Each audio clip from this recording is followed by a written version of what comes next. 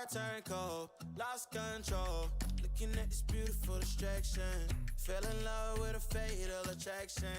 I really let my guard down, now relaxing. Why did I open up? She taking way too much. Put in my all and got nothing back. I'm feeling so ashamed, I fell into your game. Why you gotta do me like that? Don't say you love me, then go and leave me. It can get ugly, trust and believe me. Say it to myself, looks so deceiving. Trying to fight back, this far from easy. I've seen your hands. Delilah, don't you know my I've seen your hands. Delilah, don't you know my gave you all of me, had me so deceived. You chose to leave my life, so I'm on my own in the cycle. I can't believe. Don't say you love me, then go and leave me. It can get ugly, trust and believe me. Say it to myself, looks so deceiving. Trying to fight back, just far from easy. I've seen your hands. Delilah, don't you know my I've seen your hands. Delilah, don't you know my don't you know Delilah. I've seen your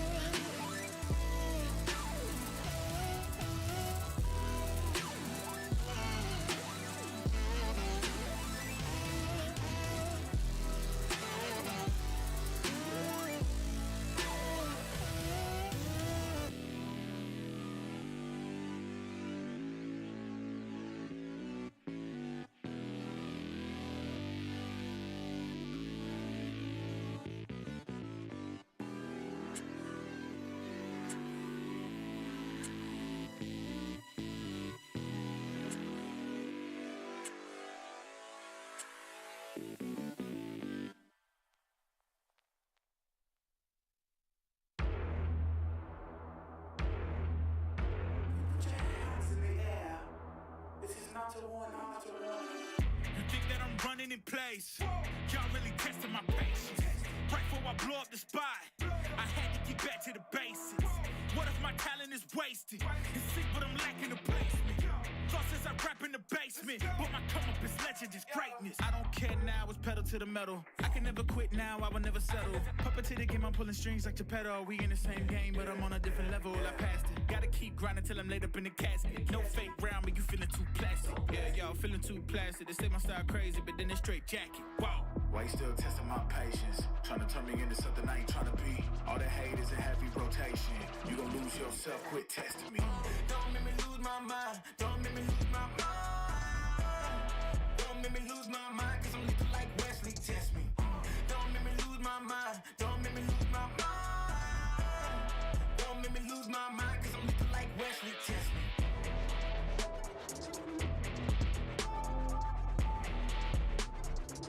Cause I'm looking like Wesley, test me.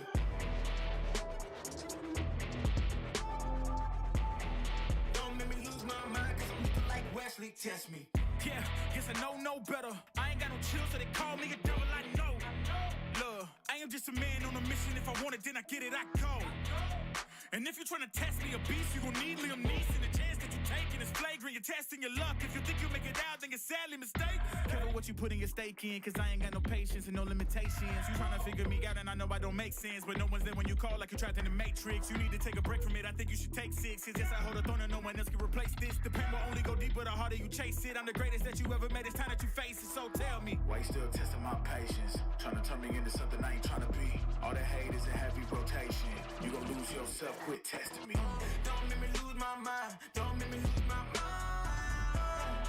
Don't make me lose my mind, cause I'm looking like Wesley, test me. Don't make me lose my mind. Don't make me lose my mind. Don't make me lose my mind, cause I'm looking like Wesley, test me.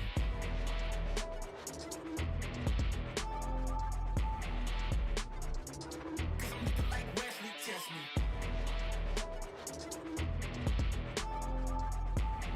Don't make me lose my mind, cause I'm looking like Wesley, test me.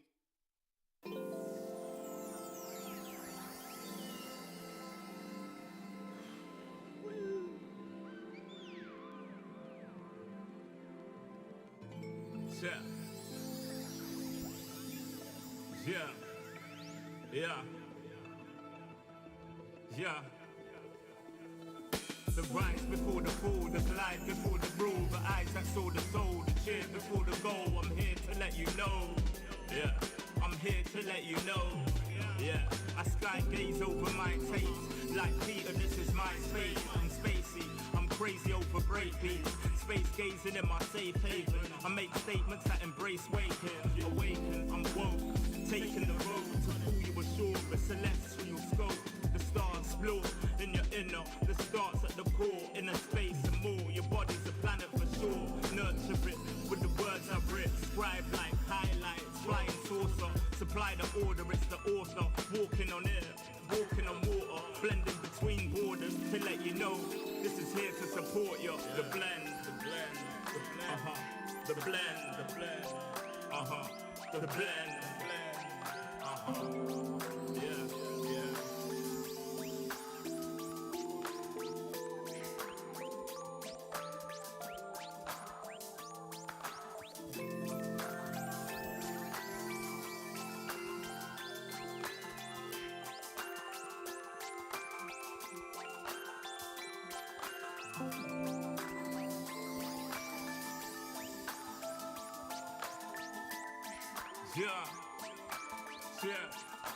Yeah, yeah. Second verse after the first. Take control with words, roll reverse. The rebirth of verb from inside out, outside in. We control the earth frequency. The heart of the world beats in me. It beats on beat as we breathe deep. Oxygen from trees feed. Gift in our gift. This right here, proof we exist. Mind state is gravity, the way you uplift. Across seas swift, water quench thirst. There's a shift.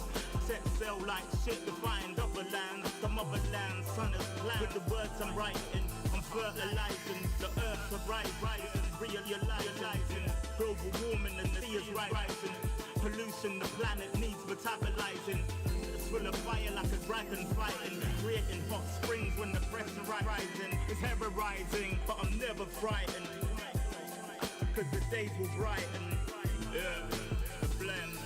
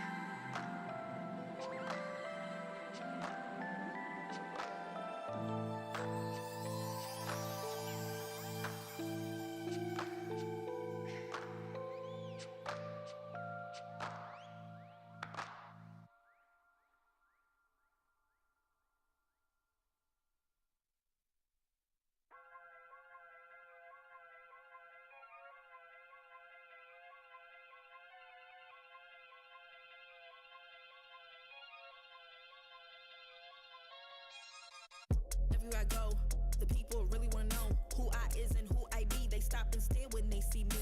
If I said it once, no need to repeat. Run up on me, watch you fall to your knees. Tip my hat when it's time for the kill. Ain't no beast when you're really real. I am the boss, I am the Don. I am the one they call Lucky Charm. Got my own shit, I don't need your farm. Life was so hard, it made me weak. Built to last, this girl ain't weak. Sturdy and still when I plant my feet. Got it out the mud, now it's racks in my sleep. Look to God, he supplies my needs. Endless faith is what brought me next level prosperity. Silent power moves is what I'm giving. They love to hate the world they can't live in. Always present for the high roads. Go swim within the deep lows. Low. What told the future? Who knows? I don't do it for the likes, I do it for the love. Do it for the ones who really need a hug, cause they had it tough, never had enough. Feared, loved, and respected. Using words as a weapon. Test and she. Hurry up quick, El Jefe's coming soon. Sit up straight when she enters the room.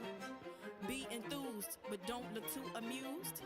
This is her queendom, please respect her rule. Hurry up quick, El Jefe's coming soon. Sit up straight when she enters the room. Be enthused, but don't look too amused. This is her queendom, please respect her rule.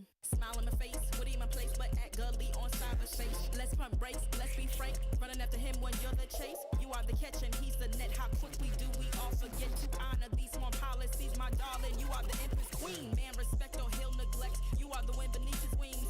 You are the season, you are the reason why this world can breathe. Giving sons eyes to see and daughters dreams to believe. Anything less than the best for you is high treason, queen. Hurry up quick, El Jefe's coming soon. Sit up straight when she enters the room. Be enthused, but don't look too amused. This is her queendom, please respect her rule. Hurry up quick, El Jefe's coming soon. Sit up straight when she enters the room. Be enthused, but don't look too amused. This is a queendom.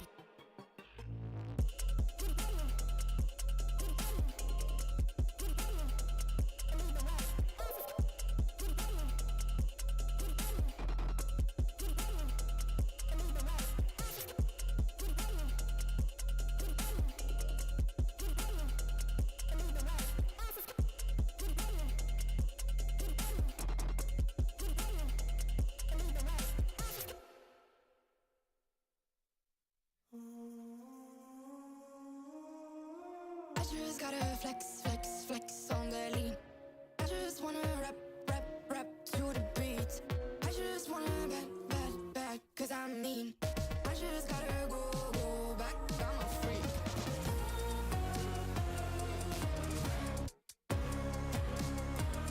Gotta go. I just wanna rap to the beat. Move of emotion, they drunk at their problems. They always on road and they starting. She knows cause she is the same. She's trying to stop playing games. Move of emotion, they drunk at their problems. They always on road and they starting. She knows cause she is the same. She's trying to stop playing games. Where the people at, what they really wanna know. Who's your lovers and who are your bros? Who are the enemies you don't keep close? Who are the people that you shouldn't know? Where the people at, what they really wanna know. Who's who's your lovers and who are your bros? Who are the enemies you do keep close? Who are the people that you shouldn't know? I just gotta flex, flex, flex on the lean. I just wanna rap, rap, rap to the beat. I just wanna back, cause I'm mean. I just gotta go back, I'm a freak.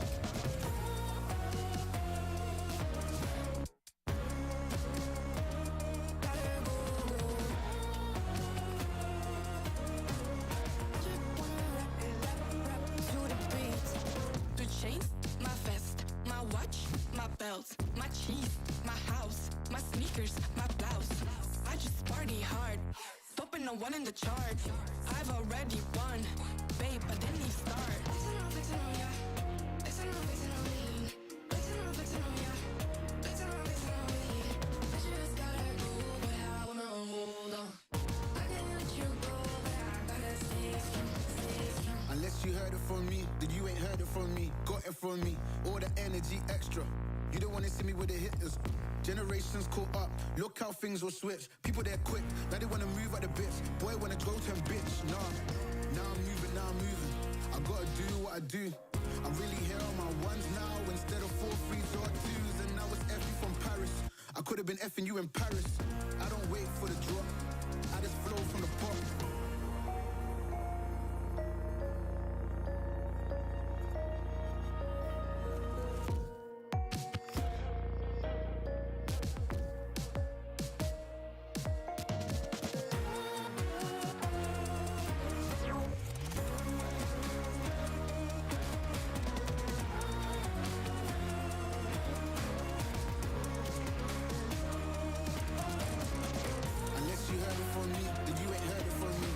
From me, all the energy extra.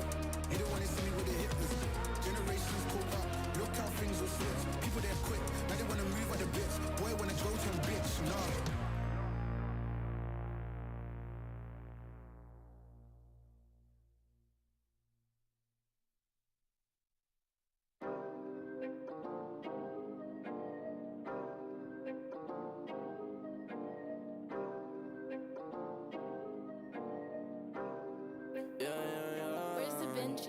Working a 9 to 5, I had to go and feed the guys. Nobody did it right, I had to show them how to grind. I had to beat the odds, this is the life I live for God. Taking a step at a time, we going up, we headed to Mars. Taking them chances, making decisions, you know I'm never gonna lie. Till you let go, I'm copying all of who you gon' be inside. I cannot fake it, I gotta face it, I gotta do the time. You gotta wait, make for a great pay, make sure you're doing your job. Gotta deal with the patience, 200 every occasion.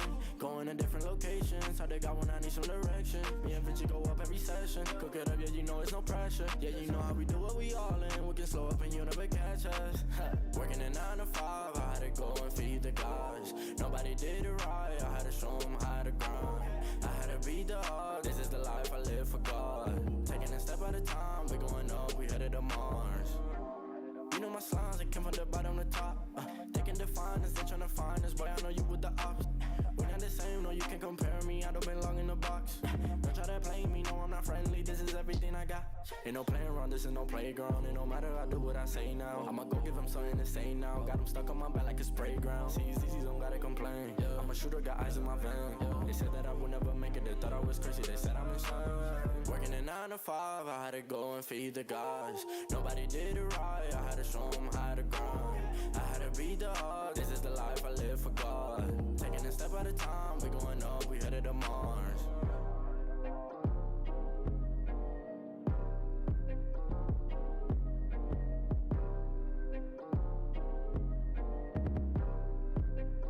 Undefined for life.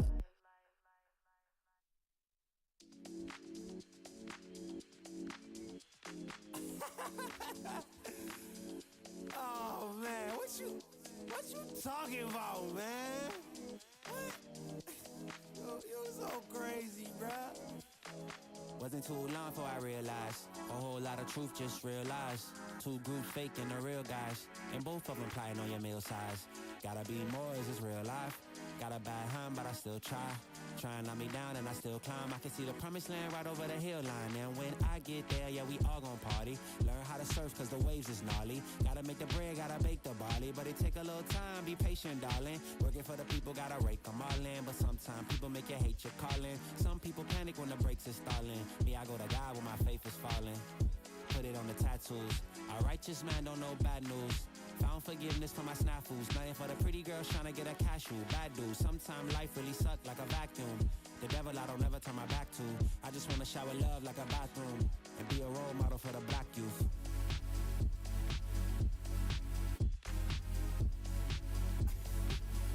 Here you go. Here you go again. Talking all that. What? What is you talking about, man? Wasn't too long before I realized a whole lot of truth, just realized. Two groups faking the real guys, and both of them plotting on your meal size. Gotta be more, is this real life? Got a bad hand, but I still try. Trying to knock me down and I still climb. I can see the promised land right over the hill line. And I broke a lot of hearts in my lifetime, thinking that their heart wasn't like mine. Finally got through a lifeline, and I stumbled upon a right mind. Love showed up at the right time. Put her in a white dress, get the white wine. Some people do it for the nighttime, but I'm thinking more, make your life mine. Yeah. Is it possible we could last forever and ever and ever?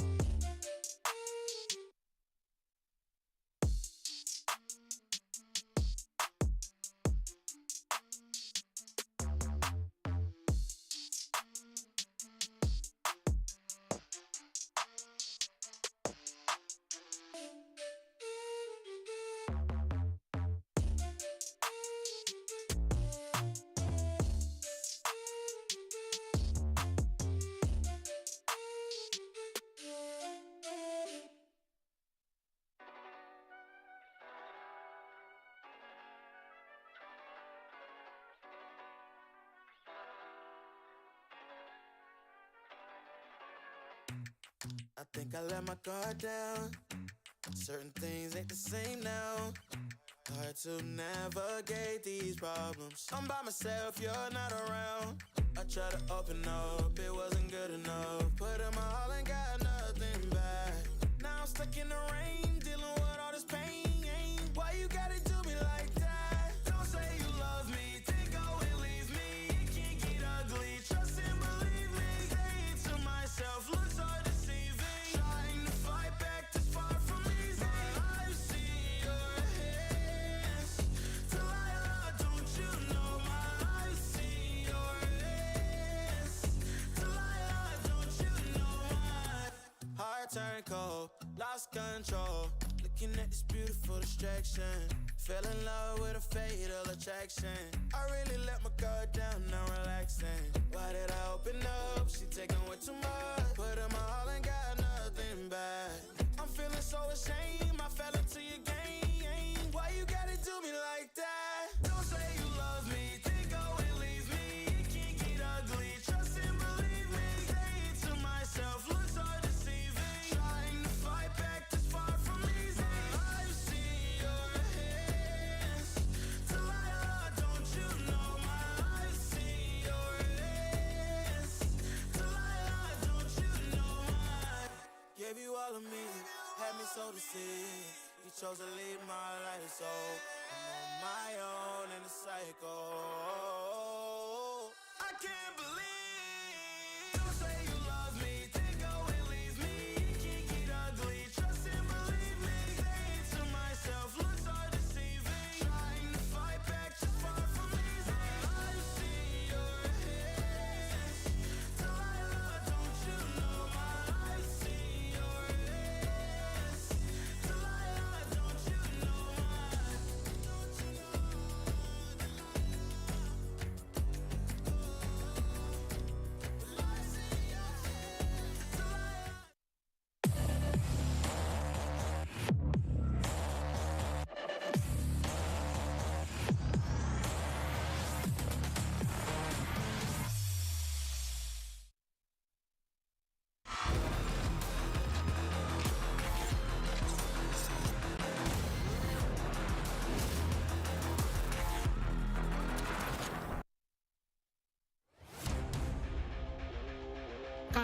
This could be absolutely brutal. Flaring allowed, but then Derion on the edge. What a dodge!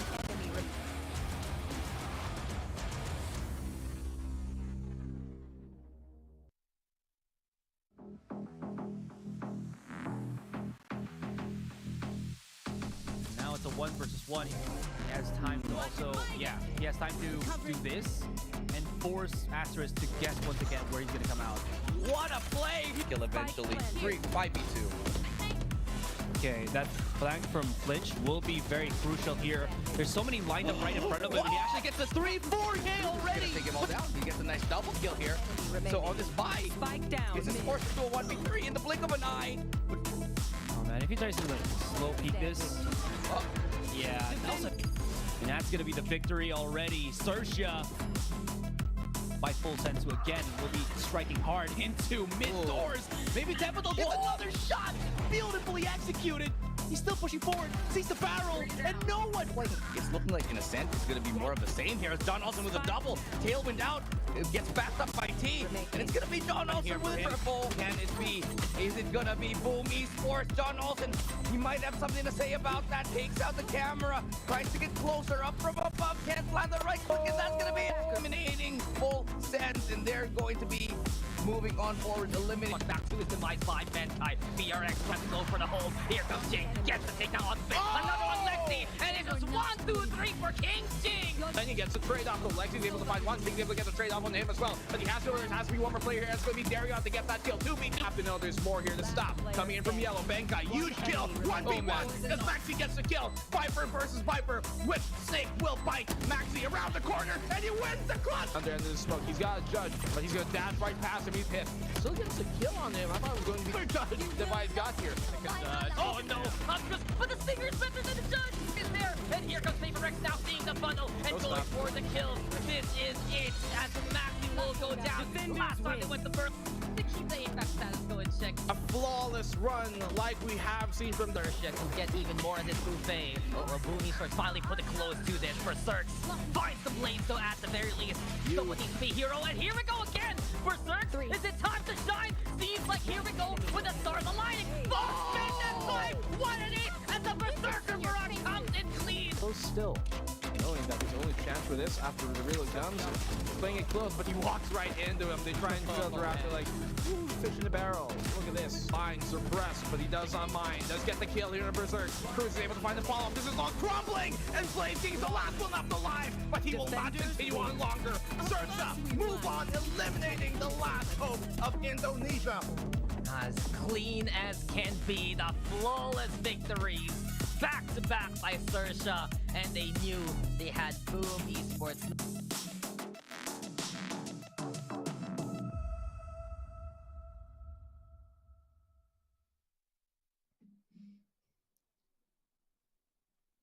Top of the morning to all our APAC Valorant fans right there. This is finally it. Welcome to the final day of the VCT APAC Challengers Knockouts. Today, history will be made once again for the APAC region as we crown the new champion and welcome the top 2 Asia-Pacific teams to Masters. The rising tide in APAC has officially reached its peak. Every win, every well-executed play, and every thought-out strategy has led to this moment. We officially begin our journey's final chapter as we witness the end of the VCT APAC Challengers Knockouts. And to mark this very, very special day, of course, we also have a very special performance by none other than Yolona Garcia. Let's give it up for her.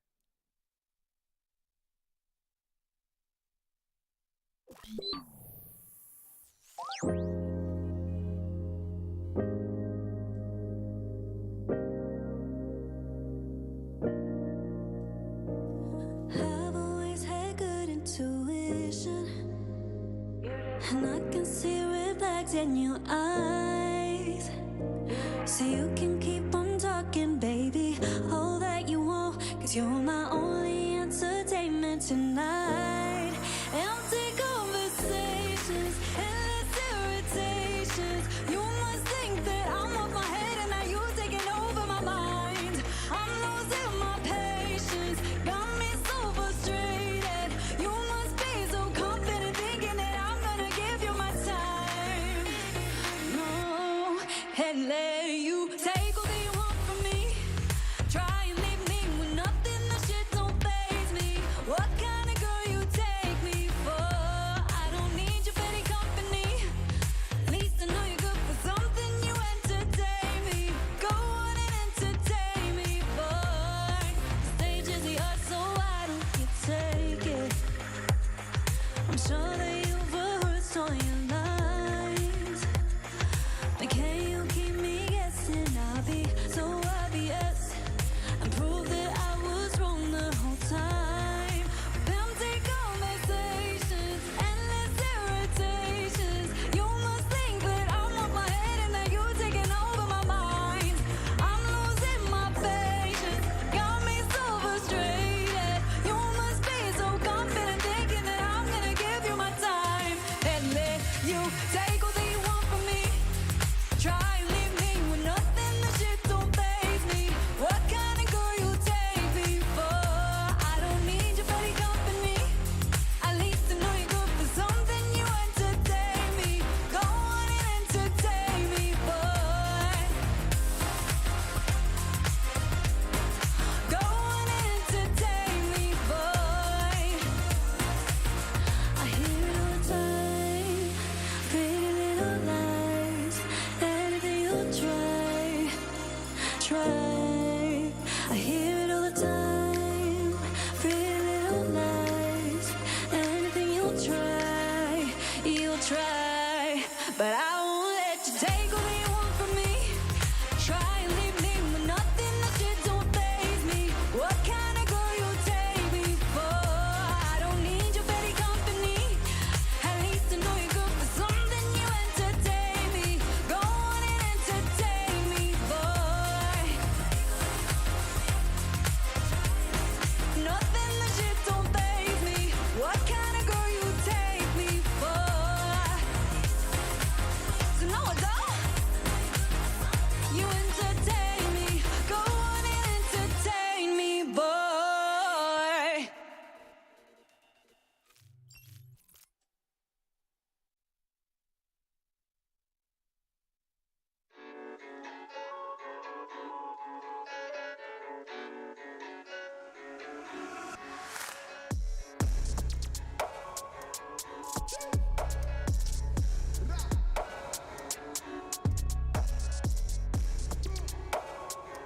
What a performance there from Milona when she said empty conversations, endless irritations. Raph truly felt that. Nah, I'm just kidding. Welcome to the panel.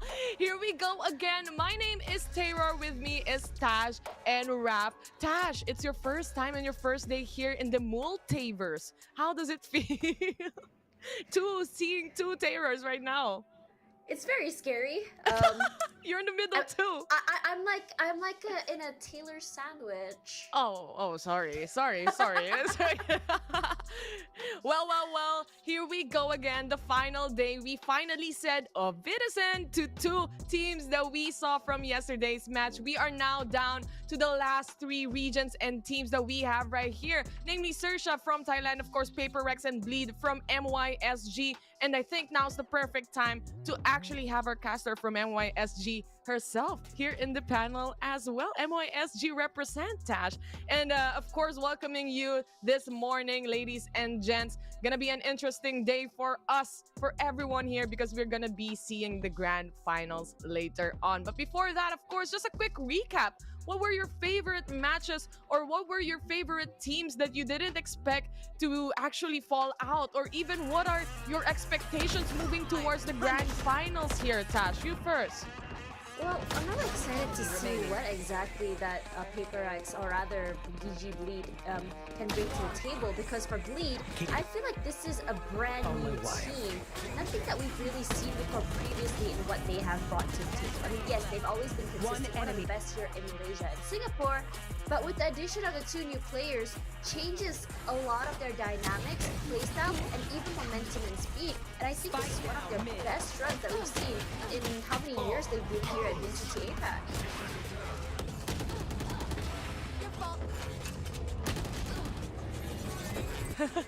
Raph was saying that he was completely blacked out from yesterday's matches. It was just grueling for him as well while we're waiting for him right now. Tash, this time around we are looking at the recap. Do you expect that this is actually the top three teams that pushes forward throughout? Personally, I already expected it from Paper X. They, among all the other teams we've seen here, I think they have one of the most experiences we've seen. And on top of that, their consistency has been astounding. I don't think I have seen a team who's able to bring it back whenever they lose so much. I mean, we saw what they did yesterday, just bring it back, and it looks like they barely batted an eyelid. It felt like they just wanted to make it harder for them, make it a little bit hard mode rather. But when you look at teams like XERXIA or even Bleed, I think they're very hungry. They're teams that go so far but don't really make it through. But they have all these mechanical skills and they just really want to prove themselves, bringing that Southeast Asian, or rather Asia Pacific flavor to the big stage. True. Yeah, and talking about Bleed, aside from that signature SEA flavor, they do have quite a bit in the mix. Again, apologies, my friends. And if, no worries, we forgive you.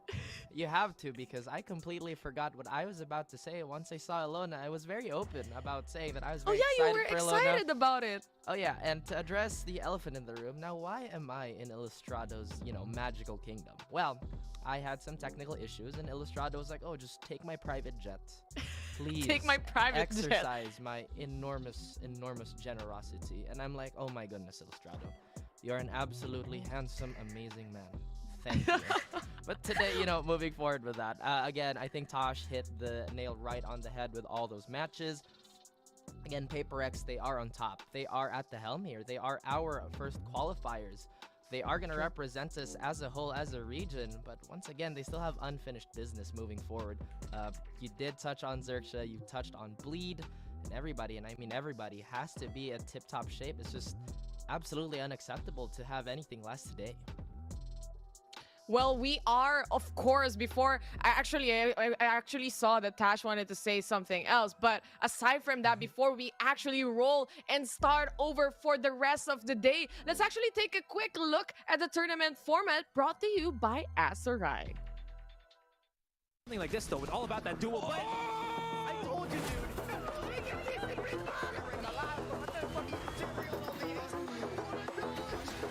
Welcome to the VCT Challengers APAC Playoffs. The journey to Masters starts here.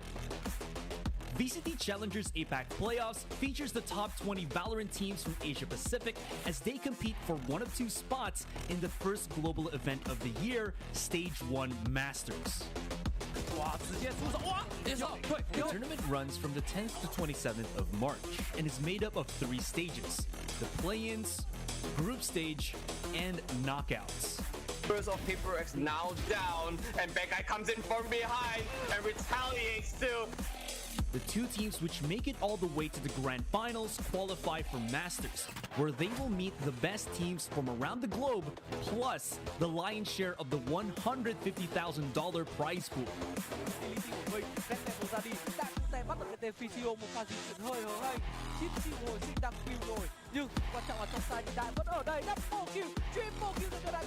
APAC Playoffs begins with teams placed into the play-ins and group stages based on their performance at domestic competitions, and the goal of distributing teams from same region into different groups. The 8 play-in teams compete in 2 4-team double elimination brackets, with 2 teams from each bracket proceeding to the next stage. Things don't get any easier with the now completed 4 groups competing again in 4-team double elimination brackets, where again the top 2 from each group proceed. The surviving 8 teams will then be sorted into a final double elimination bracket, with the grand finalists qualifying for Masters and battling in a deciding match to be crowned APAC champion. There is a rising tide in the Pacific. It is the rise of the next heroes, and it continues to grow stronger. For more information, please visit ValorantEsports.com.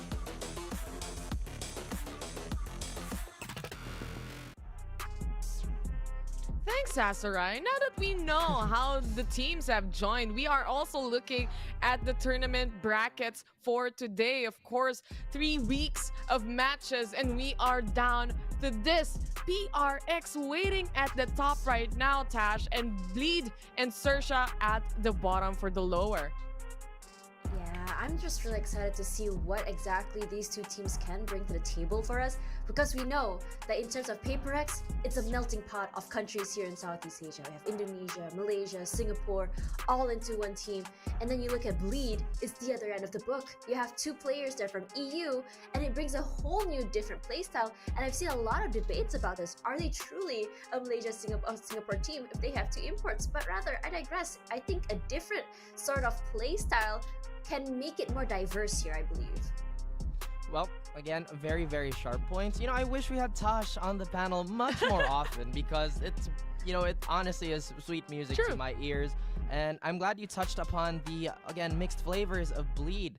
I'm pretty sure you want a double MYSG finals, but of course, XERXIA is pretty much not gonna allow that, I feel like. No. But that balance that Bleed is trying to strike between that EMEA flavor and that SEA signature, I still feel like it's still incredibly delicate. We can deep dive a little later when we do get into their when we do introduce their teams, but once again, it's just very, very exciting all the way through on our final day. Well, we are looking at right now is, of course, our schedule for today, though. So there's only going to be 2 matches or series to watch out and look out for today. It is going to be the lower bracket for Bleed and XERXIA. So whoever loses needs to go home, and whoever wins will be facing PaperX in the grand finals in a best of 5 series. Now we all know that PaperX is actually secured in their flight towards Masters for Iceland and for Masters Reykjavik to be exact, and they're just waiting at the top right now. everything that the Paper Rex have worked hard for is finally bearing fruit here in the international or Asia Pacific stage. But of course, the first matchup is gonna be Bleed versus XERXIA first. This is gonna be a best of the best kind of team that we have right here. We started the week with 3 Thailand teams here on the stage, but now it's down to 1 remaining team. It is XERXIA versus Bleed, of course. Now, when we talk about these 2 specific matchups that we are looking at, Bleed and XERXIA, Thailand versus MYSG. Now, I'm just curious to see, of course, later on as we deep dive into the information that we have for the rest of the teams. Do you think that it will be a really fast matchup between these 2 teams, or will it be a slow-paced kind of game style? Just to start things off here, Tash. I'm really curious to see, because Bleed, we've seen them go super slow, and then suddenly yesterday we've seen a different type. They can go super fast, they can go super slow, and I'm really liking this dynamic between them. Yes, sure, Darion can bring in the speed, but Pith will be the one to hit the brakes if he wants to. We've seen a game where Pith was able to step up 31 bomb, no problem at all. But on the other side of the coin, we see XERXIA, and they're more methodical, they're more mechanical, and they're very, very adaptable. I believe that XERXIA is not as adaptable as Bleed, because Bleed does have a little bit of a diverse playstyle. But XERXIA, one thing I noticed about them is that they know how to control momentum, and they know how to go on that heat. True. And aside from that, of course, we were talking about it anyway. Why not? Let's introduce the team. What we have here for the first is, of course, Bleed Esports. Yeah. Gotta aim for the top light. Yeah. All of those dark nights I got them breaking my back to make it out. Got me feeling like rain. I ain't never need your help. I know you wishing me well. A penny for your stuff, but seeing no change. Snap for the sun like Diddy. The riches got a mad at something. I'm like Billy. I ain't never switch up. Whole team with me. Putting on for my city like all ages.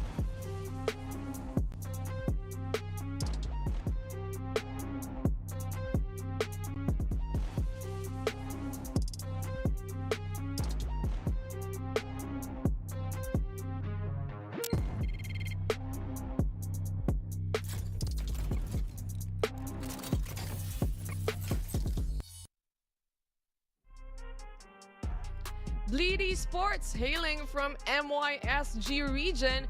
And here we have it, our lineup, our roster for Bleed. We have Darion, Lenny, Lexi, Maxi, and Pip. Ash.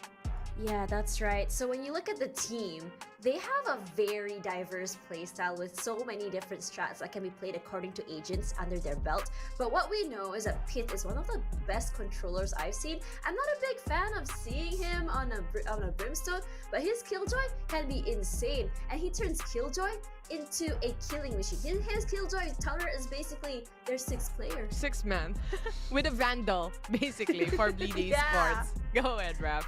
I mean, that is not the first time we've heard those statements. And again, a lot of people would put the true carry role on the Sentinel, as Pith has been making it very, very evident. Now, what I really want to see from Bleed today is if we're going to see that Bleed that was super prepared, super shrewd, when we saw them in their last winning series, which was once again against a very, very strong team. One of, I would say, the crowd's favorites, Full Sense. Oh, definitely true. What we have here, Bleed Esports, is not even a joke. They all went to lower brackets right now, but they're fighting for their life. It is a do or die matchup here. But of course, going up against them is another team all the way. And hailing from Thailand, we have XERXIA. Yeah. Gotta aim for the top light. Yeah. Nights I got them breaking my back to make it out. Got me feeling like rain. I ain't never need your help. I know you wishing me well. A penny for your stuff, but seeing no change. Snap for the sun like Diddy. The riches got a mad at something. I'm like Billy. I ain't never switch up. Whole team with me. Putting on for my city like all ages.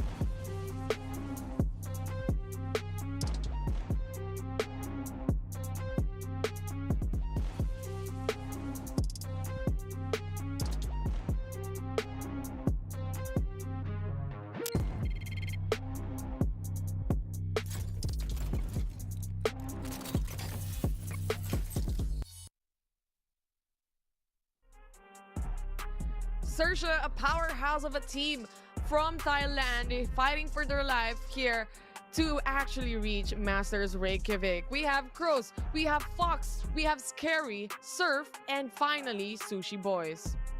Oh, XERXIA, I've been wanting to talk about this team for quite a bit. Now, see, this is a little bit of a tradition on the panel with me, Tosh. I will have to politely disagree with you, saying that Bleed is a team that has, well, of course, we know Bleed is a very, very deep team, but XERXIA, I believe XERXIA is by far the deepest team we've had. Their hyper-tactical approach that's been present since their inception, since this core has remained together, has always remained. They always have that extra firepower in the bag too, but they never seem to relegate that as a primary tool for oh my goodness, I'm actually getting so excited, but let's address the elephant in the room here. I honestly believe XERXIA is going to be a bit of a nightmare matchup for Bleed, because if we look back at the previous series with Bleed, the glaring issue with them is their defense. The defensive layouts they've had, I feel like, are just relying on the individual skill of a lot of players. Now, they have that in spades, but once again, against a team like XERXIA, who is hyperactive with their utility, with their surgical precision, with their takes and executes, I feel like this one could be a bit of a doozy. Yeah, I'm gonna have to agree with you there. I mean, no. It comes to a point. No. I mean, Yeah, this is what we do in panel. We just fight, basically. We just...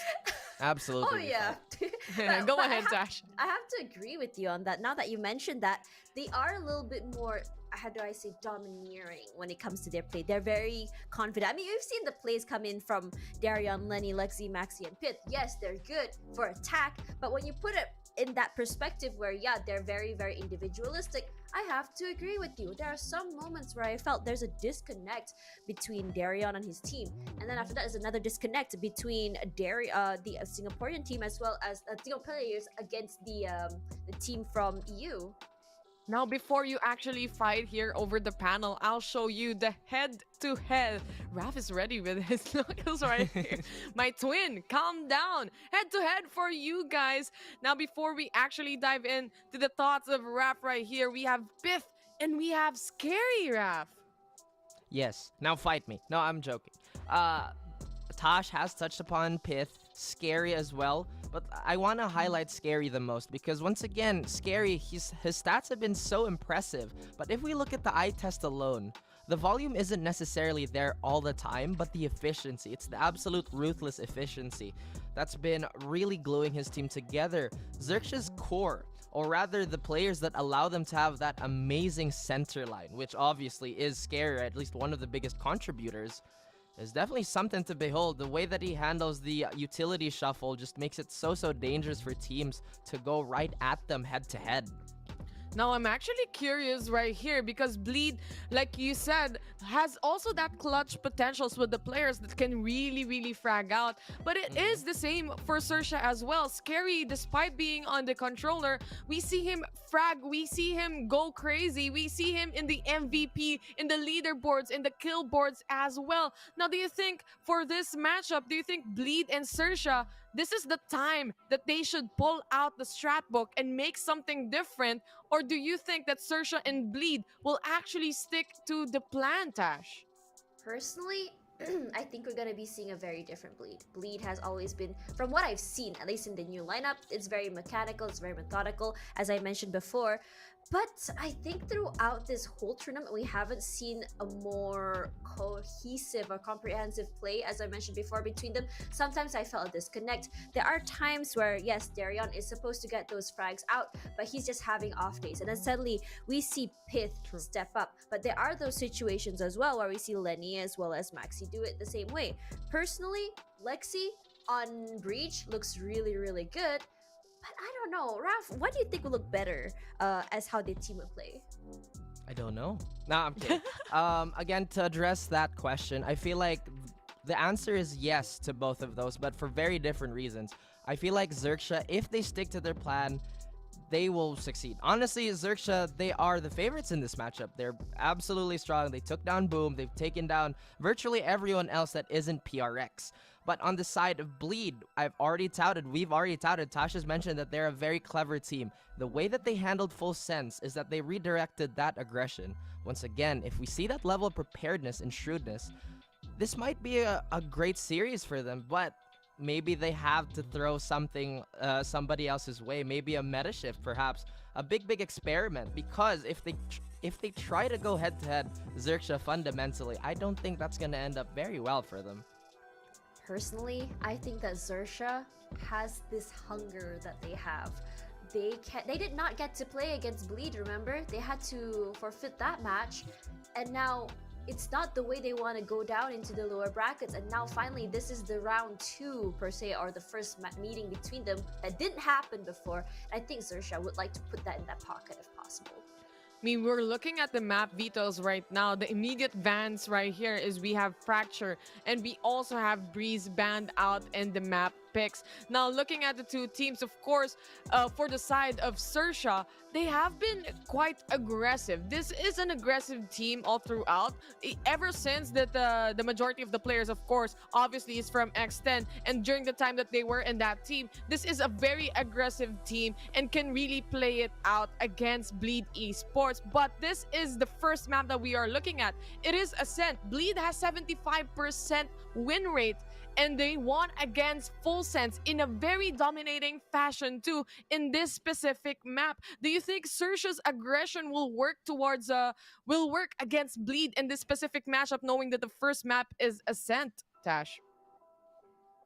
I really think that XERXIA's aggression can actually win against Bleed. We've seen those situations where Bleed likes to take it slow and they can go really fast, but when they're slow, it feels like they're kind of thinking and take their time kind of figure out how we want to take this round. And then suddenly you're seeing this pincer mechanism, you see flanks, you see aggressive pushes forward, and Bleed isn't prepared to deal with that, at least until the later rounds. And I know it's always good to come back in the later rounds, but the question is how many rounds you need to drop before you can finally figure out the Rubik's Cube that is XERXIA. Yeah, I want to circle back to my point too, and once again, I do agree with Tosh, is that Bleed, they do take quite a bit to adjust, and it really shows on their defensive side. XERXIA will constantly capitalize on that. We know XERXIA has an ever-evolving book, but going back to this map veto, I really think, okay, there we go. This split map is not going to be something on any of these teams' radars. I believe Icebox would be the next ban, because we've seen how both these teams perform on Icebox. They're very glaring holes, and in those VODs, they were laid bare. We know both these teams, they love to prepare. As I've mentioned, XERXIA is a hyper-tactical team. They just love to pick and choose whatever weakness they can find. Bleed, while still trying to get their bearings together, I feel like it's more of a necessity today instead of a goal, because once again, if you don't bring your A game, then I feel like that's absolutely unacceptable, especially with stakes this high. Since you mentioned it already, Raf, when it comes to the weakest link for the both teams, of course, obviously, they wouldn't reach this stage, this point in the lower bracket if they weren't too good. Now, the thing is, XERXIA and Bleed, they have those clutch potentials, right? They have this very amazing game style and game play. But you were talking about the weakest link for XERXIA right now. What can Bleed actually do, or what can Bleed actually find against XERXIA that they could definitely use up, Tash? For Bleed and XERXIA, this is very interesting as well. Now that I think about it, Bleed and XERXIA, while they are different in terms of playstyle and how they play, they are very similar in how they move and how they're calculated. So finding that weakest link is figuring out which playbook is the page on, which one they want to go for. And end of the day, when you look at in terms of how each player plays, I personally think that mechanically for individualism, Bleed has all those situations where they can capitalize. But when you look at team play, I really say that XERXIA is just a little bit better. And the weak link for Bleed is trying to figure out how exactly to play together as a unit instead of being too individualistic. We've seen those plays happen together as a team, but sometimes it just falls apart, and that can be capitalized by XERXIA. And I like that you bring that up, because once again, we do have mechanical talent in spades for Bleed. If only Bleed can get more on that creative side, create those situations for them. But on the side of XERXIA, I feel like XERXIA, once again, fundamentally, they are super solid. If they're not a 10 over 10, they're a 9 over 10. But I feel like there's one weakness that was very apparent in that Fracture map. I believe they played against Paper X. Surf, again, this system really benefits the duelist, but it really does take so much time and practice for that very, very fine timing to be ingrained. That being said, there are really few times where Surf does kind of overextend, leading their spear to be tipless. And if Bleed can't find that very small window and be very creative out of or how to punish it and create that bigger gap between Surf and his team, then maybe, just maybe, Bleed have a better chance at this. No wonder they banned Fracture right here. No, I'm just kidding. yeah. But anyway, this is finally the time to actually lock in the predictions. It's gonna be probably a long game, and I will start it off with my own prediction right here on the panel. This is the lower bracket do or die matchup that we have right here. XERXIA, they're looking pretty strong yesterday, man. I would say XERXIA takes it, but it is gonna be a 3-map series. How about you, Tash? Personally, because I'm a Malaysia Singapore representative and the only one here, I have to give it to Bleed. However, I'm gonna have to agree with you about being a 3-map series. It's not gonna be easy. We're gonna be seeing a tug of war between the two teams. Bleed. XERXIA 2-0. No, Tash. No, I'm gonna go right Just against you. out, Again, Tash. No. I have the utmost respect for Bleed, but still, they have to be perfect today. Otherwise, they're gonna flounder in front of XERXIA, who's once again been touted as a solid number 2, maybe even number 1. But yeah, those are my predictions. Yeah, this is the perfect time to actually like end things in a good note. Of course, this is the perfect time for Bleed Esports to prove us wrong, to prove Taylor and Rap wrong, and for Tash to actually win the panel predictions for today. She's already like saying like, please let us win. But this time, of course, we are bound to see what's gonna happen. It is gonna be the first game of the first series, of course, here in the VCT APAC Knockouts. A do-or-die matchup. Now we need to pass it to our storytellers. So casters, please do take it away.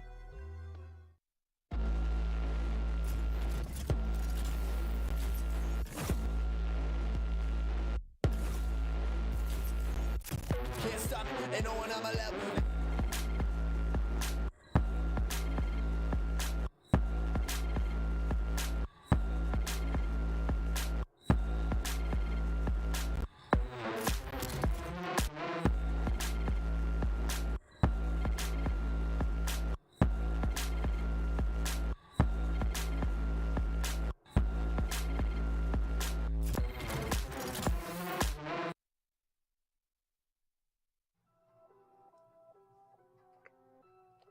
Final day, a final slot. A storm is brewing, and it's gonna be calamitous truly coming into this matchup. Welcome, ladies and gentlemen, to the final day of APAC Challengers. My name's Dax here with Black and Blue, and we're gonna be your casters for the lower bracket finals. Man, I have to say this here, Black and Blue, it's gonna be quite a show to start things off. We have the LB finals today, right now. We have the grand finals later on, and we're gonna be finding out who will be representing APAC to Iceland.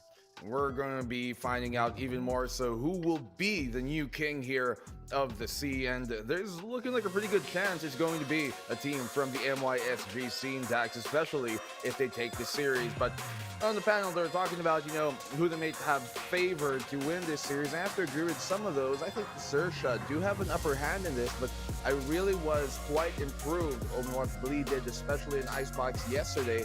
And now that we're here in Ascent, XERXIA really did kind of show up, boom.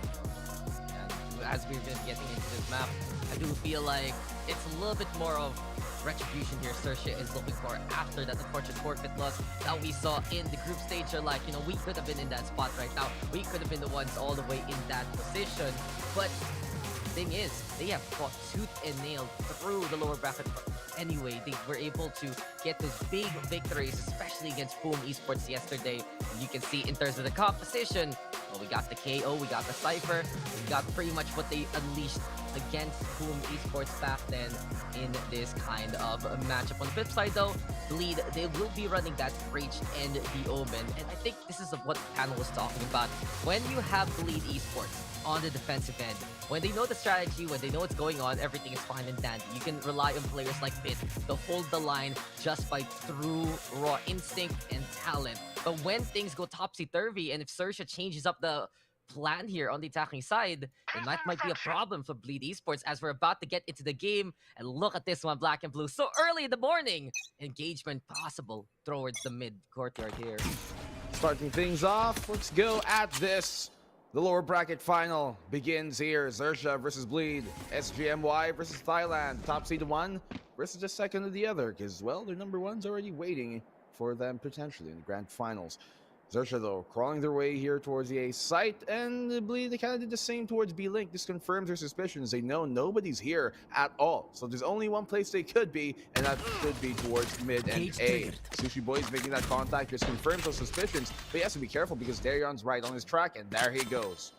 Yeah, that's so surprising here. Bleed Esports, they went for a bit of that mid control, and they were able to infiltrate because there was no hard engagement at the start. Darion finding two already. Cruz with the takedown in response.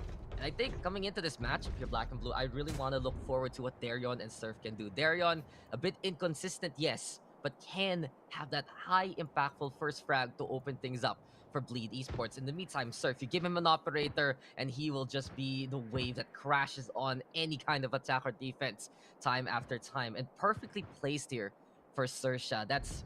I really feel like coming into Ascent, it's one of their maps where they really enable Surf to do the best job that he can do. Having Sushi Boys on that Cypher, having Scary on that Astra. So many ways to protect that operator later on. But reality now, XERXIA is running out of time.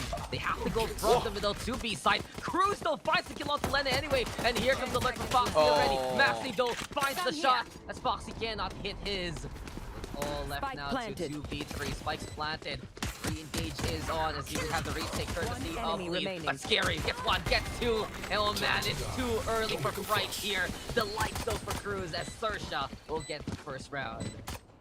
Great crossfire coming in from XERXIA. Right from that market in the lane position. Unfortunate bit maybe there that Foxes can find the shots, but hey, the rest of the XERXIA squad, they clean on up, and it was kind of looking a bit scary there for a moment because, well, you saw that Bleed. They had the entirety of control of the entire map. They knew that XERXIA were crawling their way up towards A. They found the two opening picks to go 3v4 in Bleed's favor.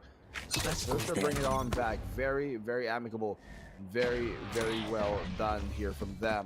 Marshall's abound here for the XERXIA side, at least on Surf's hands. You have the Bulldog as well. Here, as you can see, trying to really spread out a bit of more of their presence. This is a wake-up game for these two teams. A wake-up game for us even. They're Black and Blue. And the thing is, they need to be absolutely on point in the wake already. This is a best of 3 to see who is going to ice. PPGL already has that first slot. And you want to be the one to rep the region, I have to say. And it's going to be so big here if it's Bleed Esports who gets it. It's going to be their first time in that international competition and still make it full MYSG side. And on the other side, XERXIA Esports. This is a squad that represented APAC, that represented STA all the way back in Valorant Champions. So it really goes to show that it's either that reclamation to be those representatives yet again, or will we get a new face now, courtesy of the APAC Challengers. But top mid contested, Bleed Esports now looking for exits, and we've seen this before. If they cede to XERXIA a site, and it is going to be an eco state for them, they love to just go for the exit plays instead. But it's a big scan here for Foxy. He knows the opposition is right there, and he gets a good tag onto them in the first place. Maxi will get one though off the Surf. Scary will make the trade happen. And Bleed is still running for it. They are hunting down these exits as much as possible. Cruz will get the takedown onto two. Hit will make it costly though. Here comes Sushi Boys now with a cleanup. But what kind of team plays this kind of exit aggression? Bleed Esports, they do this exactly versus XERXIA. They were chasing the ball that was kept on rolling in that one, weren't they? Just not letting it go onto the table, not letting XERXIA exit freely, and they really tried to make sure that they could cut off that rotation. Hey guys, let's move as one symbiote unit. Let's try and catch them off guard, but they did some damage economically, got some kills, but they did kind of feed some ult as well. Bleed though, now they got their guns. Darion, last cannon this man is. Many ways. Operator on out, no armor, but he catches Surf who got stuck on his own teammates while trying to dash out. That's a big mistake there for XERXIA. They already got the read that the op is coming. Surf, he probably has that instinct. It's like, oh no, that's an off fake. I know that kind of angle. You mentioned it. The Cypher getting in the way, and Maxi also a roadblock right now for XERXIA as he gets a takedown. Dario though, whipping the shots. Scary still alive as of yet, but Lenny instead catches out Foxy. 5v2, and absolutely surgical here from the side of lead until Scary finds the kill onto Darion. He has just been amazing at those smoke spams as much as possible, understanding where the opposition can come from. Takes choice now with the push. Gets the first takedown for himself.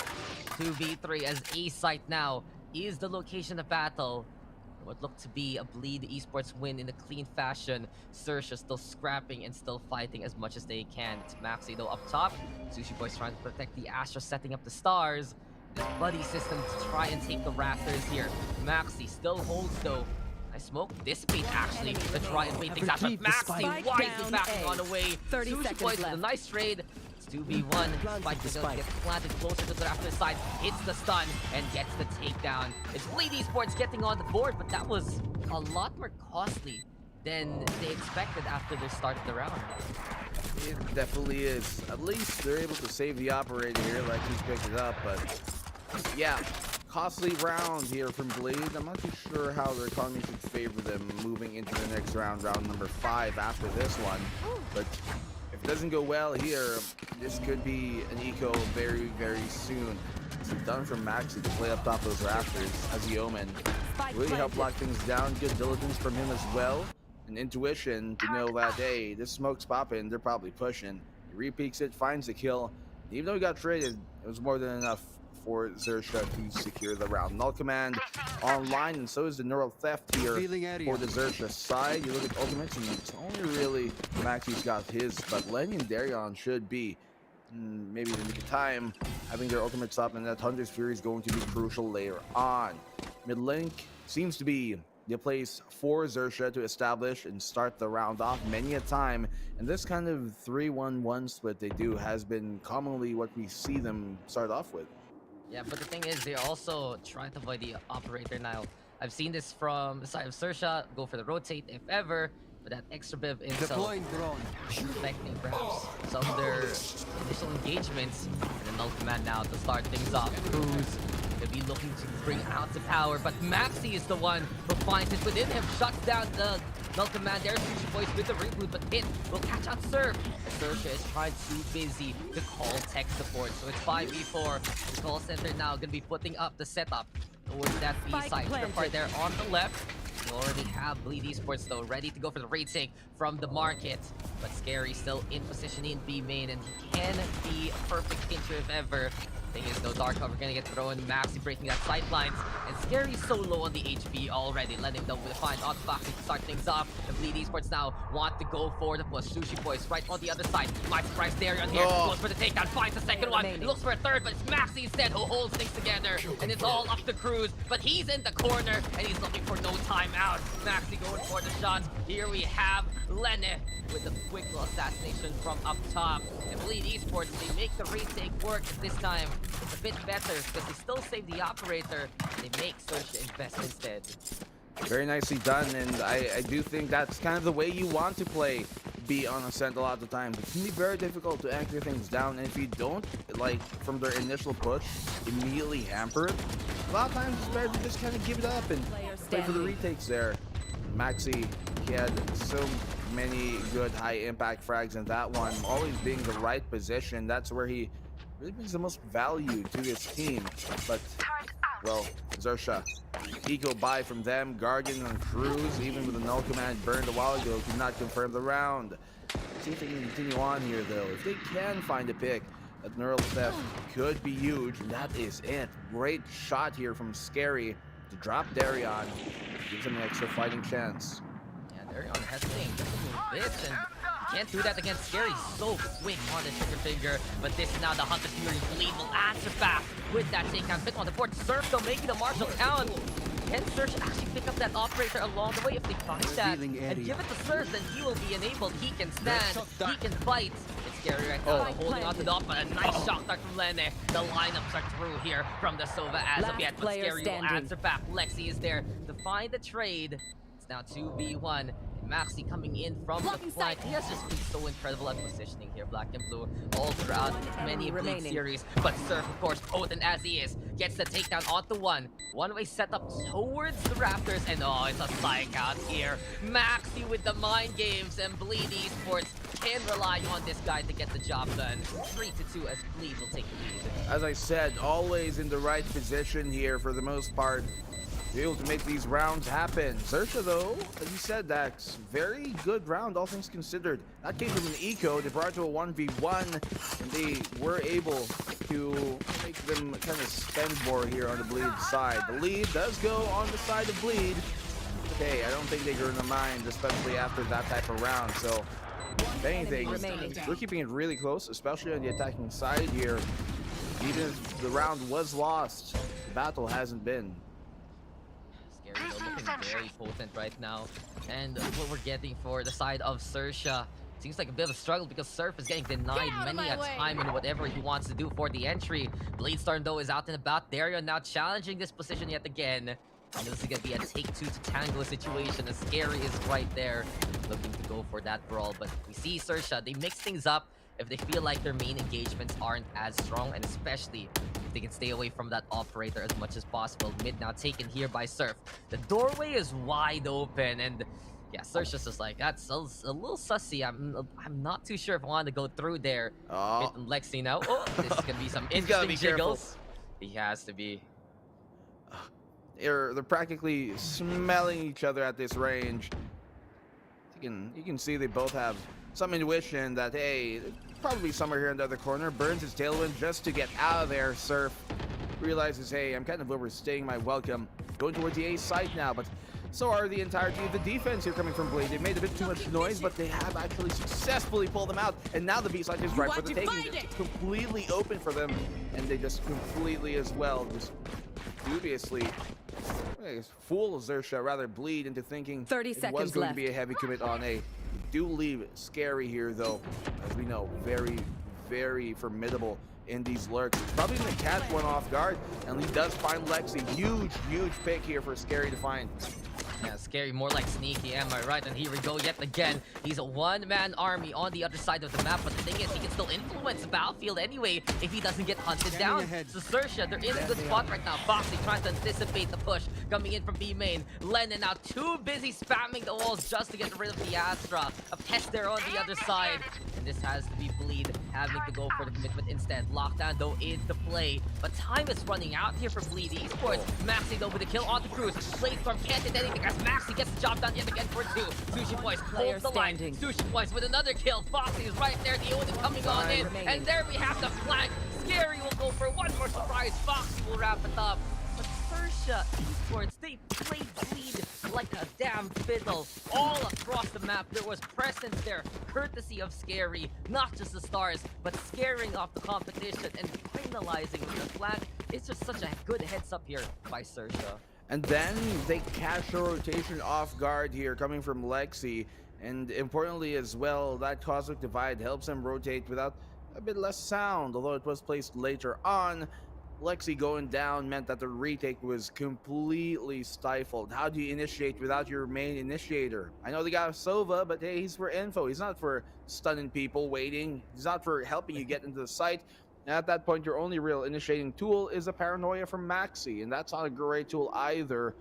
So difficult in those situations. Now, Pith, lockdown dispensed was a big thing as well. It could be very good for clearing those corners, but it does get used. And now you see here, Ultimate Wise, because of the fact that Foxes still has his Hunter's Fury and Pith doesn't have his lockdown, this allows Foxes to pretty much have free use of it in the next few rounds and not have to relegate that to being basically a lockdown destroyer tool, basically. So he really can be very potent in these moments, and I think XERXIA, especially if they take this round on the next gun round, they're probably going to burn that just to secure their entry and maybe even find a pick off. You know, I want to harken back though, as VCT Esports is on a lesser buy right now, a hero stinger. I think Lennon has been liking this police stinger out of nowhere to surprise him. But the thing is, Nice burst fire. Nice sound effects, man. I'm glad that we understood to be one clipped again there. Yes. Now I have to point this out though. Scary on the Astra just really amplifies his talents, amplifies the fact that he wants to provide this global presence to scare off Bleed, to psych them out as much as possible. And he has been one of the best to really use those Nebulas to fruition. And on the other side, I think that's the same case here for Bleed. Maxi on the Omen just feels correct, right? He has just been in multiple positions, multiple times to surprise XERXIA, to surprise many other teams. Those Shrouded Steps help him go for the rotations, the Dark Covers, the Paranoias to help him out more direct combat. And as Darion goes for the surprise onto Foxy, nice turnaround, but 20 HP is still some good damage. But exactly that. This is why the two controllers are stepping up right now, finding the frags, because they're really optimized by the agents that are here. And I think it's a good sign for many a team with the patch and everything that you can actually play things like the Omen, like the Brimstone, and it's all about playing the best controller you have. Astra is not in whatsoever. Players like Scary can prove that. You can play the Omen, you can play the Brim, you can play the Viper, you can play whatever you want and more now. It's a lot more viable compared to before. And XERXIA, they're all over the site here as Bleed trying to go for 5-3-4 retake. You can be whatever you like, it seems, currently. 2022, man. It totally is, and the meta kind of reflects that. Flash on in, Sushi Boys does delete Lenny there. His mere stinger. Cruz follows suit. Surf is going to get those last 2 kills to secure the round. Now, they retake the lead here. Yes, Eco almost giving off a pick. Fortunately for their sake, it doesn't go that way. But now, as Darion has an op, and this is what I was saying, there's Rolling Thunder on one side, yes, but that could easily be countered in this round if they pop an ult command and have the Hunter's Fury as well, just to make sure those lanes are secured. So what could happen is, like, if they go towards the A site, ult command, nobody got skills. Yes, here comes Hunter's Fury as well, just locking down that short position, and that can really hamper them because we have seen that Bleed like to anchor and pivot off of those positions quite oftenly enough. So this kind of op, being aggressive here towards mid, they sniff this out. This could actually backfire on them. This is interesting. Oh, Darion will push it to the limit and get rid of Cruz. Hunter's Fury now calls, looking for a kill, but can he find it? Foxy is unable to search and destroy it. I was about to say, really, that's interesting. You're gonna be smoking out top mid, and that's your clear sightline, right? But they push it even further, and that was so wise for them to peek into mid link. Darion there getting the hell out of dodge.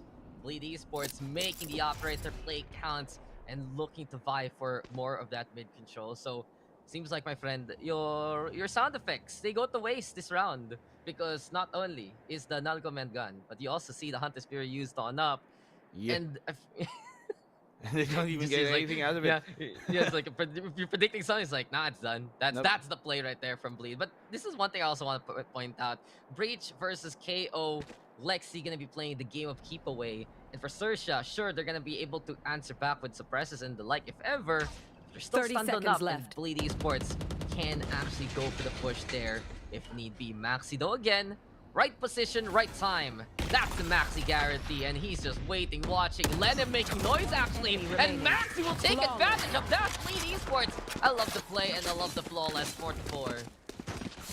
I've been noticing a lot that teams have kind of progressed to basically freely giving up pizza whenever they want to. I mean, I don't mind, like IRL both and in game, but yeah, like this we see so often nowadays that teams realizing, hey, we don't really need to hold on to pizza, and there are these power positions in the game that do kind of matter more for the attacking side to take than it does for the defending side to hold, if that makes sense. And that's one of those. Like, the attacking side, they really need that position to try and have some sort of split avenue towards B, but the defenders don't necessarily need that. Yes, it would be nice for mid control, but that can also be seized in different ways. And for a position like that, and for a player like Maxi recognizing that is something we have to applaud and we have to also pick out. But now, see, once again, so what I'm talking about, that split potential is true because and real, because they are able to take market.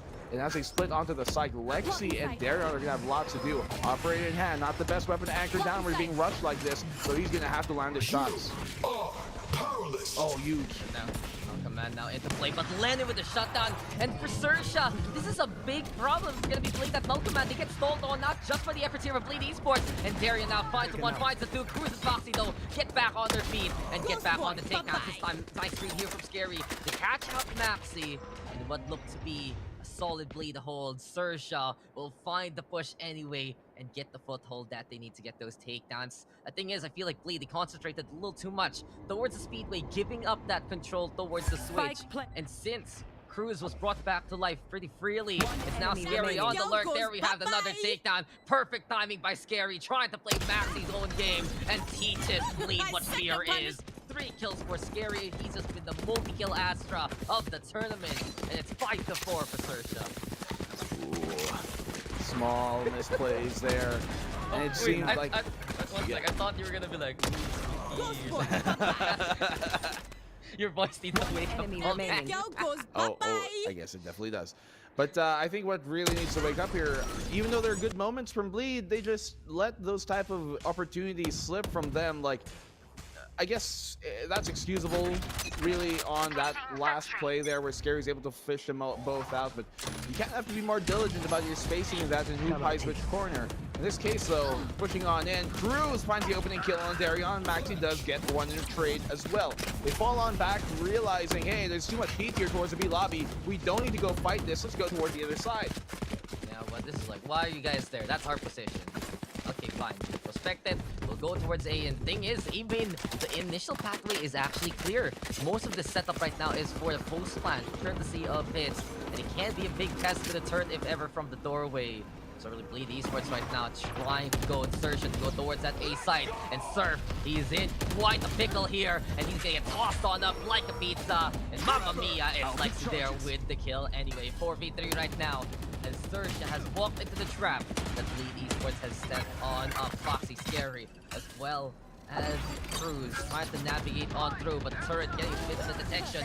Nice scan even, and Fit will push on in to get the takedown. How the Fury gets the tag, and it's Lexi getting the bag there. Everything left now to Cruz, but XERXIA, they have been funneled to their own demise. And it's all 30 seconds now to make it a bit lost first lead. At least though, we get the kill from the rafters. He will push on in. The flashlight drill can't find any value because of the dark cover.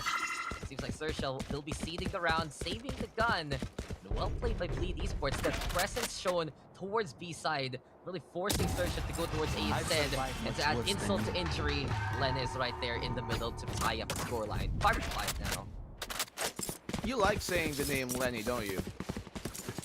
Oh, whoa. What do you mean, whoa?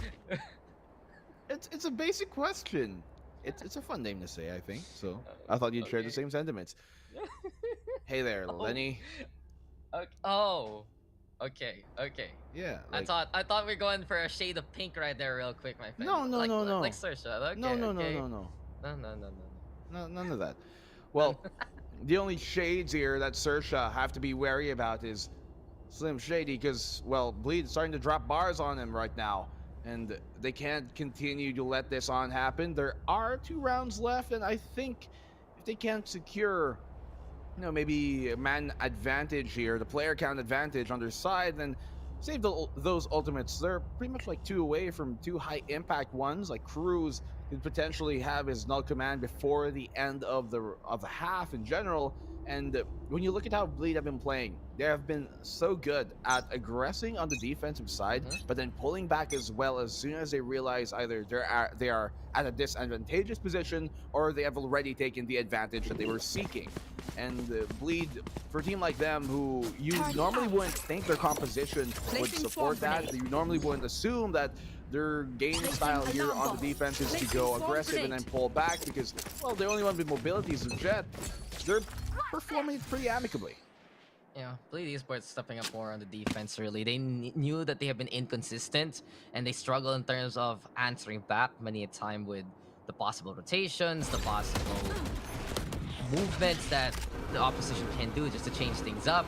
But this time they're finding ways to, as you mentioned, be amicable and understand that it'll be friends and foes coming to the sites. But bullets will be the ones to bring the hurt. And you say Lenny, I say Lenny. Tomato, tomato. It's the Sova getting to take down. Pit's gonna get on the board as well. And Bleed Esports now. They know that XERXIA will be planting on the other side of this. That wall there, the Cosmic Divide to give them a small partition. And Scary has no fear whatsoever. Pushes on in. Backs on the way. But Pit right now will get the takedown. And oh no, that's terrible for Foxy. Even worse for Cruz. And the lockdown has just made sure that XERXIA had to try and fight. But there's only the Graves right now on a site. Bleed Esports makes a retake work. 6-5. It's such a struggle for XERXIA after they walk into the maze that is Pit's playground. Last round in the half. It was looking like for a bit there, XERXIA had a real chance of making that happen. Now, they had a good wall that really conceded lots of control of the site. We see a lot of similarities to that when you think of plans like on the site on the Icebox map or something like that. And these are kind of things that are common when you are up against kind of like an eco and you don't have basically control or capabilities of controlling the entire site, so you give up most of it to run the risk of at least getting the plant off and maybe winning it in the post. Doesn't work out this time, but it did. Ooh, that was good damage Maxi did just by spamming towards that corner. Good heads up from him. And XERXIA are in kind of a lower economy state. It's only Cruz with a Vandal in hand, but that null command is going to have to come in big, and I think it will. That's get out of my smoke shot right there. It's like, get out of Milan. Get out of my profit. That was his smokes. It's like, you know, I did this just to try to go with you guys. And cover going out. Bit of damage done. On Foxy, as you mentioned, Bleed Esports, they have had a lot of success towards this A site. A little bit concerned though, because Bit has moved his whole setup yet again towards the middle. And this can actually be XERXIA to just rush on in to get these takedowns. But Darion! Oh, that is a crucial shot he misses because that could have been a free kill right in front of him. See here, XERXIA is trying to apply that kind of presence. A lot of percent thrown on out. Surf gonna be backing on away. Nah, man, for XERXIA, that could have been the right entry there towards that A site. They do rotate towards B instead. 30 seconds left. Is gonna be Lena here, waiting for anyone to come. Shock Dart first and foremost, saving the reconnaissance for a rainy day. But XERXIA is running out of time, and someone has to decide where to go. Darion, though, will get in the way. Cruz will fall down with the spike. 15 seconds left, and I don't think XERXIA here will have enough time to do this properly. They have to get rid of Lena as soon as possible. Darion's gonna get on the board. And here we go with the shot of Lenny. It's a critical area here for XERXIA. Time is running out. This could be very close, but they might have time to go. But Darion is a superhero. Where the hell did he even come from? From up high. It's the smiting justice switching sides. High heaven. And Bleed Esports will catch XERXIA off guard time and time again. Strength of a locomotive. Hopping higher than any tall tower. Darion makes the landing stick. How does he do it? It's a bird, it's a plane. No, it's this man, Darion, making it happen. Look at that. Updraft, dash, right to deny the plant at the very, very final second. Shorty too as well, obviously. Superhero's favorite sidearm. And as the halftime reaches, Bleed somehow scrape on that round away from XERXIA. They had a small opportunity. Yes, man advantage was heavily in the favor of Bleed Esports, but XERXIA, a fighting chance, swiftly taken by surprise. Yeah, but that was such an interesting round from XERXIA. Very uncharacteristic with a lack of, I'd say, surety to go for that site. I really feel like they just convinced themselves to go towards A.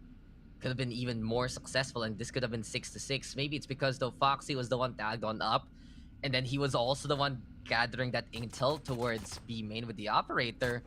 But I saw that timer and just like, this is very dangerous here for XERXIA to keep hesitating, to keep doubling back. And I think right now, that mental game between these two teams here, Black and Blue, is going to be very important because Bleed, they look so much more stable on the defense than ever before, especially under duress against a squad like XERXIA, who has so many of these different plans. And it's XERXIA instead who are caught off guard by the repositions of players like Darion and Fitz, how Maxi has just been the bane of their existence many a time. And it really goes to show Bleed Esports, they're in it to win it. This is actually a big matchup for Bleed right now. This is to silence all the doubters, everyone who has been saying things.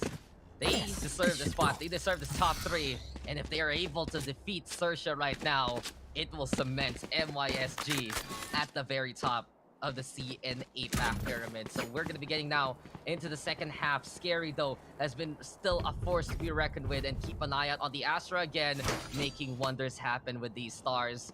Time for us to get back into it. And Bleed Esports might be a siege towards the middle or that A site. Well, moving on forward, Dax. Ooh, great shot guard here to connect.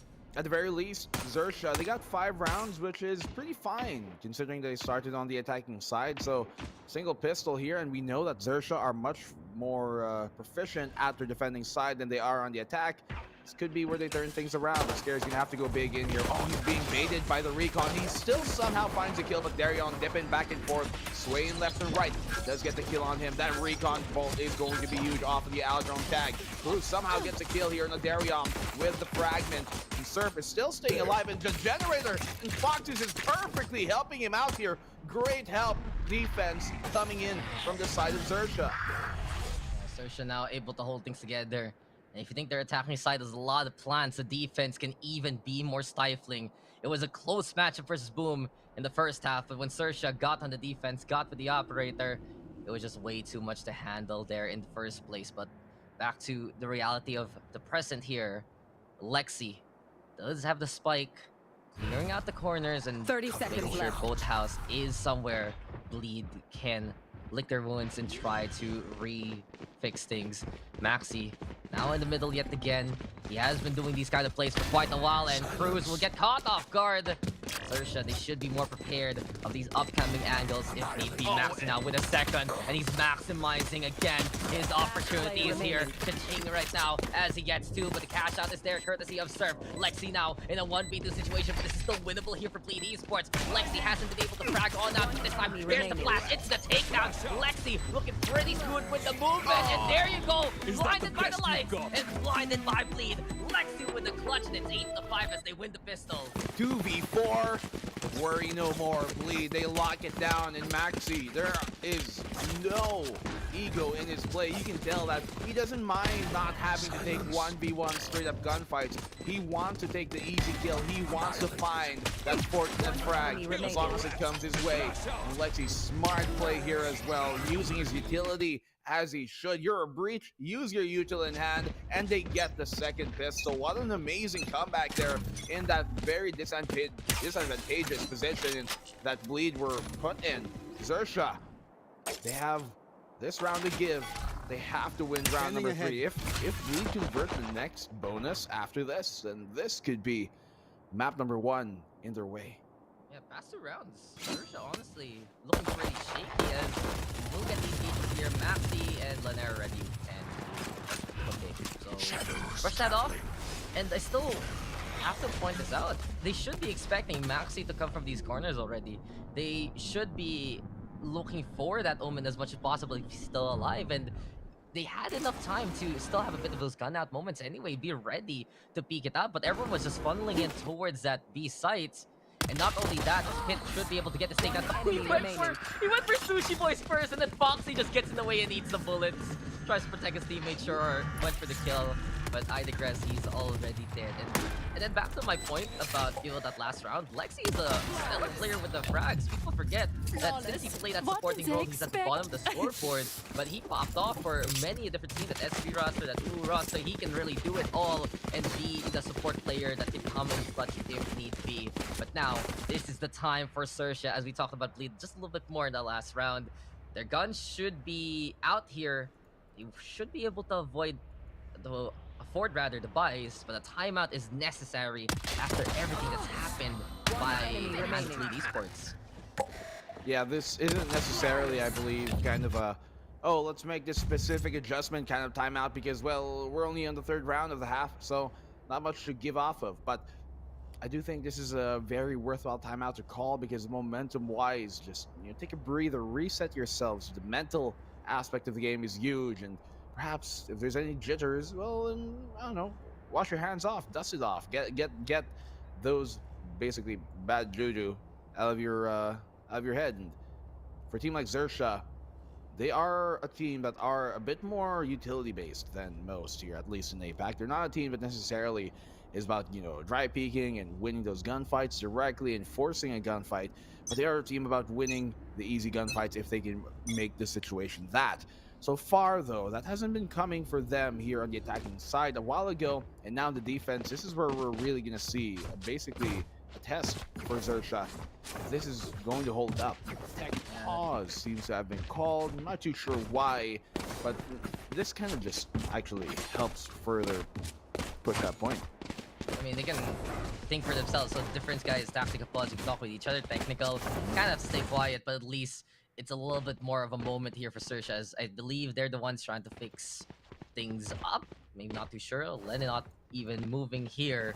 But beyond that, it's in this matchup here, Bleed Esports is really proving how deep their playbook can really be. And not only that, with Darion awake here and online for this map, Bleed Esports getting more success on the duels. Lene has just been that silent killer. We always talk about Maxi. We always talk about Pit. The Swedes, the duo themselves, they have really defined and redefined not just Bleed, but basically the SEA and APAC landscape by their presence. But Lene has just been one of the most consistent players I've seen here for the Bleed Esports roster. When players like, when any of the duos here would have those struggles, if it's Darion and Lexi having struggles, Lene is still providing. If Maxi and Pit are having struggles, Lene is still providing. And it does feel like just having someone like that in the middle of everything, just having a player like Lene to provide the intel for all the aspects, give the exact information to let them shot call accordingly.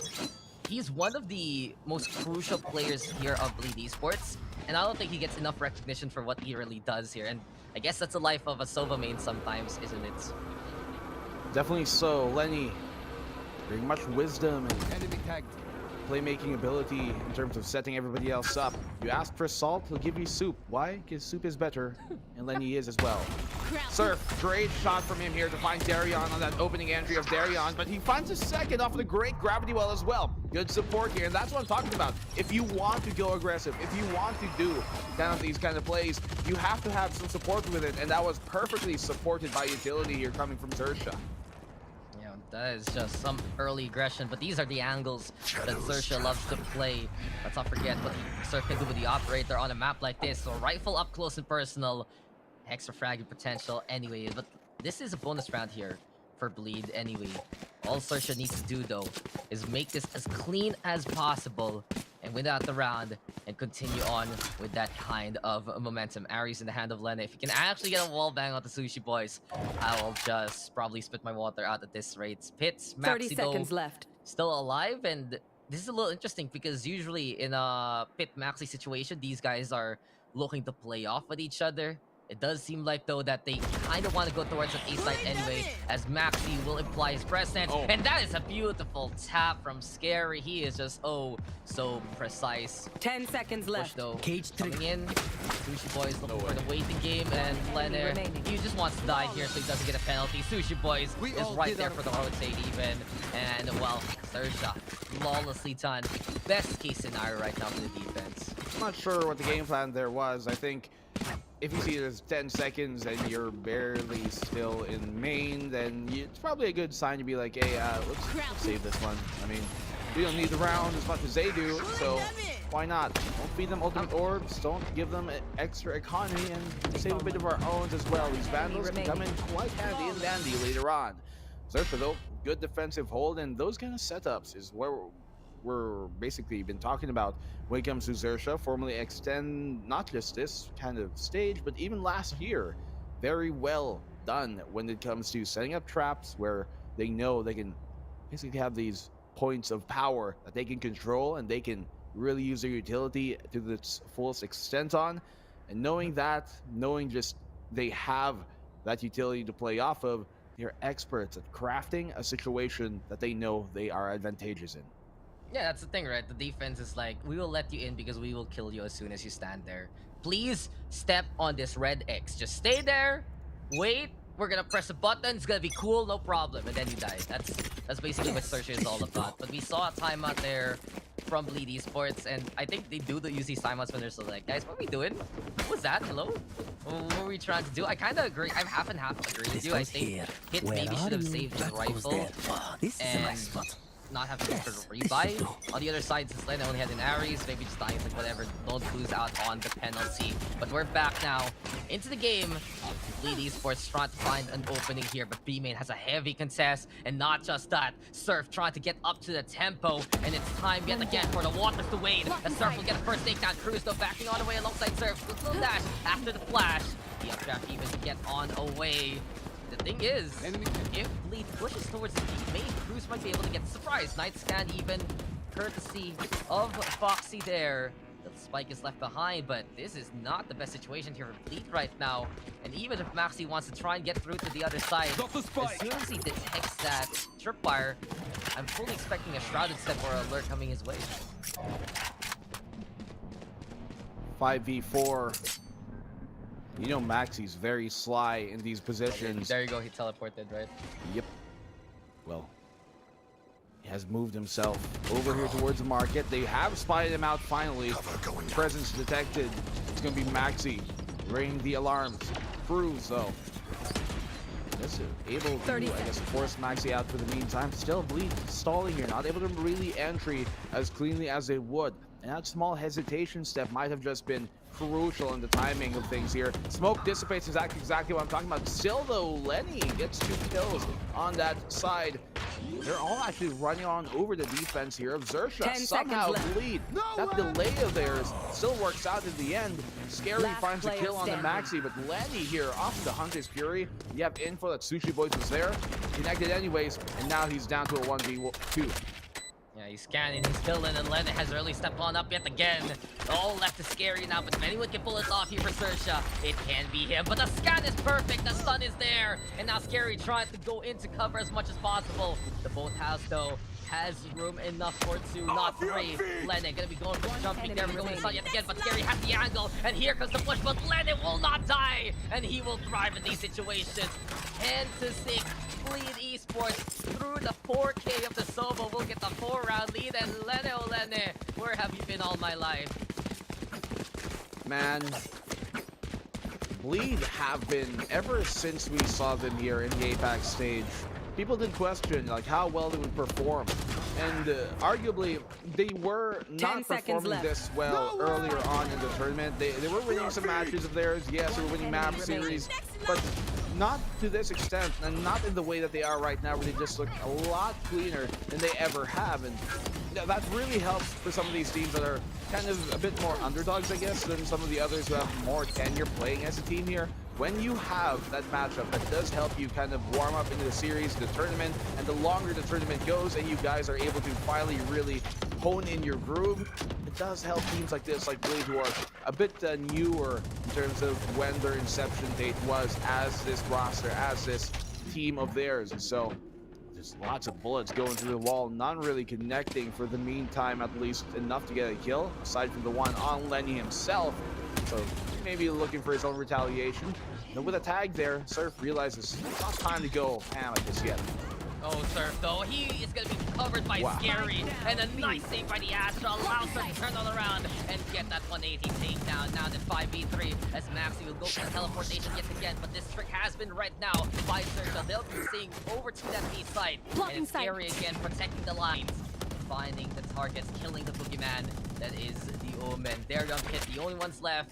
Bleed Esports 30 seconds left. Force things out though as much as possible. And while Darion is right inside the shed, keeping an eye out over at the market. Surf now returns the favor.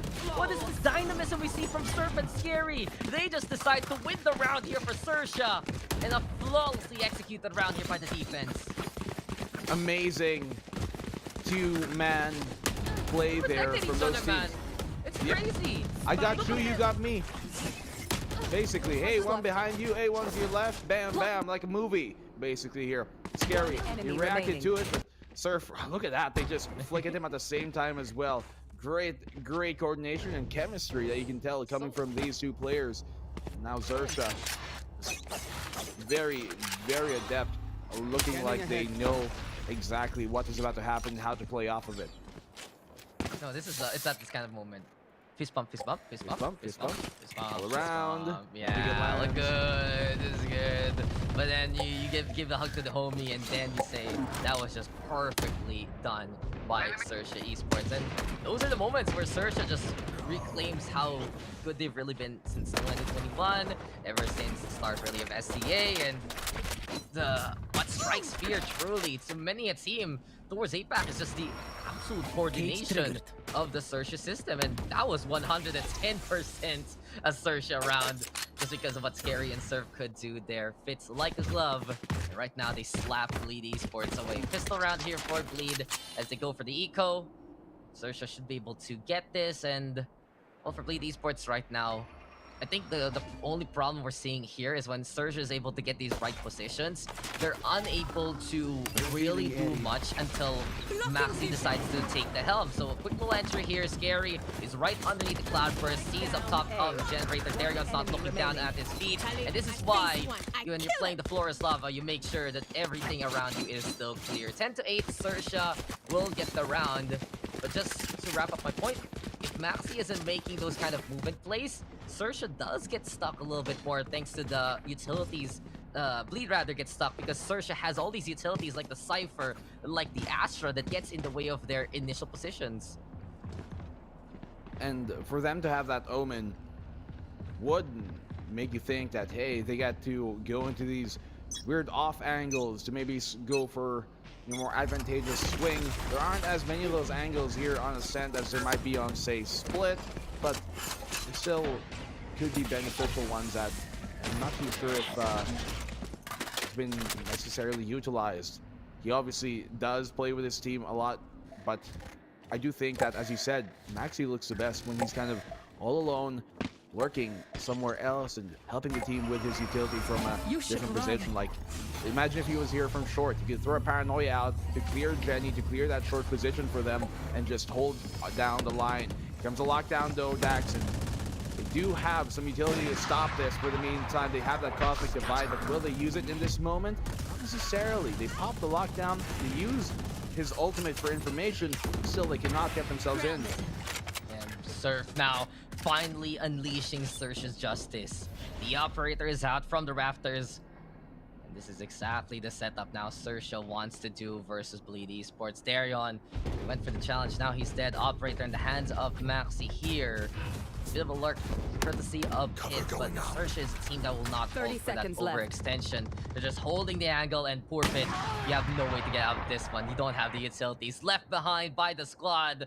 Bleed Esports now navigating through this angle, but Maxi finds the kill on the Scary at least. Gives him a chance. Huge Presto now, courtesy of Drew is giving them the intel. But Maxi's not done. What the hell was that shot, Maxi? And he finds the takedown off the Surf anyway. Lexi to the corner, and Bleed Esports again. The heroics of Maxi keeping them alive in the fight. Oh my goodness. 3v3 right now. Cruz on the round. Nice Gando into the wall backs. Perfect hacks here. And perfect intel from Foxy. And while Maxi looked to be the hero, it's still Foxy the one to watch out for. The own and the recon dart and the win for XERXIA.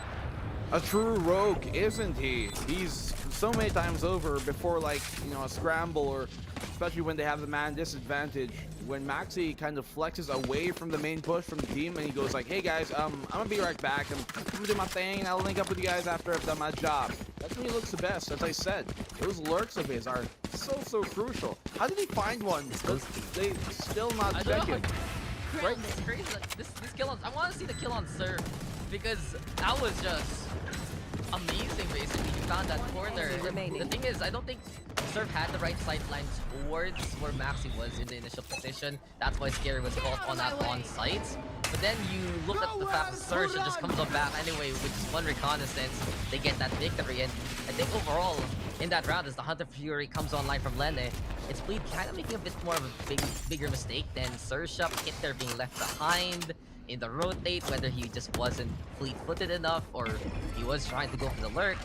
Yeah, that operator is just watching you anyway and clear a sightline, so that's unfortunate for Bleed Esports. Even more unfortunate is when you walk into a null command and the updrafts there from Darian. The Blade Storm gonna get shut on down. Surf right now. Danger close is the hold, but he knows he can trust the angle. Lexi's right there waiting to put the gun to his temple. This is XERXIA right now. Just backing on away, not overextending it again. Very smart and good diligence here for Surf to put that distance between them. Other Jets, maybe they'll go and peek that still, but Surf, you realize this is a bigger task at hand here. It's important for him to stay alive against this eco especially. Oh, the paranoia connects, but I think Scary should be alive and safe for the meantime. Recon's gonna give him away. He finds the kill, but the collateral here coming from Lexi! One shot, 2 burns! He does drop! Darion able to find the kill of his own. 2v4, and somehow this eco has gone awry here for XERXIA. Oh, this all falls apart. Lexi, that was just the sexiest shot you can do from the rafters. And here comes Sushi Boys right now, trying to step on up. Finds a second here in such a clutch situation. Lene won't get the answer, but the Odin is coming, making the noise. And Foxy, he's trying to bring the boom here, coming towards his A side. Dark though, scan on the round. Walks over to the rifle for a bit more of that extra precision. 9 bullets left in the chamber, gonna be dropping on down. Knows someone there is down in hell. Lennon though able to navigate a full sense of security. Some long for the bow and arrow, giving away the position. Blasting now out. 1 bullet left in the chamber, but this reload will buy enough time for Bleed to peek this. And oh, he misses though. Maxi, he doesn't get the kill, but no time indeed. XERXIA, it all falls apart. Bleed will get the thrifty win, and that was a shot to signal the Bleed Esports comeback perhaps after all this momentum has gone to XERXIA. What a shot by Lexi, look at him, line up just to die. Oh my goodness, such misfortune falls in the way of XERXIA once more. They obviously here, Bleed Esports have to be a different class, different bleed to make XERXIA bleed. Just amazing plays coming in from this eco of Bleed.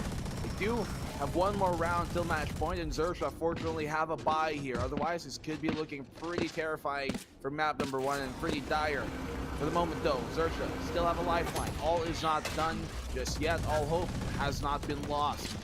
Both of them kind of, I guess, finding each other out with that Aldrone. Hoot here, hoot there. There's a lot going on in this air. Yeah, this breaks the XERXIA side, honestly, because they were on a 3-round streak. That was supposed to be a 4th in a row. That would have been them a distance to tie things up. But now, the economy is shattered in a way that XERXIA has to go for that hard invest. And while Sushi Boys will get the tag, he can't get the kill because Darren is just too quick anyway. And as they go for the peak, Lena is ready with the Odin. Too many bullets, not enough time, and Lexi is absolutely online. This has been the game for the Breach to wake on up in the second half. And Lexi is just doing everything here for Bleed Esports right now. Surf all alone has the operator. But how these sides turn there, Black and Blue. This is just, oh, that's even worse. This is just no, sir. Oh, he's playing not gonna get anything. If you miss that kind of shot after the jump peak, they're a little wider than expected. After losing Thrifty, I think Bleed Esports might have XERXIA's number coming into the round. Sometimes they're just signs. That was a sign of greatness, and oh, Surf, come on. Can't make it happen. Maxi's right there waiting. Flawlessly done here by Bleed Esports. What a round. What a pair of rounds here for Lexi, basically. The call out a while ago, the kills into this one, and Bleed Esports now a step ahead and a step faster than XERXIA coming into the latter part of the second half here. 12-9, Bleed Esports take match point, and XERXIA forced on the scrappy bye. A Guardian Inspector to accompany their other rifles they got going on in. And Bleed, that Odin is on attack as it was good. So deadly, but more importantly, Lexi has been finding so many high impact frags and a quantity of them as well. Well, that gives away that Pith was towards top mid, but I don't think they mind necessarily giving that info away. They know they have lots of utility to be able to shut this down, especially that Rolling Thunder. And Cruz is nowhere near his null command. It's a huge ultimate that would really help about right now. 12-9, man, and I'm not too sure how XERXIA's chances go on this. So deadly. Even Foxy again trying to be a hero for the squad, but that's 1, 2, 3, or 4, and 5. That's too many people. You peak 5v1, you kind of lose. No one is that strong. And, well, yeah, this is dicey for SERXIA. What looks to be them commanding the defense when they build up the operator. It was the best chance to just start snowballing out of control. But Bleed Esports came back at them. They said, we're gonna answer you in the thrifty state. We're gonna be pushing these limits. And now it's time after the pickoffs, but Scary is just gonna be investing in SERXIA's playstyle coming into this round. 30 Foxy seconds went left. for the pitch. Scary gonna do so as well. Layers upon layers of saying, peekaboo, we see you from the other side. Bleed Esports are gonna have to force their way towards that A side if they want to make an impact. But that's such a wide swing there from Lene. Like a Ferrari moves over to the right-hand side. Cruz though into the corner, still gets taken on down. Bleed running out of time. They need to get these kills in fast, and they do so here with haste. All left now to Scary in a 1v3 situation. Low HP though here for the side of Bleed. They're feeling already that their liquids are dropping, but their life signs here are still absolutely vital. And you can hear the beats, the hearts of Bleed ringing right now. Scary though, gonna be getting the first second. Gets it there. The lineup is real, and Scary makes the angle. Oh, so easy. Cheers, frights, delights yet again. SERXIA can just rely on this guy to get the job done, and the multi-kill master, that is Scary, will keep SERXIA alive. Absolutely MVP play there coming in from Scary. Even in such a hairy, dicey situation, he makes it happen. But a few mistakes there from Bleed when it looked so good. You can tell that I was even like preemptively like, you're about to line up. Like, bro, you're spacing. You don't have to. You don't have to challenge us right now.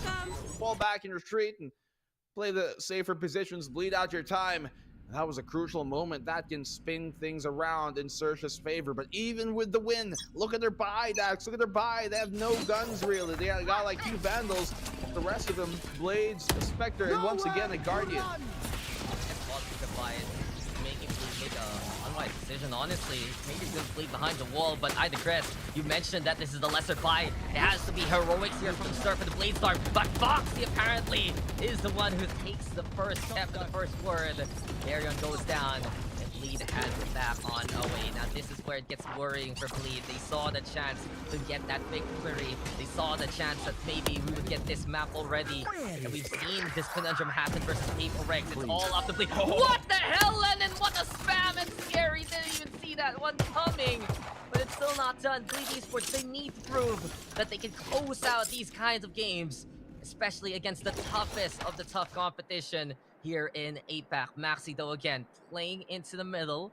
We do have Surf, though, watching from the spawn, and it's going to be such an all-in from Surf. He only has the Blade Storm and the Shorty. Lene, again, trying to get a little bit closer. Take flight. Camera is there. The Aldron right now to scout things around, so with the rotation play again here from SERXIA. That's what we've been seeing from the Sushi Boys, though. Going after the Aldron. There we have Maxi making it work. And this is SERXIA unable to get the flank done. So Bleed right now concentrating their forces into the front line. Surf will cut up Maxi. And look who's going to be in a 1v3 now without a real gun. Surf only has a few blades left. And it does feel like for SERXIA Hill, their edge, which has been trying to find the backstabs and more, it's looking dull. And Bleed Esports, they're the one who makes the path work and will win out map number 1, 13-10. What a map for Bleed to win and take it against SERXIA, who looked pretty good yesterday versus Boom on Ascent as well. But Bleed came out to play, and they make their day at least here to start things off.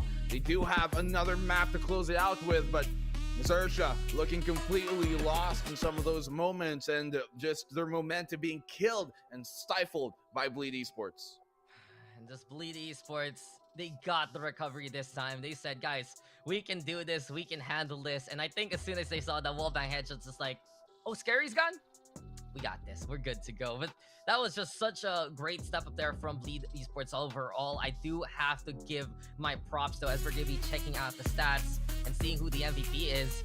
I put Lena and Lexi to be the ones to have especially that extra impact in the second half. And look who's at the very top right now. We always talk about the Swedish duo. We always talk about when Darion is online. But Lena here, absolutely well-deserved MVP performance. 2.110 KD, 23 takedowns, kills on the Scary, also 26 there. But at the same time, it's just multiple times here from Lena. The darts are on point, the Hunter Furies are on point, the covering fire is just there. And this is what I talk about. The fact that he's able to give Bleed Esports a way to assess the situation and then still step on up when need be, that is a mark of a real strong Sova main. And big props also to Foxy on that Sova. There were rounds that he was also able to emulate that kind of impact, but it was Bleed getting a bit more value in some of these rounds. And when it looked to be XERXIA starting their snowball on defense, when they had their full defensive setup, which was just absolutely ironclad versus Boom Esports, it's Bleed finding those miracle plays and making it their victory instead. And a lot of that was enabled because of how Maxi was playing, because he was a complete thorn in the side of XERXIA time and time on over. A thumbtack that was on the floor that they kept on stepping on over. All these positions he'd be playing, he'd always be playing the most cheeky angles, the most cheeky spots and corners that he guarantees are not going to pretty much hard clear. And playing off of that lack of diligence from XERXIA is a smart idea here from Maxi and from Bleed in general. They know they can get away with it. So why stop it if it's been working? And for Maxi, him being able to find those moments also means that they have so much more presence around the map. XERXIA never are too sure where exactly are they going. Is Maxi split up again from his team, or is he actually with a push this time? That's why we hear his presence here. And timing just not favoring XERXIA out so many times. That's window position. How many times have they died multiple times over in a single round from that one person pushing window? You saw there it happening coming from Lexi. Maxi also had his moments pushing that window spot up top the rafters. And XERXIA just looked a lot less diligent than we knew they were. Perhaps warming up into the game, but perhaps also partly because Bleed have been exposing him. And this is the thing, Maxi is just opening things up so well for the side of Bleed Esports. I stand by the fact that him on that Omen is one of the smartest you'll ever see this side of APAC. And he just gets through the defenses naturally here. Many a time that mid control goes in favor of Bleed thanks to the efforts of Maxi. The fact that he can shroud and step over the tripwire and still XERXIA not putting a guy there to watch out for that mid take. It worked out for Bleed because of, remember that 2v4 that happened that became their win, and then many a time to try and go for the B take, Bleed will just get that Omen to go for that market position and get the peer on. But right now, we're seeing the peers of Bleed Esports to be the ones at the tippy top. XERXIA will have to just climb on back if they still want that slot to Iceland. But we're going on a break, and when we return, it's map number 2, Dax in Black and Blue, casting the action for you here at the APAC Challengers. Don't go away, we'll be right back.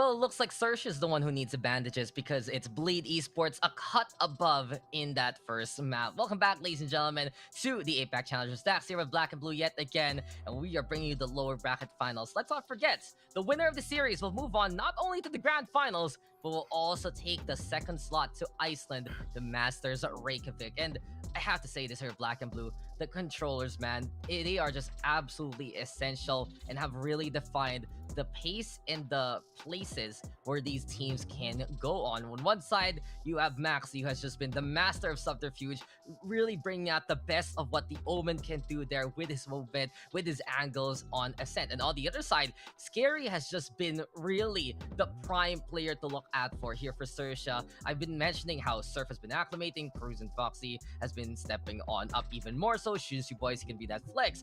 But none of them have really gotten this absolute consistent, I'd say, frightening output like Scary has there. It only has been him who has seemed like the self that we normally do assume with XERXIA. Like, we look at the other players, Surf had some good moments, everybody else did, Cruz had some good moments, but they did not look like the XERXIA that we know them to be, aside from Scary, who was really kind of, I guess, trying to will his team into the win, and if not for him, they wouldn't even be that close of a scoreline. It would be maybe a bit more lopsided towards the favor of Blade. But that isn't to say that he was the only one making moves here. Yes, the whole team was, and earlier on, especially on the defensive side, we saw that they were really kind of able to have their setups work out for them, defend the sites and repel a lot of times the initial attacks and the initial kind of executes of Bleed. But Bleed are really good at gathering themselves, and a lot of that I have to believe is Maxi, because every time they're down in a situation, maybe 2v4, 3v5, 3v4, they kind of regroup themselves, and it's Maxi who kicks things off again, gets them at momentum, and off that space, an opening he finds, and the way he's able to slither through the defense, the rest of the Bleed team are just like, okay, Maxi find us an opening, now all we have to do is pry it open, and that's what they're so good at here, capitalizing off of that veteran experience that he has and the intuition that he's able to always somehow find a hole, a gap in the defense, and exploiting that has been Bleed's plan ever since they've started this matchup, basically, and that's one of the reasons why they're one of the best teams that we've seen. We talked about, the other day when they were playing against Full Sense. They're making Full Sense adjust, and Full Sense isn't even normally adjusting to things. They just play their own game, and that they had to, because Bleed were always able to find those openings. So the biggest power, I think, of Bleed is not their game skill, it's not even their game sense necessarily, it's just bare intuition and bare intelligence and how to read the opposing side. And that's one of the best things that I think the two Swedish players have brought to the table here and have brought to this roster. They read the final landscape.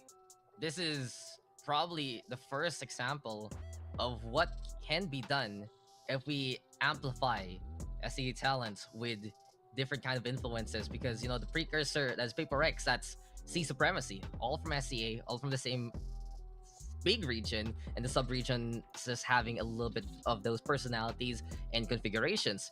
But Bleed Esports taking it a full step ahead, bringing out players like Pit and Maxi. And what's interesting really is we're talking a lot about Maxi, but Pit has just been one of the most disciplined players we've ever seen in this side of APAC. He has really shown this is why he was part of that G2 roster, why he's been legendary from the series career, and many a time he would change things up but still have a good angle on whatever he leaves. He has that kind of intel, he knows what the battlefield is all about, and when Pit and Maxi are together, they just bring then this dynamism also that Bleed Esports is able to rely on. And I'm gonna bring this out here, Black and Blue.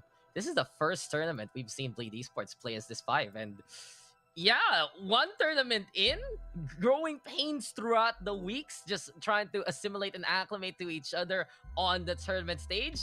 This is a trial by fire, but apparently Bleed Esports looking fireproof as of yet going this far. It could be the opposite of that, Dax. I mean, yes, they did kind of officially announce Pith late last year, but they only actually started playing with him early on this year, because that's the only time I was able to go on over. But there is this kind of concept that we were talking about like during the the play-in stage and even the local qualifiers, where a lot of new teams are making it far, and we're kind of thinking maybe there's kind of like some honeymoon stage buff, you know? Everything's sweet and dandy, you're all getting along. Hey, nice to meet you, you my buddy. But when the going gets tough, that is what is a true test of a team. For XERXIA, they're a team that has lost, they're a team that has made it far as well, and they're sticking together. My question is, will Bleed continue that on? I think they should, because they are looking pretty spectacular right now. Then we're going on to Bind, and this time, no omens to be found on either side. We got the Brim here on the Pith, who's playing the controller, and you got Lexi plus the Sova here on Lenny. You look at the other opposing side, and Sushi Boys on a Chamber, not an agent you normally see too often when going for a Sentinel pick here on Bind, but things are looking like they want to go a bit more aggressive here coming from XERXIA. I mean, this is what they brought out, if I remember correctly, against PPGL, and yes. I really feel like this can be a strong composition if you're not dealing with the red flashes, the green flashes, and the blue flashes all at the same time. And luckily for XERXIA, it's only the red flashes. It's only Lexi having those flashpoints later on, and some better sightlines here for Sushi Boys that he can find thanks to the efforts of Scary and Foxy. He can be that kind of player to pop off, knowing that he can flex on over to things like the Raze anyway, and him on this chamber right now means that XERXIA will be looking to just anticipate many an opening here that Bleed Esports walks into. So if there are open sight lines on these funnels towards the site, expect Sushi Boys to be there waiting, watching whether they're on the attack or the defense. But this is going to be an interesting proving ground here for Bleed, that the Swedes can play that double control, because if I remember correctly, last time there they played on Bind, it was against Team Full Sense, and for lack of the better term, they just got basically overrun. They didn't have the right staying power that they usually have when they have that Sentinel base instead. They couldn't really time it right versus Full Sense. And here against XERXIA, if they suddenly feel that kind of confidence with Surf, with the Sky basically going on in alongside that, it might be the same case. And really, Bleed will not only have to cut those sightlines as much as possible, but they're also going to need to find a bit more of that anticipation that we didn't see there against the last time they played on Bind. Well, hopefully for XERXIA's sake, things are going to continue a lot better on than they did when they were playing against PPGL here on Bind. Thailand fans, this is their last hope. Well, at least for SGMY, they've got lots of chickens in this coop. Darion blind from his own teammate, he doesn't mind, goes back in the TP, steps back out. Aggressive play from Bleed doesn't really pan out. They gambled on going to catch XERXIA off guard from the rear if they went A, but they've gone towards the B side here. XERXIA will get the plan down. Look how aggressive, look how far forward, and they stop right at the cusp of it. He still is not able to get a kill. Okay, they finally do, but they go pretty much equalized here. 3v2 as they both find picks apiece. The dust settles, and it's XERXIA with a man advantage. Yeah, it's like two people running at each other, slamming on in, and suddenly it's 3v2. But a nice flash into the takedown. Cruz with one pit will get the answer. It's 1v2 though as of yet. Scan comes out. Oh, Brimstone now might have the angle here, but the double peek is strong from XERXIA. They have the up-down position that you see a lot in XEA, but Foxy not looking. Luckily, Sushi Boys is 1-0 in favor of XERXIA, and it was a great start for Surf. He was so close. Luckily for Bleed, Arion led it to dash on away, but he still lost out because Scary had a better angle. And the Surf-Scary connection, man, they really like to protect each other, and it's crazy to think that the Astra can keep up with the Jet. You wouldn't assume so, right? Like, oh, this dude, he moves faster. Me, I got stars and things. But, well, be doing a really good job at Scary here, keeping up the pace in more ways than one. Just mobility-wise, but also positioning himself and finding high-impact frags. Bleed, we give up the opening pistol, but I don't think they mind just too much just yet, knowing that there's a bigger goal at hand. They stack B this time. Once again, XERXIA are just on the completely opposite side that they send all 5 players to. I mean, it's 50-50, come on, that's just how it is. But it's like you're tossing a coin and you say best 2 out of 3 and you still screw up anyway. That's a little unfortunate. So Bleed, unlucky to say the least with their gamble, and XERXIA right now, they're like, guys, there's no one here. Okay, we get this round. Spike planted. Sometimes, again, you know, the best things in life are free. They are black and blue. They are. And they are just, you know, classics. They're amazing. When you go to a place and get free drinks just because you know the guy, you know, it's all good. Yeah. Or because a person or two probably bought One a few less. more drinks that everyone could consume, and just like now you're part of it. Now Yeah. the problem is how do we, you know, drain all my this liquid from this container? But please, they will be fighting. Enough story time. Foxy will get the one, will get the two, using his mobility to back on away to move on out rather. Let him do it to take down, but yeah, Bleed, I think we're gonna lose this. They're gonna die to the spike, and XERXIA will take a 2-0 lead. Making sure to go down with a ship for good economy the next round. And now XERXIA. Good hold there by Foxes. A bit scary after they gave up the opening pick, but the rest of them do got it locked down. XERXIA, if they can convert this bonus, that would be a really good omen for things here.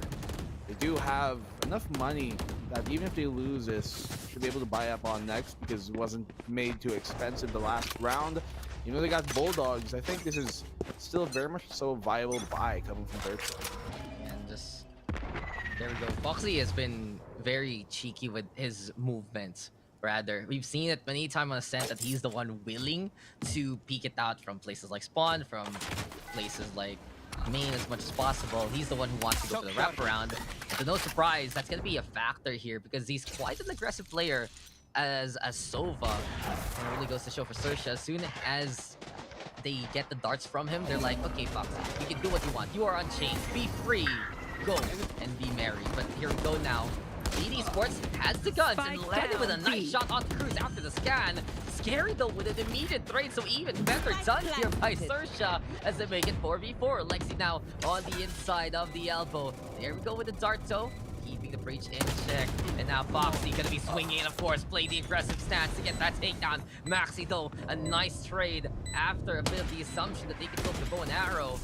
Surf top, getting a good angle onto Darion. Dash on in already, courtesy of Bleed. Surf right now with the takedown, looking for another one. And Surf yet again riding the tide. And Surf sees all and will drown all here in the depths of B side. 3-0.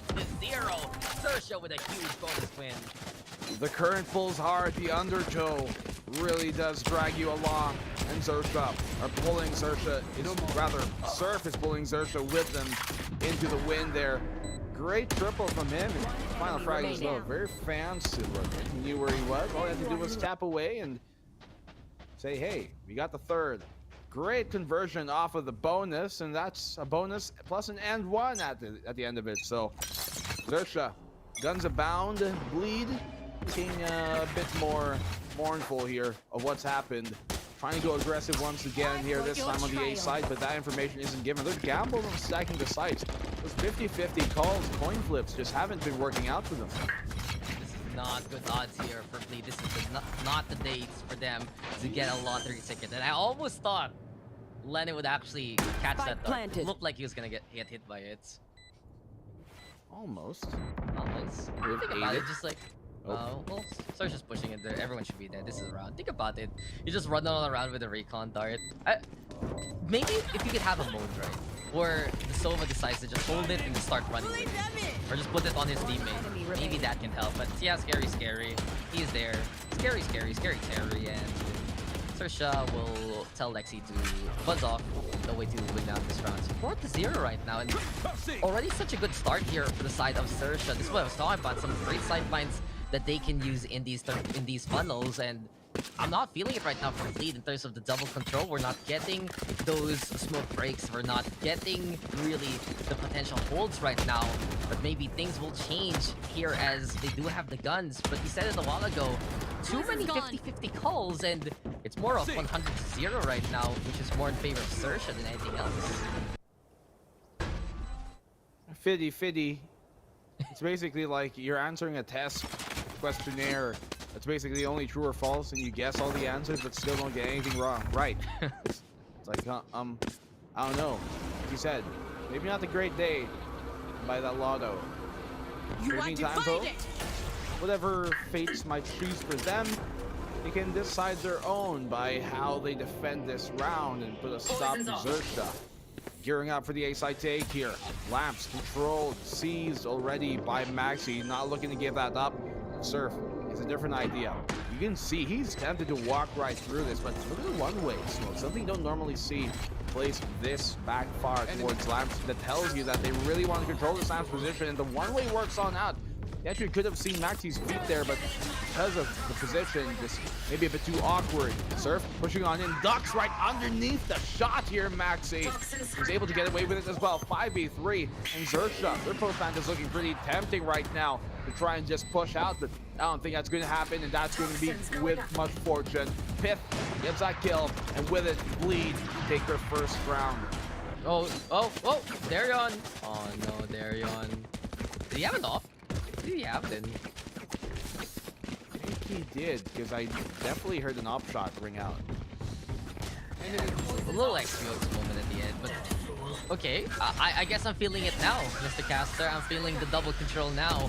Maxi, of course, always so innovative, basically, on what he basically wants to do. That is just, you don't see that Poison Cloud like that, as you mentioned, that often. He found the angle, turned it to Pit, and from that point on, this is now where you can see the efforts of Bleed at that double control. Pit, though, will go for the push and get the takedown onto Foxy. Cruz, in the meantime, will get the trade. Still, it was a good pick off by XERXIA at the end. Getting rid of the operator was pretty big and changes the pace that Bleed can inflict towards XERXIA. Look at XERXIA right now. When no smokes aren't there, they can just go for the push. Another great setup, courtesy of Scary, and Sushi Boys is there to go for the takedown. Lexi, though, from up top, catches out Surf. Options are still available here for XERXIA. That Spike, though, will decide to go for that A site. It's 3v3 for now. At the very least, it does seem like for XERXIA here, they're getting the angles towards the tower and getting the intel that they need to. Peek on out. Sushi Boys heftily punishing that. Unsupported a bit. He did pull out his fault line, but the rest of the team weren't ready to support him in that aspect. Shock darts out, concussed. Both of them are. So they're gonna have to really take things a bit slower because of that. They're gonna step on the brakes just a bit. Scary swings. He lands as well. Last one left alive is going to be Pith, but I think this is too out of hand. Post plant is way too good for XERXIA, and Sushi Boys putting this on the platter, serving it up, and getting them the 5th round, extending your lead back up to 4. Importantly as well, potentially 1 round away from breaking the economy of Bleed once again. And Bleed not looking too hot this time. Can't feel the heat that is Bind.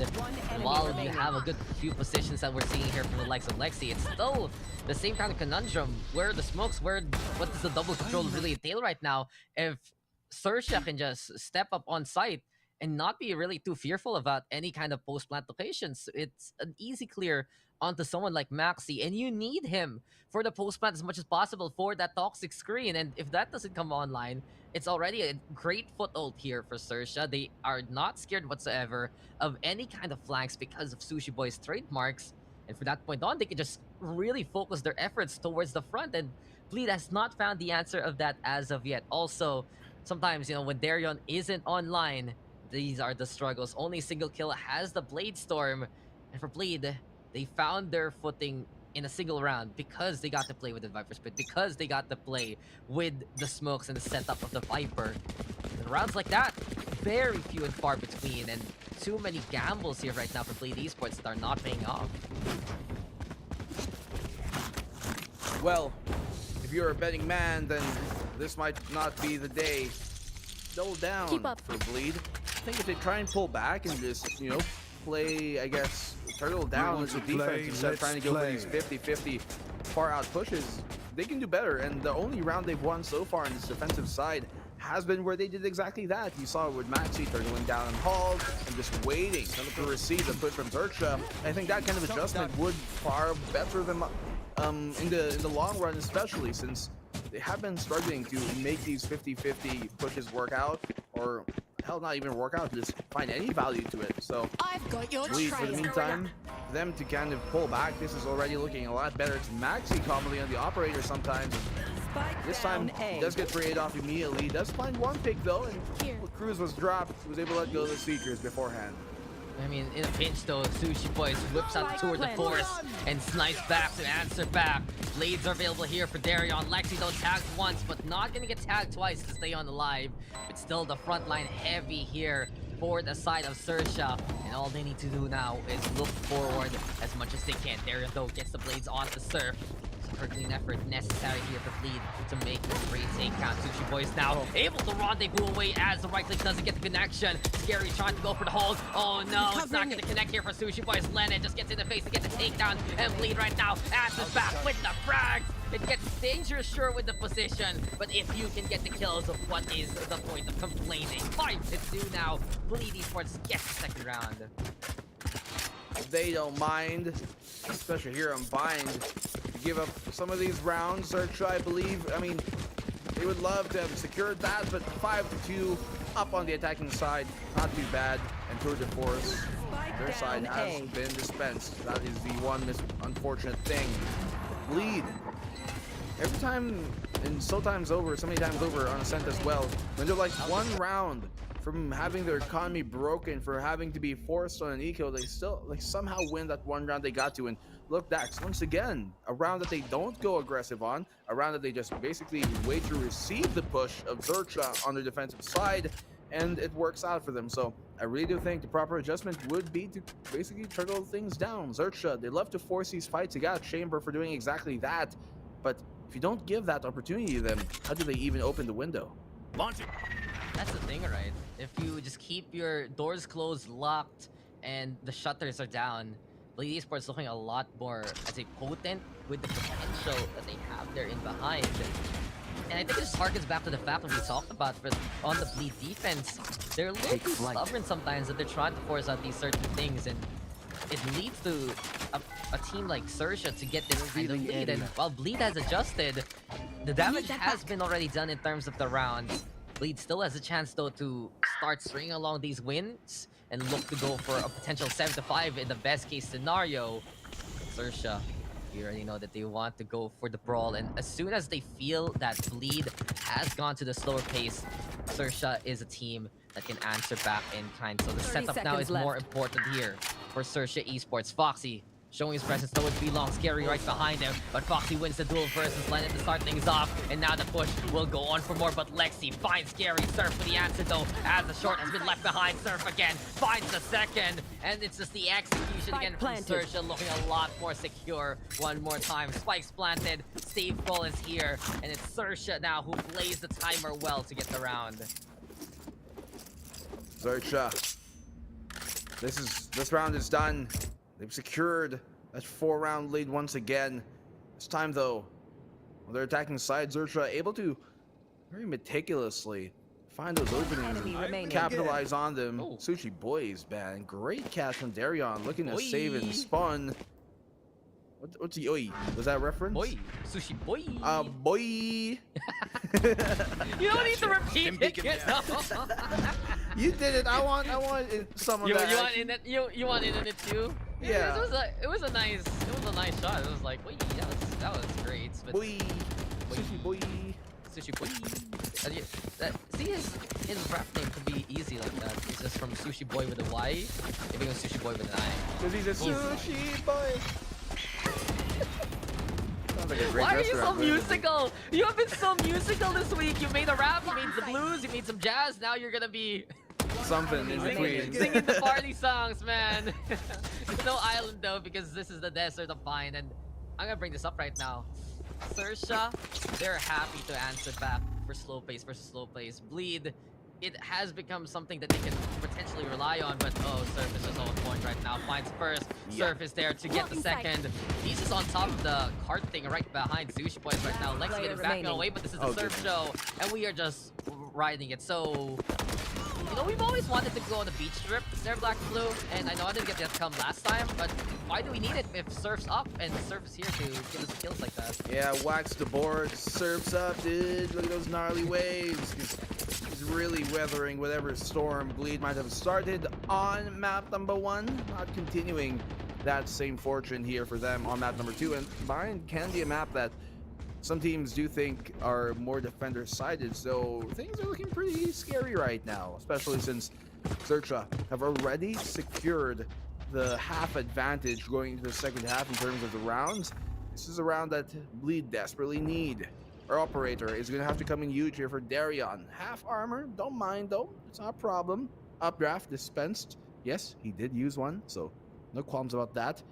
XERXIA Good recon, perfect recon. I mean, it's something standard, but something some teams kind of forget to do, even in these top level plays, that it does catch them off, and fortunately will allow Darion to fall back, and he gets hit with a rolling thunder here as well. Surf somehow concussed. He doesn't mind. He lands the shot. What is happening, Surf? What an amazing tap away to delete him. Almost finds the fourth. Piff won't let it get too out of hand, but it already has spiraled out of control. Right there. That was the worst case scenario there for Bleed Esports. They can't hit the off shot to start. They try to force things out and separate XERXIA with the Arbol Strike. They go for the Rolling Thunder. And what happens instead? It's Surf who gets a 3K! Where does it all go wrong here for Bleed Esports? They're unable to capitalize on the opportunities they make for themselves. Maxi right now, the only one left, but Bleed, they need to breathe here because they're suffocating against the XERXIA offensive. They made so many opportunities for themselves there, Black and Blue. It was the right call and some of the right plays, but in desperation, they saw, oh, we didn't get a kill. We have to throw something else out.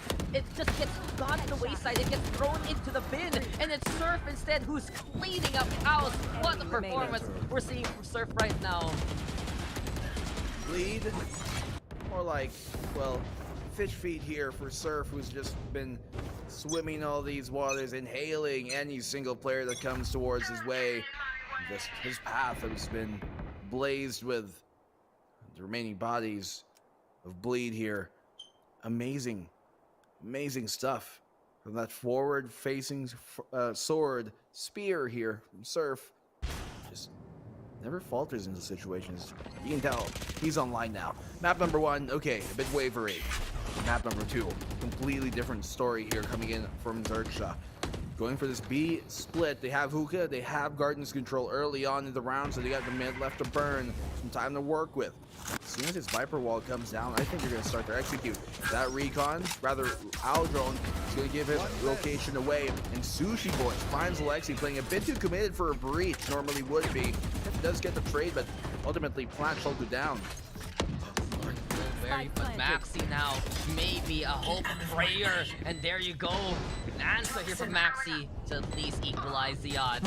Now moving on forward, Foxy Sushi Boys on the board, and oh man, XERXIA is just so well heated on up and ready for whatever Bleed is cooking. Last round here. before the switch. 9-2. We're getting a bit of the element there from Maxi to finally play the flanks even more so, but in a map like mine, it does get red, it does get found after the first frag. And you can see it here that Bleed, it's not the right players doing those kind of things. Lexi into the corner is way too ambitious that he can get a kill and get the hell out of there.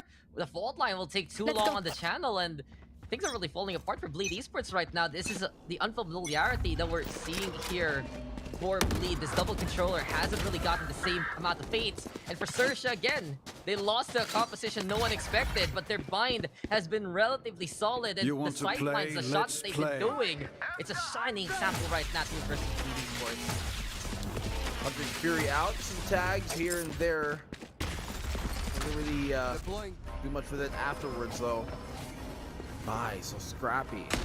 This is looking like almost definite a 10-2 opening half from XERXIA. Surf, he gets the kill, but at this point it's almost expected. Don't even got pointed out. Lenny walks out, steps right back in. Hey, you want to take this fight outside? Okay. Throws one punch and that's it. Darion. Great frag for him to find for the Guardian. Blades get popped. The plant can go down. It's not going to be denied for the meantime, only delayed. Goes for the push. Scary. He's going to shut Darion down. And it's all on to Lenny here. What can he really do? It's a 1v2. But there he says adieu. Sova v Sova. It's Foxes who comes on over. 10-2. What an amazing, dominant half from XERXIA. Yeah, it's crushing here for Bleed. Their defensive woes rearing up its ugly head yet again. And this is what we talk about. Sometimes they rely too much on the prowess of decision making. Well, the prowess of the positions themselves by a bit of Maxi on the defense, and when they're taken aback by a different kind of playstyle, and we get a lot of that here in APAC, varying for individual, for team, right? It does become their problem, and XERXIA, they played that last round so well there at the end. They didn't even put that spike down. They were goading Bleed to come at them, knowing that they could rotate towards B in a pinch, and that is the XERXIA experience that we have been looking for. But this is a big number to look at right now. 15 kills for Surf. Multiple times making the entry count and going for the multi-kills. And I really feel like for Bleed, they're not going to have a way to really stop Surf's rampage because they are just running that Brimstone Viper that isn't really breaking the sightlines as much as you would like. Lexi is a tad too slow to catch up to whatever Surf can really do. And if you have someone like Pit on the Sentinel instead, perhaps, maybe that could have been the best way to deal with many of the openings that XERXIA has been making. But XERXIA is the one who adjusted the playstyle. XERXIA is the one who decided to enable Surf like this, knowing the fact that if they can get through that setup from Bleed Esports, it will be nary an impact in the post plants, besides, of course, avoiding what the Breach can do and if the Viper's still alive. But many times, it's just the critical kills that Surf brings to the table. And I feel like that's one thing he does a little bit different from some of the duelists we've had here for XERXIA. Most of his frags are on either high-value targets or on the more impactful side. You don't see these kind of multi-kill games from Surf as often as you'd say pretend to Patty Pan that they had in a while. But when Surf needs to get someone, when XERXIA said, Surf, can you kill this guy specifically? He is able to do so in a heartbeat. He's basically that a hitman. He's an assassin, man. Yeah, hired gun. Like, hey, I want this guy down, and Surf's like, all right, chief, I'll get it done. 10-2, and this could be easy go next if XERXIA win this pistol. There they are. Not looking too good for Bleed as of the moment. Attacking side with the 8 rounds to go perfectly just to tie the game on up. Not something you want to be having to force to do. Darion taking early damage, but Lenny's the one who's taking the brunt of that. He's on the back. He's the one who gets tagged up the most. Feels bad. Darion walking on in to get the kill here, and that he does with the Sheriff. The Cruz gets a trade. Pip, though, great trade on him as well. Surf, able to find one, so 2 for 2 on either side, 3 versus 3. Nobody really finding their shots here through the smoke. They've taken that elbow control, but the thing is, they've got a knee up this as well. XERXIA have to know that that elbow has been taken, and that's the only place they could be right now, aside of from falling back into that long position. Maxi, though, once again, so opportune with these moments. He's able to find that great kill. Could find a second. No, that's only 2 for 2. 2 versus 2 as well. Oh man, Sushi Boy is going for the headhunter though. And Bleed will back on away. Not the right decision here because that's a side by 4 steps, and he will get a 4 again. I thought the waters here on Bind have dried up, but apparently it's life being given and death being inflicted by Surf too. I think I would have rather preferred if they just stayed and fought from elbow, but the site went around to spawn, CT, anything but run back towards long, give up the position you had into basically no cover. I'm not too sure why the call was a call, but it's duty answered here by XERXIA. Surf up with the judge in hand. He's looking to sink this buoy down. Not what we expected from Bleed. He's coming in after that map for 1 win. I do think the double control can give them more of an opportunity, right, on the attacking side, but Surf has just had enough. He just bring out the judge, and then he dashes over to the side. Lexi will get 1 though. Updraft here, 25 HP, and Lexi will get a second along the way. So good mode down, combat stim, making the shot even faster. But again, you retreat, you die, you turn your back on XERXIA, you are absolutely dead. And this is it. Map points. Likely to go a 3rd map here based on what we've seen so far. Match point. Bleed. This is it. Last chance to prove they can stay on Bind. They don't have the right money to do so though. Map 3. Map 2 comes clean and easy for the most part. For the meantime, we see an amazing comeback. I mean, Dax, we saw an 8-round comeback coming from Paper Rex versus, you know, one of these teams too. And so, who knows? Could be a deja vu moment, although it's gonna need to be 10 rounds, not just 8, but 10 rounds perfectly, flawlessly. Be done just to come back. Odds ever possible, but highly improbable right now, especially the way XERXIA are playing. And this buy from Bleed, because they forced the last round over and did not win that one, means they don't even have a single Vandal or Phantom to bring into the table. That's the problem here, Bleed Esports. They need to get closer. They need to use their smokes for that navigation. But Maxi is already so low on the HP. And with this pittance of a health bar right now he has, It's not gonna be that confident to do the plays that he has been doing so far. And oh, Maxi, oh, Lennon, you are the target first, but Foxy misses. This happens sometimes here for the side of XERXIA, and it's gonna be Surf right now to pick up the pieces and get the takedown along the way. Trademark though with a slow field already, 4v4. As the rifle from the high heavens, or in this case from the high Sova, will land in the hands of Pit instead. Updraft goes back on the way. Here comes Cruz now, and XERXIA's all over the map, but Bleed is able to handle the aggression here from all of this. 30 seconds left. Basically from the cave. Someone dies, and Bleed Esports still alive. One Vandal they've been able to pick up. Getting them lots of value in these kills, these engagements. Surf. Blades don't connect. What Line does though on the opposing side has to kind of bank on his judge going big here. Does find one. Sushi Boy's able to back off it all the way towards the other side, so he's gonna have a time and a half trying to rotate there. Surf not able to find much before he went down. So Scary trying to dip on in. Okay, I guess he's trying to catch him off of the spike plant. That's bingo. You get the round for the meantime. Staying alive, Bleed. Not bled to death just yet, but they gotta cauterize these wounds soon and patch them up. Critical condition, but mistakes were made there by XERXIA. Over-aggression, that doesn't leave you hitting those shots anyway. What's the point? It could have just held the line there. It has been very effective here for XERXIA. But I digress. It's a big gap in terms of the rounds. This time though, Bleed does have a better fighting chance to actually make the exit works. They have the rifles into play. They are ready with the Rolling Thunder to take a sight away. XERXIA now on the eco. The Buckies come online here on fine. So okay, I see you, XERXIA. If you somehow win it with the Buckies, Riot's gonna nerf it again. It's gonna happen. Maybe perhaps don't pull out the mall cop strat. Remember, right, in the Philippines, we have these three kinds of security guards, mall cops. One with the rifle, the full buy one, the eco buckshot. Yep. And the full eco pistol. Yeah, the classic. The 3x security. Is it classic or is it a share? Vision. I think it's sometimes a classic, depends sometimes what a share. their budget is, I guess. Yeah. So yeah, if you guys ever go to the Philippines, there are 3 types. Mall cops go hard. One of them Yeah. They do go hard. They geared up. Some of them got a full buy. Well, depends on the budget of the mall. Depends on how fancy it is. How fancy that mall is. Well, Sushi Boys, we find Darion. Here pulls out the Bucky. You can get real close, potentially get one with a single click. Oh, does not connect. The hesitation step catches him off guard. The ball rolling. Not able to catch up to it.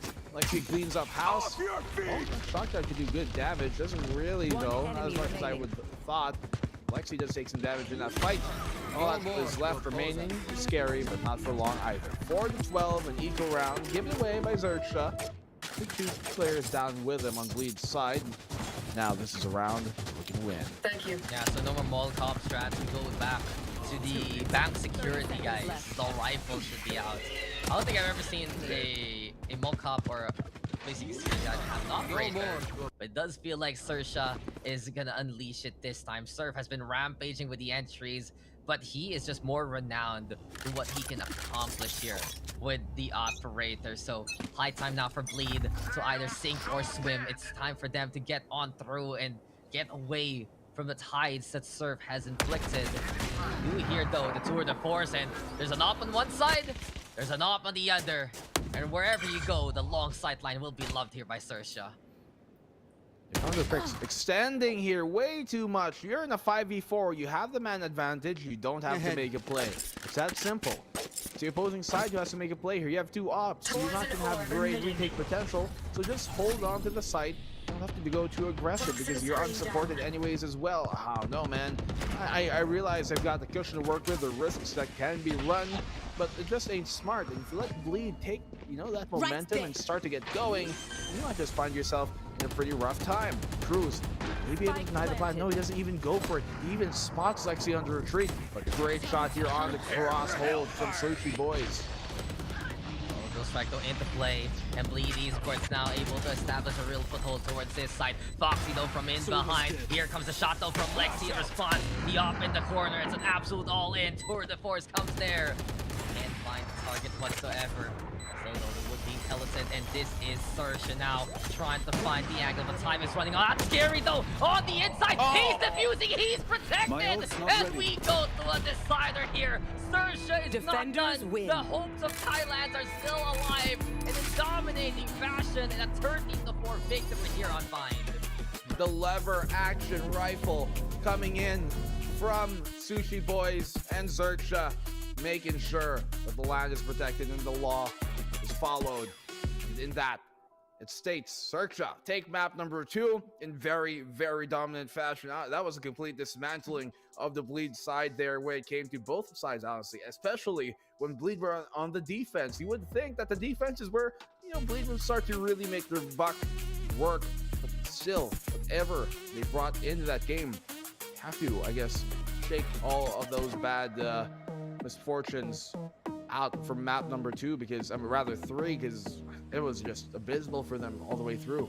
Yeah, even though Pit got 13 kills there and a 1.8 KD, it doesn't really feel like it amounted to much there with a Brimstone. He would make some stim beacon plays for the team. They would call to go for the aggress.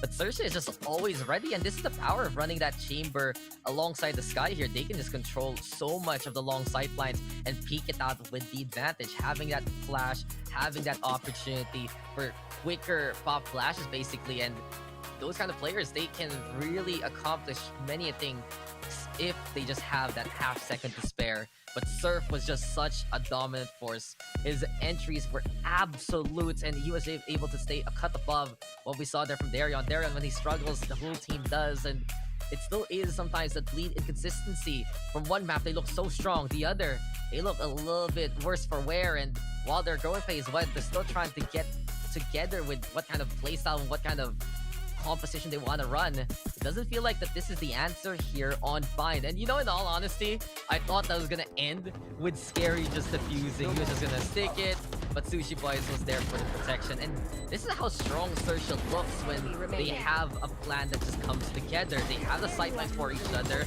They can rely on the space being created by Surf. And while a while ago, there were moments with the Surf and Scary connection where the Astra is right behind Surf many a time to help him out. This was just Surf saying, dude, I got this. I can do it for the team. I'm glad that you're there. I'm glad that you're never gonna give up on me. But I can just get these takedowns, and many of these highlights, many of these moments opened up by just this amazing jet player that we see here. He's never gonna let you down. Just running around and deserting any notions of Bleed coming back into the game. Surf just being that soldier, be like, hey, I'm John Rambo, let's go and tango. And in that case, Surf, he's got the moves to make it happen. There just weren't much else that Bleed could have done, I guess, to dismantle him the same way he did in return. And Sushi Boys, near the end of things, that's where he came alive. That's the defensive side of his is really where you can see the potency of him being on that chamber. He's come online and alive as well when it did get near the end of things. I mean, Bleed, this is one of those maps where you lose it and it's fine. You let it go. It was a fling of a map number 2. Let's go again and try and do our best for it. One more thing just to add up, I feel like those trademarks is such a big bother to what Maxi wants to do, and maybe, just maybe, if XERXIA can bring it out into the next map, well, it might be a possibility. But Haven is up next for the decider. The winner of that will go to Iceland alongside PaperX. The loser will have to settle for third and be that close, so close to that slot. But we'll be going for the break. When we return, it's Bleed versus XERXIA for the final time. Dax here at Black and Blue. We'll go on a break, and when we return, it's still more of APAC Challengers.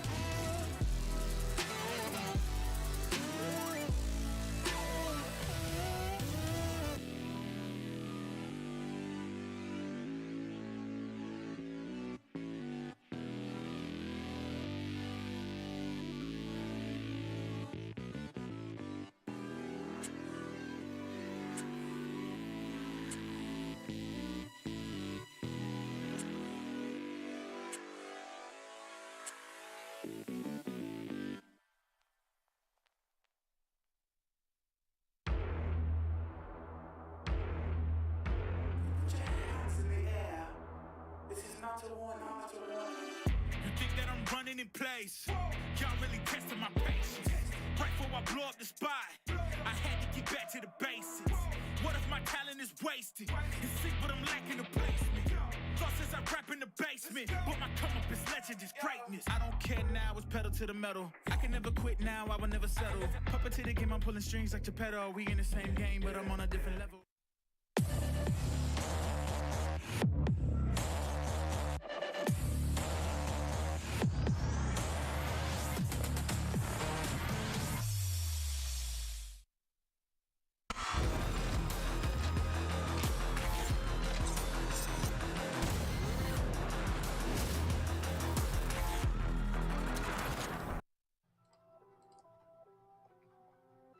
And we're back here with map number 3, and from what we saw from the second one, Bind, it seems like Bleed, they gotta get back on track because things have been looking a bit wayward for them, man. Kind of going off the beaten path there, but not really finding their way back. Let's see if they actually can, though, here coming into Haven for map number 3. I'm Black and Blue, with me is Dax, and dude, when we saw what happened there coming from map number 2, it was kind of worrisome for the MYSG hopefuls, for the team Bleed, because they just could not find their footing time and time on over on Bind.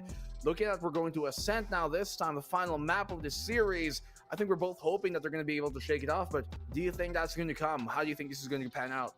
I think it's going to be interesting as we're getting into Haven for our decider. And thing is, if I can mention something a little bit from the past, we saw a few rounds of this before the unfortunate event that what happened courtesy of, you know, what happened to XERXIA. And I really feel like both sides right now, they have a specific game plan coming into Haven. For XERXIA, we've seen many a time, it's all about getting that control. That site, they can push it forward, they don't need to commit onto it. And so many of these plant scenarios is about them getting deeper in the map control as much as possible. On the attacking side, like who plants for A link, right? Who is able to just go from B to A, B to C, even though it's open, if they think it's the right positions. And so many situations there for XERXIA when I see someone like Scary, who is able to set up yet again the smokes just for him to have those single sight lines, 2 for the price of 1 basically, that he's able to hold things down with the rest of the crew. And then the rest of XERXIA, they can just move around, they can use the extra bit of map space that they have, map control that they have, to mobilize their forces for extra opportunities. And really, that's a solid game plan that I see from XERXIA time and time again. Not only him, but you look at the opposing side as well. They got a player like Maxi here on the Bleed side, and I think he can also utilize how many lanes there are to potentially punish on a map like Haven. And I do think that what Bleed kind of do, their style of pushing out, it didn't work a while ago on Bind when there's only like 2 sites. There's barely much lanes on that map. It's the least lane heavy map that you have, and yet it still did not work out for them. So looking at the map like Haven, a lot more lanes to check, a lot more alleyways and paths to go through, and a lot more sites, obviously. It kind of makes you wonder, will that game plan still work out? And if they're even still gonna stick to that. It was working on Ascent, on Bind, a lot less fortunate for them. To be fair, there were some kind of 50-50s there that just didn't go their way, and maybe barring like 2-3 swings throughout that entire map, things could have gone very differently here for the side of Bleed, but it never turned out that way. Hindsight is 2020, but hoping for their sake that their foresight as well can be just as clear. Yeah, but I think for Bleed Esports, it's going to be better here. This is a map that they've been picking quite a lot, and even though they don't have the best win rate on it here in the APAC side, their most recent match is their only victory, if I remember correctly, on Haven here at APAC in itself.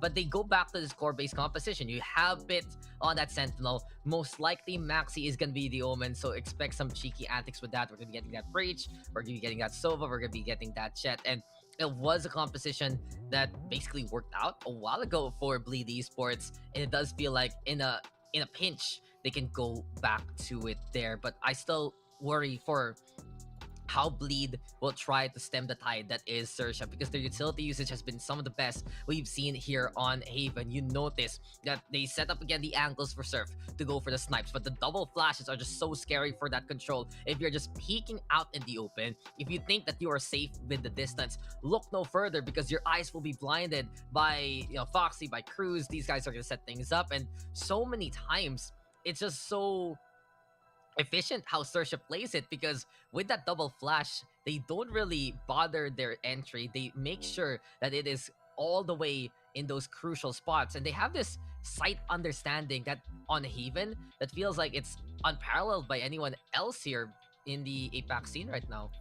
I mean, there are and have been some pretty good performances we've seen on the map Haven time and time on over, and some of that have been also from some of these two teams, as you talked about. So XERXIA, as when you compare, like, for example, their last time that they did play Bind, it was a lot more lopsided against them when they were playing Paper Rex. But then again, it was Paper Rex who have had their number in general this past stage. But you look at their Haven map at the very least, and the last team they played against, that was Boom, and that was very, very successful for XERXIA. And the type of map like this really does play into their playstyle, I think, quite a bit.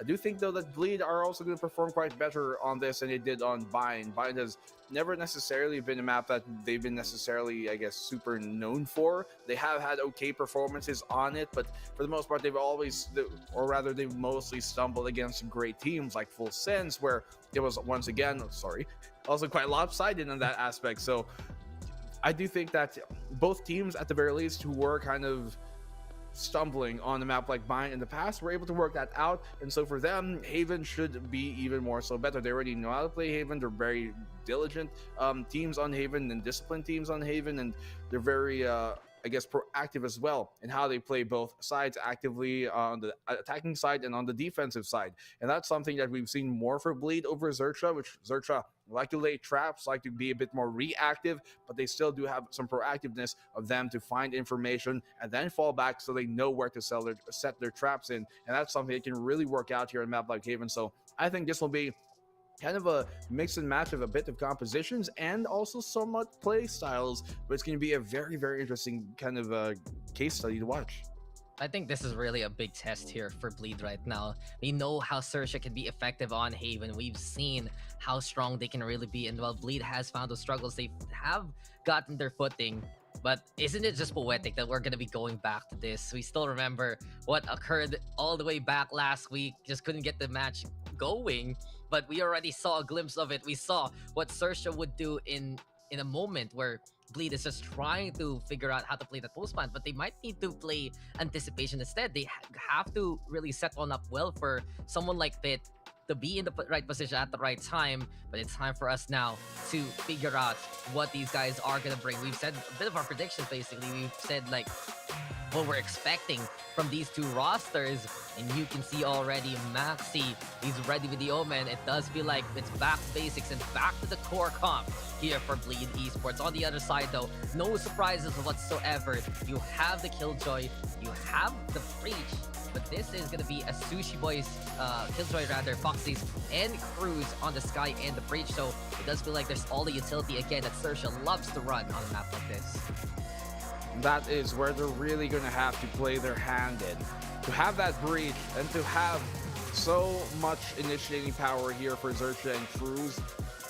Being on that breach and Foxes as well as their initiator means that they have so much more flashes to throw out. They got the orange, they got the green. All they need is, as I like to say, the blue. On the opposing side, they got the purple and the orange this time. They got the Paranoia on Maxi, who has been looking the best when he has been on that Omen. His movement and the way he's able to traverse through traps is exactly what Bleed need to be able to beat a team like XERXIA, who love setting those traps, who love playing off that utility as soon as contact is made, and do really rely on those traps to secure their flanks. And the fact that Maxi can just bypass him so many times over, or at least wiggle his way through, has been such a huge factor that I think has to go stated over and over again, because he's been finding their weak opportunities and weak moments throughout the entirety of Ascent. Fine not coming that way, but now that he's back on the Omen, this could be where they are the strongest. This is looking like potentially two teams playing in the strongest setting that they know, the strongest comps that they got,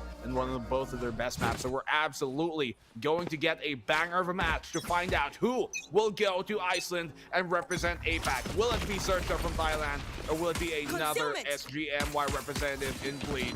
Let's find out.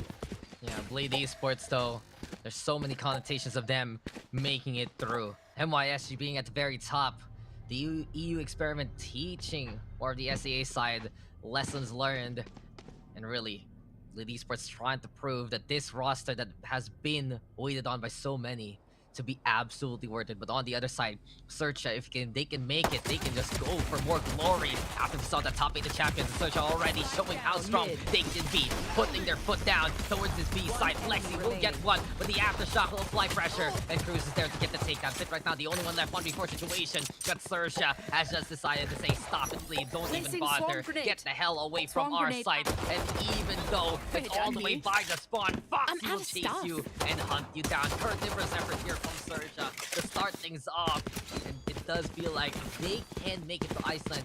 Them and PaperX, it's time for them to even grow even further. Toledo in the meantime, all about making that splash, not only in APAC, but also to the rest of the world.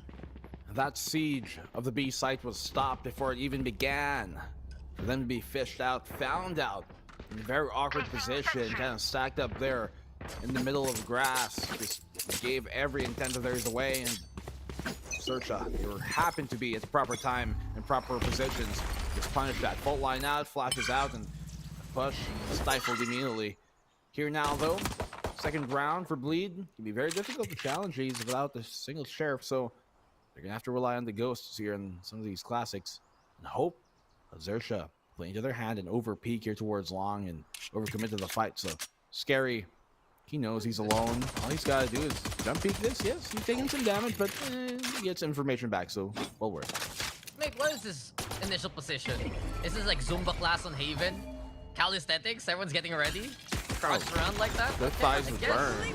Yeah, just, you know, make sure that you feel the dance in, you feel the tunes. But if you're talking about thighs, look no further. Then XERXIA Esports, they get fuel ready to make it 5v3. Scary peeking on out, but there's no way to get the entry on Surf, even jumping.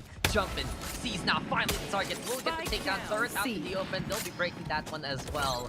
It should be a pinch already, courtesy of XERXIA. 2-0 is upcoming unless we get a miracle made by Pit, but no dice whatsoever. And XERXIA again putting a stop to wherever Bleed wants to go to. Okay, clean round, all things considered. The only one who went down was Scary, who merely had a ghost in that round, and he was able to find the kill with it too. So, well worth. Invests into the rifle for this one. Bleed. Got guns abound, but can they convert the round? The Spectres here can be very deadly, especially when tagged up by that Marshall's Surf. So, honestly, all he really has to do is land a single chest shot here. The rest of these SMGs and Spectres can pretty much clean them on up easily. So, XERXIA, aggressive kind of counter control. Actually, not even aggressive, but just active kind of counter control for that lobby. As was Bleed going on the aggressive here. Surf gets punished for him trying to peek solo and alone.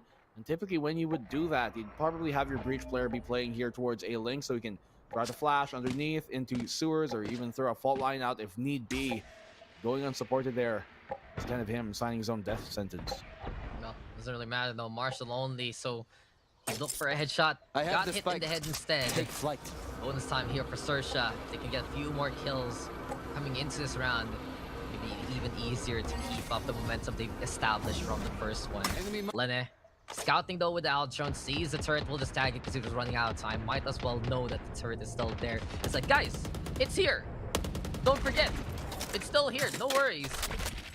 But towards A side we go, and for Bleed Esports, it does feel like they do want to find a way to stabilize on that side to try and understand what the foothold they can do and what kind of setup they can entail. 30 I really seconds would be left. surprised later on if Maxi and Pit would be the ones to try and go for the flanks instead. But on the inside, Foxy here hiding down in hell. Darren will be pushing. He's ready for it. And he's going to get that takedown now. Bleed should set up on site. We got the lurk here. Sushi Boy is trying to go for a flank, but Maxi is just waiting, watching, but oh, he misses a shot. That's huge here for Sushi Boys, because he can now pick up a gun, I believe, right in front of him. Lennon, though, trying to protect that arsenal. Pit right there, also the crossfire. No, Sushi Boys, you're seen jumping on around like a bunny, and you're hunted down like easy prey. Aftershock is there, even from the window, though. Cruz will get the takedown, so not too bad for Sersha right now, getting the kill, dropping on down. Lexi, though, ready for the action shot, just catches a counterpart off guard. It's all left now to Scary in a 1v3. He has a rifle, falls out on the armor though, and Darion gonna be backing on the way, trying to see if Scary will go down. Should be around though here, 1 out by Bleed Esports. Question is, can Scary survive? Apparently yes, and 2-1 now. Somehow able to escape, waiting for the right moment, so Bleed aren't just waiting for him at the doors. XERXIA is around, they're willing to give up, able to find 2 picks, so all things considered worthwhile, and the only rifle that was invested into the round there by Scary since he died in round 2. Able to be saved at the very least. So here comes the gun round. Now rifles abound for XERXIA, and they do burn some economy to get the operator up for Surf here immediately in round number 4. No armor on him though. It's looking like the push is once again. This I can agree. This is looking better just a bit. And the earlier push does get hit quite a bit though by these shot darts, pretty much almost killing him. And Maxi gets found by Sushi Boys here. He's trying to lurk his way in. Sushi Boys will keep him at bay. Yeah, that's the thing. The counter lurks here from Sersha are going to be absolutely essential. And look no further to the efforts of Sushi Boys and Scary to answer what Maxi and Pit will do. So Sersha, they have the right roster right now to do what needs to be done versus Bleed Esports. Toretto now activated as the Killjoy has decided to bring a charger and plug it to the wall. Here comes Darren though, dashing on in. Bleed Esports now trying to establish a foothold yet again, but it's 5v4 and a possible retake is upon us. Surf though, a bit of a problem because he only has the operator and doesn't have the blade from as of yet. So Sersha needs to make some space for their jet to put in the impact. Scary now from the window, looking around for a target or two as Bleed sets up the crossfire down below. Flashpoint Dario. Dario will get one. Scary will get the trade. Pit though with the answer, making 3v3. And Cruz just trying to set something up, but Sersha unable to capitalize. Lexi instead jumping on in, taking advantage of the distraction.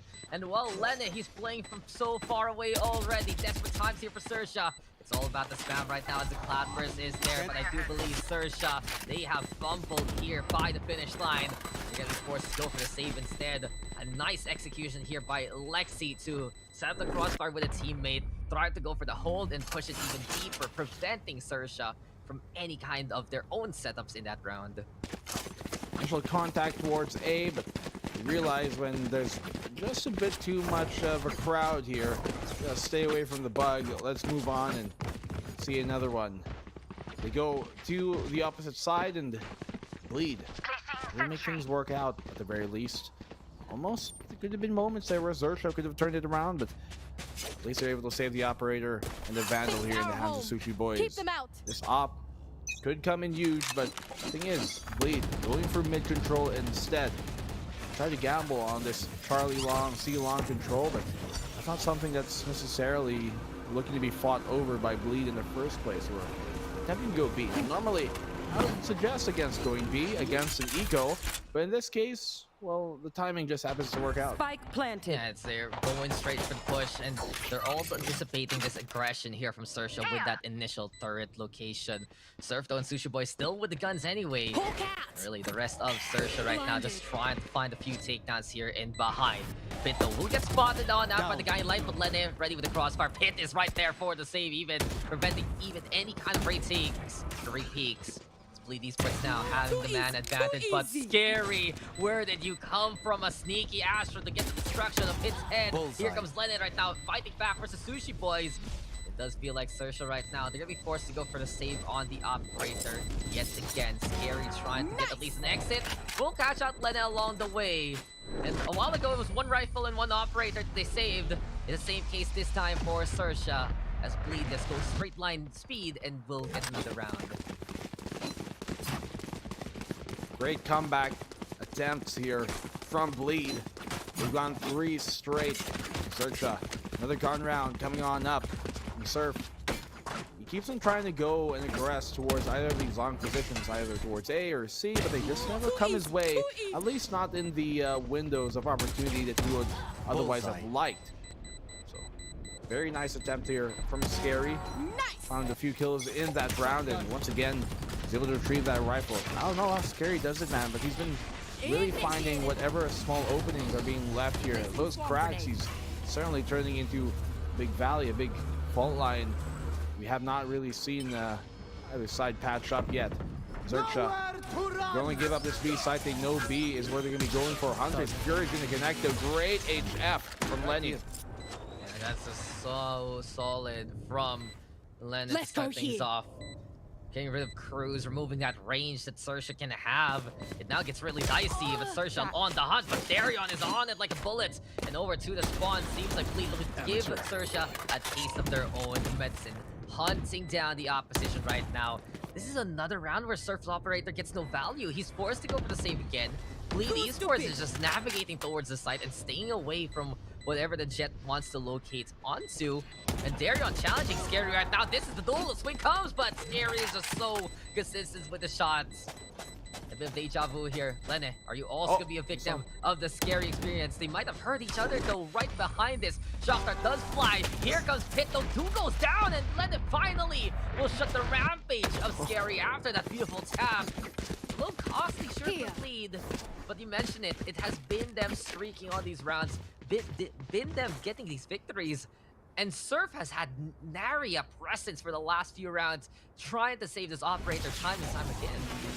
You know, sometimes, even though you can afford an op, I might suggest you don't have to buy one.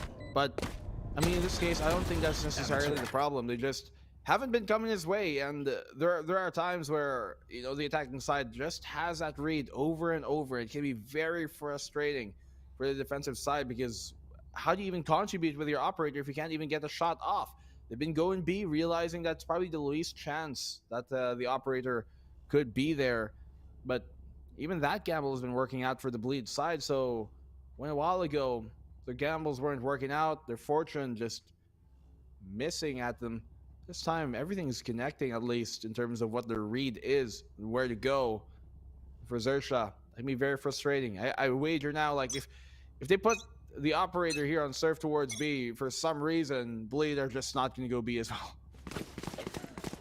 They just have a repellent, basically. It's like off lotion. It's like mosquito repellent, saying no. Bad operator. Don't bother us. And I think for Sersha, they're also not getting the opportunities that we expect from them. Many a time, when you put Surf on the op, they really look to enable this op as much as possible. But we're getting from Sersha flank plays instead. Finally, though, after the timeout, we're seeing the support system here, courtesy of Foxy. So might be pushed now from Surf. Finally will be meeting the Jet, who has been basically missing from inaction in the battlefield for quite a while in this game. Bleed though, maybe backing on out. Sersha still has a more aggressive stance right now. And Surf, he is so antsy. He wants to fight someone. Lexi though is prepared. A quick crash to avoid. He aims away, you know. The timing is perfect for Surf instead. That was so sad there for Lexi. That could have been him shutting down the operator after all these rounds. Case in point, Sersha actually getting the first frag of Got your targeted star. Notice though that because of how much presence they were showing towards A long, that Bleed went away from A entirely for a moment there, realizing, hey, there's too much here, and that's kind of been what's been happening, why they've been also going away from the operator, because XERXIA would kind of give themselves out. You kind of over support the operator, obviously, then the opposing side, the attacking side, is not going to be, you know, just willy-nilly walking on in. They're going to be very careful, and they're maybe we're going to go the other way because of how much presence you've already shown. So kind of leave that off to be dry could be a good idea. And Surf gets a kill. What are you doing, Maxi? TPing in the side like that when the call was made that there was one in hell. Foxes gets the kill. And Lenny's the last one left alive, getting the ultimate orb, but not for long. And Scary walks through, walks by 3 to 4. A single round away from tying up this floor. Oh, welcome back, sir. Where have you been? He was just missing for so many of those rounds, and finally, as soon as that happens, XERXIA able to imply that presence heavily towards that A-long lead, taking their sweet time to rotate and just go on back. And as soon as Darion gets caught on out there, it just all falls apart for Bleed Esports. And we've seen this problem happen in a pinch of the timer. I think Bleed Esports really struggles to make those proper decisions compared to when they have the time to work with, because they're going for that mad scramble, they're going for a more direct conflict. And if someone like Darion can't get that first kill coming into the site in itself, get that entry, then it just falls apart so quickly for Bleed Esports because they relied too much on that kind of opening. And for Bleed, maybe if they just had someone watching out, if Maxi wasn't going for the teleport, if they just ran on in like the rest of the squad, that would have been a lot better. But this is why XERXIA invests on the op, invests on putting Surf at the right place and at the right time. They finally get the value here after all these rounds. They can show that they have a great foothold in many of these sites. And here now, Bleed, as they rethink their plans, XERXIA puts Surf towards the Placing site. swarm grenade. Placing swarm grenade. Alarm bot out. Well, as of the moment, their opportunities, finally something to present themselves Get with. out of my way. Here on the XERXIA side, this time, look, moving up on B, but they get holding the cannon, rotating away from it. I'm not sure what exactly could have been the case, but Sushi Boys making that contact, at least going 1-for-1. The Blades here, I'm not sure where that information was gathered from, but Maxi, let's get caught off. Great pick off by Surf. One they really needed. Up top, Darion's got a great angle though. Trying to contest this, but Rolling Thunder's gonna knock him off balance. He actually has been spotted by Surf. They know he's here towards the backside, and the tailwind has been burned, but Darion finds two! And Pith comes in on the trade as well. 1v2. Somehow still Darion low HP, knocked about by the Rolling Thunder. Surprised and known as well where he is. He still gets around, finds one. They're gonna line up. No, he doesn't. Darion, absolute MVP for Bleed in that round. When I thought it almost assuredly would have been a pretty good retake from XERXIA. Bleeds Darion just keeps on carrying on. Yeah, this is the thing. The Darion Express is a wild roller coaster ride, but we went on the highs there. Darion getting one, getting two, just getting the isolation. And the thing is, you mentioned it feels like Surf got the intel that Darion is there into the corner with that updraft, and they knew that the jet was there, but might not have been communicated as well, a little too busy. And as soon as Darion got that first kill, it was a great raid also by Pith to just push on forward. Desperate times for XERXIA, scrambling to pick up those rifles, ill-prepared for Bleed and their pinch. And while Scary was so close at making it happen, Darion was just heated on up, and there's been a little bit of a lapse again right now for XERXIA in response. So we're seeing it here. Some strengths of the teams, yes, but also the weaknesses. And oh no, Pith, you just are a little... You know, maybe this is the one time here, Black and Blue, that we do not save Wide Jump. This is where we cancel Wide Jump, because you get hit by the off. Bleed here, gonna be on site here towards C, but it's already 4 people. But a nice shot from Lexi to catch out Scary along the way. Sushi Boys now from the garage, going for the lockdown in behind. Maxi though might get the hit, but up close and personal. Foxy deciding to throw caution to the wind. Darion right here, regrouping with the team. Blades are out. Surf with the duel versus Maxi, misses the right click, and it's Maxi who's able to get that takedown. Sushi Boys now on the board and towards the side. He will go for the defuse. Now it's smart to go for the stall, and the Shrouded Step is there to scare off the opposition. Sushi Boys looking, watching. Max is right there playing the mind games, but halfway done. Over onto the lock, gets the shot, puts in a low HP, and Sushi Boys will not be stopped. He will not be fooled, and he will not be silenced. 4-5 as XERXIA gets the clutch there. He's so reliable, Sushi Boys, time and time on over. When I think like, oh man, this is looking pretty dire, he comes in clutch, and Foxes, for him to find that kill and as well as get good damage on Darion was huge. That was absolutely instrumental in the win to the end of things. And Sushi Boys, so clutch in those moments. You can see XERXIA, they love having him on the team. He is that rock that keeps them glued together. He's the tape that keeps enemies at bay. Right now, Bleed are forced to go on an eco buy, so they're definitely laying loose a bit of less change, excess change than they otherwise would have liked. And we've been seeing this from XERXIA. They don't actually really play a player in C quite often. They opt to go and retake it and hold Garage instead many times over. So in this case, that gives Bleed full C side control for free. XERXIA prepared to try and repel this afterwards. Maxi though has just been playing those psych out games, but Sushi Boys knew it was coming, and you know this is that recovery from that ascent map. Sushi Boys though is all up to him from the garage yet again, as the rest of the squad will try to come from Lee instead. Lockdown now will be broken. Sushi Boys with a nano swarm, and oh, Darion, are you gonna be able to stay there in the first place? Seems like though it does get connection towards the Cubby. It's over at long instead. Cruz though with a find on one. Lexi Maxi on the board though, going for the shots, landing making a count defense. And here comes the Blades. Bleed Esports! They just leave XERXIA out to dry. 6-4 right now. Juggling the guns to pick them up, and Bleed, they make that CT work. What's funny is that, you know, they all just stood in front of where the spike generally would be, and then there was an alarm bot towards Garage. And as soon as Maxi triggered that alarm bot, like, most of their heads just instantly shifted towards Garage. It seems like there's a bit of confusion, like, okay, whose mark of territory, whose responsibility is to be Garage? Because as soon as the call was, one Garage, probably, they all were like, ooh, Garage. And they all looked that way, then they all got shredded apart because they got distracted. So, XERXIA kind of being stuck there, I'm not too sure.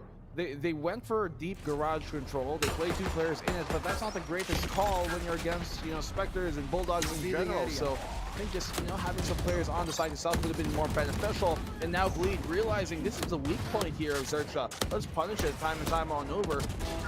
Pretty much run over anybody inside that site, and Piff catches Cruz on the flank. Planted. Full steam ahead here from Bleed. They're like, okay, let's just keep going at it. This is the corridor at I3. We want the cut, and we want to make sure that XERXIA cannot breathe after everything is said and done.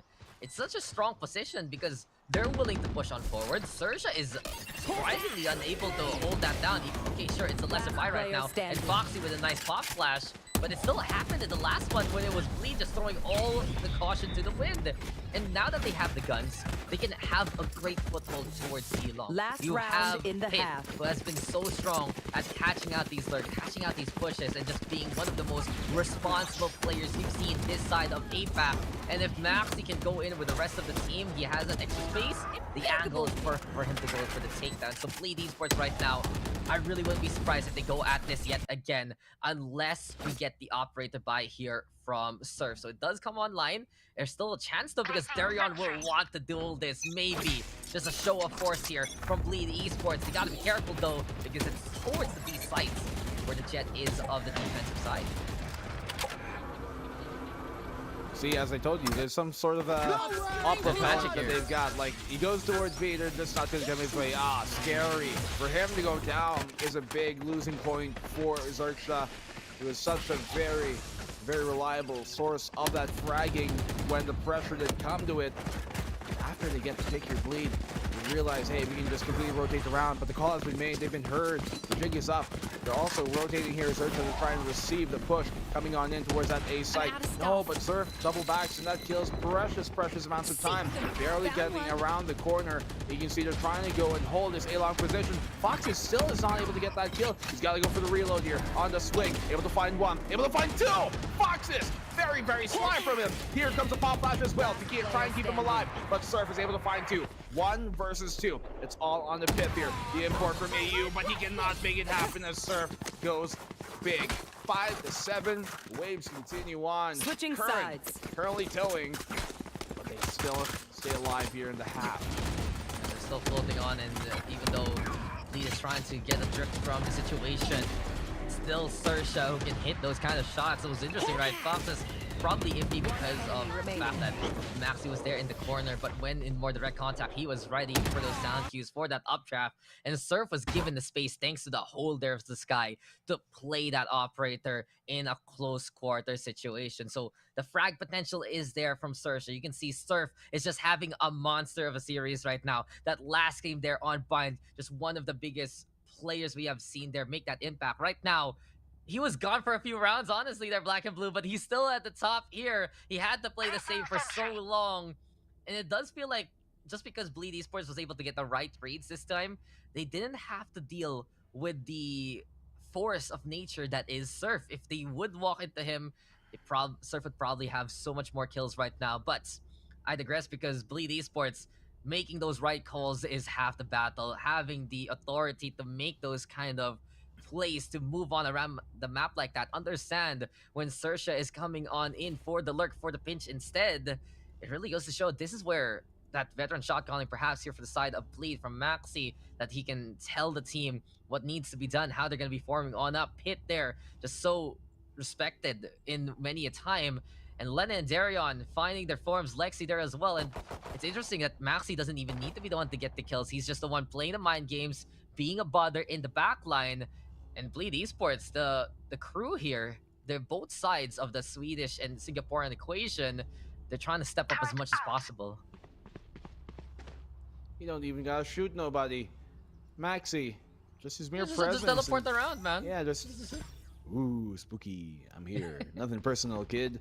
Well, just doing all that stuff, and his mere presence is already enough to pull that aggro away from the rest of the Bleed squad. Like, as I said a while ago, like on that garage push where they went for that full 5v5 post plant towards the long. His mere presence towards garage, tilted heads, and kept it a bit too swivelly than you might otherwise would have liked. XERXIA, they're on the attacking side now. Many times over, the favored side for a lot of teams here on Haven. Gives you lots of different opportunities, lots of different options to go to as compared to most other maps on this attacking side. Teams do quite like that, especially a team like Zerf and XERXIA here. Oh, Nano is going to pop as soon as the turret pops, and he is taken out very low. Surf having to force himself, walk through it. A good diligence here coming in from Pith to not stay in the site. He goes back, plays for the retake instead. And there we go now. Spikes planted. XERXIA will be able to get this one for free. Has to be that 5v5, but damage has been inflicted at least. So if Bleed can find those duels, it's a perfect opportunity for them to get the takedowns. Problem is though, XERXIA, they love to play from afar if possible. This is a good angle towards C-Long with Cruz ready with the fault line. There we go with the dash on in though. Darion now trying to get on site. Dark covers to get in the way. Maxi going for the defuse, and this is just Maxi's taking it. XERXIA needs to hit the shot because Maxi is crouched down. Finally, Scary will get the takedown, and it seems like it's just a trap from here because Scary is so terrifying with the shot from the side. He has the angle, and inside the dark cover, no one can hear you scream because Scary will just take you down apparently. Ah, that was honestly, for lack of a better term, scary for quite a bit there. You see Maxi defusing, getting closer and closer and closer, body blocking, but still, he does get tagged down. Oh my goodness, way too close for comfort. Like, Lexi, if he only took one step more to the left, he could have actually saved. Yeah. Maxi, unlucky. It's because they didn't get the intel for the cubby properly, apparently. They just didn't get the right angle on where Scary was shooting from, and XERXIA, they just say, we'll plant this down, thanks for coming, and thanks for running into our bullets there. So difficult to play a C-Long post plant hold like that on the pistol, but to make it work on out. Aggressive push here from XERXIA. Lenny's the first target to be found and first one to go down. Take over the site real quick, and it's Bleed who did go for a retake, but I think it might be more beneficial to play the exits here. Spike's planted. It's all, well, XERXIA has the gun advantage. Wouldn't be surprised if Bleed loses on out. And thing is, Darion here tries to play the flank. Sushi Boys is already on duty with the alarm bot and himself there. So this is where it really comes to a head here, Black and Blue. XERXIA will win this unless Bleed Esports just pulls off an absolute miracle. We go 7-7 into a gunfight. Bleed Esports has to stop the problems that are coming their way, has to stop the bleeding that's happening in this half, because this scoreline is getting closer and closer, and with Foxy there getting to take down onto Maxi, it's even easier right now for XERXIA to go for the exits. Well, there you go. Lexi goes down. Hit is right there, gonna get seen. Little taps onto Foxy. He falls. Sushi Boy's also running out of bullets, so Darion, at least for the sweet, sweet price of free, he will get 2 kills there and get closer to the Blade Storm. But this is it. Bleed Esports. Round has to be won, or XERXIA will start getting heavier and heavier momentum. And we know by this point, once the guns come online there for XERXIA, once they get the full buy later on into the next round or two, then any side take might just be the death sentence of Bleed Esports. Could be the case. And Darion, you know that's Here.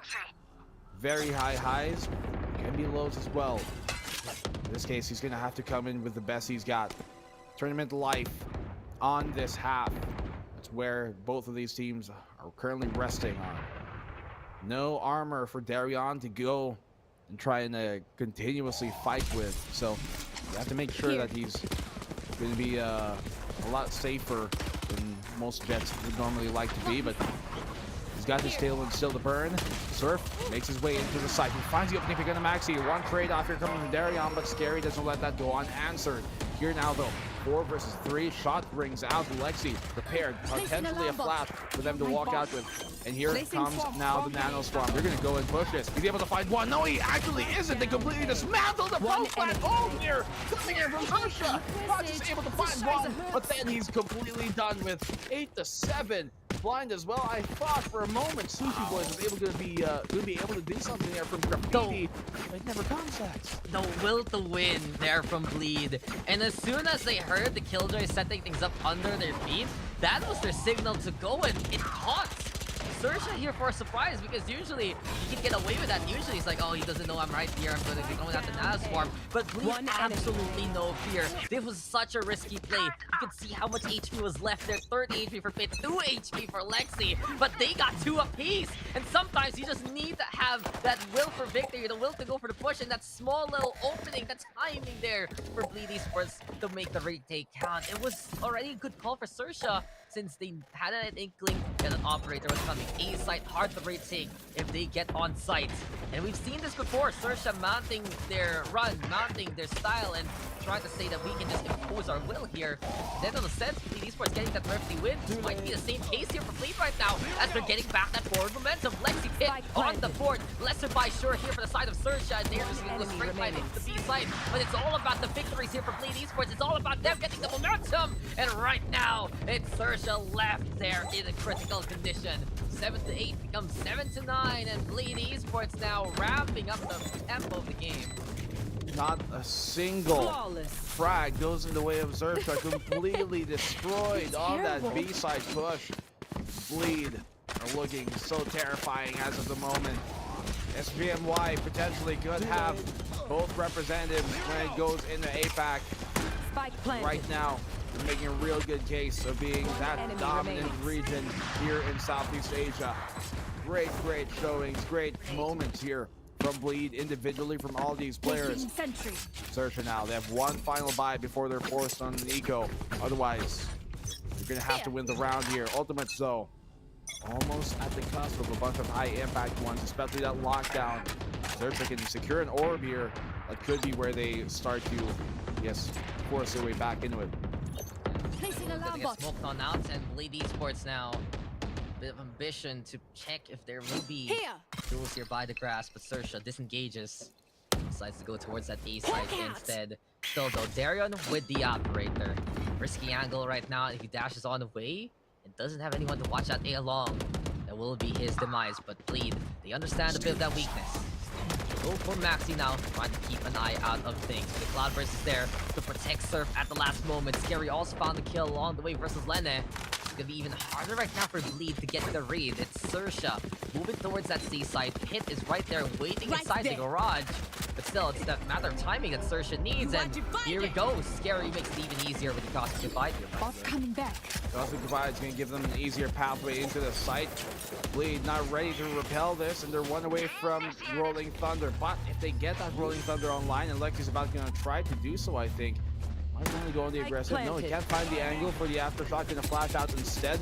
They force him back to go all the way towards C Long as it is destroyed. Pip able to find one. Darion, great picks here coming from Bleed. And XERXIA just cannot get a break. Fox is able to find one frag. Diffuser cannot be the spike has not been diffused. Darion's walking his way closely. And they have to know that someone's behind the smoke. They shut him down for the meantime, though Lexi's able to get the kill. And that gives him Rolling Thunder as well. It's down to the 1v2. Able to destroy the lockdown for the meantime, but it's going to be way too difficult to do this. I don't think it's going to be worthwhile to burn this as of the moment. What? Completely just throwing his utility away. There's no way, dude. There's a star on the spike. It's too many post-plant setups. Just wayward Rolling Thunder that just makes things a lot more difficult for Bleed in the long run. And they could have used that for something else. They could have had the Rolling Thunder for a proper retake, and XERXIA Esports to get that site and they get more out of that one. Scary though, still of course to be reckoned with. And just amazing taps there from the side of XERXIA. They love to play the longer angle, they love to play this range. And what could have been a nice night there from Darion and an incredible push even deeper. Still just doesn't pan out for Bleed Esports whatsoever. They're so comfortable at playing those kind of distances, and they really understand how to play that C side so well. They plant on the open, they hang on back, and they are ready for those kind of sightlines because it just comes back to their playstyle wherein, okay, this is where you guys are supposed to go. Stand here, and then we will kill you. But the action continues now.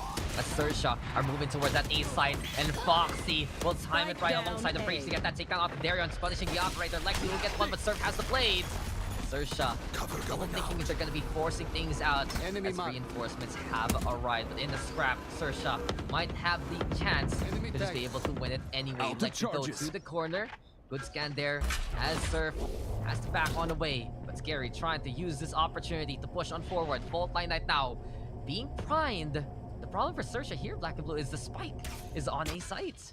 Yeah, they have to go for this. They know they need to retrieve that spike. They're going to have to find some way to disable the forward offense here, forward defense rather, coming in from Bleed. Able to find a trade-off on Alexi immediately. As soon as he gets a kill, flash on now, they trade each other 1v2, and Scary locks it in 9-9. Continuing on, they say no in every language they want to.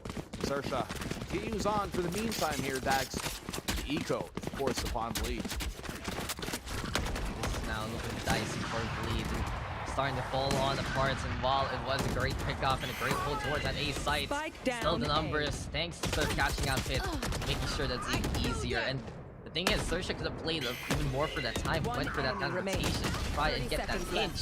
But since they just went at the opposition anyway, Bleed Esports looking for the reaction. Still, XERXIA now tying things up. This is really looking to be a bad situation here for Bleed Esports. A lot of what ifs might be going through their heads right now. What if we had that Rolling Thunder for that round instead? Well, can't just go for the regrets. You have to look for the future, and XERXIA right now, they're looking at the brighter future with the gun buys they have. They do have Maxi here creeping closer and closer towards the window. Lene also prepared by the lobby, but XERXIA overall, they've been having so much control thanks to the flashes. We saw it a while ago with Cruz and Foxy setting up well versus Darion. And now they get the intel also to scare it off where Len is. Trailblazer, for information, we've seen them convert these eco rounds. The alarm bot goes out, but no one seems to really be alerted. Actually, no. Okay, Lexi making sure to check that angle. He finds a great pick off here with the Hunter's Fury. Scary on the catch for Darion on the rotate. The overgrowth is really going to help them get back up to speed here. Pushing into the site. The only player there left remaining is going to be Pip. But coming in from sewers, Lexi's here to help as well. Fox is great opening pick, but they don't expect him to be here. And Lexi's able to find one as soon as Maxi does as well. They both go down, and the only left player remaining is going to be Lenny. Trapped. They reuse Rolling Thunder just to secure the round, but he still does not get the kill. does eventually go down from the wallbang of Scary. But that was way too close for comfort. Yeah, that could have been a bleed win. That could have been then again pulling off what happened there on Ascent. Problem though, even though Bleed got many of those kills, XERXIA has been winning a few of these rounds and they have a good balance to work with. So the op gonna come out here from Darion yet again. A great effort for Bleed, but they're using these ultimates right now to try and roll themselves to victory, and that's good and all. It gives you a chance on these eco states. But right now is, well, Hunter's Fury is gonna be gone. How long will it take for it to come online? And it does feel like we're losing out on some of the more core players here of Bleed a little too early than expected. A few pickoffs on Profit have been absolutely costly for their defense. XERXIA right now, they're again trying to scope out where they can really go. Since they don't have that Sova, they're looking for presence and sightlines instead. And the thing is now, Bleed is coming in from the west flank. The operator in the hands of Darion is pushing forward to try and catch out anyone from XERXIA off guard. Biding their time here, XERXIA. No. They can tell that Maxi's here. Like, they're pinging him. You can see that underneath the window. Maxis, be careful. Perfect catch out there. Coming in from Foxes. Immediate swing and immediate frag for him to find. Seekers will help him try and clear on out moving forward. And Skrillblazer will do the exact same thing as well. It actually spots him and still gets Darion that far ahead. Now, this thing is going to be a lot more difficult, but the fact that they do not have that C-Long, that Charlie Long position means they have to take control elsewhere. So they fall on back towards grass to try and get more space. And that is just so unfortunate there for Darion. Getting spotted out by the Seekers. Going there is painful to watch. Scary going through to get on the board. Rolling Thunder now to play Lexi. Making the ground quake. Yet to get towards that C site. But he cannot be capitalized on by Darion. 3v1 right now. Lexi all alone. He'll be able to get that takedown. Hero time here for the breach. The time is running on out. But the problem is the Nano Swarm is in the way. It's been popped. The garage is taken here by Sushi Boys. And while he tries to go for the defuse, it's another Nano Swarm that's trapped again. Sprung one more time. Stack on stack of utility. And XERXIA now 2 away from going back to the international scene. Where was that second Nano Swarm? Was it like behind the green box to the right of it? I think so. Like just a bit? by the logs, right? Yeah, like closer to the log side. It almost seemed like it was like... Normally, from that kind of circumference, it would seem like it would be on top of the green box, but the like effect was down below, so had to be on the floor somewhere. Unfortunate here for Bleed. They will run a gambit, but one that doesn't pay out. This time, the dealer only dishes out death for their sake. 11-9. XERXIA around the way from match point, around the way from tournament point, and Iceland point at this point, if that's even a thing. Yes, sir. Masters point is a big deal, and Bleed Esports, they're seeing these chances crumble right in front of them. They're just getting outmaneuvered by XERXIA right now, and it's such a big point of contention that for Bleed Esports, they have the capacity to go for the raid take. They have the lineup to do so, but XERXIA's mastery from what we've seen in those site takes here on Haven, they're just completely different to what every other team can do. Okay, sure, PaperX, they can just out-dominate you on the attacking side and just frag out and go even deeper than anyone expects. But XERXIA, it's all about that map control. And you can see it many times. Sushi Boys, he doesn't need to be the one applying his presence, doesn't need to be the one to get those kills. His Nano Swarms have been on point. His pressure from places like Garage have been absolutely timed well. And of course, Scary having a monster game to no surprise, because this is his playground. Those stars cutting up those swads. The Gravitals being the bother. And Bleed Esports right now, they're gonna try their damage to get some kills. Maxi will get 2 Sushi Boys is there. Fox is gonna get on the board after Lexi will get 1, but it's 2v1. Oh, what the hell we just watched? All about the clutch here for Bleed Esports. They go all in, and they will break the bank. Perhaps they will be able to cash out this time against XERXIA. 2 clicks is all he needs to make it happen. And these eagle rounds so well at converting them. Bleeds Maxi and Darion finding huge picks with the Sheriff there. As well as Lexi helping out with that Spectre of his. XERXIA just completely stifled in that attempt of theirs, caught off guard. Bleed, and that's the time where you want to run those risks. That's the time when you want to run a gambit. you're down and you need to actually do things. XERXIA is looking very, very less, I guess, confident in what they're doing. Yeah, shake it. The rattle after that. Darion just tapping like crazy. And I think it's a bit of sheriff trauma right now. A while ago, again, first map, Lexi. That 2K with one bullet. This time, Darion tap away with the sheriffs. And this allows the Bleed Esports squad to survive and thrive. They have the guns right now to fight. They can stand against XERXIA here. And a chance to tie things up. XERXIA Esports are going for that B site. The guy like though gonna be called Bleed Esports here. On site, throwing out the paranoia. Surf though moves to the right. Lexi's waiting, using the custom that just a little bit for cover. XERXIA right now, a little wary of actually planting that spike down. But here we go yet again. They imply that presence towards B.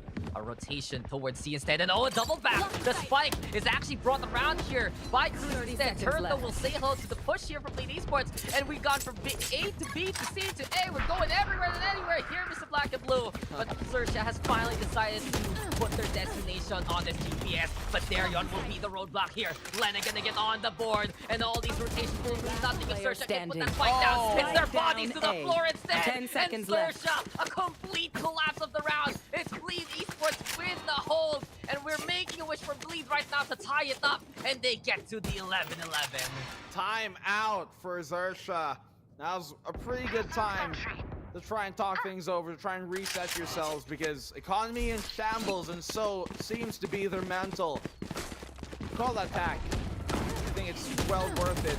They haven't used both yet, so man, Bleed finding everything right now. Momentum heavily in their favor, heavily on their side. The pendulum has swung. It's XERXIA who's stung. It's happening again. Ever get that feeling of deja vu?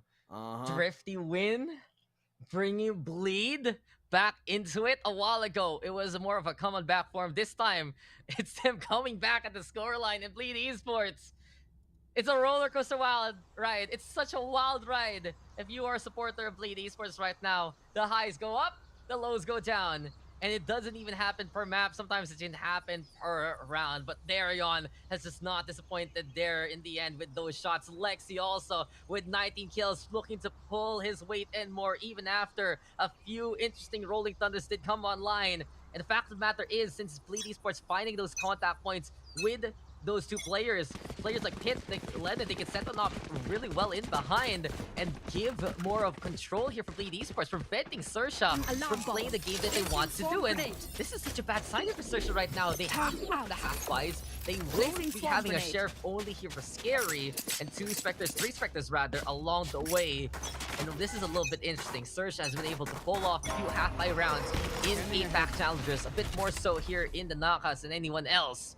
But this is a round that if they win, they can break the momentum of Bleed Esports. But Bleed, they are ready for anything and everything. They have the money, and they're waiting for XERXIA to come their way towards A. Aldron's gonna find lots of information here, confirm the suspicions of this A site attack coming on soon, and with that suspicion confirmed, you can see Lexi coming in here to try and help him on now. Rolling Thunder to try and enter rather into the site, but they counter with the Rolling Thunder of their own. Where does the eye of the storm meet?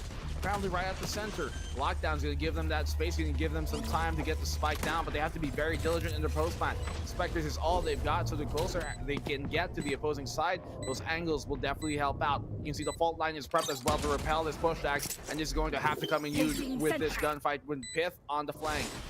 Are you ready for the Ring of Fire? The arena that is A side, because here we go with Paranoid. Dash on in. Darion though with first. Turns on around. 2 points will get the trade though. Lena gonna get on the board. It's Bleed right now, trying to go for more. Lexi brings the classic out. Scary is right there, coming in close as you said with the Spectre. But the off shot doesn't connect. The classics aren't there yet again. The pistol will win it out. 2v1 as Foxy will come in with the flank. Can he go for a bit of a wall bang action? Lexi already going for the defuse. Pistol, keep an eye out there. Foxy is a hero. He said that XERXIA will be the one on match point instead, and they will take that away from Bleed. Bid his time perfectly. Somebody must have been counting down, otherwise his internal clock was properly adjusted. Knew when the final moment. He had just enough time after hearing that spike ping to make it around the bend and secure it. Lexi here, man, misses a shot, but he still gets a kill with a classic. I thought Scary almost assuredly would have had that after he whiffed the opening operator shot. Fox his immediate flick to kill that guy and the diffuser as well. XERXIA, they have the lead here. Final round of regulation, Dax, but Surf has taken so much damage. What has happened here? They walked into it! They walked into it! This is just an absolute shamble for XERXIA Esports. The Nano Swarm and the turret getting those kills after the shots from Pit. Say it ain't so! And 4v2 suddenly, they were feeling the momentum there, Black and Blue. They said, we see the goal, we see Iceland, this is our time to win. But Pit, he will say no, and we tell the tale that he moves his setup all throughout to be effective. And there you have it. Discipline Switching and space sides. for Bleed. Overtime. Too much ambition for XERXIA. We are not done, we go to OT. They wanted to just rush it straight on through, but Pith, right moment, right time, and his utility just perfectly placed and prepared to repel that. And XERXIA, they walked right into the trap set by Pith. There was a bit of luck, I guess, and fortune going Pith's way. They could have went any other lane, could have went C long, B, A, short or long. No, they had to come to Garage where Pith was waiting. He definitely sends him down. Man, there's just so much to break down from what's happened the past few rounds. XERXIA giving Bleed a chance perhaps for overambitious on the repeaks there against Darion way back when. Now overambitious to go to a site, not caring about the nano swarms and the damage and the killjoy being there. And really a few lapses here for XERXIA, costing them some pretty defining rounds in all honesty. And on the Bleed side, it was just mostly unfortunate that Pit couldn't find the angle, and it was just Foxy there bailing out the opposition. So really, XERXIA's the one looking a little worse for wear right now in terms of everything that's happened. They've been rattled by the Bleed Esports economic win. So 30 victories has been the biggest bane of their existence coming into this matchup. And on the other side, for Bleed Esports again, can they ride this consistent high? They're at a good point right now. They're feeling the heat, they're feeling the performance. But if they taper off here, XERXIA will look at that inconsistency and kick them away. This is it. First OT coming our way. Bleed Esports looking to go for an attack towards an A side fault line, though throw guiding light is there also to prevent any kind of peaks. It's already XERXIA telling Bleed where to go. Presence has been shown here towards mid-grass. Luckily for them, Cruz is ready to receive that, but he's already used one of his flashes. All he's got is that aftershock and one flash left remaining to use here, especially since his fault line was thrown out early. Sushi Boys taking contact. He's lucky it wasn't a C-split. He's completely blind as well. Again, trade-in coming from Surf. But most of the frags, actually, never mind, actually going XERXIA's way now. Somehow Bleed! They're crumbling here at the seams. Maxi, he's been found out as well. No more cheeky plays for him. I think they have to have known that he's TP'd across here into the defender's side spawn. Gets that kill on the Scary. Huge kill for him to find. Stunned by the fault line though. Down to 30 HP. Problem is, XERXIA, they were isolated, but it doesn't matter. Cruz gets the job done, and he's one round away. They are one round away from making the trip to Iceland. You can book the tickets, but whose name is on it? Well, we're about to find out. Yeah, we'll see right now who can get their passports ready, but that was just well played by XERXIA. Yet again, they show that presence towards A, so the Bleed moves towards B or C instead. And as soon as they're on execute, it's not a bad one per se, but XERXIA is just ready. They're there for the hold, they have the angles, and as soon as that happens, it's XERXIA able to isolate some of the gunfight before Bleed Esports can even reinforce. And this is what XERXIA loves to do on a map like this. This is absolute map control, the XERXIA style that they like to entail. Right now, the tail of Bleed looking to come to a close if XERXIA wins this one yet again. But it's now all in for Darion. Up in hand to the corner. Can't hit the shot onto Foxy to start things off. The push right now from Surf though to try and play into the middle. XERXIA right now can feel it this time, but this can be their victory. The Nano Swarm's still in the way. They have to be wary of the Killjoy setup. Well, it's been right now in the back of sight. Foxy now making noise. Here's the Nano Swarm. Fault line will come though. Here comes the paranoia. And Pit! He tried to get the setup there, Black and Blue, but it's XERXIA who answered back. Great shot here coming from Scary. Retake gonna have to come on in, but it can be notoriously difficult on the B side with an operator as well. Surf able to find that kill on Alexi down to the 5v3. This flank is gonna have to come in huge, but he wins the fight. Lenny, there's a small sliver of a chance here. Maxi goes a double. What an amazing play from him, but he does go down with a short pass. Dario makes it happen. 1v2, it's a 1v1. This fight will decide everything. And Cruz books the ticket for Xerxia to go to Iceland. What an amazing Vera Esports clutch. And Xerxia have made it happen. They are your second representative to go to Masters.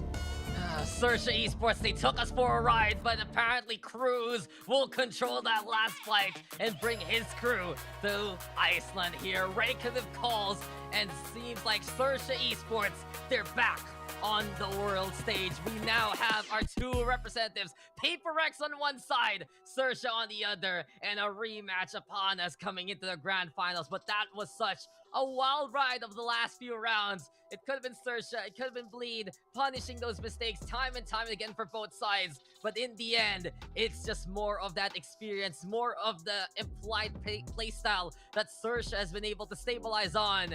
And in OT, they get the job done. What a series that was, though. It went the distance. It went for as far as it could. And you can see it here. Darion getting that 22 kills. MVP for the side of Bleed. His share of taps will be remembered in this APAC Challengers. But on the other side, look no further than Scary. This Astra has come in clutch so many times for XERXIA. And it's really because of how he's able to set up this kill box here for XERXIA. It's simple to look at for XERXIA, but it's so effective. You have Foxy, you have Cruz. The double flashes will scare anyone off. Close with Fault Line, Sushi Boys. Any presence with the utilities is a minefield waiting to happen. Of course, Surf, if he has the op, he'll look for the pickoff. So it looks free, it looks safe. But Scary has stars ready. As soon as those pop, you are just trapped there at the seams. When you look at here, you know, the composition of XERXIA, they've got lots of flashes, the Sky and the Breach, yes, but they didn't have much information gathering as opposed to like a Sky and a Sova would have. And so that just helped enable Darion's operator even more so. Not able to flush him out, but unfortunately there were some shots they could not land. In the end though, XERXIA, they scrape it out barely. It had to go into overtime. I thought we almost were going to go into a second. And Maxi was just a great player. I have to highlight that throughout this series. So many moments where he basically just willed them back into the fight. There's some wayward shots here and there. Opportunities, I guess, missed on Haven specifically. But for the most part, just complete reliability. And just how stable some of the players on XERXIA are. Players like Sushi Boys, players like Scary, that backline here, the supports basically, quote unquote, help the rest of the team. Well, how do they support the team?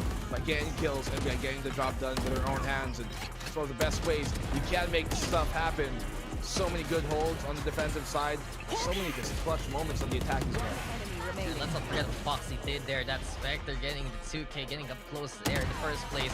And it really feels like for Bleed, they do know what their opponent is up to, but they don't understand as much that how strong the XERXIA post plant can be on either side. And it really goes down to that kind of experience. This has been a Cinderella run for Bleed Esports. Their main five playing on the tournament field in the first regional official circuit of the year. Their first time all together, and they made it this far. But this is where experience as a team comes in. Like, let's put it here. The Bleed Esports, oh, the slow-mo even there just to check it out. But oh, a little bit of the effects. But this is my point. You know, Bleed Esports, the Singaporean trio, they've been playing in the MYSG for quite a while. We know how historical fit has been. Maxi also with a serious experience and more. But it's still completely different compared to a squad that has been together for this long, this effective, and this at the very top of the SEA scene and of APAC. The XERXIA style never has fallen out of favor, and at the very end, it's their experience as a full roster that brings them back to the Masters stage. So Iceland beckons, and XERXIA Esports will represent Thailand. And make sure it's not a perfect MYSG setup there coming in from APAC. But guys, that is just the lower bracket final. What a matchup that was. And I have to say, it's only gonna get better from here. We finally have our two representatives. On one side, it's PaperX, and the other, it's XERXIA Esports. And they will be clashing here in the grand finals for the last time in APAC Challengers. But guys, we have to tell you, we're going on a long break. XERXIA needs to recuperate. And when we return later on, it's that amazing best of 5 coming your way. Who will be the champion of APAC? We will find out later on today. But for the last time here, Dax and Black and Blue signing on out. You are watching the APAC Challengers. Don't forget, we'll be back later on. I'll see you guys then. Gotta keep grinding till I'm laid up in the casket. No fake round, but you feeling too plastic. Yeah, y'all feeling too plastic. They say my style crazy, but then it's straight jacket. Wow. Why you still testing my patience? Trying to turn me into something I ain't trying to be. All the hate is a heavy rotation. You gon' lose your...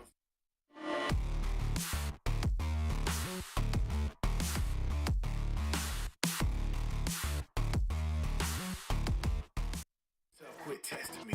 Don't make me lose my mind. Don't make me lose my mind. Don't make me lose my mind, cause I'm looking like Wesley. Test me. Don't make me lose my mind. Don't make me lose my mind. Don't make me lose my mind, cause I'm looking like Wesley. Test me.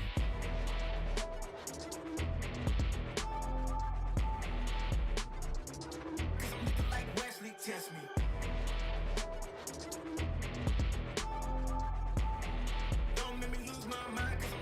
Wesley, test me. Yeah, guess I know no better. I ain't got no chill, so they call me a devil. I know. Look, I am just a man on a mission. If I want it, then I get it, I go. And if you're trying to test me a beast, you gon' need Liam Neeson. The chance that you taking is flagrant. You're testing your luck. If you think you'll make it out, then you're sadly mistaken. Careful what you putting your stake in, cause I ain't got no patience and no limitations. You trying to figure me out, and I know I don't make sense, but no one's there when you call like you trapped in the Matrix. You need to take a break from it. I think you should take 6. Cause yes, I hold a throne and no one else can replace this. The pain will only go deeper the harder you chase it. I'm the greatest that you ever made. It's time that you face it. So tell me, why you still testing my patience? Trying to turn me into something I ain't trying to be. All the hate is a heavy rotation. You gon' lose yourself. Quit testing me. Don't make me lose my mind. Don't make me lose my mind. Don't make me lose my mind, cause I'm looking like Wesley. Test me. Don't make me lose my mind. Don't make me lose my mind. Don't make me lose my mind, cause I'm looking like Wesley. Test me.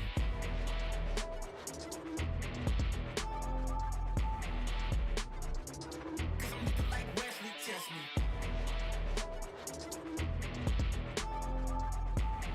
Don't make me lose my mind, cause I'm looking like Wesley. Test me.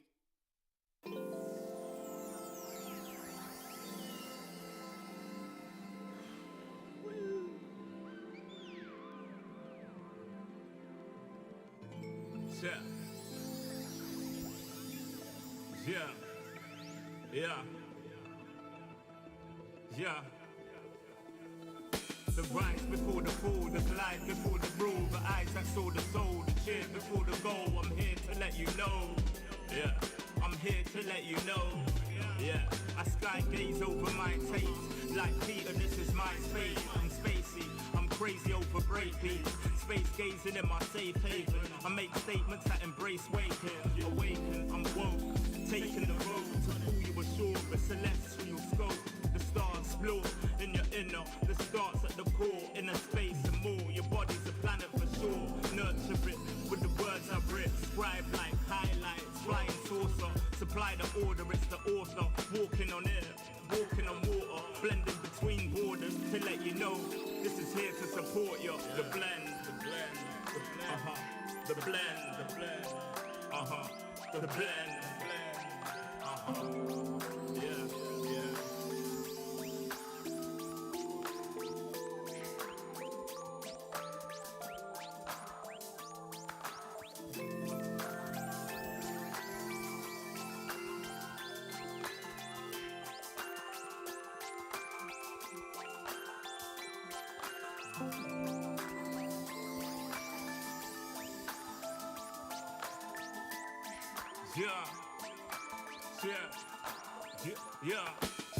Second verse after the first. Take control with words, roll reverse, the rebirth of verb from inside out, outside in. We control the earth frequency. The heart of the world beats in me. It beats on beats as we breathe deep. Oxygen from trees feed. gifting on gift. This right here, proof we exist. Mind state is gravity, the way you uplift. Across seas swift, water quench thirst, there's a shift. Set sail like shit to find other lands. The motherland, sun is planned. With the words I'm writing, I'm fertilizing. The earth's a rising, realizing. Global warming and the sea is rising. Pollution, the planet needs metabolizing. It's full of fire like a dragon fighting. Creating hot springs when the pressure rising. It's ever rising, but I'm never frightened. Cause the days will brighten. Yeah, the blend.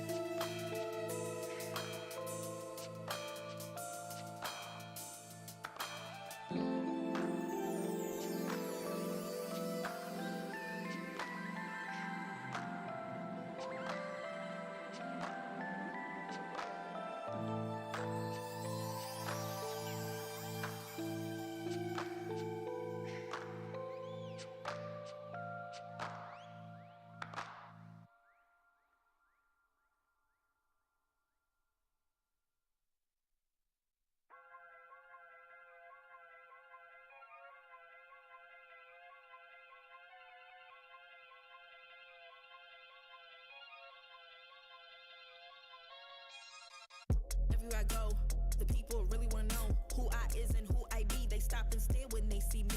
If I said it once, no need to repeat. Run up on me, watch you fall to your knees. Tip my hat when it's time for the kill. Ain't no beast when you're really real. I am the boss, I am the dawn. I am the one they call Lucky Charm. Got my own shit, I don't need your farm. Life was so hard, it made me weak. Built to last, this girl ain't weak. Sturdy and still when I plant my feet. Got it out the mud, now it's racks in my sleep. Look to God, he supplies my needs. Endless faith is what brought me next level prosperity. Silent power moves is what I'm giving. They love to hate the world they can't live in. Always present for the high roads. Go swim within the deep lows. Low.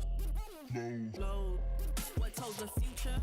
Who knows? I don't do it for the likes, I do it for the love. Do it for the ones who really needed a hug, cause they had it tough, never had enough. Feared, loved, and respected. Using words as a weapon. Test and she. Hurry up quick, El Jefe's coming soon. Sit up straight when she enters the room. Be enthused, but don't look too amused. This is her queendom, please respect her rule. Hurry up quick, El Jefe's coming soon. Sit up straight when she enters the room. Be enthused, but don't look too amused. This is her queendom, please respect her rule. Smile on my face, Woody in my place, but act gully on cyberspace. Let's pump brakes, let's be frank. Running after him when you're the chase. You are the catch and he's the net. How quickly do we all forget to honor these small policies, my darling? You are the empress queen. Man, respect or he'll neglect. You are the wind beneath his wings. You are the season, you are the reason why this world can breathe. Giving sons eyes to see and daughters dreams to believe. Anything less than the best for you is high treason, queen. Hurry up quick, El Jefe's coming soon. Sit up straight when she enters the room. Be enthused, but don't look too amused. This is her queendom, please respect her rule. Hurry up quick, El Jefe's coming soon. Sit up straight when she enters the room. Be enthused, but don't look too amused. This is a queendom.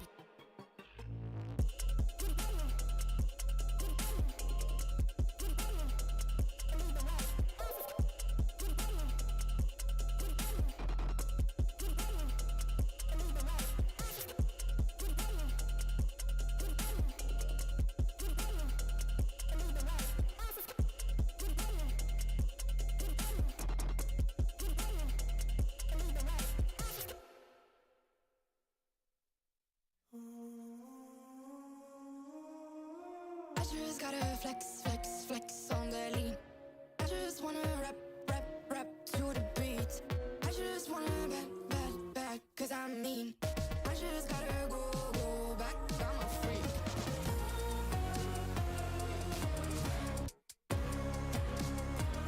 Gotta go. I just wanna rap to the beat. Move of emotion, they drunk of their problems. They always on road and they stunting.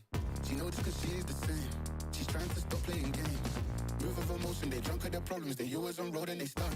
She know this cause she is the same. She's trying to stop playing games. Where the people at, what they really want to know? Who's your lovers and who are your bros? Who are the enemies you do keep close? Who are the people that you shouldn't know? Where the people at, what they really want to know? Who's your lovers and who are your bros? Who are the enemies you do keep close? Who are the people that you shouldn't know? I just gotta flex, flex, flex on the lean. I just wanna rap, rap, rap to the beat. I just wanna back, cause I'm mean. I just gotta go back, I'm a freak.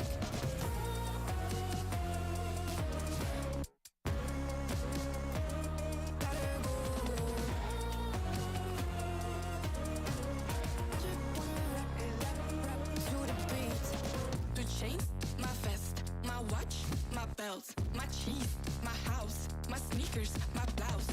I just party hard, popping the one in the chart. I've already won, babe, I didn't even start. Flexing on ya, flexing on me, flexing on ya, flexing on me. I just gotta go where I wanna hold on. I can't let you go, but I gotta stay strong. Unless you heard it from me, then you ain't heard it from me. Got it from me, all the energy extra. You don't wanna see me with the hitters. Generations caught up, look how things will switch. People they're quick, now they wanna move at the bits. Boy wanna go to bitch, now I'm moving. I gotta do what I do. I'm really here on my ones now instead of 4 3s or 2s. And now it's effing from Paris. I could have been effing you in Paris. I don't wait for the drop, I just flow from the pop.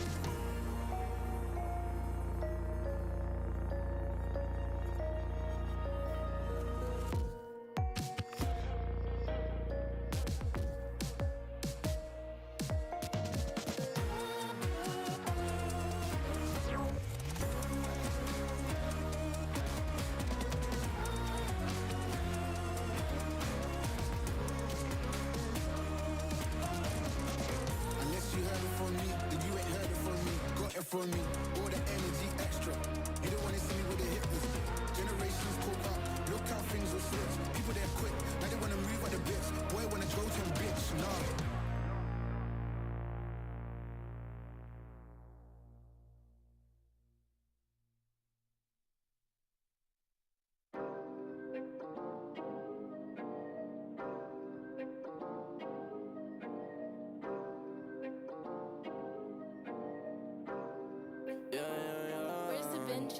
Working a 9 to 5, I had to go and feed the guys. Nobody did it right, I had to show them how to grind. I had to beat the odds, this is the life I live for God. Taking a step at a time, we going up, we headed to Mars. Taking them chances, making decisions, you know I'm never gonna lie. Till you let go, I'm copying all them, who you gon' be inside. I cannot fake it, I gotta face it, I gotta do the time. You gotta wait, make for a great pay, make sure you're doing your job. Gotta deal with the patience, 200 every occasion.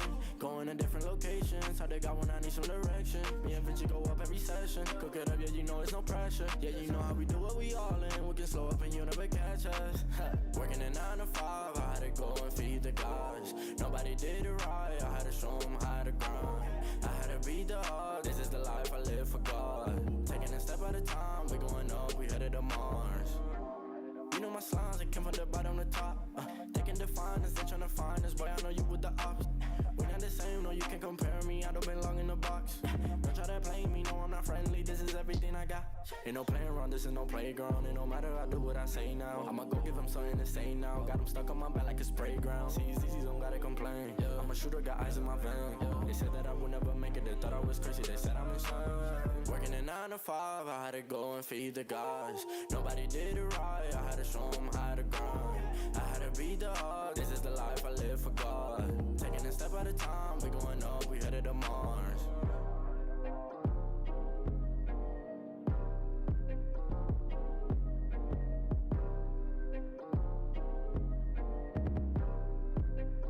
Undefined for life.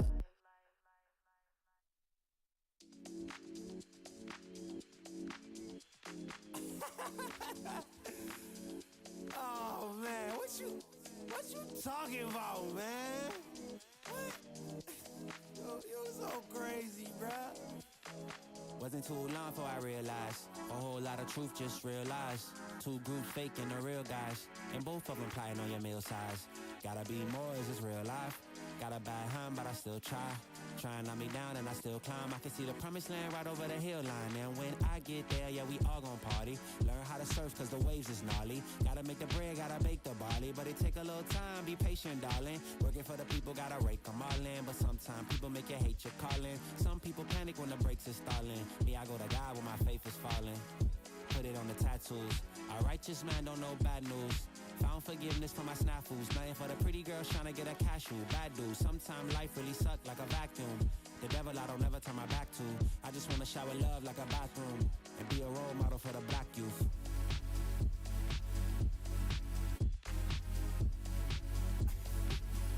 Here you go. Here you go again. Talking all that. What? What are you talking about, man? Wasn't too long before I realized a whole lot of truth just realized. Two groups faking the real guys. And both of them plotting on your meal size. Gotta be more, is this real life? Got a bad hand, but I still try. Trying on me down and I still climb. I can see the promised land right over the hill line. And I broke a lot of hearts in my lifetime. Thinking that their heart wasn't like mine. Finally got through a lifeline.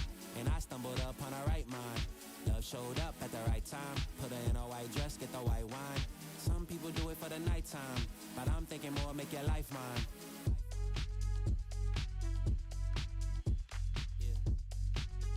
Is it possible we could last forever and ever and ever?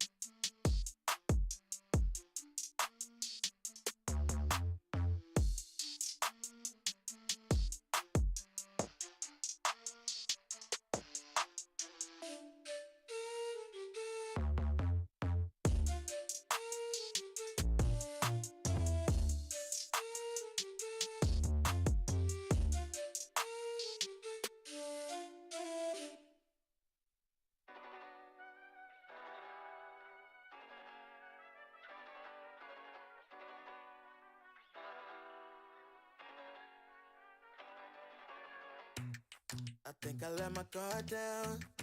Certain things ain't the same now. Hard to navigate these problems. I'm by myself, you're not around. I tried to open up, it wasn't good enough. Put in my all and got nothing back.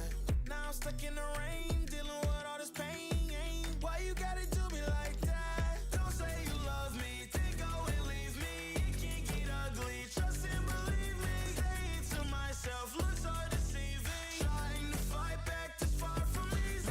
I've seen your hands. Delilah, don't you know I've seen your hands. Delilah, don't you know heart turned cold, lost control. Looking at this beautiful distraction. Fell in love with a fatal attraction. I really let my guard down, now relaxing. Why did I open up? She taking way too much. Put in my all and got nothing back. I'm feeling so ashamed, I fell into your game. Why you gotta do me like that? Don't say you love me, then go and leave me. It can't get ugly, trust and believe me. Say it to myself, looks so deceiving. Trying to fight back, this far from easy. I've seen your hands. Delilah, don't you know I've seen your hands. Delilah, don't you know gave you all of me, had me so deceived. You chose to leave my life, so I'm on my own in the cycle. I can't believe. Don't say you love me, then go and leave me. It can't get ugly, trust and believe me. Say it to myself, looks so deceiving. Trying to fight back, just far from easy. I've seen your hands. Delilah, don't you know I've seen your hands. Delilah, don't you know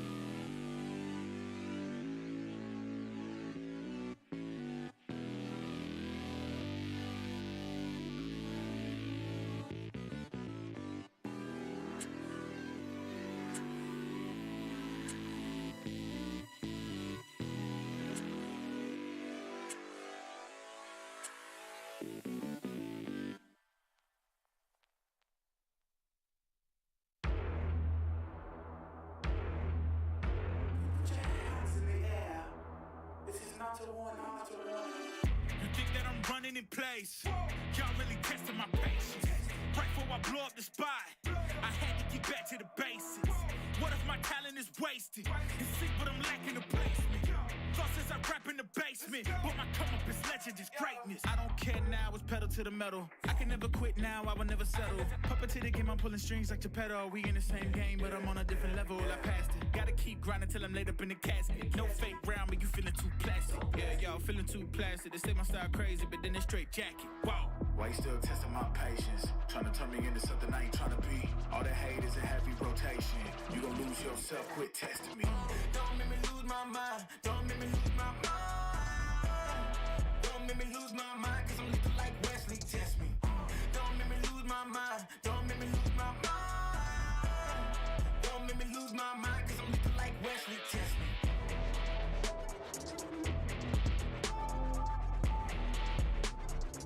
Cause I'm looking like Wesley, test me.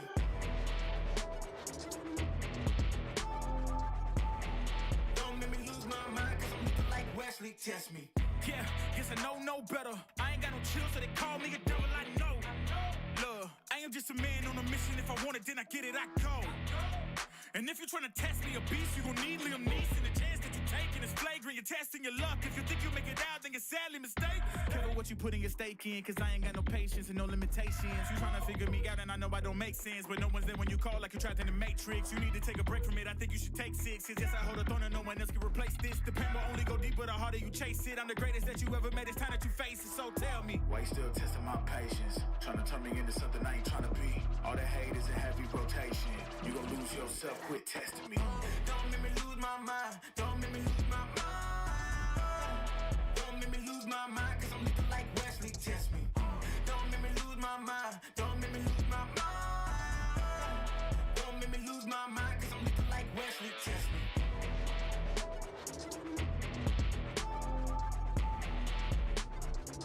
Cause I'm looking like Wesley, test me.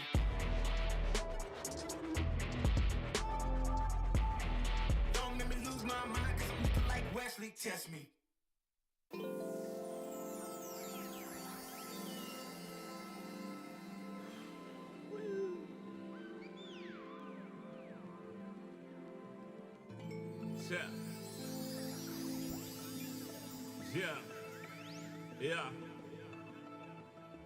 Yeah. The rise before the fall, the glide before the rule, the eyes that saw the soul, the cheer before the goal. I'm here to let you know. Yeah, I'm here to let you know. Yeah, I sky gaze over my taste. Like Peter, this is my space. I'm spacey, I'm crazy over breakbeats. Space gazing in my safe haven. I make statements that embrace waking. Awaken, I'm woke. Taking the road to pull you ashore. The celestial scope. The stars explore in your inner. The starts at the core. Inner space and more. Your body's a planet for sure. Nurture it with the words I've written. Scribe like highlights. Flying saucer. Supply the order, it's the author. Walking on air.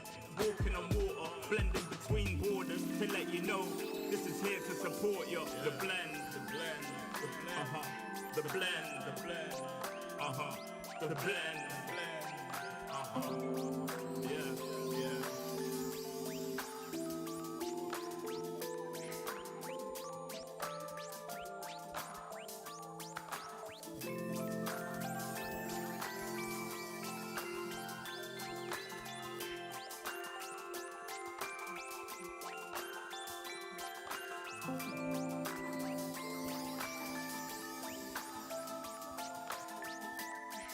Yeah. Yeah. Yeah. Second verse after the first. Take control with words, roll reverse, the rebirth of verb from inside out, outside in. We control the herd frequency. The heart of the world beats in me. It beats on beat as we breathe deep. Oxygen from trees feed. Gift in our gift. This right here, proof we exist. Mind state is gravity, the way you uplift. Across seas swift, water quench thirst. There's a shift. Set sail like shit to find other lands. The motherland, sun is planned. With the words I'm writing, I'm fertilizing. The earth to rising, realizing. Global warming and the sea is rising. Pollution the planet needs metabolizing. full of fire like a dragon fighting, creating hot springs when the pressure rising. It's ever rising, but I'm never frightened, cause the days will brighten. Yeah, the blend.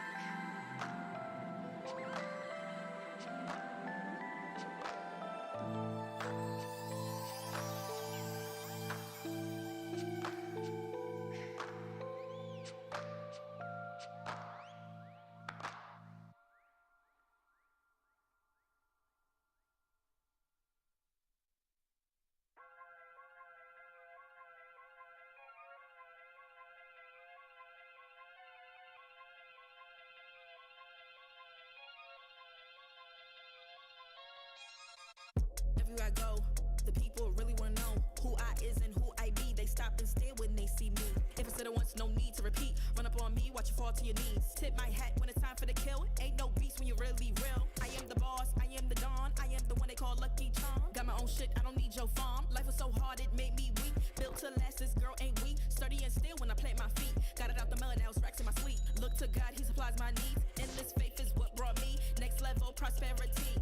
Silent power moves is what I'm giving. They love to hate the world they can't live in. Always present for the high roads. Go swim within the deep lows. Low.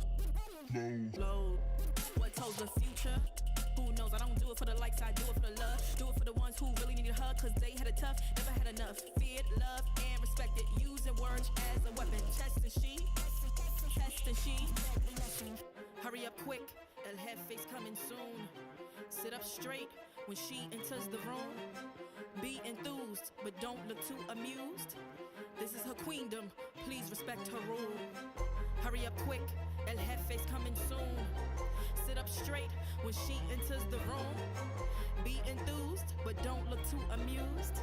This is her queendom, please respect her rule. Smile in my face, would in my place, but act gully on cyberspace. Let's pump brakes, let's be frank. Running after him when you're the chase. You are the catch and he's the net. How quickly do we all forget to honor these small policies, my darling? You are the empress queen. Man, respect or he'll neglect. You are the wind beneath his wings. You are the season, you are the reason why this world can breathe. Giving sons eyes to see and daughters dreams to believe. Anything less than the best for you is high treason, queen. Hurry up quick, El Jefe's coming soon. Sit up straight when she enters the room. Be enthused, but don't look too amused. This is her queendom, please respect her rule.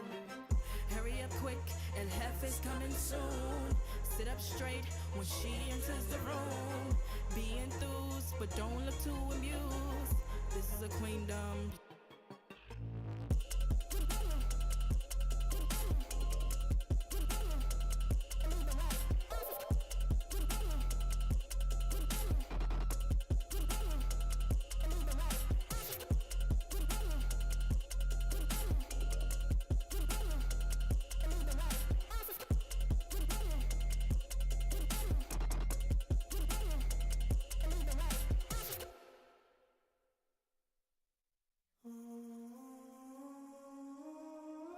I just gotta flex, flex, flex on the lean. I just wanna rap, rap, rap to the beat. I just wanna back, cause I'm mean. I just gotta go back, I'm a freak.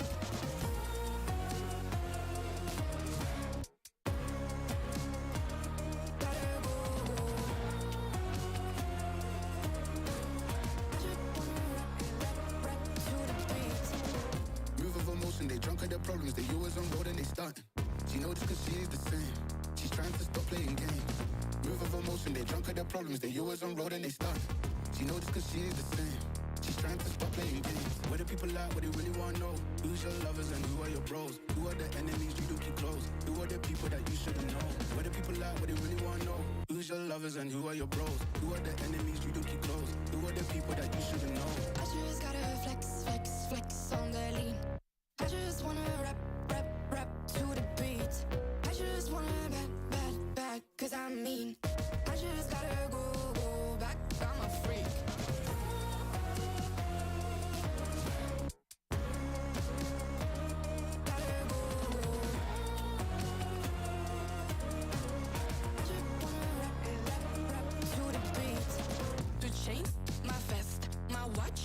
belts, my cheese, my house, my sneakers, my blouse.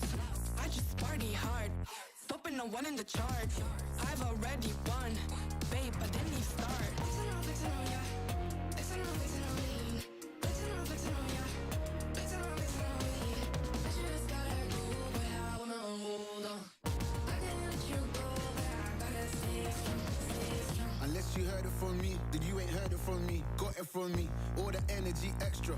You don't wanna see me with the hitters. Generations caught up, look how things will switch. People they're quick, now they wanna move at the bits. Boy wanna go to bitch, nah. Now I'm moving. I gotta do what I do. I'm really here on my ones now instead of 4 3s or 2s. And now it's F from Paris. I could've been effing you in Paris. I don't wait for the drop, I just flow from the pop.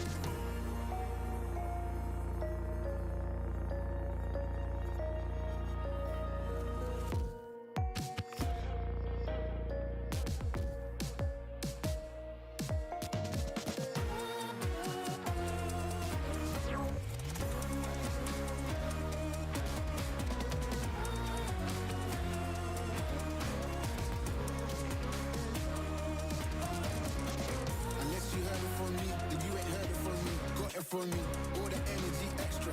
You don't wanna see me with the hitters. Generations caught up, look how things will switch. People they're quick, now they wanna move at the bits. Boy wanna go to bitch, nah.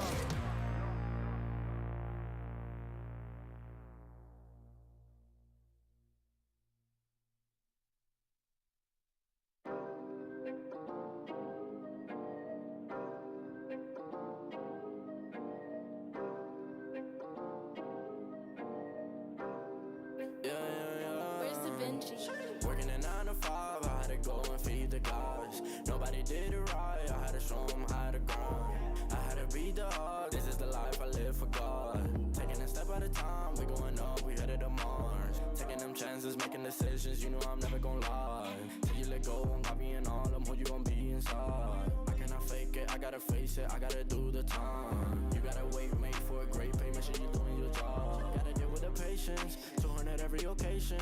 Going to different locations, how they got when I need some direction. Me and Vinci go up every session. Cook it up, yeah, you know it's no pressure. Yeah, you know how we do what we all in. We can slow up and you never catch us. Working a 9 to 5, I had to go and feed the guys. Nobody did it right, I had to show them how to grind. I had to beat the odds, this is the life I live for God. Taking a step at a time, we going up, we headed to Mars. You know my slimes, they came from the bottom to top. They can define us, they tryna find us. Boy, I know you with the ops. We're not the same, no, you can't compare me. I don't belong in the box. Don't try to play me, no, I'm not friendly. This is everything I got. Ain't no playing around, this is no playground. It no matter, I do what I say now. I'ma go give them something to say now. Got them stuck on my back like a spray ground. CZs don't gotta complain. I'm a shooter, got eyes in my vein. They said that I would never make it, they thought I was crazy. They said I'm insane. Working a 9 to 5, I had to go and feed the guys. Nobody did it right, I had to show them how to grind. I had to beat the odds, this is the life I live for God. Taking a step at a time, we going up, we headed to Mars.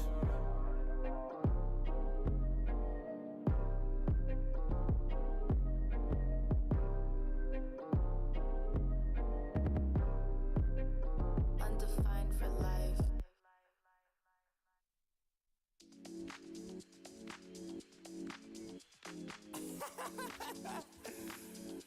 Oh man, what you talking about, man? What? You so crazy, bruh. Wasn't too long before I realized a whole lot of truth just realized. 2 groups faking the real guys, and both of them plotting on your meal size. Gotta be more, is this real life? Got a bad hand, but I still try. Try and knock me down and I still climb. I can see the promised land right over the hill line. And when I get there, yeah, we all gon' party. Learn how to surf cause the waves is gnarly. Gotta make the bread, gotta bake the barley. But it take a little time, be patient, darling. Working for the people, gotta rake them all in. But sometimes people make you hate your calling. Some people panic when the brakes is stalling. Me, I go to God when my faith is falling. Put it on the tattoos. A righteous man don't know bad news. Found forgiveness for my snafus. Nothing for the pretty girls trying to get a cashew. Bad dude. Sometimes life really suck like a vacuum. The devil I don't ever turn my back to. I just want to shower love like a bathroom. And be a role model for the black youth.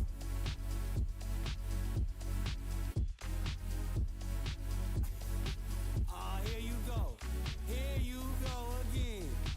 Talking all that. What? What are you talking about, man?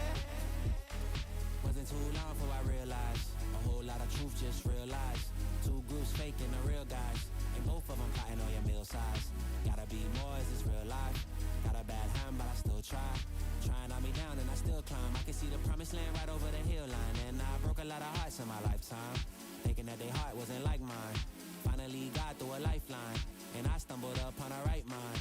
Love showed up at the right time, put her in a white dress, get the white wine. Some people do it for the nighttime, but I'm thinking more make your life mine.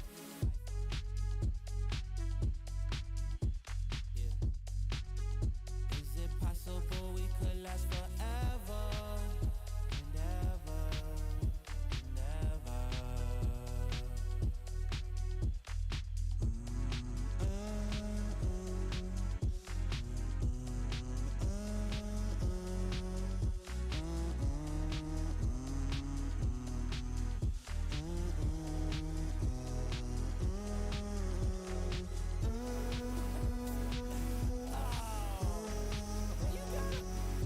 You gotta be kidding me, man.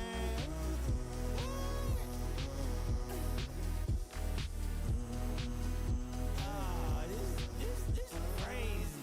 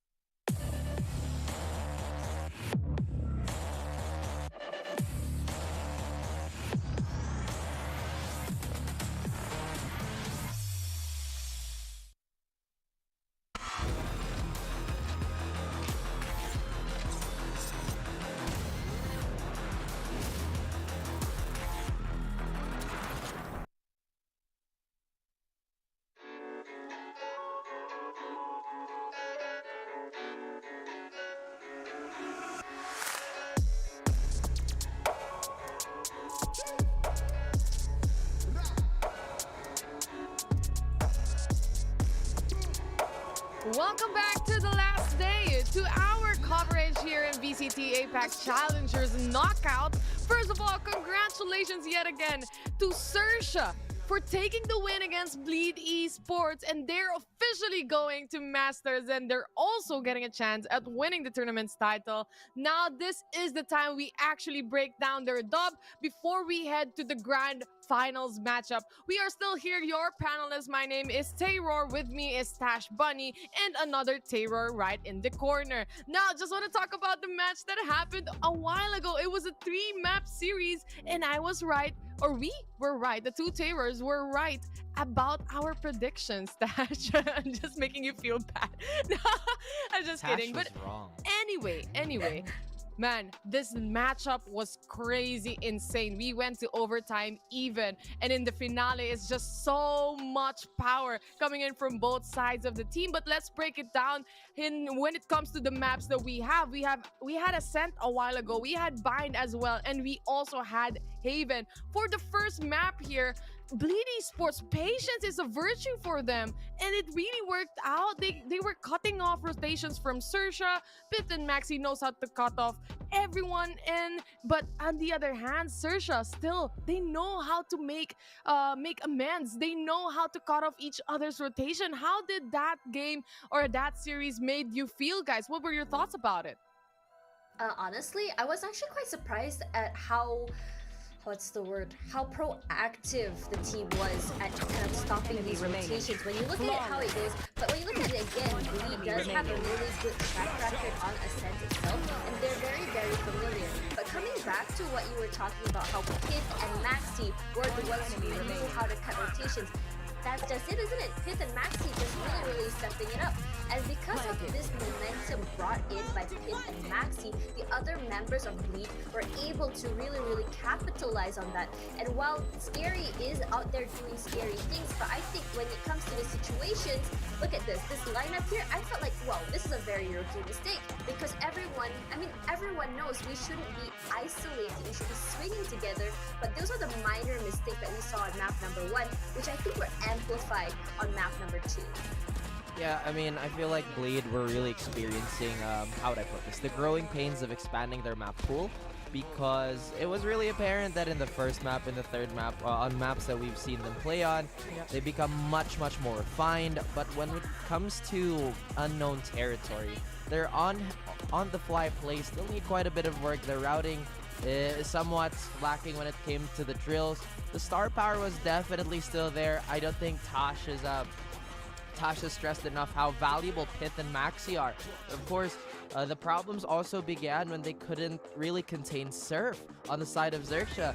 When Surf was running amok, it allowed the rest of XERXIA to truly plant their feet and reinforce their forever dynamic frontline.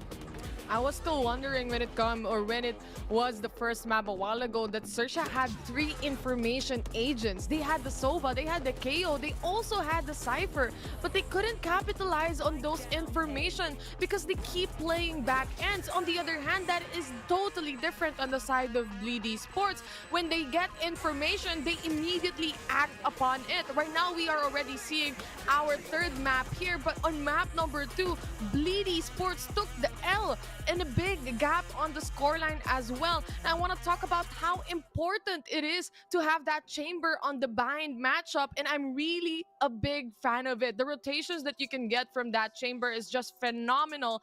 And like you said, Raph, a while ago, Darion also on the side is not performing on the first following maps as well. Now to close things off, I saw Darion wasn't disseminating information. If you can remember this moment, this specific time where Darion just swing through, flew, and at the same time Maxi TP'd in front of someone under heaven.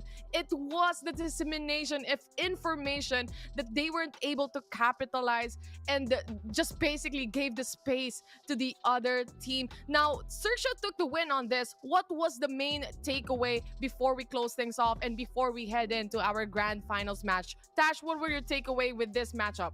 Personally, I felt that Bleed is one of those teams that I saw huge growth from the last time I saw them last year, all the way till this year, and the addition of Maxi as well as Pith was a huge integral part of the team, but that's just it. It felt like Maxi with some Singaporean players, not in a bad way, they're just still not on the same page. And as you mentioned before, it's just that fact that how do I say this, it's just that fact that they're not able to play together, especially as the pressure cooker moments come through. Everything just falls apart, especially during overtime, especially during the last map as well. And before that, me and Raph were just talking about how they were, before this, they played against Full Sense, I believe, on map Haven, and they came in very dominating on that map. And I'm just surprised on this map again, suddenly they lost everything that we saw they had in their pockets before. It felt like they were a little bit lost, and with the miscommunication coming through as well as a small misplace, it felt more and more amplified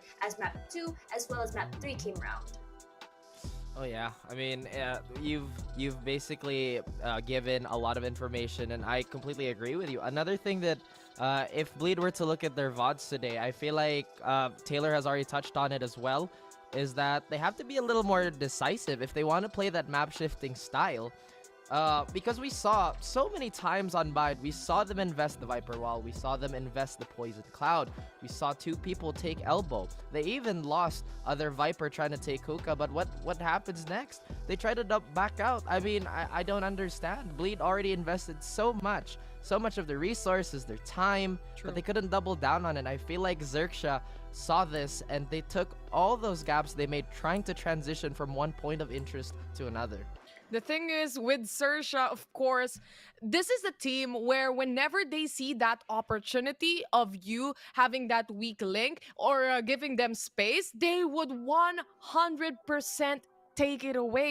Now, I know there's so many thoughts with this matchup, but unfortunately, we have to move forward though, because again, we have to say goodbye to one more team. That is Bleed Esports. And of course, I said this over and over.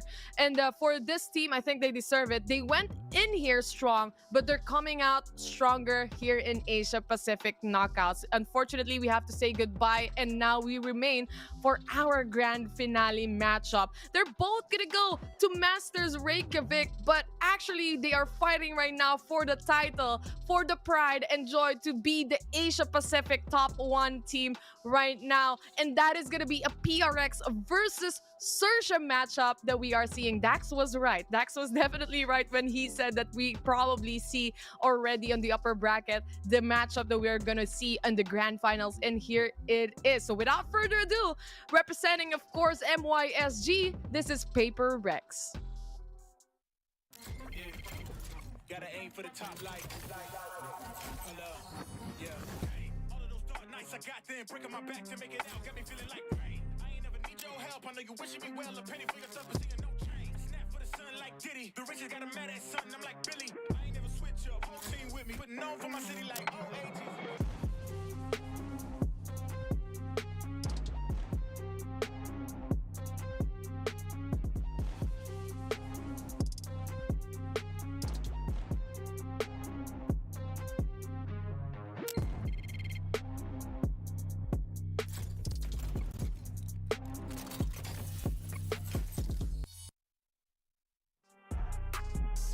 Paper Rex dominating the Southeast Asia scene. Now they are in the Asia Pacific stage, proving that they are the top team here. Still, we have Benkai, Devi, Forsaken, Jing, and Mind Freak, Raph. Not hearing Raph right now, but we have Benkai, Devi, Forsaken, Jing, Mind Freak here. We are talking about the teams right now. I just want to add into this. Benkai, just an absolute beast of a man when it comes to this. And aside from that, Benkai has this potential to actually take clutch moments. I know there's so many players to highlight here, Tash, but also Forsaken. My God, the birthday buff is real.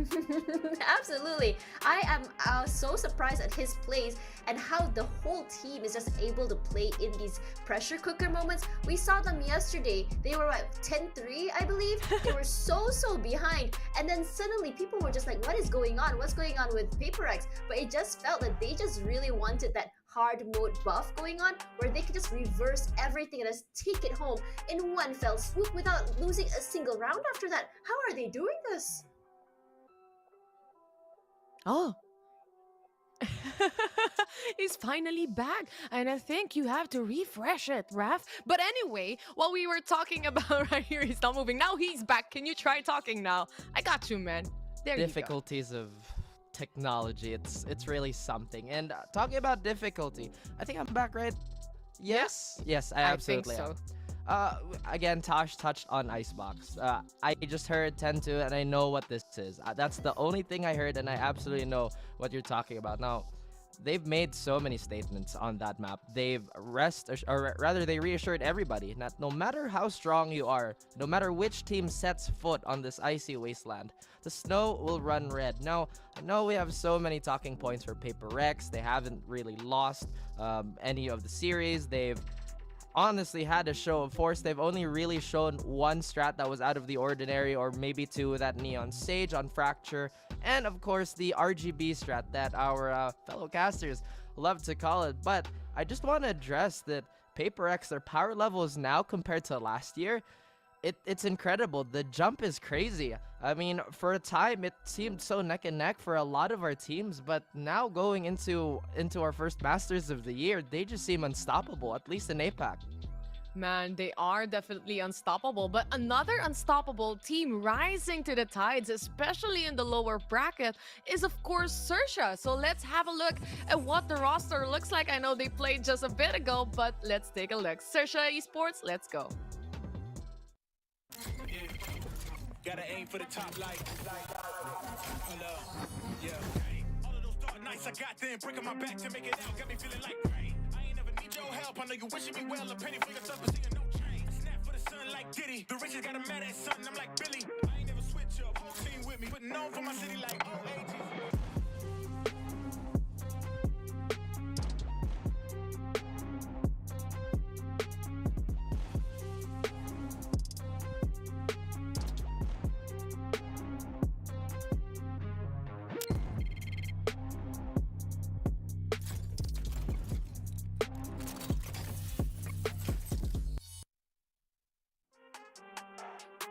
After their long, painstaking match against Bleed Esports, they will rise again. Here they are in the grand finals. XERXIA, of course, knowing our roster right here, we just saw them a while ago. Cruz, Foxy, Scary, Surf, and Sushi Boys.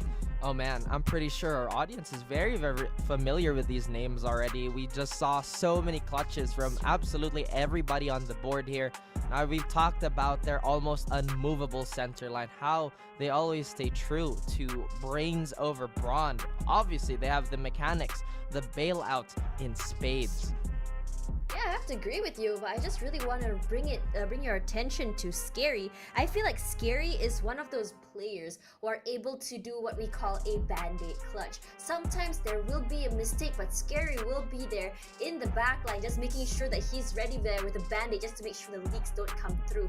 And on top of that, when you mentioned brains and brawn, I really want to say when it comes to the brawn, it has to be Surf. We've seen how much defense he can put in, how much damage he can do to the other team, and when it comes into the attacking side, oh my god, he will mow at least 3 people down, giving so much space, and then it just becomes so strong how they hold their presence onto a site. Now I'm just a little bit worried about XERXIA, because XERXIA is a team that just finished a match just now. They had a 3-round match. Yes, we had like about a 45-minute break, but this comes down to stamina. Will they be able to go into a 4 or 5 map series later if it has to? Because after all, when you are a team that has to go, you know, all the way, Valorant is one of those games that requires some mental stamina.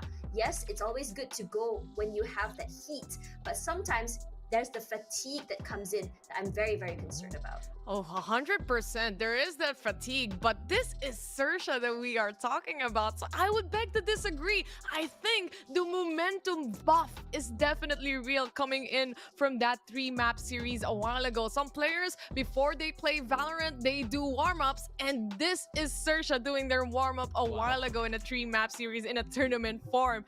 And I honestly think that that momentum will just roll over and it will be brought upon here in the grand finals. And this is a best of 5. You're right, Tash. When it comes to the mental fortitude, this is a big thing or a big factor to consider, but XERXIA definitely has that. This is a team that has been in the international stage for so long, Raf, right?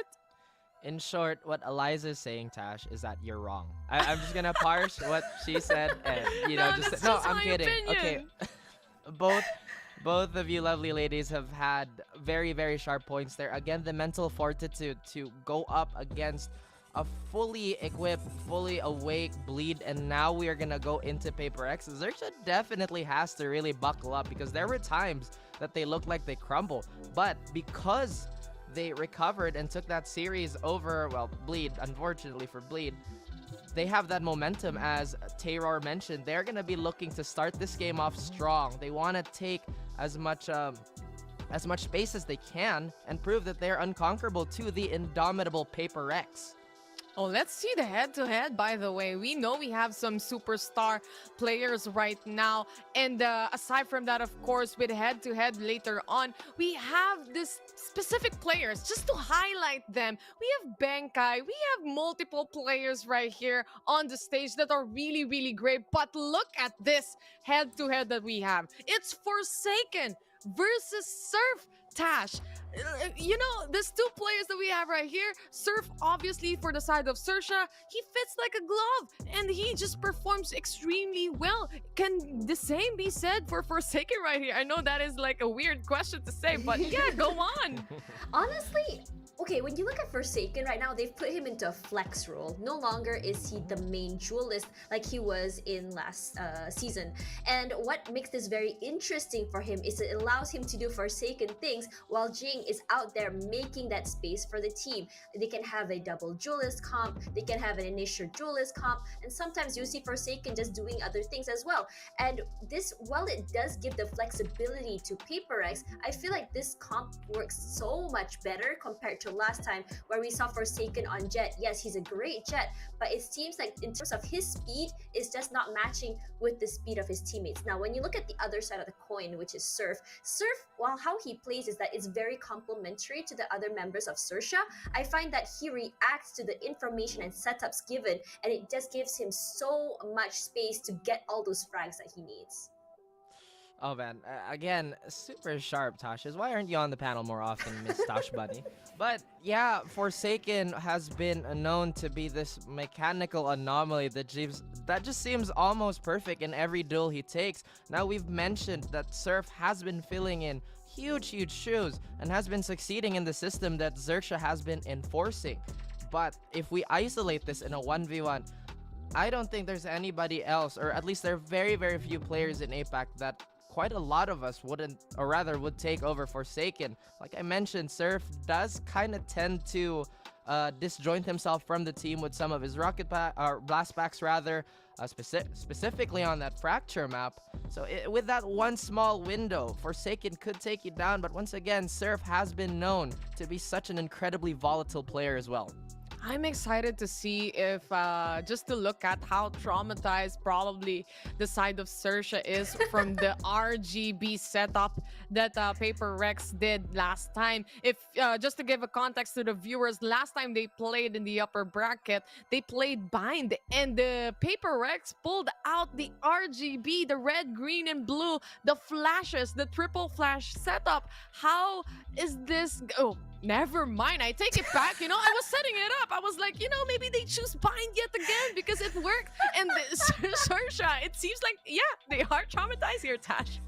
Yeah, I mean, the only words I can say is I'm legally blind. They can't see anything. And the fact is, when they are blinded, especially when you get those information blinds from Davai's Sky, they are gonna be reacting to it. And you know, Forsaken hears blinded, immediately you're gonna hear a dash come out, and next thing you know, you're on the floor. You're waiting in the spectator mode. And you've pretty much explained why this bind map has been so successful for PaperX. We've only shown it once, but XERXIA has already respected it so much. Now, this leads into a domino effect. Since they don't want to experience their eyes getting seared once more, they're gonna allow Icebox through, which, again, we've talked about it so much. This is PaperX's map. And XERXIA, though, they do take that Fracture, one of their closer maps against PaperX. But again, this is still peculiar because PaperX, they still have that icebox, that coveted icebox. Yeah. The map where they put down that sign, this is ours. Nobody else. You know, beware of Jing, beware of Forsaken, beware of PaperX. Yeah, and honestly, which is very interesting about Fracture, we've seen so many teams, one of the big ones even banned it, but for this game in particular, they actually picked it. Why do you think that's the reason, guys? I don't know, man. They just don't want to play the Vine, probably, and just basically traumatize. You know what? Let's let the other maps pass through, and then let's just not go to Bind. You know, the thing is here. I want to ask you guys now, passing the questions to you. Will PaperX pull out another cheesy strat play? That's the thing, because last time we see the Euro 101 coming in from Forsaken was definitely there and it worked out. Do you think we are gonna see another cheesy strat play from PaperX or even for XERXIA here? Tash, you first. Sorry, could you repeat that? It lagged a little bit. It's okay. I said, do you think that they would pull out a cheesy strategy for the side of PaperX or XERXIA, like the one that PaperX did from the last time they played Unbind? When you come back to that, the only cheesy strat I can think of is from PaperX. They're just so flexible when it comes to playing so many maps. And you see the map split here. This is one of their favorite maps, and they've been playing that since Singapore and Malaysia qualifiers. And every time they get that map, it's basically a bully. I think XERXIA is playing with fire here, putting Icebox out there super early. I know they're very formidable on it. Again, the 10-2 is something that they want to rectify.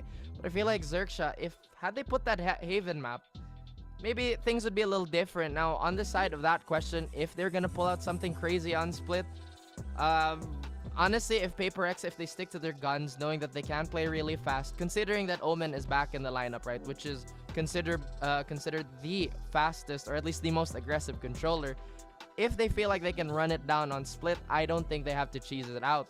But like I said, this is pretty much a pick your poison type of situation. But I really think this Icebox should have been left as a decider, not be left out in the open there as early as XERXIA did.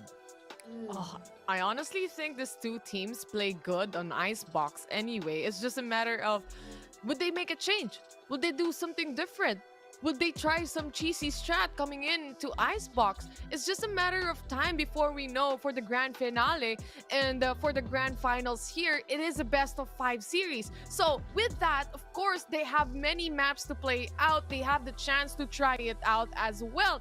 But I think there's just so much to uncover in this matchup, but I think it's finally time to actually send in our predictions, you know? So I'll start it off. I would say the momentum is definitely still on the side of XERXIA from the last map that they played, or for the series that they played against Bleed. So I would go maybe a 3-1. 3-1, it is gonna be XERXIA. How about you, Tash? I think it's gonna be 3-1, but to the side of PaperX, they are very hungry. They have unfinished business, and I think they'd really like to take that better, especially after the upset they had last year. Oh man, did you hear that, Taylor? Tosh says you're wrong. Like, again, just to simplify Are you just the words letting again. us fight over There's the a word in panel? Malay for I you. am not an instigator. I am very direct. I'm very forward. And speaking of a very forward approach, we know PaperX is a no-nonsense team, and it's just so difficult to parse that type of information. I do want to know what that word is, but maybe if it's not too broadcast friendly, maybe let me know sometime else. Friendly. Okay, before I get to it, I want to know what it is, Tosh. Okay, it's called Batu Api, which means like a fireball, which means that you are the guy that's making the fire worse between us. Damn. Maybe. You just got schooled, bro. Send in your predictions now. I want to see the match. Oh, absolutely. So I'm going to say this too. Taylor, you're wrong. It's PaperX 3-1. The momentum is definitely going to be there for XERXIA, but I don't think this is too much for PaperX to handle. Again, the leaps that PaperX have made, the progress that they've shown, and just the sheer firepower, I don't think any team has come close. Oh man, well, it is what it is, you know. I thought you were my twin, but yet again, I'm proven wrong here in the panel. But it's 1-2 here. I'm XERXIA, PaperX for Tash, and for Raf. Now let's see what the casters think about this matchup, the best of 5 series. We are now heading to game number 1, the grand finals. This is PaperX versus XERXIA.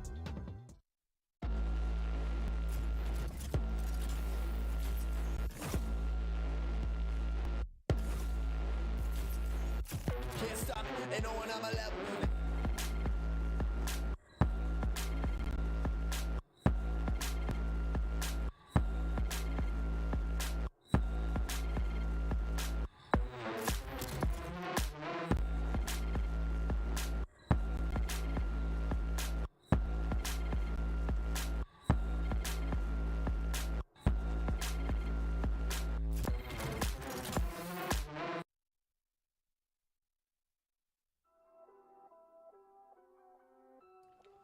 Hello and welcome, ladies and gentlemen. It is the grand finals, and we're going to be your casters here today. Panel broke it down absolutely perfectly. A lot of predictions here for PaperX, and I'm inclined to somehow agree with them. But before we talk about that, Illustrate and Asarai, we're going to be your casters here today. Asarai, I want to get your initial impressions of this matchup that we have before us. XERXIA, they just came off a win against Bleed. It wasn't the cleanest of wins, but they took home the victory anyway. And the last time that PaperX faced off against XERXIA, it was a 2-0 in favor of PaperX. What are your makings here on the grand final itself? Yeah, that is actually a really good question because, again, a lot of, let's say, maybe just fans are starting to watch the series right now, looking at how PaperX were able to destroy XERXIA on that by map, might think that this is a series that should go heavily in the favor of PaperX. Well, I still agree with that. point, it is a best of 5 now. You see how XERXIA, with how the map picks kind of unraveled, really thought about what they wanted to go up against, and being able to take out Bind and put in early on Icebox, I think is the best way that they can go about this. You know that they put out a lot of homework just to make sure that they can set up for themselves a nice little starter against PaperX in terms of the overall maps. I'm liking this. I've seen the Neon pick already. It's the first thing I looked at. Here onto Fracture. We haven't really seen much Fracture for PaperX. We have seen XERXIA play on it. So very different approaches to the game. Obviously, we got Viper on one side, and on the other side, we're going to get that Brimstone. So I'm interested in seeing how that one plays out. We're going to see a lot more, obviously, large range map control here with that Viper. I want to see how they use that in combination with the utility of that Neon, and that's going to be coming into play as well with that Breach utility. Both of them have it, but just the Neon and the Breach for me can sometimes be so deadly. I'm excited to see how they execute. I'm also going to point this out. The last time that XERXIA played this map, Fracture, against Full Sense, another Thai team, they didn't actually use a double duelist. It was, I believe, Surf playing with the Jet and Foxy playing as the Sage. But I like this kind of mix-up for them. It's not the double duelist that you're just going to rely on, oh, you know, these guys are two heavy hitters with rifles, just put them on the duel list. No, it's more of, I think, because they know at how PaperX approach the sites and how deadly Forsaken is, they have these easy exit, high mobility agents that can either go in and out of sites, or depending on which part of the map they are, get that more map control with these particular agents. I think trying to hunker down, play slow, have a composition that that kind of reflects that is not really going to help out against this PaperX style. I absolutely agree with you. Very clashing styles that we're going to be seeing here. And I think that's going to be even exacerbated by the map select that we have. The Fracture is a very interesting one. Raph pointed out, man, the Icebox pick, it's coming in fairly early. Yeah. I'm loving that because we finally get to see who plays better on Icebox. Definitely, it's either PaperX or XERXIA. One of the maps that both of these teams, it's the map that both of these teams on the global scene really sort of emerged on. And back, of course, in Reykjavik last time, XERXIA did it, and PaperX and back there in Champion. So I'm so excited to see how they're going to play this one out. But let's go here to game number 1. It's the first round. PaperX starting it off with the defensive side, and XERXIA on the offense. Looking like a full rush here towards the A side is what's going to be the setup, but full defensive 3-man hold might be the case here. Nice flash in. Forsaken gets one before he gets traded out, and a lot of information on top of it as well. Sees at least 2 others. Great flash right now from Bankai, but he's going to get taken down. Devi from the side is able to get one, and they're going to be making that beeline towards that side. Great shot from Jing to take down Surf, and it's now a 2v3. Yeah, that's the nice little setup that you want to see from the chamber. You can buy up into the shorty plus that headhunter, a couple of bullets, I think like 3 or 4, and the buy just makes it short. Because Jing is on that Sage, can top off the buy. They have the numbers advantage. They have pushed out the rest, but Scary trying to at least find this forward position so they have more angles of attack. Not really going to help out as the buy does spot him out. Cruz now, Rock on an Island, has the fault line to kind of set things up. If he can hit the shot here first, that might actually help him. Not going to be enough. And here comes Scary, 2 versus 1. Mind Freak on top, but he still can be able to dissect this one. He has to push forward as the spy keeps getting tapped here. But it seems like PaperX want to make sure they get that one and the pistol as well. Great pistol here from PaperX. I like the aggressive start with the Neon. That's really one thing that you got to remember. You have that Neon can basically pop out of anywhere in a moment's notice, and that's exactly what they saw. It can be a little bit of a double-edged sword because as you saw, that Neon push, Forsaken was pretty much all alone, nobody else around, so the trade frag was pretty much impossible. But at the same time, it gets them a lot of early information. He gets 1 kill sure and then spots out, what, 2 others? That allows the defense on that A side to be that much more prepared than what they can expect for it. Yeah, we've seen this already, right? The Forsaken, he lives and die by his aim. He lives and die by his individual playmaking skill. So if he doesn't get any value, exactly. If he doesn't get any value, he's just gone to he's just gonna not make it for PaperX. But 1 for 1, so it's not bad. It's good. It's not too bad, and you know, in the hands of Forsaken is probably the most mechanically gifted player that we have here in the Asia Pacific region. More often than not, you're gonna see. Look at this, Forsaken. He's already here. again, this is one of the beautiful things about having that neon. But they're going to be rotating here to B. It's going to be a little bit of a wall to slow them down. Sushi Boys will be working here with Fox, just trying to spot out any information they can. I think they heard Jing's footsteps, but there's already going to be a player to back up Jing, and that's Benkai. They're going to be holding on site without anybody else sort of nearby, so they're going to have to really hold up against XERXIA the moment this wall goes down. I wonder what the setup from Cruz will be with that fault line.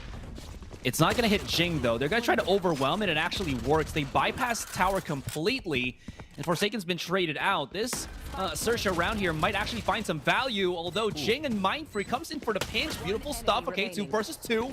Mindfreak, again, not allowing any form of delusion of clutch here, but maybe Surf can hit shots with the Sheriff. Okay, he's good on the first, and it's now a dance of death against Devi. 16 HP. He just needs one body tapped, and almost, but Devi plays it perfectly. A little bit of a sigh of relief there from Paper Rex. Came way too close for comfort as Devi did clutch it out. They both only had a Sheriff in hand at the very, very end of it, so it came down to the wire. Fortunately, the HP was in favor of Devi. Paper Rex are able to take it, but it's certainly not clean. Come into the next round. Devi's probably going to be very shoddy from Paper Rex. I imagine they might even go straight up for a full eco. I don't know if they're going to go full buy off the top of it. They will get a slight investment. They have the Bulldogs. Actually, no, they're going to make a full buy. They're going to take a little bit of a risk here. Yeah, I mean, if you've lost every single one of your players, might as well just, almost all of them, rather, might as well just go to rifle. I think it's kind of weird that you just maybe go for the bonus if ever. This is just a straight up buy. Oh, the dash out. And Forsaken might, he just gets away with murder. Mindfreak dips right back in. But Cruz was prepared. Forsaken now hears a couple of footsteps. I think he knows that B is compromised. But, yeah, Paper Rex gonna have to adjust accordingly. Jing is trapped on A. Benkai gonna be still with the site here, and Forsaken left to maybe make some waves by himself. Now, Forsaken, he's gotten another pick. At what cost, though? Mindfreak and Devi have already gone down. 2 players he wants on that defensive hold. They will be going for that plant here. Cruz will be watching for it. Can get the timing. Surf and Cruz, they take one apiece, and Jing's gonna be the only one left standing. Should probably be an eco here. I don't think Jing is gonna try this 1v4, especially with very little amount of money that he actually does have in his bank account. Yeah. Not his actual bank account. I'm sure he already does have much more than I do. But the game bank account. Oh, yeah. You know, I gotta say, these guys are probably well taken care of. I'll just leave it at that. I'm hoping. Oh, yeah, for sure, for sure. They wouldn't stay long with, like, an organization for, like, you know, that. So, shout out to Paper X for being awesome. Anyways, you know, going back to the game itself here, nothing really out of the ordinary for Paper Rex. It's all about, again, how aggressive Forsaken is. Unfortunately, other members of Paper Rex thinking that they can be as aggressive as Forsaken. They can. The problem is, it's too early from Forsaken's interaction that opponents are actually still waiting for it. And losing Mindfreak too early lowers a lot of the map control for Paper X, because he's the only controller out there. He's the only one with the big smokes that can really dissuade XERXIA from just kind of getting that aggressive map control. And with all of that, you know, it's still not bad. XERXIA, they're starting to build up around here. They save up so much money, and they will have some big ultimates coming into another buy round to go up against the Paper X, if ever. Yeah, let's remember this is XERXIA's map pick, so they should be looking more comfortable on it, but Sushi Boys gets the spot onto 2.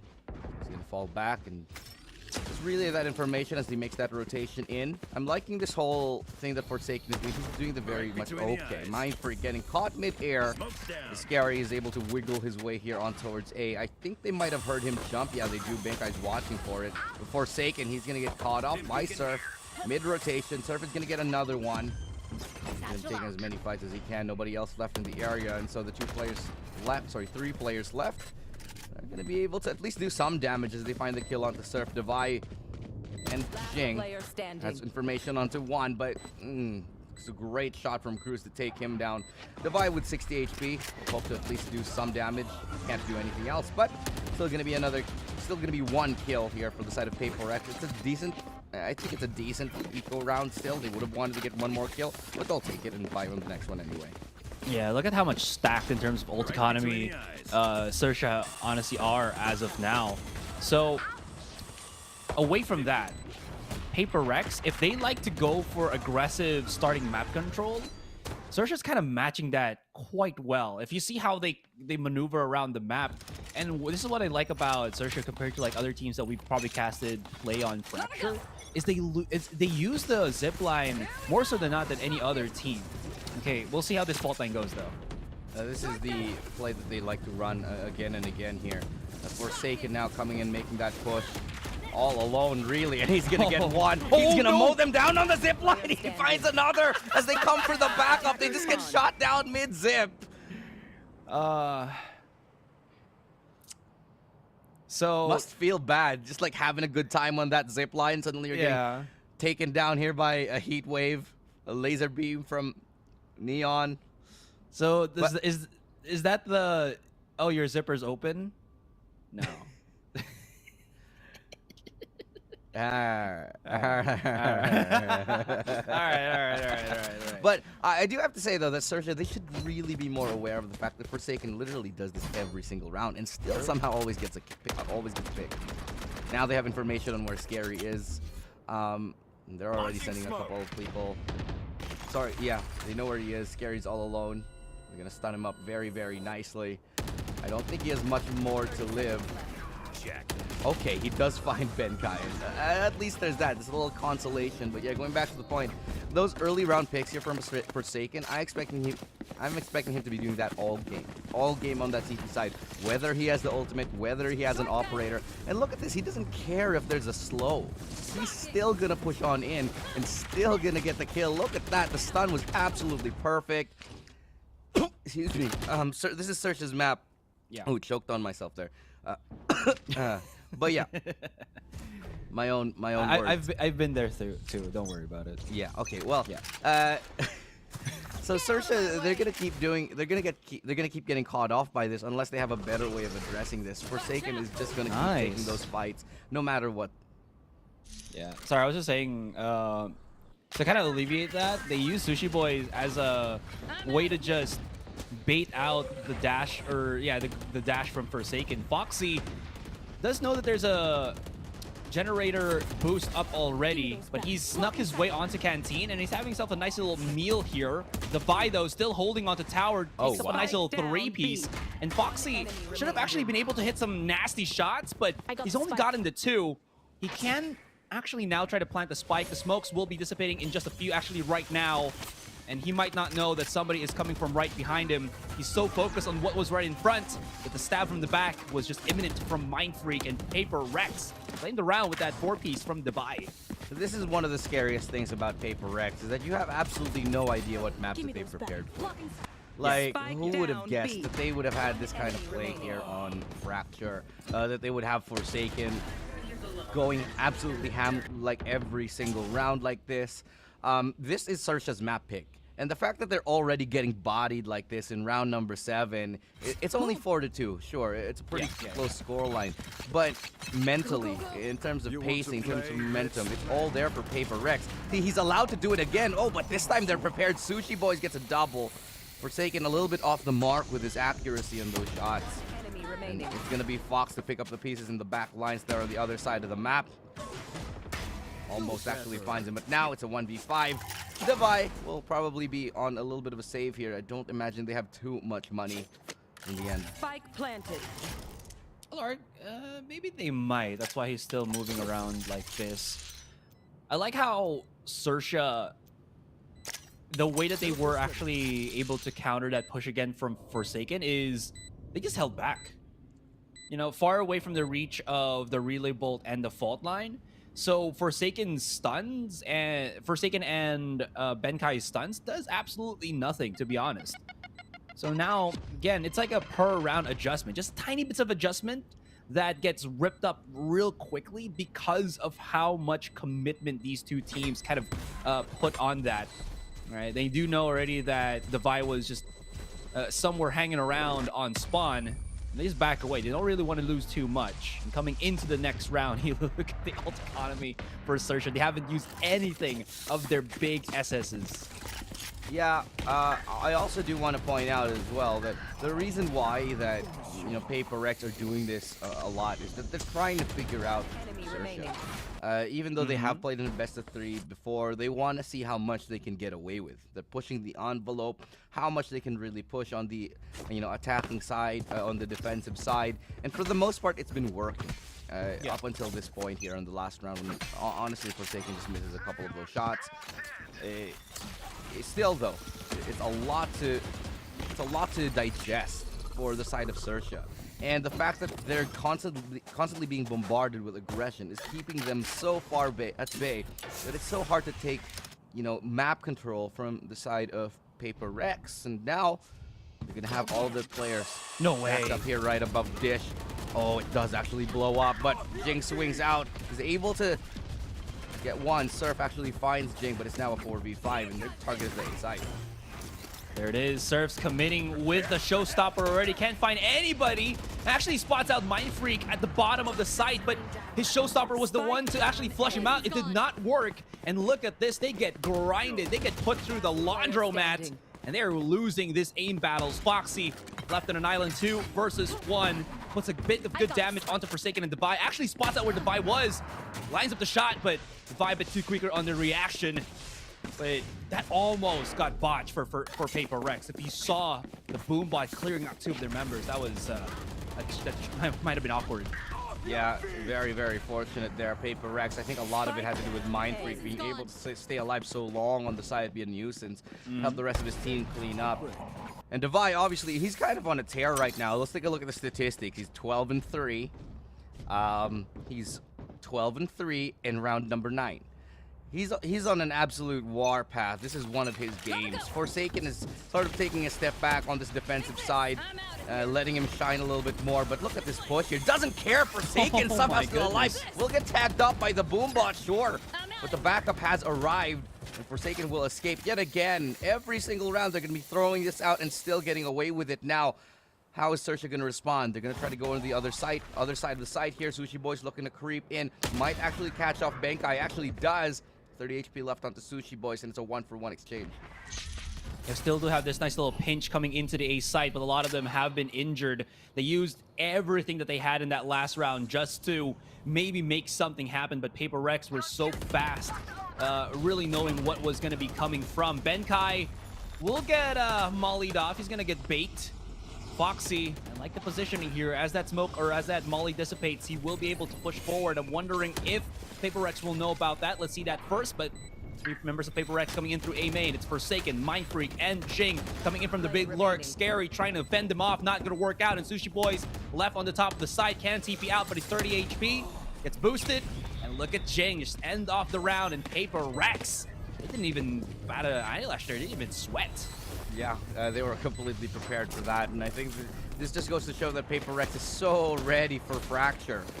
This is a map that I think that they were keeping in their sleeves, in their pocket. This is something that they knew that they could bring out should it ever come to it, and I think XERXIA, they fell right for it. It's like, psych, guess what? We're actually really good at Fracture, and you know, just evidenced by how comfortable PaperX are looking.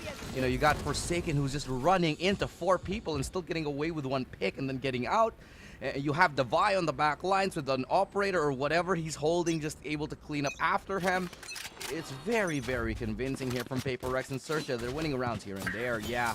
But I think a lot of it is more off PaperX trying to bite off more that they can chew. And even in rounds like this, they still get away with way too much here in the smoke. They actually managed to find Foxy as well. It's now already a 2v4. PaperX are making an absolute statement here as Mind Freak finds Sushi Boys. Now, within the span of a few seconds, it's a 1v4. How can you know your opponent when your opponent doesn't even know themselves, right? PaperX are just... Okay, I'll break that down. PaperX, hot take, they're not thinking about what they're doing right now.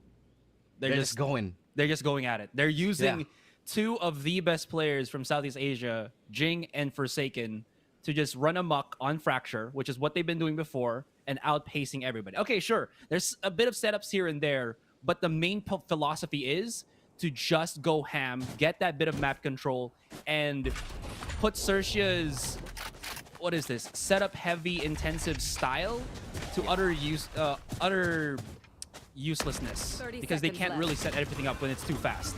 I'm gonna agree and also disagree with you. I like that latter point that you made with just challenging the setup of XERXIA. But from what I'm seeing here from PaperX at the very beginning of these rounds, these plays that they're making with Forsaken are very well thought out. You have Benkai and Jing right behind him to do a little bit of healing and at the same time some flashing and fault lines. A lot of those entries that Forsaken was getting was off the back of a brilliant fault line that Benkai just threw out. And they're leaving Devi in the back line as the chamber to cover all those angles that they can't because he can be so mobile. I think this is PaperX who have a very well thought out attack plan and are just responding mid-round even better. Okay, that also makes sense to me. Yeah. We can agree to disagree and agree to agree.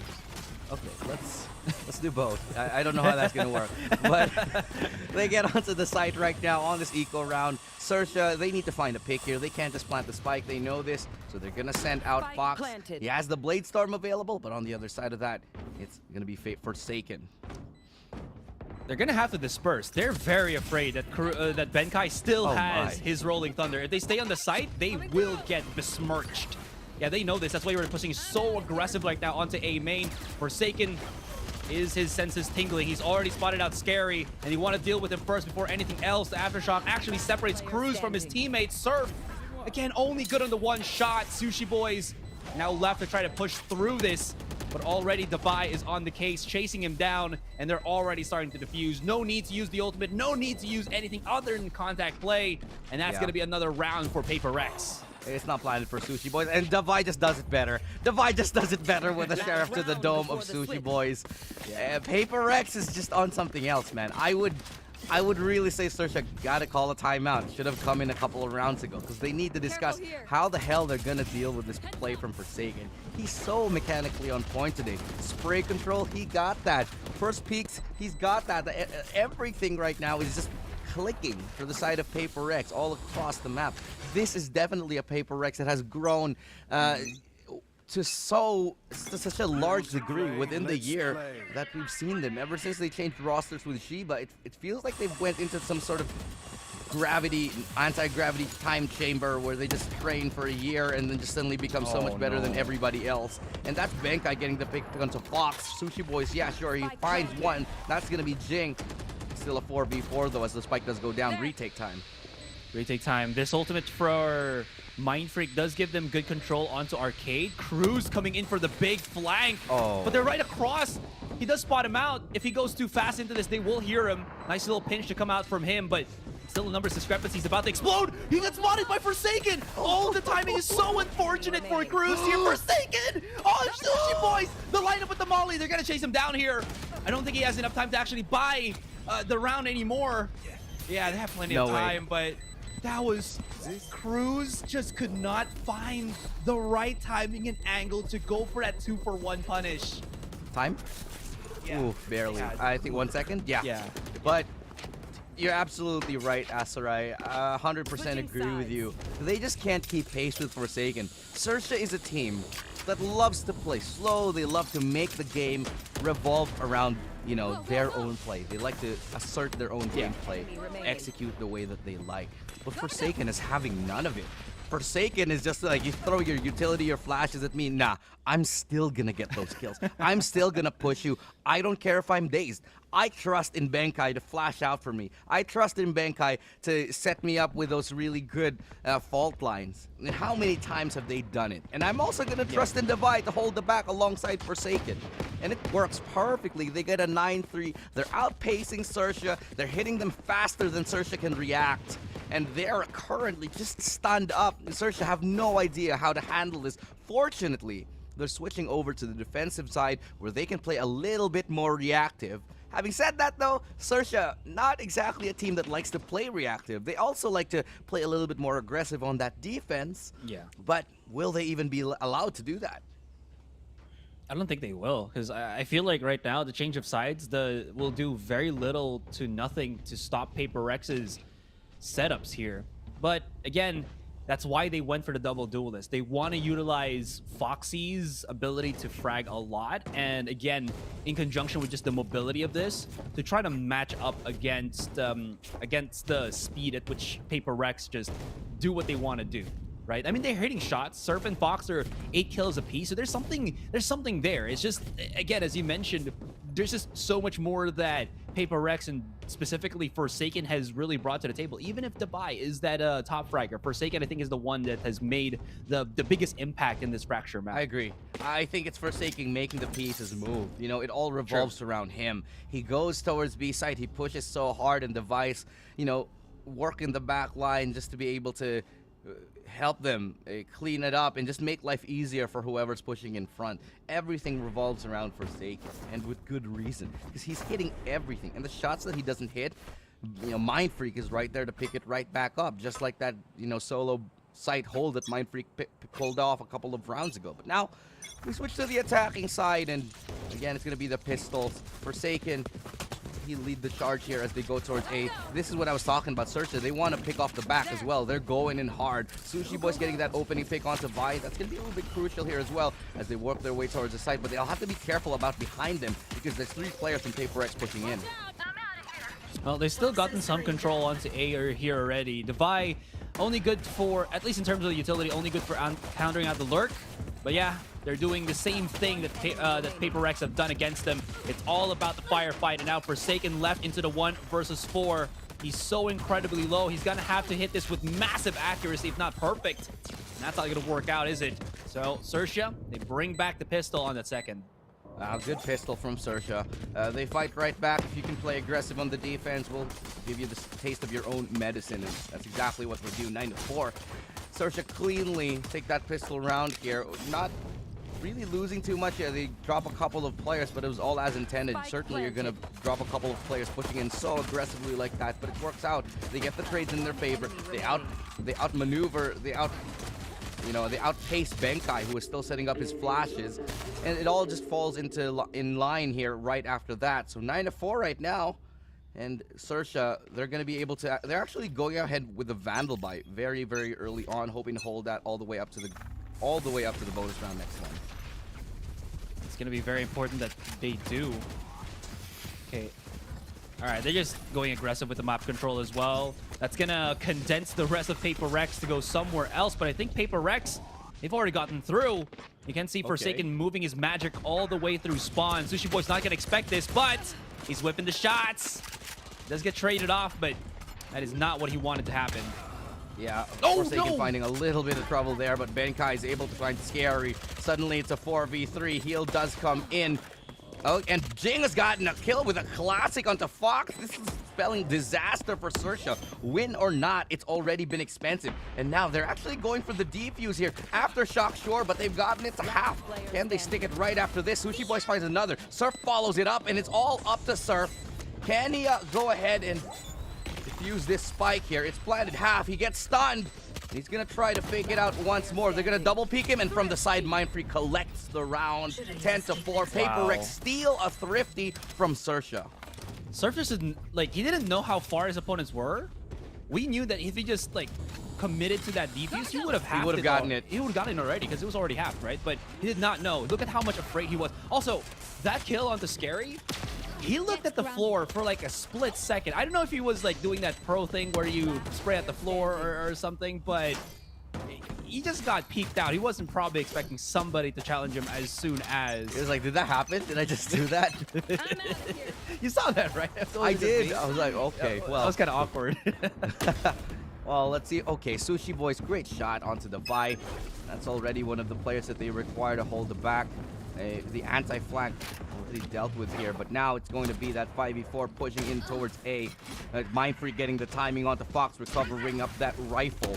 Sushi Boys, what can he do with it? Absolutely nothing, as Mind Freak somehow just removes the back lines, removes the side. Forsaken mowing down 2. He's gonna get a 3rd, and that's a triple kill here for Forsaken, making mincemeat of XERXIA once more. Hat trick. Oh my goodness. There. Yeah. This is You know, yeah, I agree. I have the same reaction.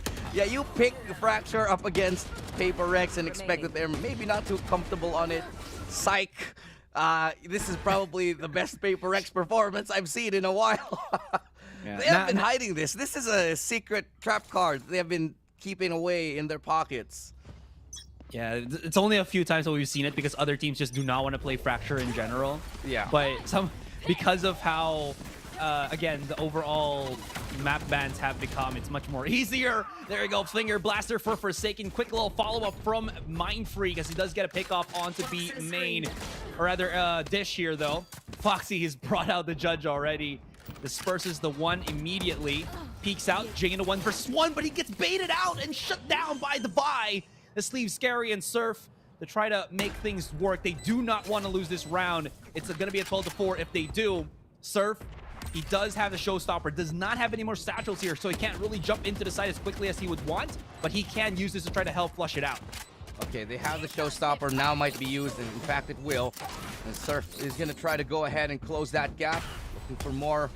He's not going to find anyone, sure, but it's Crossfire here. Benkai and Scary. Sorry, Benkai and Jing will be working hand in hand. Now it's all up to Surf, who is iced out.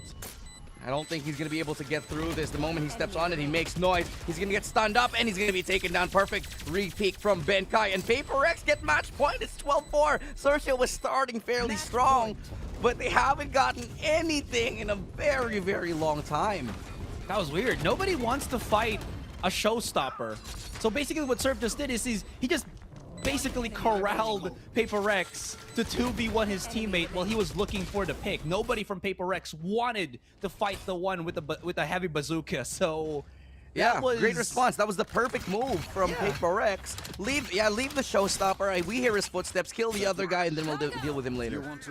I don't know if that was intentional for Surf. I'm pretty sure he just wanted to get the value, but again, because he didn't have those double satchels of his, it was very all for naught. Oh, this is unfortunate. They've gotten the trade already, but the fight in B main. 2 from Scary and Surf. This equalizes the fight, actually somewhat slightly in the favor of XERXIA here. Cruz is going to try to stop them. He's trying to go aggressive, but look at how Forsaken. He is a army knife, just slashing, hacking into the side itself. And once again, it's a 2 versus 2. Make that a 2 versus 1 with Surf not this time having the showstopper. I don't know. Surf will be able to isolate 1v1, yeah. But Benkai, can he have something to say about it? Absolutely not. Benkai takes it. He's going to get PaperX into the next map with the lead, 13-4. What a sterlingly clean performance from PaperX. 13-4 against XERXIA. That's not any team that you can just stomp on. That's still XERXIA, Thailand's best. And Malaysia, Singapore proving that they are a new powerhouse region. Not only do they have Bleed, they have PaperX, who are still as good as they've ever been. My God, Asarai. Yeah. I already felt that you were gonna say my real name at some point because it felt like it was just too good. Yeah, I felt it already. But PaperX, they just brought a tactical nuke in all of these rounds. It felt like we never really could stop to take a breather or anything. If we probably saw the match overall timer, this would probably be, I feel like, one of the fastest ones we've ever had. There was just no delay whatsoever, no time for XERXIA to do their setups as what you see in the previous series that they played. And once again, PaperX played them like an absolute fiddle. Look at Surf's standings there compared to Forsaken. In terms of the combat score, Forsaken's been brewing the pot a lot more. PaperX, man, like I said, I'm gonna say it time and time again. This is the secret trap card, and it works to perfection. Man, just imagine being in XERXIA's shoes. This is the feeling. You pick. This is your first pick out of all the maps. You go ahead and be like, yeah, we'll get them on Fracture. We're gonna be good. And then they get destroyed. This must be killer on their mental that they pick this map and suddenly just PaperX body them across the entirety. Let's take a look at this massacre in the form of replays right now. As Forsaken, it starts off with this. In the very first couple of rounds, you have Forsaken pushing through no matter everything and just getting kills even on the zip line. Oh dear. Yeah, there have been some calls here from XERXIA that I don't think we're questionable, but rather it was the right call for like 5 seconds ago. Does that make sense? It feels like it was just a tad bit slower than what they planned it to be, but because, again, of how PaperX keep forcing their hands, they really can't do anything else other than just that, right? And it was pretty apparent in a lot of these plays. Like, things like this, again, just the punish play that, as you mentioned, Benkai and Forsaken bring. It's not even Forsaken and Jing, it's Benkai and Forsaken have been making this so damn possible. Yes, sometimes the fault line will not work, but when it does, the multi-kill happens. The aggression, the dominance in the round continues. Yeah, well, dominance is the perfect word for it. With every single moment from the very beginning of the round, it was Forsaken leading the charge, forcing XERXIA to bend to its will, forcing them to dance to their tune. And guess what? In XERXIA's side, they had 2 left feet. They couldn't keep up. But we go into map number 2 very, very soon. We'll take a look at what exactly that is in just a second. But right now, things just do not bode well. Things do not bode well for XERXIA. That was their map pick. And up next, it's going to be PaperX's. We're going to talk about that when we return from this short break, because I got to get a breather, this guy's got to get a breather, and certainly XERXIA has a lot to think about. When we return, VCT APAC Grand Finals. We'll be back. Don't go anywhere.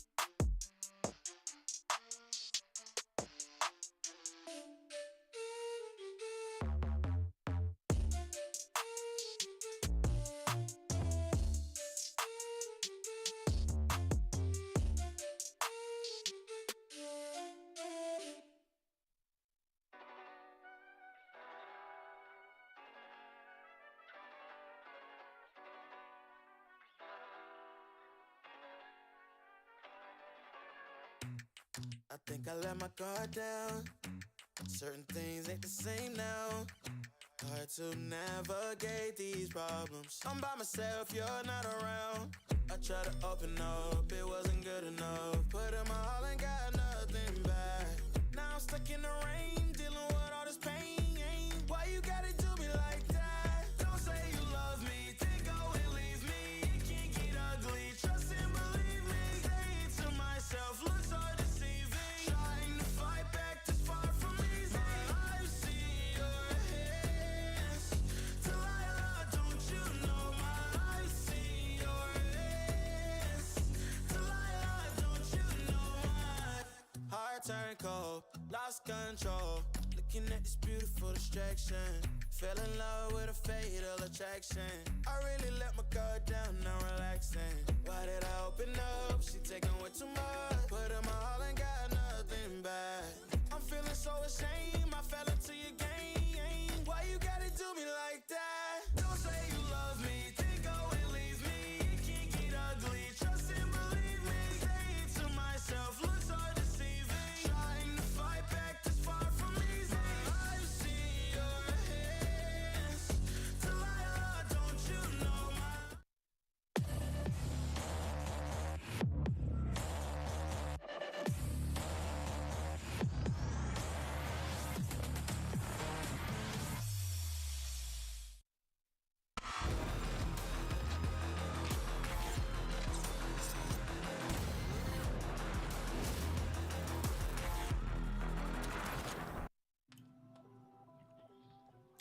You know how some people say it's a marathon and not a sprint?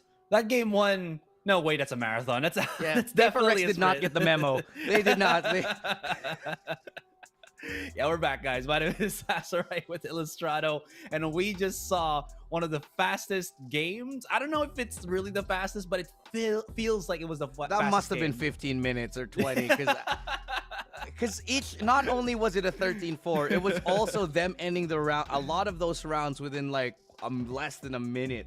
Yeah. And it was an absolutely crazy ride all throughout, but I felt like I went through the whole spectrum of emotions within that tiny time frame that we actually just saw.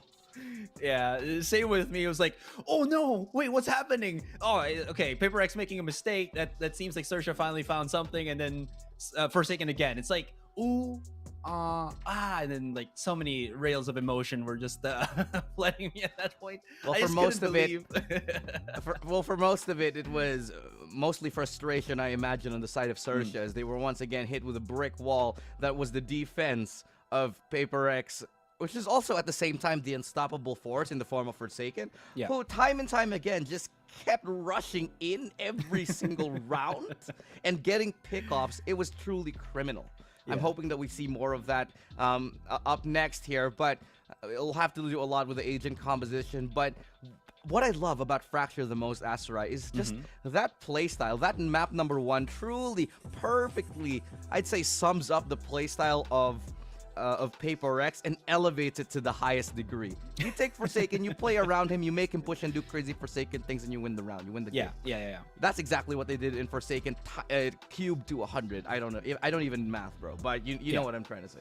Yeah, I definitely do. Okay, here's a fun statistic that we got in that first game. You know how usually the statistics for like headshot is 20%, maybe even 30% on an average. If you're really good, maybe 30-ish. But Forsaken's headshot percentage in that was 9%. Yeah, well, he's playing Neon, so it's mostly gotta be body shots. Exactly, right? but it is kind of just hilarious how it went to that, because he was just doing a lot more punish play than anything else. But that resulted in a lot of those body shots. But it doesn't really paint the whole picture, right? But definitely still just something interesting to kind of point out. No, I agree, and I think that one of the things about Neon that makes her interesting is that a lot of teams right now in the pro scene trying to figure out how to make Neon work. Yeah.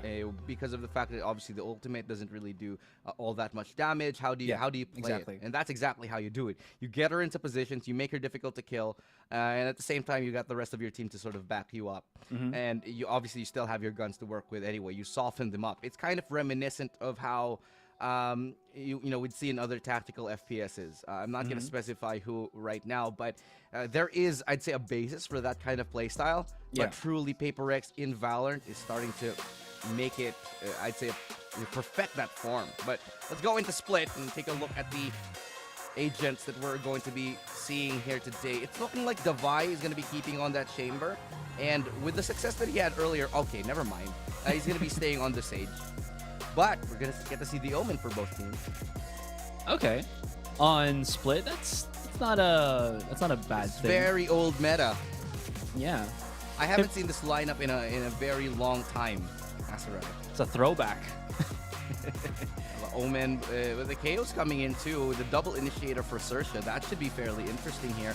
Only one duelist, and that's going to be Surf. And the other side, you got Forsaken on the Jet, and Devi with. They're going to run the double Sentinel. So very different, and I'm very interested in this because you got the double Sentinel on the attacking side for Paper Rex. That just means one thing. They're going to try to use Devi and use him as an entry or like a battle sage, and then just keep going for those reses. You might think that this is defensive. Looking at the initial lineup of Paper X, you see the double Sentinel and think, okay, they're probably going to play a defensive game. No, you clearly don't know Paper X. They're going to use this sage as like a battle sage and just run up everywhere. Yeah, absolutely. The only thing that I'm looking at here, why we do have the Cypher, is just for the anti-flank. So compared to like the Killjoy that needs to stick with her utility and all that, blah, blah, blah, blah, blah. You already know the story to us and the viewers. Yeah, it means they can lurk more. Yeah, they can lurk more. They can spot out anti-lurks even faster because of the camera, so it's going to just work. The one good pick that not one good pick, but the one pick that I see will really benefit XERXIA right about now is the KO, because of that blade of his, if he can time it, because you know Paper Rex likes to splash onto the side together, this will really help them kind of disrupt the utility that Paper Rex would want, which would mean, again, that Paper Rex will be forced to play for that aim game. I'm not sure how well XERXIA can manage the aim game of Paper Rex, though, but at least it will be very key to force Paper Rex into that position. Why I think you mentioned the aim game, and one of the reasons why I think this is such a hard matchup for XERXIA is that, first of all, out-aiming Paper Rex is just not going to happen. You just can't do it.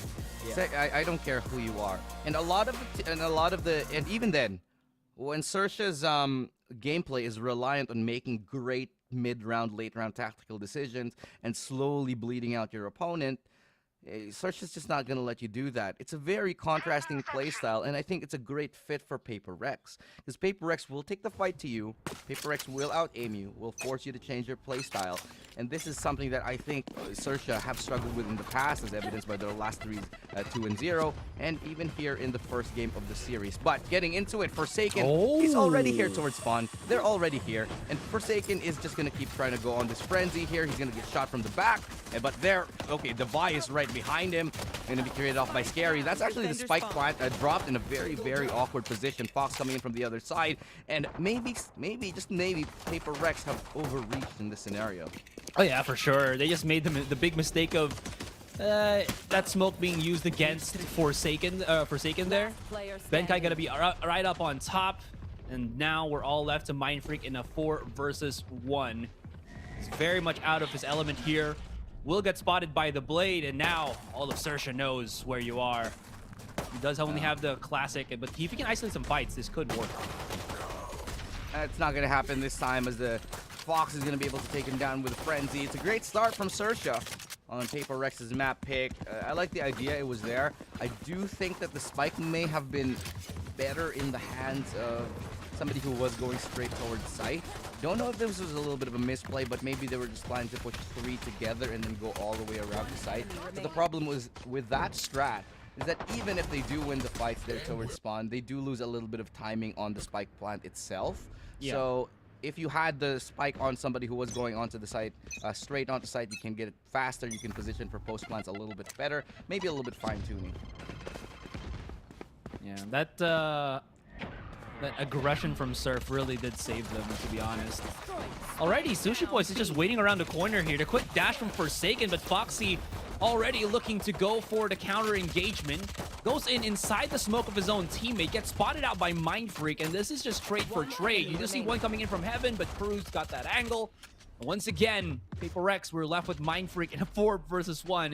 This is Deja Vu, does have a smoke if he wants to use it. Maybe hide inside, but he has given away where he is. Yeah, they know, and the judge is going to take him down very handily at 2-0 with XERXIA. They're going to start this map off a lot better than they did in the last one. But gun round now for Paper Rex, as they're all going to be able to afford the Vandals. Double shotgun now coming in, however, from XERXIA. This could still be very, very dangerous. I know this is the gun. I know this is the bonus round here for XERXIA, but those judges can always be a threat. Just gotta know where to put them. Here. A lot of times you find some success towards male, towards B heaven, even close upon to B. There's just a lot of plays that you can make with it, and it's still a very dangerous gun if you don't carefully identify where it is and you don't get the trade-off immediately. Yeah, it's gonna be a very dangerous take here. That's why you see Paper Rex, who normally we just see running amok, kind of play it very slow. I like the smoke on male. It allows him to get that access onto top mid and isolate some fights here.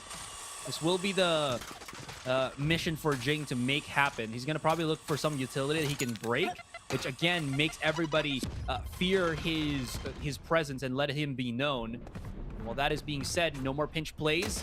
Forsaken going to be playing very, very close. And again, Fox, he's just waiting for the opportunity to let it rip with the sheriff or with the judge, but he gets baited out. Good 4-for-1 trade though still. But XERXIA, they're not finding the picks that they want to, and Defio was just waiting for a Cruz to go over aggressive, and he gets picked off himself. Great communication there. Now they work towards Heaven, towards B. They will leave the lurk in the form of Benkai, like you mentioned, and the lurk succeeds, gets one, draws the attention of the rotator, and now Mind Freak will get the pick up onto Sushi Boy. Surface left all alone, but he's too far removed from the situation. Might be able to catch, definitely hurt him. Should have hurt him. Spike planted. In fact, they do. Oh, okay. Nah, he spots it. Not too much inside the smoke. So, well, it's all going to be about whether Surf can get an extra pick off or not. Really, just making it a little bit more expensive. But they don't want to get close to a Spectre, man. XERXIA is just going to be Surf is rather just going to be trying to get a little bit lucky here, trying to make a couple of shots happen. But overall, it's a great round for PaperX. They do get one loss. The confidence should now start to be building yet again here. Surf, he's going to be able to get a double. Okay, that is way more expensive. That is way more expensive than they would have liked. Just when I said they shouldn't be going in against the Spectre in terms of close range, they still walk into his crosshair. And Surf gets a nice farewell dink before he goes down himself. Yeah, that wasn't supposed to happen like that. It wasn't part of the script. Nope. Yeah. I like how PaperX handled the push here. That iteration of Forsaken going to the far end of the left side as he clears it out doesn't really give much lethality for the judge, right? You still do damage, but not as much as if you were just right in front of each other. Yeah. So I really like that slight adjustment. And if you shoot, you give up your position. True. Also true, also true. So everybody from PaperX will know. Well, now the gun round for both teams is up. Forsaken is on the Guardian. And take note of this. And Devi is on the Spectre. This is because of the fact that they did lose a lot more than they would have liked. But Forsaken, he does not care. He just doesn't. He's going to pick up the operator, however, Fox, flashing himself through. But he's going to be taken down to 30 HP. The random spray does force him back. Mind Freak is too aware, but Scary wins the duel anyway. Paranoia comes out and Sushi Boy wins the duel on the other front. On both sides of the map, they do take success. And PaperX are now left with 2 players standing. That's Devi and Jing. There's a couple of members of XERXIA pretty injured. So if PaperX can manage to find some of them, this will be very more palpable. Not really going to be case, is it? 25 seconds before the next heal.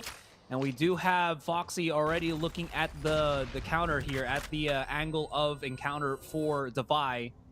Can't really move through anything, but 30 seconds, he's got some time to wiggle for just a bit, but pretty soon he's gonna have to go somewhere, and I think it's gonna be B. But as you can see, Scary is almost there, but Devi not really biting anything. I think he's just gonna save the weapon for the moment. Yeah, I can't blame him if he goes for the save. Their economy is pretty much in ruins right now, especially after they lost so many players. 10 seconds left. If you ask me, though, they really should have just left Surf to live on that Spectre. They're chasing him down so hard. I know that was a confidence play, and I know they wanted to shut down their economy more, but yeah. I just don't think it was worth it to chase the Spectre so far down towards top mid and even within ropes itself. So that's something that they definitely have to think about. It cost them a lot, maybe even this round, and it forces them to eco. So a little bit of a cautionary tale for you frag chasers out there. Even professionals sometimes get a little bit bloodlusted. Yeah, just their eyes going at bloodshot red, you know, you can... Berserker rage. Yeah, you can see their teeth expanding and turning into fangs, and then they're starting to foam at the mouth. Yeah. Okay, maybe not. Maybe they don't turn into vampires, but they're gonna have Jing up on the... Okay. I do like the fact that they have Jing on the raise here, and now he's gonna try to play close. Paint Shell does come in, forces him to get a little bit lower. 68 HP onto Forsaken. They're gonna take ropes. They're gonna fall back now, going towards B. They force the rotator off, but what can they do? Cruz is here with a judge. Still a dangerous gun in this position, though. See if they can actually take him down as well as they get control over Heaven. Yeah, they're using Devi because he does have that a rifle as the spear into the sight. They see out a lot of the utilities. And they're just getting good amounts of information here. They're not even really committing to anything. Okay, now they know there's 3 people on B. Now they know. They've seen the nade, they've seen the stun, they've seen the paranoia. But it seems like PaperX, they're willing to go for the encounter. They've just killed a bit of noise here. But look at the angle from Scary. He spots it out immediately. There's nothing really they can do. Device already out. That's the rifle down for Paper Rex. Yeah, it's a firing range for Scary. He takes 3 easy kills as they go in one by one. Trying to find the angle on him. And meanwhile, Mind Freak is here towards B main. Going to be brought down to 12. Can't land the shot. It's all up to Jing right now. He's the only one left standing. He's got a shorty if he can get one. No, the judge prevails in the battle of the shotguns. And we're seeing 4-1. XERXIA looking this much better. I mean, the judge is the Papa shotgun, you know? It's like Shorty's the baby shotgun. I remember when Bucky was the Papa shotgun. Oh, yeah. It's just the sub Papa now. Yeah, the sub Papa shotgun. Yeah. 30 seconds. I want, because I think they're going to end up nerfing the judge in the end at some point. If they haven't already lately. I haven't gotten to I guess it's I think it's in a good spot right now. You still have to commit like more money than a regular Spectre. Yeah. Yeah, and it's still fairly expensive. And, yeah, exactly. At range, it's not really that deadly compared to like a rifle. So it's, I think we're in a sweet spot. Okay, XERXIA, he's got to hit the shot here. He goes a little wide, but he gets the target onto Benkai. Forsaken, he was elsewhere, but he gets picked off by Cruz still with that judge. Kill my allies. Rez does come through. Mind Freak gonna try to back up his teammates. Surf, he looks to re-peek that angle. They do miss, and it's gonna allow them a little bit of time to get towards that A site. Here comes the null command, slowing them down at least by that much more. Surf misses that shot. No, he actually does get a tag, but brought down to 8 HP. Nice shot from Devi. Here comes the flash. Good flashing through. Jing, close range. He gets Scary. Surf with the operator. Showstopper coming in. It's going to land, and at the same time, he gets taken down. 3 kills for Surf. Cruz as well. Getting that take onto Benkai, but now it's all up to Devi. He's up to 32 HP. Still clutchable, and he could still get on towards the site like this. Where is he going to wall up? It's going to be towards Heaven, as he does play for backside. Heals himself up, and he's going to get the spike planted down. Problem is, you got Fox who's right around the corner. And he has an operator that he picked up. I don't think Forsaken had a rifle or something. So is he still gonna... Okay, he's still gonna try to go for the clutch, but he doesn't know. As he mentioned, Fox is already at the site itself. He jiggle peeks it. The timing was just so far off. He did not know. And again, I was wondering... I think he still had time to maybe pick up a rifle or something. But, yeah, no dice. He did, because he went through vents. Yeah, he went through Forsaken. Yeah, there was in fact a gun available for him. I think it was a fine choice to go for the operator, considering he was low HP at the time, and that he did plan for B main, which was really, really good for him. The problem is he just didn't get the timing, and Surf just hit a couple of crazy shots right here, especially with that showstopper, getting one before he drops. But XERXIA found another round. Paper X should be on the brink of calling a timeout now. Yeah, and they do. They call it the timeout, and they're going to be able to get at least a little bit of time to think. What are they going to do? How they're going to address the XERXIA defense? Because they're just not getting the right reads. They're getting picked off early. Their spread out approach to getting map control kind of just not paying off for them right now. Yeah, as of the moment, it's it is looking pretty dire for Paper Rex, but you have to also wonder about the ability of XERXIA again to go aggressive on this defense. The reason why we don't see Surf, excuse me, on the Jet and on the Raze is the same reason why we're seeing this kind of composition for XERXIA. It's all about that control. It's all about being able to use your utility in favor of you to stop Paper Rex's, onslaught, to stop their reign of terror during this attacking phase for Paper Rex, and it has worked brilliantly for XERXIA. Now the question now lies here, Ilu, how much can they milk this cow, this defensive cow, in this first half before I'm just Paper Rex get imagining their a defense? cow with like a helmet and shield, and just like manning this castle. Oh, good shot though. Being very, very aggressive, even has an operator. This is very angry cow now, trying to Forsaken getting a nice one, can't adjust. Can't adjust onto Sushi Boys, and that's gonna be the showstopper missing, going wide. Sushi Boys as well, he's gonna get that pickup onto Jing. Sushi Boys looking to re-aggress, going into the smoke. They might not expect him. There's only 2 players left standing here. It's Benkai and Devi. Had a couple of great moments in the last game. A lot of great series from them this tournament, but this might just be a little too much for the both of them. This time as they regroup, they rally towards the A. They're making a lot of noise here already. As you can see, Foxy is already there. So unless they push on spawn here and go through B all the way from spawn, coming onto the A site would be a monumental mistake here for Paper Rex. Already as well, you can see Sushi Boy is just about to hit the lurk. He spotted the back of one already. And that's the buy left to fend up for himself. Sushi Boy picks up a nice little 4K. And XERXIA, this is a whole topsy-turvy. They're getting all the rounds right now. They are 6-1. This is looking very uncomfortable for Paper Rex. They were looking so dominant in map number 1, but it's looking like a complete Uno reverse card here in map number 2 as just all of these rounds going to XERXIA, they're looking so clean. But the funny thing about XERXIA is they're not even doing anything weird. They're not doing anything crazy. They're just playing good. Playing good defense. They're playing good Valorant. And right now, it's more than enough to stop Paper Rex in their tracks. They have another great entry, however, in the form of Jing as he does get into the site. Fox and Forsaken. Sorry, Fox rather getting taken down. Forsaken following it up.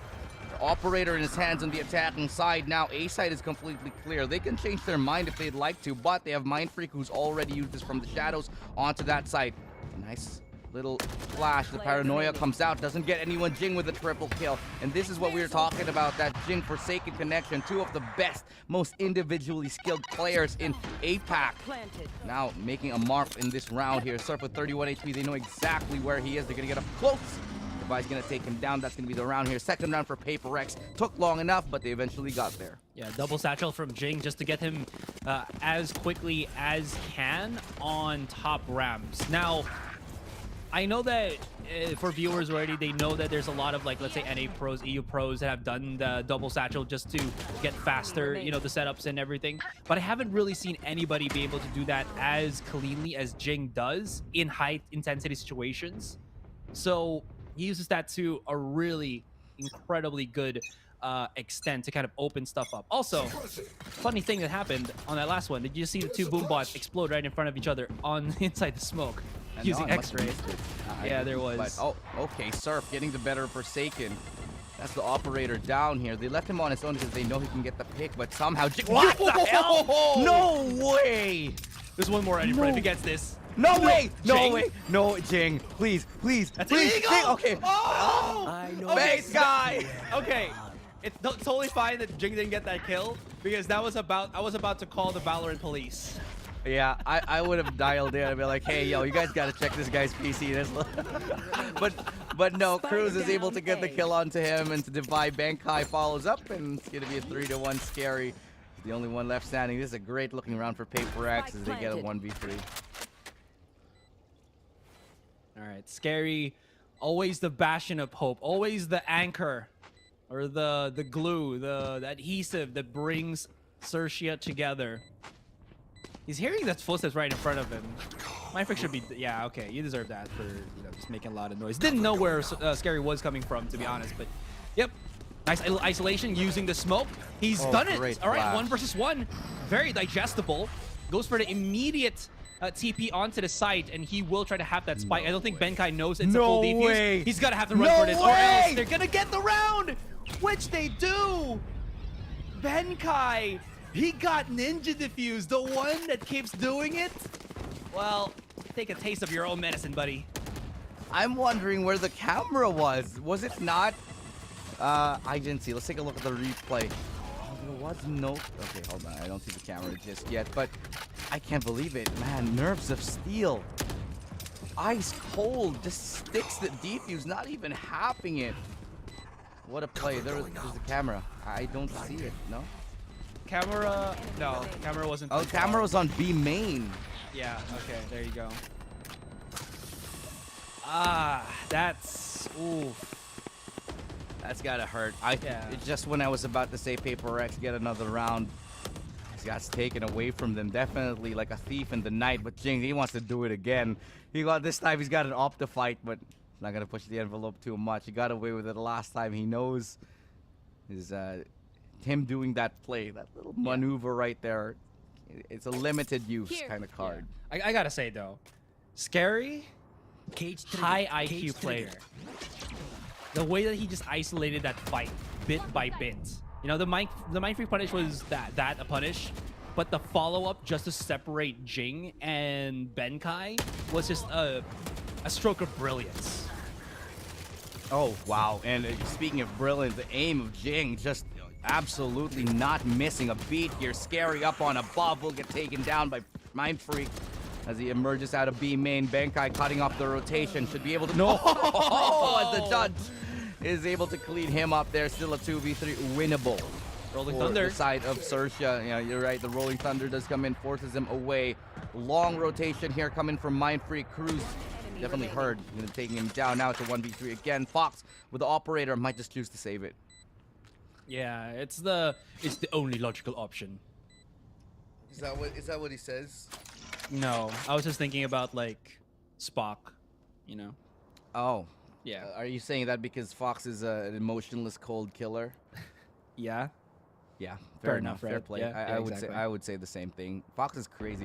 I really love how Fox has just been completely stepping up in the series, not just in lately. You know, even in the previous iterations of XERXIA with Potifan, Fox was a guy who was always just kind of reliable. He's always there. You get the prize when you need him. But now he's really, truly, I'd say, leveled up. He's gone Super Saiyan. He's getting so many rounds for his team. I think every single member of XERXIA has improved dramatically. 100% agree. And again, I tell you how I really am really fascinated with non-duelist players. Fox, I remember how his Sova clutching prowess was something that I was really, really intrigued by. Like, way better than what I saw with Defy way back then. I'm not sure if now if they're gonna have like a good matchup or something, but yeah, no more said than that. Cruz activated the Rolling Thunder a little bit too early. Look at how quickly the rest of XERXIA have actually rotated for the mid side, but PaperX, they're kind of just going about this. Scary's about to hit this this rotation from them, and he's just waiting to explode. Oh, no. Defy still hits it. He gets the better of Scary there, and he's gonna bring it to a 4v5. Now they'll be like, okay, we know where you are. They don't have a controller anymore. No more smokes to stop us from pushing in towards A, but it's looking like a split. I'm not 100% sure what they're trying to achieve here. Okay, they're gonna make a 4-1 split. They're gonna send Mind Freak on a lurk. Just have him throw out his smokes here. It's a little bit of a fake here as they go towards B. Yeah, it is a fake. They throw fake smokes towards B. And the rest of them are gonna come out of A. No. What the hell? Mind Freak wins that? Excuse me? Had no right here. And the showstopper coming in from Jing. He's absolutely not gonna hit that. 30 seconds left. Blade does come out and stop it. Forsaken is there to do it instead to finish off the job. Now Cruz waiting in this corner with a shotgun. Mind Freak still wins it. Absolutely disgusting. How is he allowed to win those duels? Just driving by. The double peek comes in. Jing wins the round here, and PaperX looks so much better. Unfortunately for that kill on Cruz, he didn't time it correctly. I think he just scratched his face or something. Did he? He did. All right, check that second kill. I don't think we're gonna see the POV of Cruz there anymore. But look at that. The Blade suppressed them, and like before they got to after they got on Rafters, which would have meant that Foxy just could not get away from that. Ooh, double satchel here. Yeah, go. I'm gonna check the stream. It's gonna be like a couple of minutes. But yeah, they go towards A here. Jing, and beautiful entry one more time here as Surf. He'll get the trade kill, and that's gonna be a showstopper. No connection. Devi will get the kill onto Fox, though. That's towards B. No information on where the spike is, though, so they'll have to make their moves independently. They get spotted out, actually, though. Scary. They know where he is. Right around here towards Pillar. Devi loses that duel. Huge. Spike gets dropped. That's massive as the lockdown does come in. Mind Freak from up on high. He's going to try to go and smoke himself out, but Surf is already right there from the back. Forsaken. He's got to get out. He makes it right at the last second. For this 2v1. Benkai, nice prop up right there as he hits the shot onto Sushi Boys. I mean, Benkai's not a Sage, but somehow he's actually getting kills through on top of the Sage wall. Yeah, that's just how in sync they are, you know? Yeah.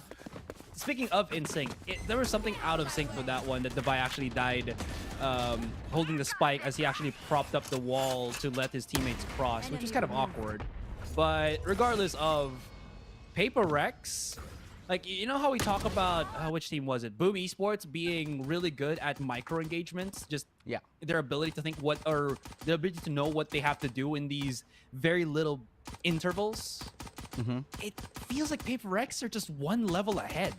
Yeah, I agree. Just how sudden their decision making is, and how good those decision making is within those fractions of seconds that they know what fight to take and how to rotate immediately off seeing just the tiniest piece of information. Just goes to show how advanced the level of thinking here on the PaperX side is. So 7-5, we get that halftime pause. Now timeout is going to be called. This was 6-0 at some point that PaperX just clawed their way back from, mind you. And we were expecting XERXIA to get definitely a lot more rounds on the defense, but somehow it just kind of got flung back. But this is still pretty workable for them. They have a very sizable squad that has a lot of setup potential. It is going to allow at least... a lot of this will be set up for Surf, though. We know that Scary has been doing a lot in hitting sites, clutching out rounds, but Surf really has to be the pinch play here because he's the first contact against Jing and Forsaken, and a lot of the success for XERXIA will definitely rest on his shoulders. I agree. It's now going to be the attacking side here for XERXIA. We'll see what they can do on this one as now the time starts to dwindle down. Get started with the second half. Jing leading the charge for his team, 10-9. Scary right behind him with the 11. And it's going to be a very, very, I'd say, straight up a hit that XERXIA is going to bring to the table here. You already have Cruz setting up with that fault line. Going to go fault line flash probably straight to heaven. Meanwhile, PaperX, they're happy to play for retake on it because they're going for a straight up B push. Well, they're running it down already. They're looking for a bit of anything. Okay, the trap at least gives away that this is going to be that A rush for XERXIA. They're not holding back. They're actually going to try to pincer in onto Benkai here. But they're going through the smoke. I don't think Mindfreak knows about this. Benkai now trying to let this pops a couple of shots. The buy running for dear life as he spots out everybody in their own side. The topsy-turvy comes up, and Cruz spots out the lurk from Jing. It's going to be all down to Benkai to make waves happen. Not going to be happening. And now we're up into this weird spot. The buy, he's got to have to hit the shot or else. He does, though. Okay. Now the rest of the members here, the two members, XERXIA coming in from spawn. He hears their footsteps. Devi will be able to do it. Gets a good shot in, a lot of damage, but can't find the kill. Now Forsaken in a 1v2. Has the Ghost, low HP on both of the members of XERXIA. Still a very big chance that he can still clutch. There's a lot of time for him to wait it out. Forsaken is patiently creeping his way up. Fox might be his first target here. Let's see if he can isolate them. Low HP onto Scary. He doesn't get the headshot. He does. Adjustment to the right, but can't land it. It could be Fox with a nice triple kill to clean out that round. And XERXIA win again another pistol here. That's both pistols going to XERXIA. Yeah. And surging their chances of winning this match forwards. That took way too long for Forsaken to deal with Scary there. All right, so if PaperX can go for some out of sync pushes here, why can't we? I like that. I like that. It really opens stuff up because again, the smoke kind of not only separates Benkai from his teammate, it also allows access for XERXIA on their own spawn much more cleanly, even through the pop shots. Because it aren't rifles, it's not really the most useful of things. Aggressive little buy will net them the A site immediately. Surf making sure that he can get more control on the map. Scary, wonder if he's going to push through this because there's about two that will swing on him. Smoke's about to dissipate, but he is still waiting on the edges. Great flash. Oh, great flash indeed. Benkai, he has the... Okay, Devi with a short. He's able to get at least one. Benkai with the Marshall. Try to make a couple of pot shots land, but Sushi Boys gets him through the wall. All up to Devi, who has Spectre in his hands. He's gonna find out Fox, and this is already fairly expensive. Okay, not so much. They only lose 2. Not too much to worry about. We certainly would have liked to keep it clean. 9-5 here at XERXIA. They have gotten a 4-round lead. PaperX now, they're ready to buy. They're ready to rock and roll. As we do get ourselves deeper into the second half. Aserai, this is based, you know, the strat in the first pistol round. That's exactly what Paper Rex actually tried to do, getting into the spawn already. Yeah. But this time it was XERXIA who made it happen. Yeah, it works much better for XERXIA because they do have, in particular, the KO. To KO, the double initiator to actually make it happen much faster, much better. All right, Divide, he already hears a lot of hullabaloo onto the B site. Surf already just charging right in. Nobody's going to be boosted right on top, and he clears up a lot of the site here already. The smoke doesn't stop him from crossing right through, as it seems like XERXIA aren't really overcommitting here. They have left Surf to play by himself. I'm not sure if Paper Rex will know about this, but they have put Forsaken as well as Divide to start scanning around the corners. They haven't made any noise. There's the 1v1, and Surf is on the faster mend. Spots out Divide, but gets back into the corner, and might be able to make a lot more here because Paper Rex, they've come into fight, but well, Surf came into play. He's got 3 kills already. Surf looking for 4 kills as he does find another absolutely massive entry from Surf as he gets 4 straight kills all on his own, single-handedly shutting down Paper Rex. Things are looking very, very dire here. We might be going to map number 3. We might be going to Icebox in a 1-to-1. Unless Paper Rex can suddenly find it in themselves to dig deep and get these kills, get these rounds. Ace! That was what we were waiting for. Surf takes it. A well-deserved ace from Surf. We'll definitely take a look at the highlights. It wasn't the clutch, but stylish nonetheless. And we see the opening pick. That's 1. The rest of it became history. Oh 2, my 3. gosh. Look at those tappy taps, man. Yeah, and look at this flick.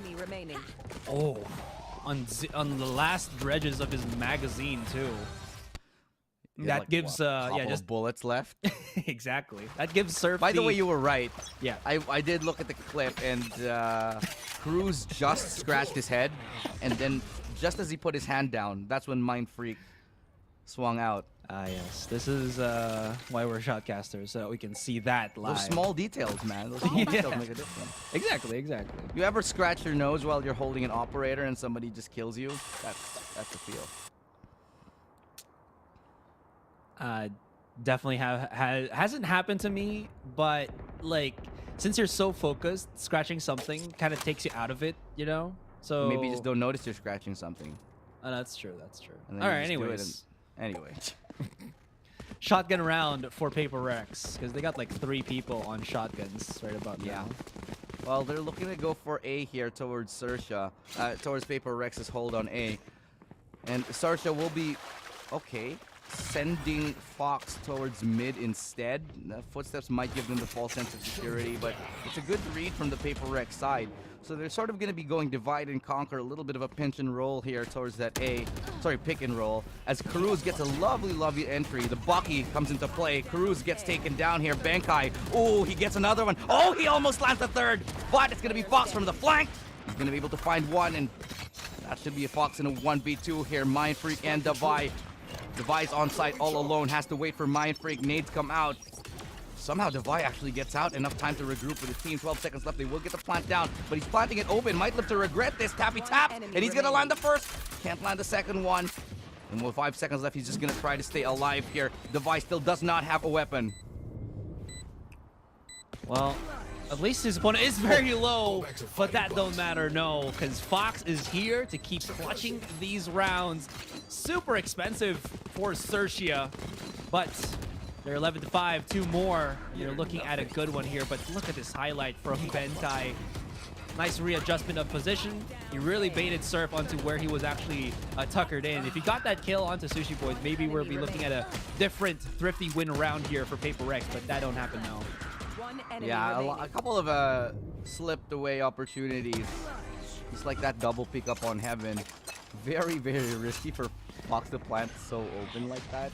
But I guess he was afraid that somebody would swing him from the side with such little time. And Fox just exposing his body a little too much. Paper Rex getting the advantage. Forsaken with the operator now. I think they're looking a little bit different, as for the first time in quite a while we see Paper Rex with the early game lead. This was the next thing to happen. Forsaken having that operator. I wonder if Mind Freak is going to get cleared out into the corner here, because Scary is about to throw a paranoia right in front. Regardless of, Sushi look at how that Boys. quick flick from Sushi Boys just make them the round to buy though. Makes a nice little two-piece. Benkai now backing away. That Boombot is super aggressive, chases him down to the ends of the earth, but Jing at least will be able to close out the round and Paper X fight back. They're deciding whether they want to go for the res. They decide against it. Now it's going to be an 11-6. They still have enough money to buy anyway. I think they can drop. Can they drop? Yeah, Jing should have enough to drop from Mind Freak right there. And there's going to be a round where they can fully buy up. It was a good idea, I think, to save the res, excuse me. And they have 3 ultimates now in this round, boosting their chances of actually getting back into this. Now, XERXIA's side, they have the lockdown. They can't afford to play for a full execute here. How are they going to do it? It's going to be smoke coming in towards that B main side. I think it came out just in the right time as the knife does come out. Lockdown already. They're going to send it through. Obviously, no way to really cancel it here. But look at the mid push. Forsaken, so far up. Cruz spots him out here. No refrag available. The fault line to dissuade more of that mid push here. The rest of the members of XERXIA already onto that B side. They're still going to try to go for this push because, again, Divide does have that res. Cruz valiantly holds the lurk and actually shuts down the Splash Brothers of Paper Rex here. There was a risk to it, and they paid the price somewhat. It will be now going through Heaven, but there is so much setup here on the post plan for XERXIA. It's going to be incredibly difficult to actually bring this back. And that's what we see. XERXIA, they strike back and fast. You thought that you can 13-something us? We're going to 13-something you, too. Yeah, well, Paper X have already gotten 2 rounds ahead. Last game was a 13-4. Still a very, very convincing victory should it come to it. Because Paper X right now, I don't think they have money. If you look at their money their buy right now, yeah, it's crappy to say the least. They got 2 rifles, 3 shotguns. At least they have Forsaken on the Blade Storm. Forsaken's only at 7 kills. Definitely not looking very comfortable. And I say this a lot. Jet on Split, it's a little bit more difficult. It's not the most fun to play. I'd say it's quite difficult to play Jet on this map. So I'm not too surprised, but I'm definitely surprised that he's at the very bottom of the scoreboard, actually. Yeah, well, he hasn't really found that groove that he was hoping for. There's a lot of delay tactics that XERXIA have. But Forsaken, when he's got his blades, there's something that possesses him, man. The clutch genes, the clutch gods. He's worn it on a Sunday. But again, even if he gets this round, I don't think he's gonna be up for more. There's a lot, and XERXIA have so much left in the chamber. Yeah, they do, and great from the shadows there. It does give information, but look at this teleport here from Mind Freak, deciding to get closer. Try to take this off-angle battle, but it's a rotation coming in from XERXIA. 2 versus 4, excuse me. Scary does give away his position. He's gonna smoke off the angle now. And oh, Mind Freak, a little bit haphazard there if you ask me. It's a 2v4, a little bit unnecessary to go for a push. Just play the numbers. I guess it's because they wanted to make up for the weapon differential that they do have. Now still, flank is coming in. Forsaken going the long way around. 2 players up from Heaven. Will they decide to wait for Forsaken? Looking like it's going to be a yes here. Great flash to come in. Doesn't really blind them, but dissuades them for a couple of seconds longer as it comes to flank play. It's gonna, Forsaken misses that duel. Doesn't really come to play. Now, gonna be the... Oh, he sees his foot. That should be the round here. That should be the big victory up unless Benkai can pull off an absolutely heroic clutch. Up from on above, he sees one, sees the other one. Benkai's got it! He's got the adjustment, he's gotten 2 kills, one after the other. Paper X, hang on, just when you think it was too little too late. I honestly thought he was gonna drop down on Hell there just to, you know, frantically try to get the clutch, but he just collected himself. I love the push out there from Benkai. All right, let's just check out these highlights real quick. Man, that was, as you mentioned it, either that or they lose it and go to game number 3 with technically a reset 1-1. But look at how he isolates this fight. Get back into cover, already putting Scary way out of position and just punishes him already for that clutch. Now, Paper X, they've got themselves this slight momentum. They've given themselves this breathing space, and they amplify that with a timeout. Broke. They're so broke, though. They can afford 3 rifles, sure. But a majority of their, high-impact ultimates, a lot of them came from that last round. They had the res a little bit earlier on. They had, Forsaken and the Bladestorm last round. Now there's really not much in the tank that they can rely on. Obviously, the From the Shadows, it's a good tool, but not really a kind of piece of weaponry that you can bring. Not like the Tour de Force, not like a Bladestorm, nothing like a Showstopper. So they will have to rely on the 3 people with the Vandals to really get those opening picks. Well, that's the... Okay, they can drop one more. Yeah. Spectre on Jake. That's not bad. Yeah, it's not the worst of things, especially because he is raised, after all. No, he's gonna judge. Okay, that's even better. Yeah. That goes there. For an additional 200 creds, you get yourself the judge. Something that makes your opponents incredibly sad and angry. And salty. And salty.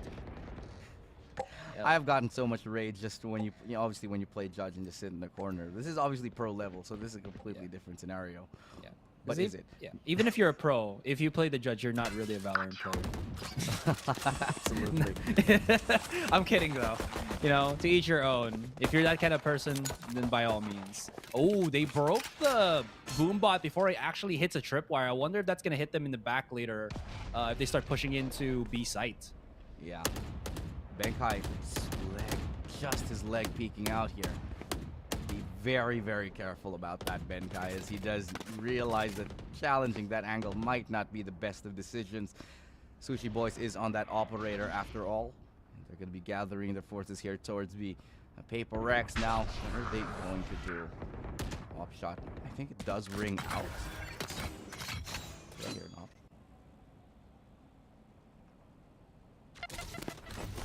Well, you just got that bit of information. There you go. There's the push in from Surf already. He's cleared out a lot. I think his utility has managed to break through, but his teammates do fall all around him. Still, it is looking to be a very, very doable endeavor. The Vi is hoping to get the cross right now. Does get the kill. That's pretty huge. But the site is still taken, and Surf, he's not done just yet. He keeps pushing up. They've given Sushi Boys the operator here. This could really mess them up, but not this time. Whips the shot, picks up the rifle, but they're coming in everywhere. Look at Jing. He's brought the judge. It's not really going to do too much. He saves the operator instead, but they do get the round regardless. Well, 12-8. 4 rounds is what separates them. Yes, I had to count with my finger.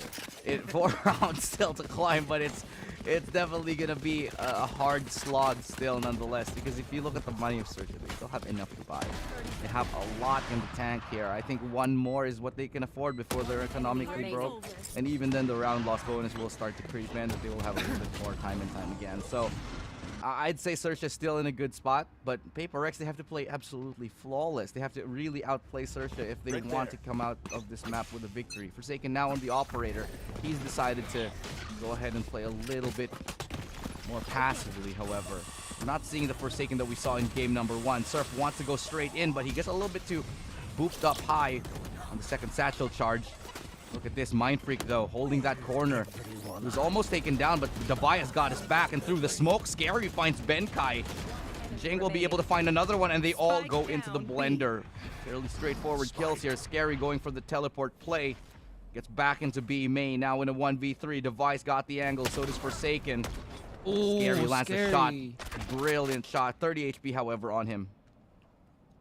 Well, they say know where he is, but it's not going to matter too much. Maybe he can run all the way through the A site, but I think, I don't know, regardless of it, yeah, you mentioned it, it is going to be just that 30 HP. He's trying to cut the noise, trying to make Forsaken and Mind Freak second guess themselves. You can see that they're getting a little bit more antsy. They're trying to back away, but you don't really want to over-rotate onto A just in case.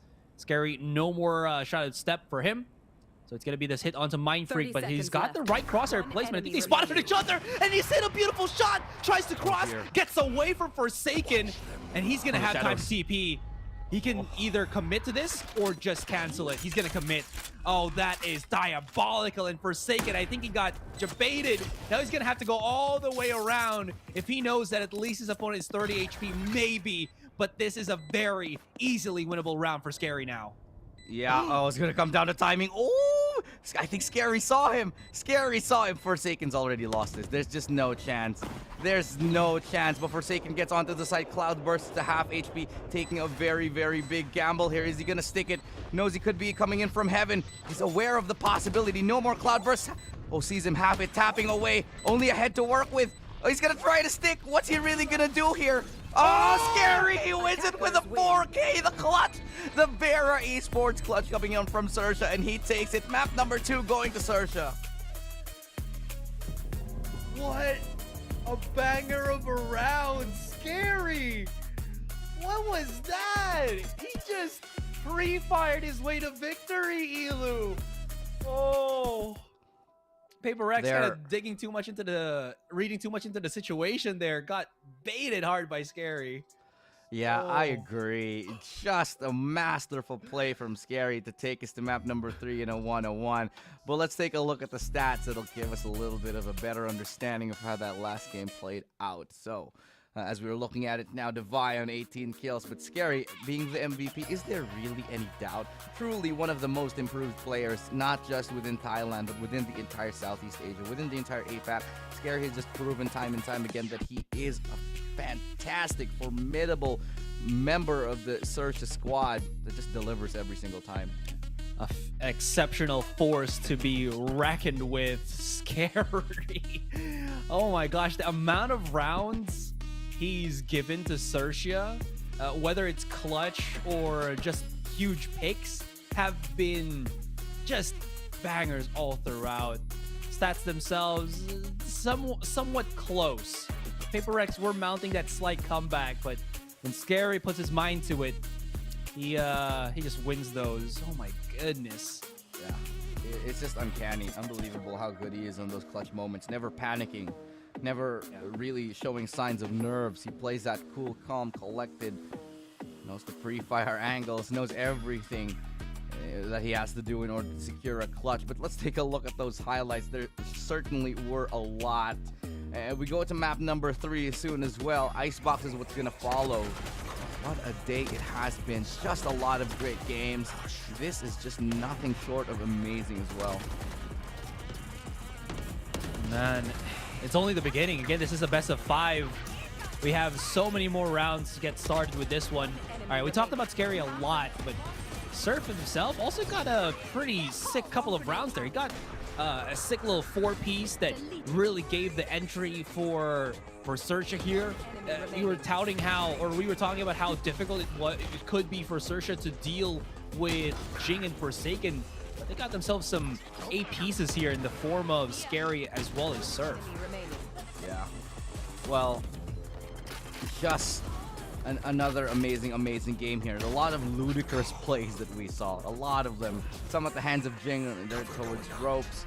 And obviously that last clutch from Scary, just to name a couple off the top of my head. But there were just a lot of moments here. We go to map number 3 soon, but this is definitely going to boost some confidence towards the XERXIA side, emblazoned by our recent victory as we go towards Icebox. Now, we begin to sort of dissect what's going to happen here in Icebox. And that being the map that was picked up earlier on, the panel already started talking a little bit about it as, you know, one of the maps that are sort of made the name for both of these teams. First appearances of these two teams on the international scene on Icebox truly was outstanding. And I'm looking to see what they bring to the table here in terms of APAC, because both of these teams, man, they're just showing, you know, no holds barred approaches now. Everything is on the table. No more hiding strats. No more secrets. It's just good Valorant. It really is. We have reached the epitome of APAC Valorant right now. Oh man, that jiggle was so clean. I think that Forsaken probably lost the match when he whiffed that operator shot, and I think he did. He didn't really have any opportunity to really get the clutch against Scary there, who just knows how to jiggle like an absolute monster. Anyways, guys, seems like the series continues. 1-1. We'll be back for game number 3, so don't go anywhere.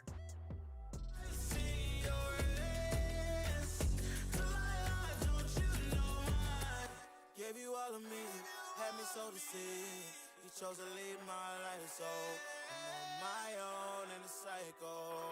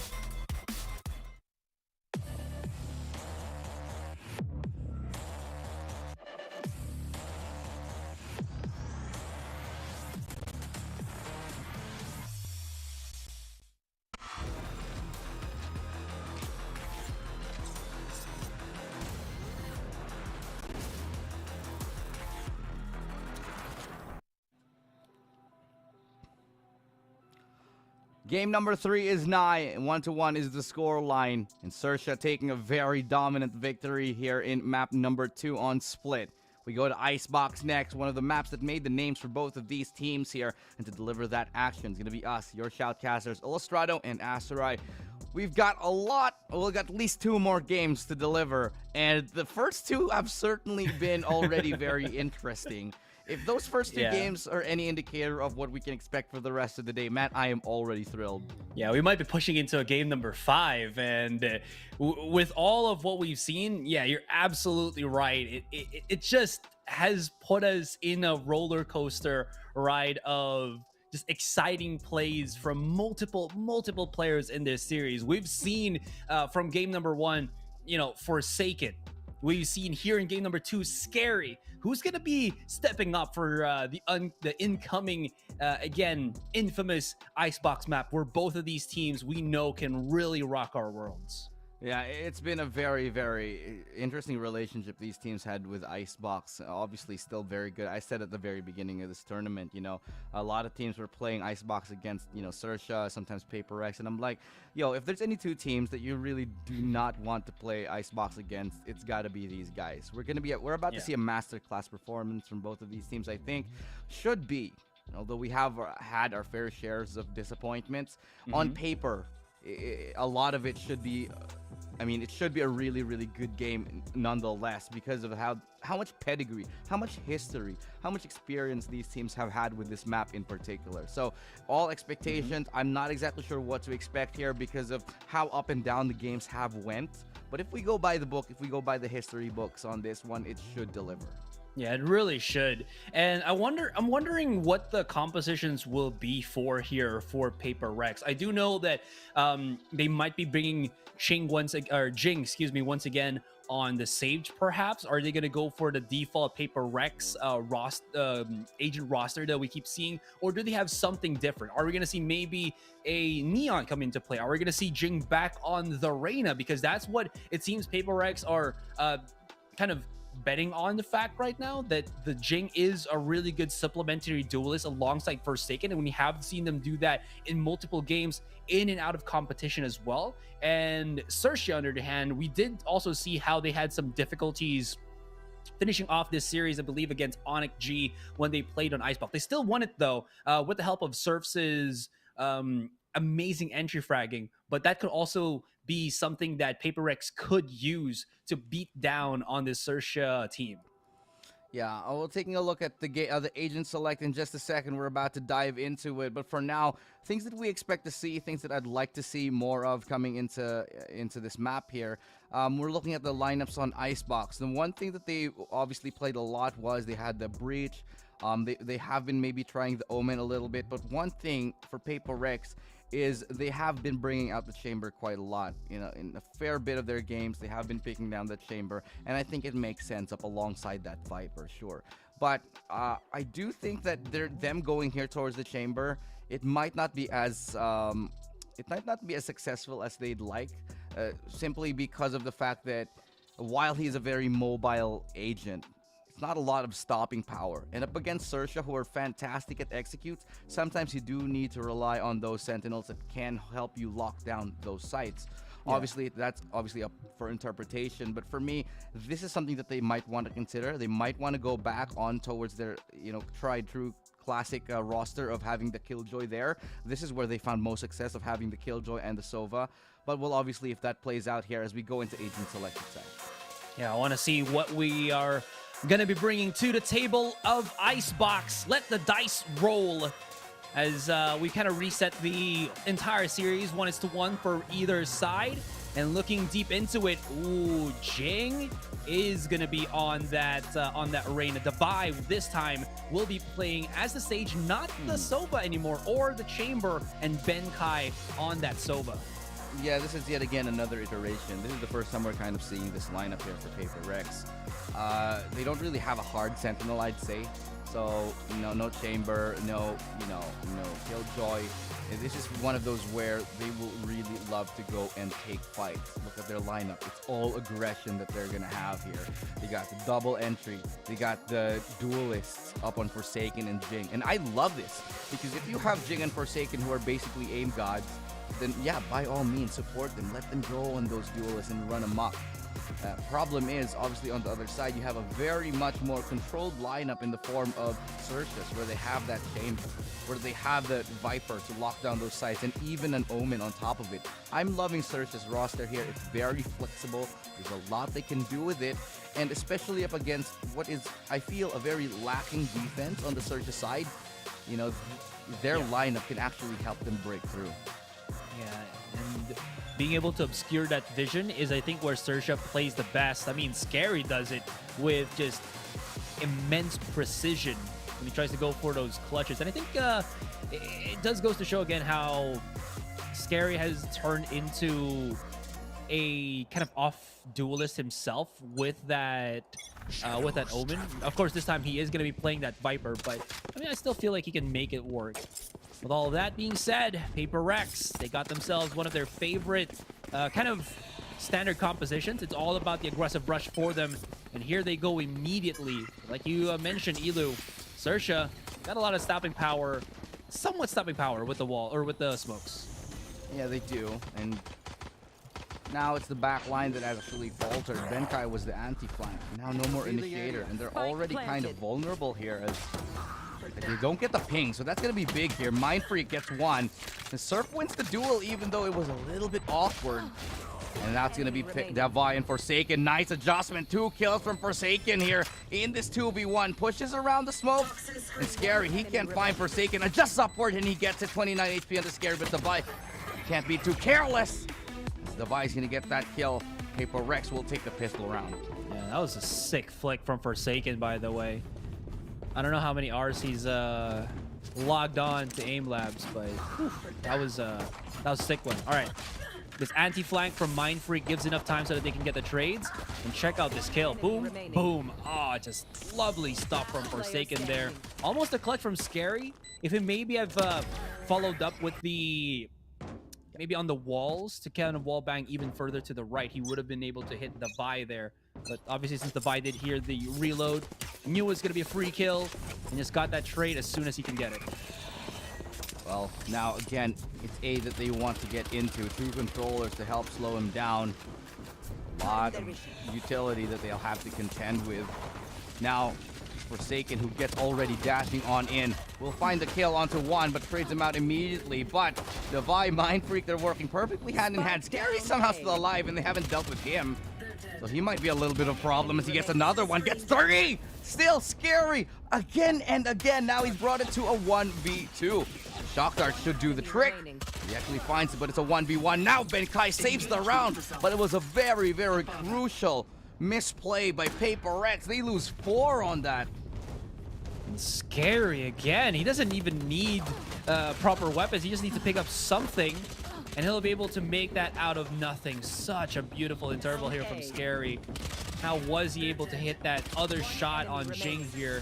Look at that control on the spray. Just massive coming in from Scary there. But yeah, it's a tad bit expensive, but it's a round regardless. But that will be forcing PaperRex to immediately go for their rifle round. Yeah, they're gonna go for the straight up buy here. There's no more bonus round. And Surf is gonna go for an aggressive play here towards A. What's PaperRex gonna do? Their attacking side is the stuff of legends here towards Icebox. Can they find that success once more up against XERXIA, who has also been a very storied Icebox team? This is one for the books for certain, as the first contact does not end with a kill. Mindfreak does cut off somebody here in mid. Fox was trying to get a little bit cheeky, and now it's brought to a 4v5. They have to deal with Surf as well, who's already crept up very, very close here towards A. I wonder if they will know that Surf's actually there. Excuse me. He does still have all of his big utilities. Forsaken kind of feeling it in his bones, but that exit out. Jing able to punish quite quickly, though, as he does come up from Belt. Scary, or excuse me, Screws is gonna be inside the smoke, kind of waiting for a bit of that contact, bit of that noise. But Interestingly enough, Jing will wait for his own teammate. Benkai, can he actually swing fast enough? No, he will not.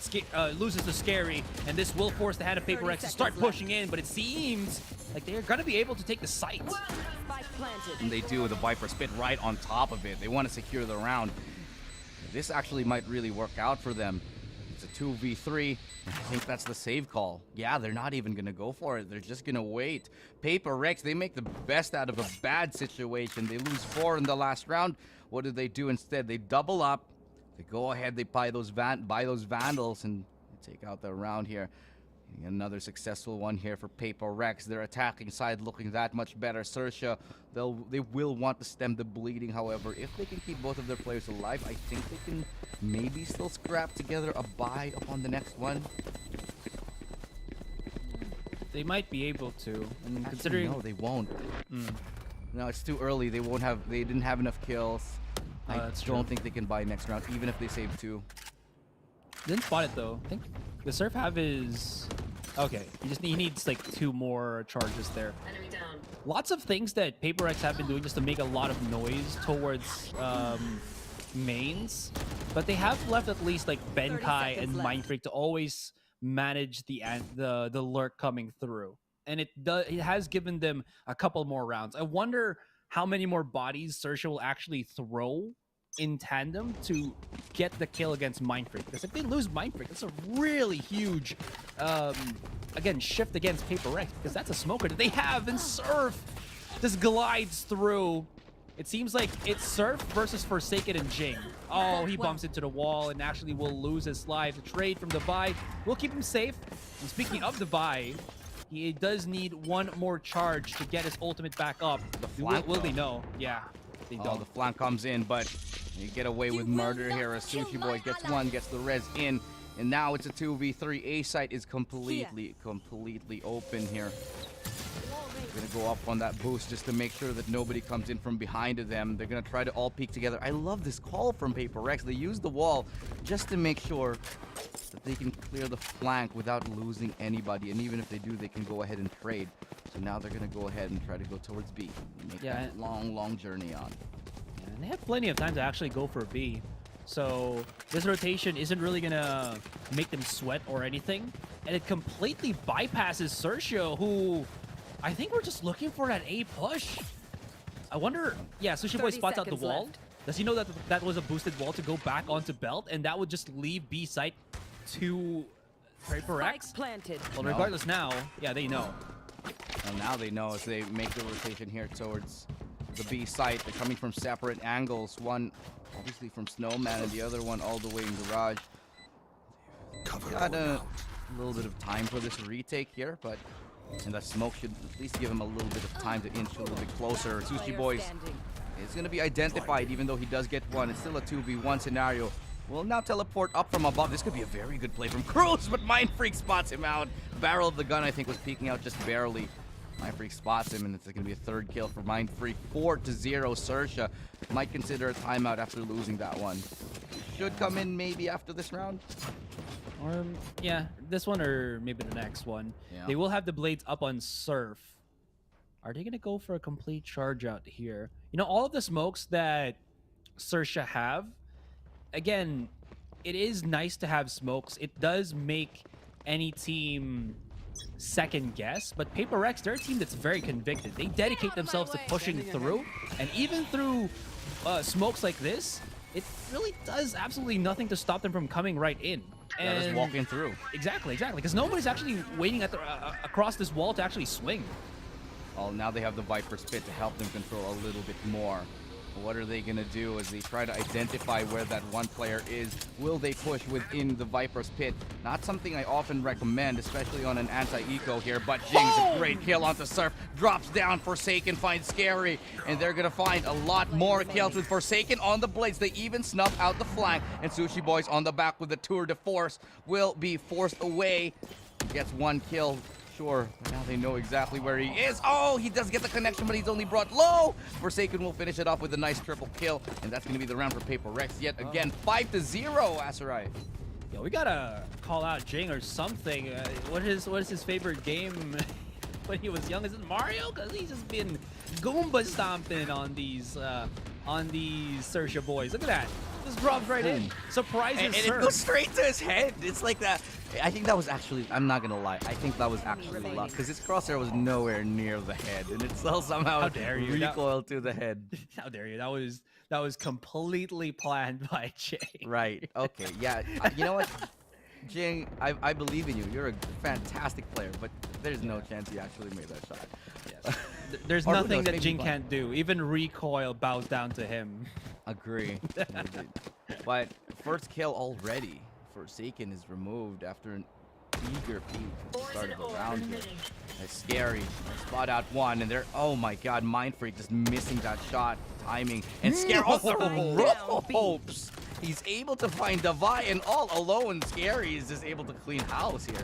Enemy remaining. By himself, by the way. Wow. All right, he's picking up a nice little No four way. piece. He's already, okay, never mind. I thought he was gonna get the ace. He deserves it. Oh my gosh, That's Scary. disgusting. That is so disgusting. Let's take a look at the Scary just brought there. Wins one and holds out, has his crosshair placement good, and he gets the other kill on top of the rope. This is just not right. That's just not right. Quick flick as well on the third, and he finishes in style. His cool guys just don't look at explosions. He blows up that last player through the wall. My god. Exploding internally to how good Scary is. Oh my gosh. Just breaking everything that PaperX may want to do. Forsaken, okay, I was kind of wondering, does Forsaken have a gun on him? Just was whiffing out with his pistol, but it's fine. He wanted to charge right through. XERXIA here will have Cruz and Fox holding the first contact, the first encounter, trying to at least pop shot through the wall. Will not find Forsaken through the thick of things.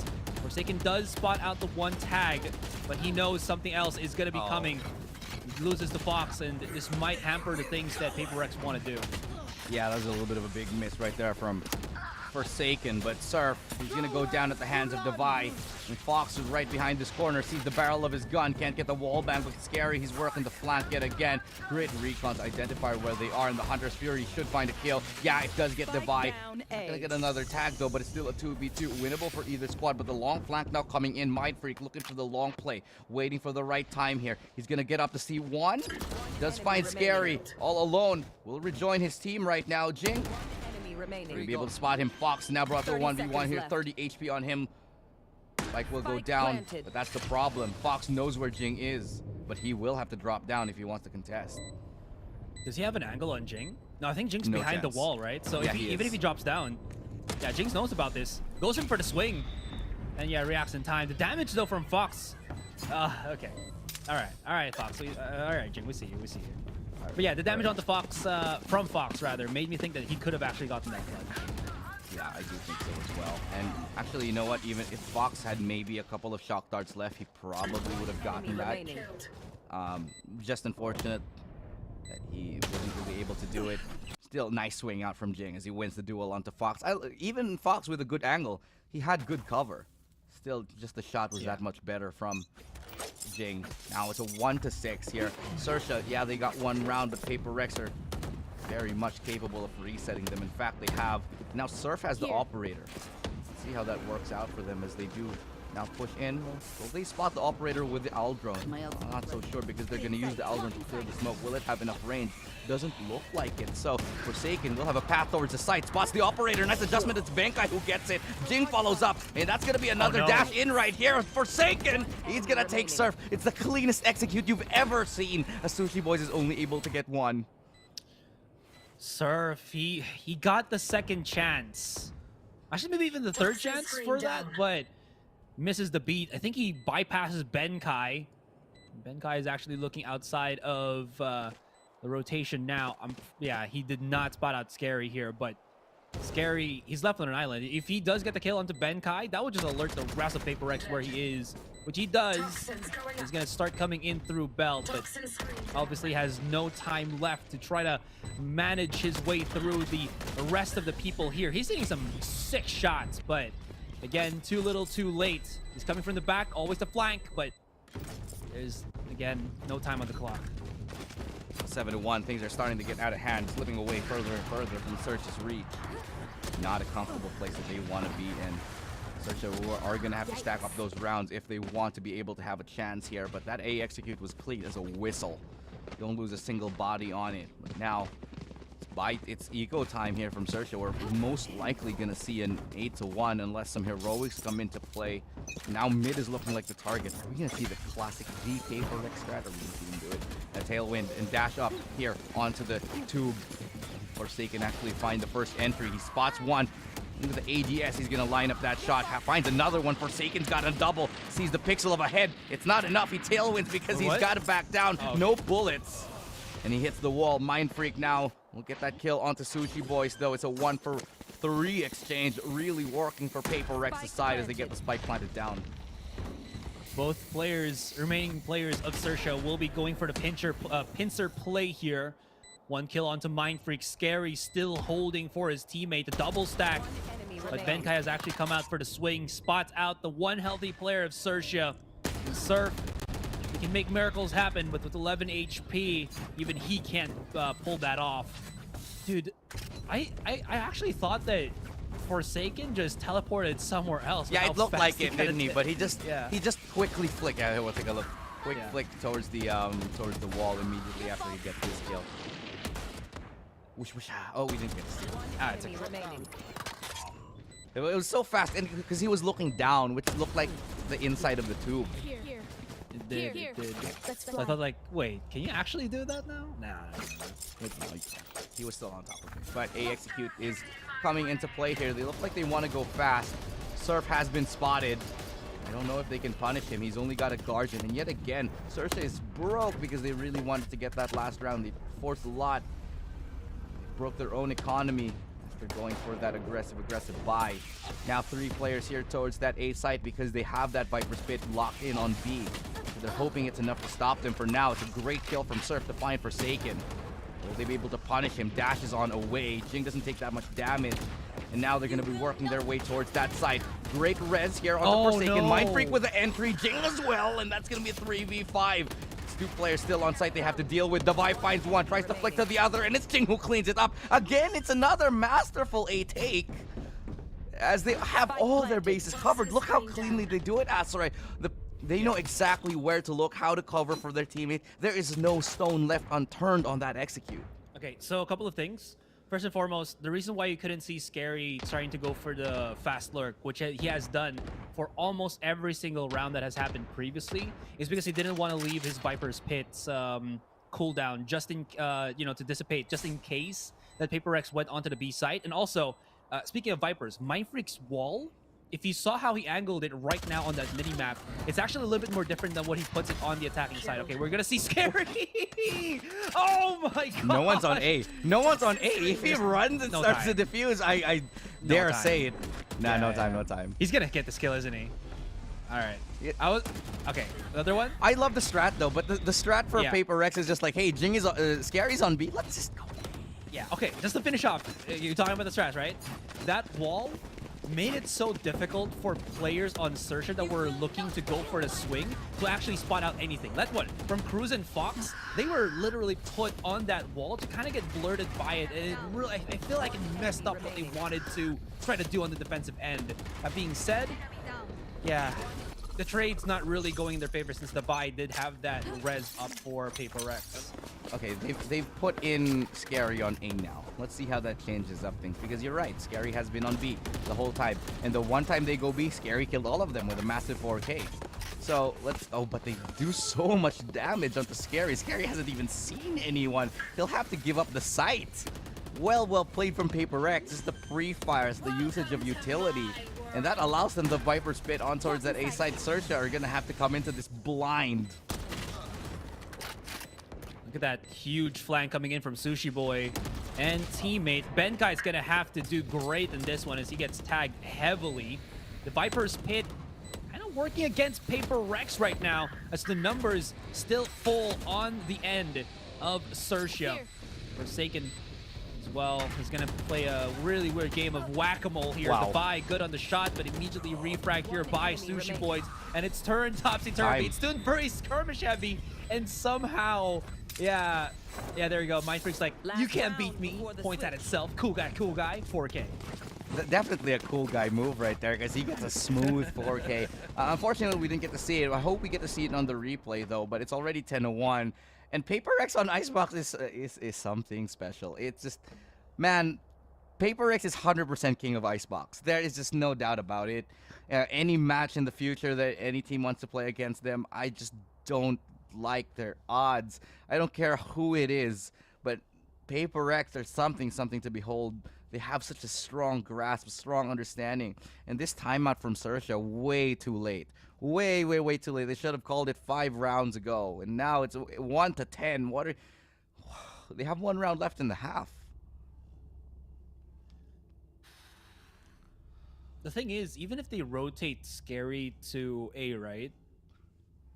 I mean, if you think about it, there's not really a lot of angles that he can play effectively there, especially considering that all of the utility for PaperX will be just thrown in one direction, towards Scary. And there's a lot of the positions where Scary would either be wallbang or flushed out by utility, compared to if he was on the B side. So yes, he does get all those really good kills, but these are kills that don't really impact the game as much as you think it would, right? That 16 kills from him is at the tail ends of each and every round where PaperX have already won.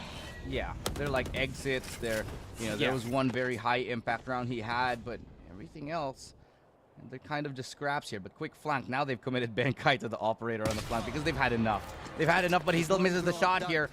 The shot dart might kill him. Oh, I thought it would kill him for sure. Oh, what a shot right there onto Forsaken. That was a beautiful shot, but what does it matter right now?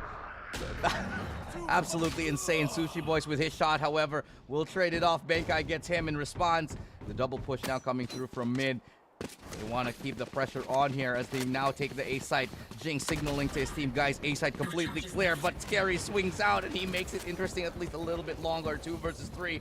Devi will go for maybe the plan. He puts up the wall here. We'll have to deal with Surf, who's jiggling up from above. He's trying to get onto those ropes here. There's 2 players from the side of PaperX are stalled out on the middle of the highway. And Surf, his identity has been found. His area has been found, rather. Scary swings out from the side. He gets out Benkai. And Devi, he's definitely trapped here. He's going to have to land some nutty shots if he wants to survive. Doubt is going to come. So many smokes. And that's going to be the paranoia to even force him back even more. Wait, is this wall stopping him from actually planting the spike? Yes. Yeah, I think so too. It's a little bit too not forward enough. Yeah. So he had just either fight or rotate, but since there's no time... It's 19 minutes. I don't know if you saw, but Scary is like above and beyond everybody else on his team right now. He's at 19. The person next to him, I think, is at 8. Yeah. Yeah, Fox is at 8. Mind Freak, it's the battle of the Vipers. Yesterday we saw, I mean, a couple of days ago, we saw the Killjoys with Eeyore and Wannafly just putting on a show for everybody. But now it's Scary and Mind Freak on the Vipers. My halftime pause, definitely something XERXIA needs, but they're gonna need to take every minute, every second they can get to reset mentally from the trashing that they actually just received in the first half. Well, they're gonna have to play absolutely perfect almost absolutely perfect to make that happen, right? Because it's 2-10. There's Cruz is 1 kill. Yeah, you were talking about how Scary just hit the absolute peak of his performance right now, just outpacing, gunning almost every single player here, even on the PaperX side. But XERXIA, on the other hand, I don't know, man. We were just touting, or we were talking about how these are 2 teams that just do so well in Icebox. But we go again back to my point from when we have it, from when Fracture was. If you have a map big enough, PaperX are just gonna shove it right in. I mean, their attacks. Yeah, absolutely. I just have to point out, I just can't get over it, man. Scary is... I can't, I have no words. He's just a godlike player at this moment. There's just no one, I think, that can compare with him right now. We keep talking about Jing and Forsaken being some of the most high-level, high-mechanic player from XERXIA, but Scary has the mechanics, but he also has the mind. He has such a great IQ for the game that is rarely ever seen. You usually get either great mechanics or great intelligence for the game, but Scary has both. I actually cannot wait to see what Scary does in the future, right? Because there's so much more I feel like he can do. This is probably one of his best tournaments that we've ever seen, and his evolution is awe-inspiring. All right, so wall has been used already by Divide to clear out mid. Nobody will be pushing in through this, but since Sushi Boy's actually boosted himself up, well, he will get flushed out, and this is going to be a full commitment onto the B site for either side. That seems like Paper X is going to get a little bit late on the rotate here. Do get the swift kill onto Surf. Forsaken opening up the round here. Now the retake truly does begin. Mind Freak will get another one through the smoke. Can Forsaken find him? Fox, oh, great adjustment there. Now 5v2, 2 players left, and it's gonna be Benkai to easily clean things up.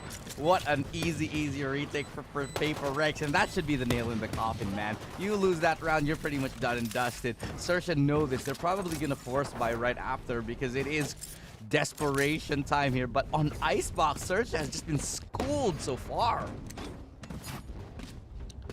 Well, this is the Icebox where XERXIA used to be, but now it's Paper Rex, you know? Yeah. Shout out to Omarion. You know, Omarion actually had like, I think he made a tweet about Icebox, you know, the map itself. Really? Yeah, yeah. I'm gonna search it. I'm gonna send it to you later. Just a fun fact for you guys. Okay.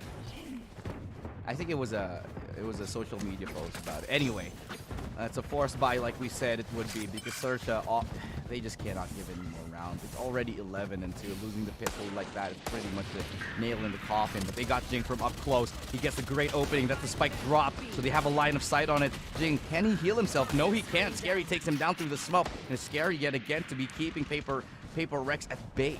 The flank is being worked on right now by Forsaken. And he's only got a Sheriff in tow right now. Divide being thorough, checking every single corner. And now, after checking that, they know that XERXIA can only be in one place. They're here towards yellow, but Forsaken gets caught off. And that should be at least a path to allow them to rotate. But what's Paper X gonna do? Are they gonna push through this? Yes, they actually do. Divide goes for one. And then that drop the spike again. And Mind Freak follows up with another one. The last 2 players are spotted out, but Fox wins his duel. Fox with another one, a quick double. And he's got the Owl Drone to tag up for Mind Freak. They know where he is. He has a Vandal in his hands. He's going to swing out anyway, and it's going to be Mind Freak. He can't do it. XERXIA survived 1 round longer. How long was Mind Freak going to keep putting up his wall there if they wanted to go for the fight? I thought that he would just drop it down as soon as... Because, first and foremost, Forsaken's flank, there was like 3 people looking at him. Yeah. No one I think the wall needed to come down faster. You know, they could have pushed it on it. That might have been the better play here, but yeah, you're absolutely right. XERXIA, at least they get another round here. It's still 11-3. It's Everest to climb up here in Icebox. I'm thinking the canonical story of never mind. Okay, action first. Oh my God! Wait. No. It's just the 1 kill. It's just the shorty kill. Yeah, I thought for a second that it could have definitely been more. It was a really decent setup as well. There were 3 players right on it, but XERXIA snuff it out the moment that there was a shorty player that comes in through, especially after Jing got that Vandal. I thought there could have been a chance for that round to be stolen away, but instead Paper X, they're going to be happy to eco. It's an eco round anyway, and they have so many rounds. They're just going to happily try to get exit kills here. Benkai now corralled into a corner. Okay, just picks up the 1K first.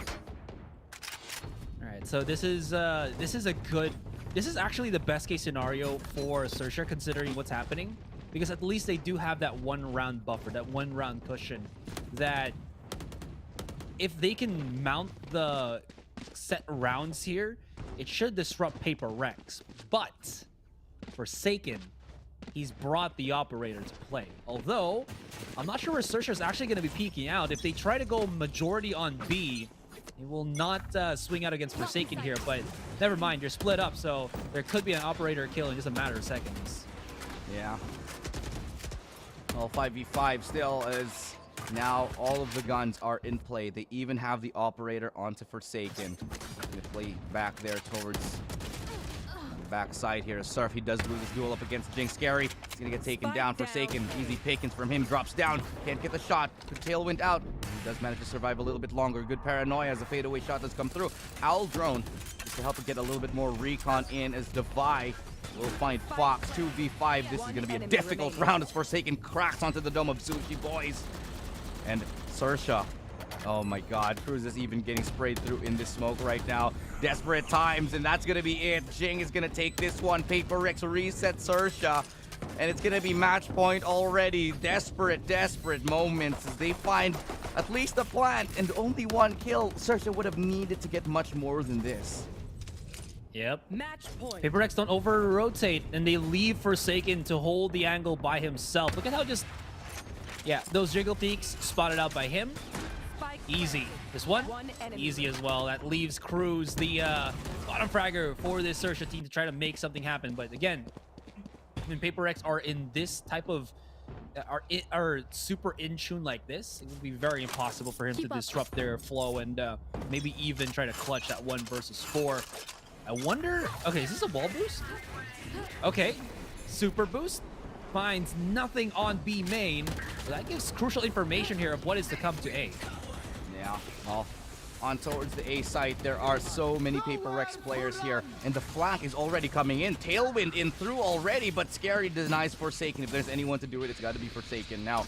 And it's got to be Scary, rather. Viper's Pit is stalling out for their time. Benkai still finding the pick onto Surf, and it keeps them at bay. It's enough to force them back. XERXIA will go for that massive reposition here and try to, test their luck here towards B.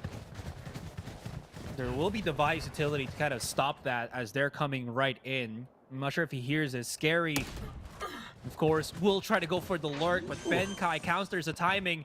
Devi, is he really? Oh! Okay, he guesses correctly, but whiffs the shot. Knew that someone was going to be on the right first. Wants to go for that left or right to left swing.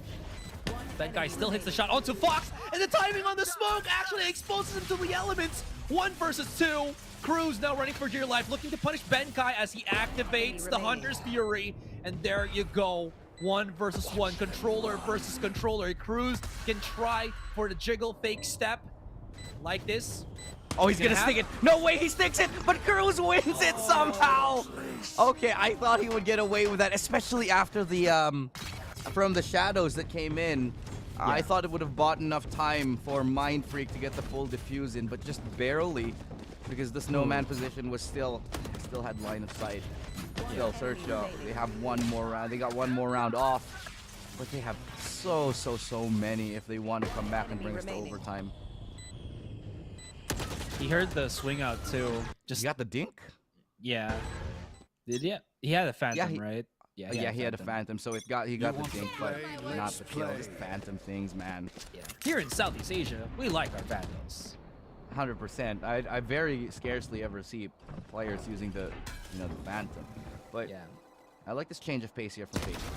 Play aggressive here towards mid, but they got Scary, and Scary is Scary, so he's just gonna hit everything.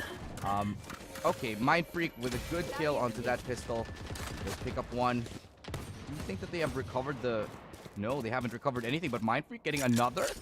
The Sheriff has just been so deadly for the side of PaperX. Now XERXIA, what are they gonna do? They've gotten onto A, and that's an easy kill with a tour de force, getting a double one, and Benkai left alone with the judge.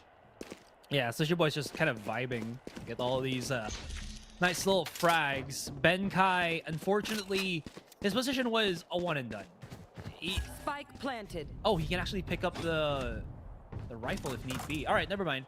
So I was going to say, if he didn't pick up another rifle in the next couple of seconds, his judge would do just literally nothing. But he does. Needs to reload, though. Not sure if he was hurt, but unless he will have that fighting force to go up against the opposition. They would have heard him at least jump down because of the drone. No. But it will just delay his peek out from A main even further. Yeah, the player close to him, I think, was Fox, and he had the Owl drone out, so I don't think they could have heard him, maybe? I'm not 100% sure, but either way, PaperX still 6 rounds ahead. Scary with a nice, quite decent hold there up towards mid.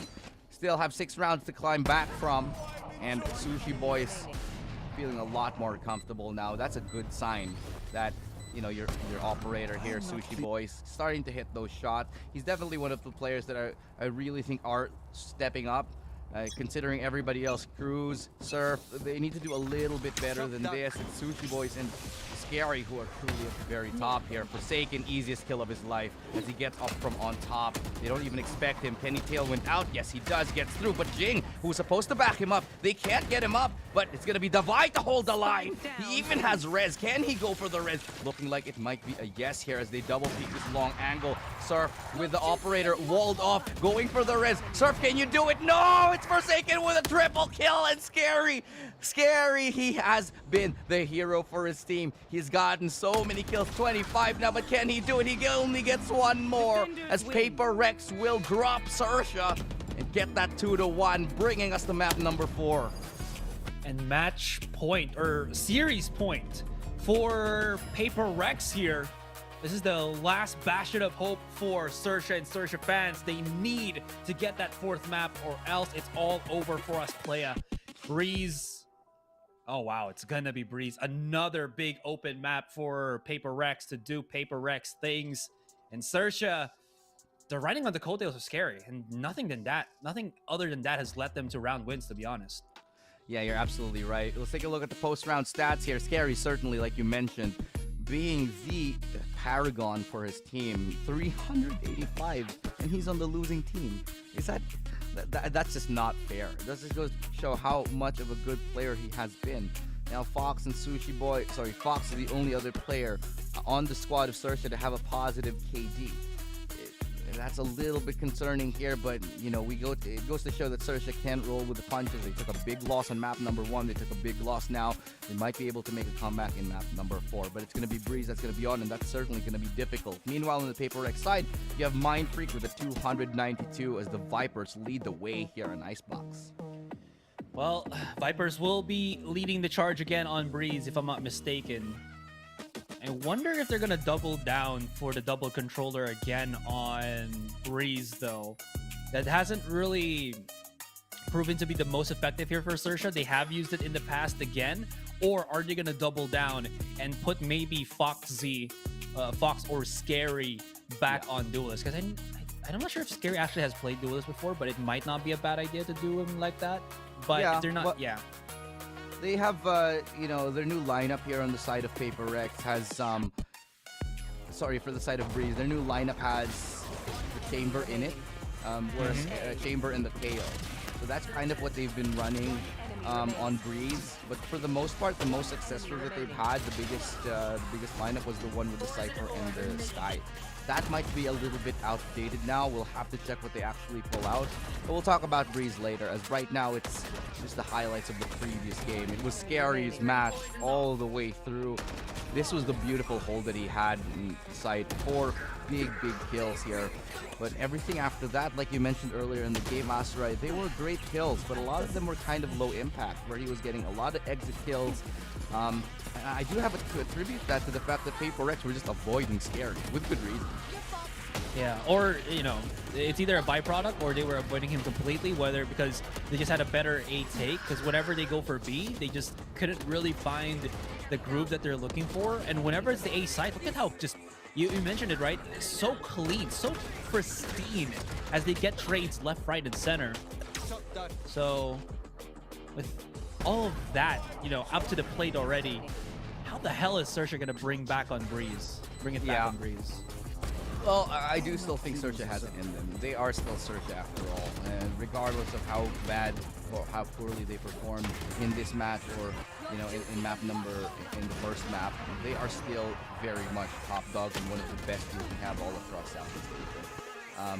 I am fully confident that XERXIA can perform outstandingly in Breeze, but with Paper Rex just soaring sky high like this, it's going to be an absolute challenge. But we'll find out whether that is going to be true or not. We do have to take a short break. When we come back, map number 4 will be beginning, and we'll find out whether it's going to be the end of the series. Will Paper Rex be the grand champions, or whether it's going to be XERXIA to hold on and take us to game number 5. We'll start in Asteroid, your shoutcasters. We'll be back in just a second.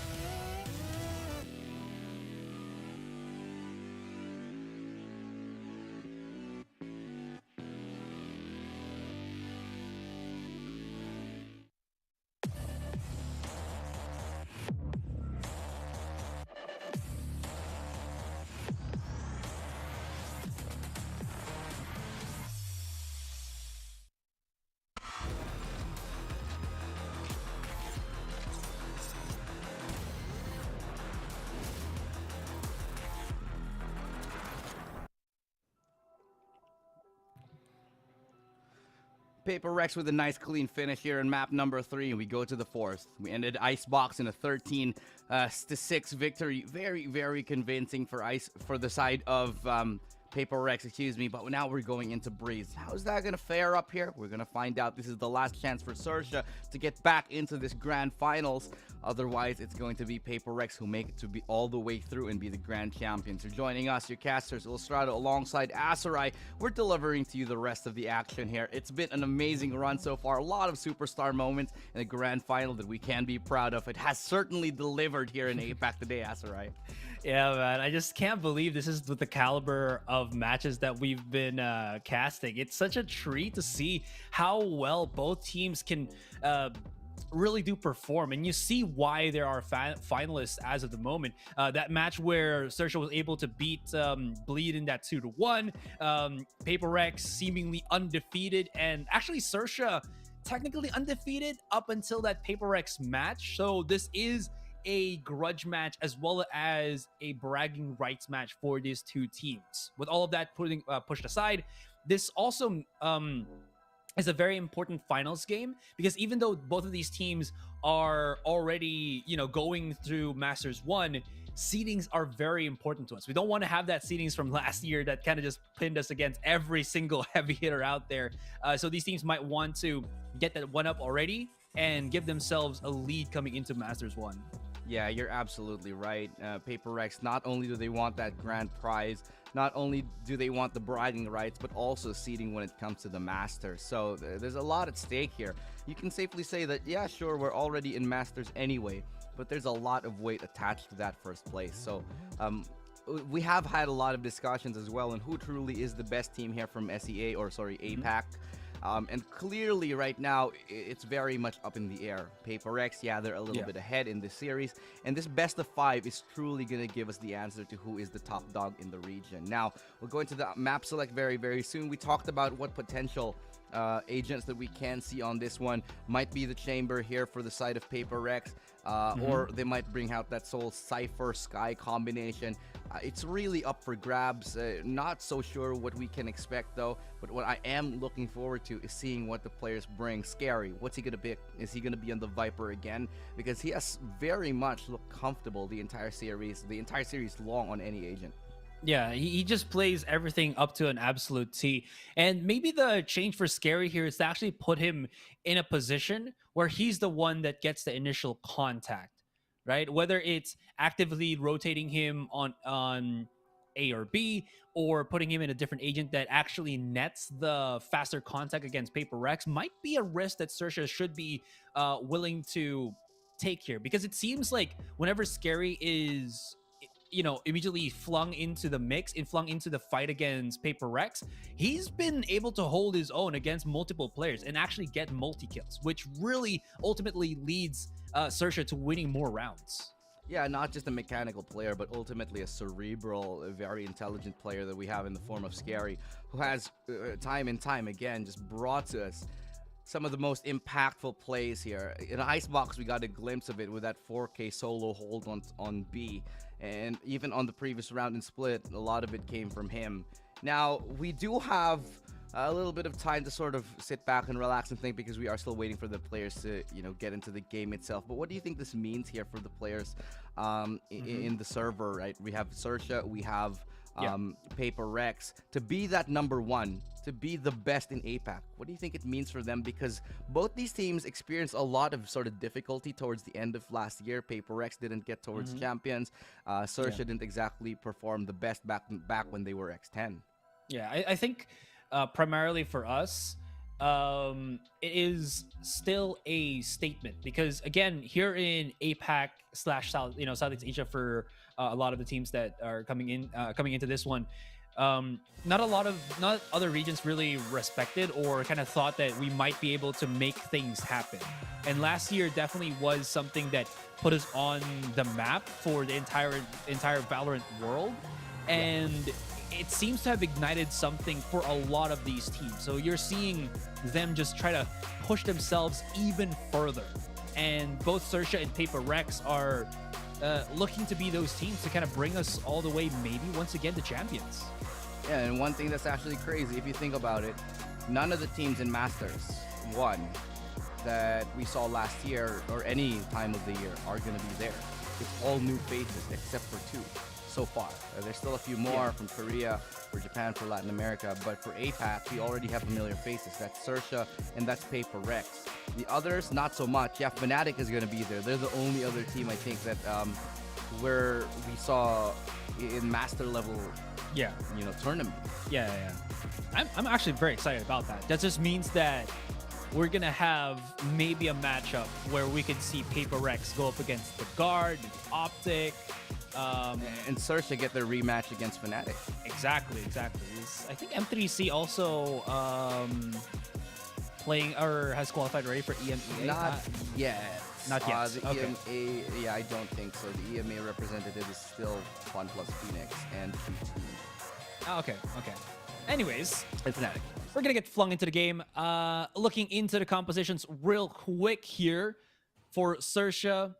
Nothing really has changed. They're still gonna go for the double initiator, leaving Sushi Boys as the chamber. Scary will actually be placed on A rather than B. So right now, it seems like they really want to try to put him in a position where he immediately gets that contact against PaperX. PaperX, double initiator, or double duelist with the buy being on the chamber. Nothing really out of the ordinary on either side.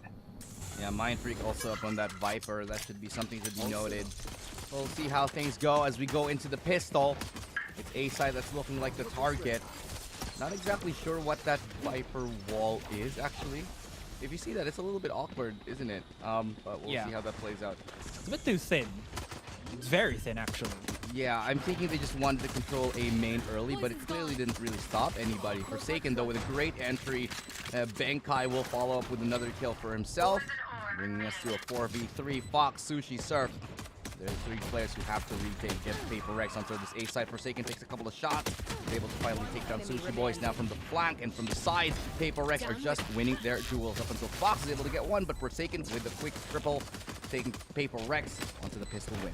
And this is a smart play for PaperX. Usually what you'd see teams do on the attacking side, and I think that's actually a mistake, is that they don't really get control of Orange like this. Because if you're not going to be able to handle the flank, on either like cave or bridge, it just kind of forces you back onto the site itself. It might work in some scenarios, but I'm really much better with that one because it gives you so many more options when you get that orange control. Because again, it just kind of reduces the vision that defenders would actually have as they're trying to retake their own site. Divide! Is that a collateral? Or is it no, it's not. It's just quick 2 kills right there, pushing through, but Forsaken's ready for 2 of them his own. And it's up to Sushi Boys to get that clutch. Only with a pistol really in his hands. Just don't really favor his odds here. He's so far removed. He does have that Sheriff, but only he's got 2 bullets onto it. It's going to be a tough one here for Sushi Boys. Yeah, there's a bajillion angles that he's going to have to clear out, and not enough bullet left in the chamber. Oh, wow. Chad dash from Forsaken. Oh, my God. Wow. Okay. All right.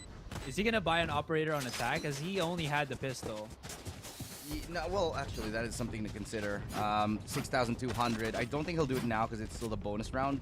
So he might just stick on a Vandal and keep it in hopes of next round having enough. Because he does have enough for Bladestorm, I think. He should have Bladestorm next round. Yeah. If my memory serves me right. Yeah, this is like the best possible thing you would want as a Jet. Oh, guys, I have so much money and have so many kills that I can either go rifle, operator, or blades. You tell me. Yeah, there's just options available right now. And with that's going to seal the deal. He's going to use the Bladestorm. Really good idea to use it. They do get the tag onto Scary, dashing on and through. Oh, Forsaken with the entry. Almost hits that headshot, however, has to fall back. Going to be denied by Cruz as he now goes up. And the spike will be actually not planted here. Benkai will be deterred from doing it. Still a 2v4 though. Divide in the back lines. Flash will blind up Benkai for a second longer. But what is Benkai gonna do here? They have still Divide on the back lines though. They're just waiting for someone to push onto him. He's just covering his flank. But with that kill, Divide gonna go down. Benkai gets one, not gonna have the 180. Still a decent attempt, and they get 2 kills on their bonus round. A very, very good endeavor here for Paper Rex. Yeah, so that buy from Forsaken, he actually dropped it to a teammate. So he still used the money to purchase somewhat. Will not have the money anymore to go for the operator. And even though it might be a silly thing to have an operator on attack, Breeze in the hands of Forsaken, I think it's still going to be fine. But yeah, that was just me kind of hoping. I wanted to see an early sniper from these two teams. All right, Scary nearing his ultimate as well. He's still going to be playing on the A site, going to be pushing everything that he can here. But this is actually nice. I think first contact for Paper Rex have almost always been the A site. And if they try to go for B, the triple stack for XERXIA to kind of answer that. Yeah. Let's see if the triple stack pays off. It looks like it's the right call here. Forsaken gonna get shot from up on above, and Sushi Boys will also, Surf will get that kill onto Benkai. So it's a quick entry now. A side is fairly open though. They're gonna see that nobody is here towards A. Jing here towards mid might get cut off by Fox. In fact, will get shot in the foot, and that's enough to take him down. Scary though will be removed by Mind Freak, and that's all the way up towards the side. You get the plant down, sure, but there's still 4 members to find. I don't think they're going to probably make this happen because there's just a lot of retake power for XERXIA to use, and Devi gets flung out from his position as the molly comes through. A save might not be a bad idea, but it seems like Devi still wants to maybe hope for the challenge. He does have a nice little tag out there, but there's the lineup actually from Mind Freak. He's stopping them dead in their tracks, so all Devi really has to do is win the aim duel against multiple members of XERXIA. Easily said, difficult to do, excuse me. XERXIA pick up another round. Yeah, I really thought Devi almost had the line on that, just couldn't quite get a grasp on that crosshair placement. Still ends up with a decent round for Paper Rex as they do get the plant on in. They have enough for a buy here, and Devi will have the tour de force ready. Probably using it this round instead of, yeah, he'll be dropping for a teammate and be using the tour de force himself. That's really the beauty of having the Jet and the Chamber on the same team. Like we said, Devi has been quite impactful on the Chamber, so I'd like to see what he's going to be bringing to the table here. Mid control now coming on through, and nobody really on the side of XERXIA to challenge. Okay, a bit of this different style here for the rest of Paper Rex. They wanted to see how far they can push up aggressive onto mid right now. It seems like they're gonna aggressively swing towards B. There's the wall array from Mind Freak. Nice little separation. Benkai, he will not spot the trap, so that will activate. Cruz out in the open though, but actually, never mind. There's a huge chunk of walls that is allowing him to keep himself safe, and Sushi Boys actually has that crossfire. Look at the punish coming around right now from Cruz, and this is very difficult for Paper Rex just to kind of pierce into the site, especially when the wall from Scary has left them out in the open. And yeah, the spike's out there. They have to pick it up. They forgot to collect it on their way out of the site, and now it's, oh, they have to commit towards B now. A little bit of a misplay from the side of Paper Rex, and Surf gets a nice double kill. Just leaving us all into the hands of Devi. Be in full economic reset should he lose this, but the tour de force, good connection onto one. Left. Still has a couple more targets to find here. 3 bullets, 3 players on the other side. Gonna stop that knife. It's gonna be crucial here as he definitely wants to be using that tour de force instead of any pistol. Nice dash out, but it's a good shot from Cruz to trade him. That 3-way crossfire, you're just not getting through that no matter who you are. XERXIA with the 3rd round on the board, they take the lead. Yeah, Forsaken just not finding the angles that he wants. All this delay tactics. Also, that blade from Cruz actually suppressed 4 of them, so they really couldn't set anything up for a good chunk of time. So that really messed up what Paper Rex wanted to do. Even if Devi could hit a couple of these shots, it was very far from what he wanted to transpire. And yeah, you mentioned it already. Crossfire for days, and Paper Rex, feeling the pressure, needs to handle a break. And the timeout has been called. And I think the timeout has a lot to do with what they're going to do with their money. They have enough to buy on 3 of the players, but there is no tour de force. There is no Blade Storm, so a couple of the players will be worse for wear here. What is the decision? Might be to save, and if it is to save, I certainly wouldn't blame them. It's something that they should consider, especially since it's so early on in the half anyway. They can't afford to give up the 4-2. But for now, they will be. Okay, is that the game plan? Is that the game plan as they do give the pings? Probably. Okay. I'm curious to see how that'll go.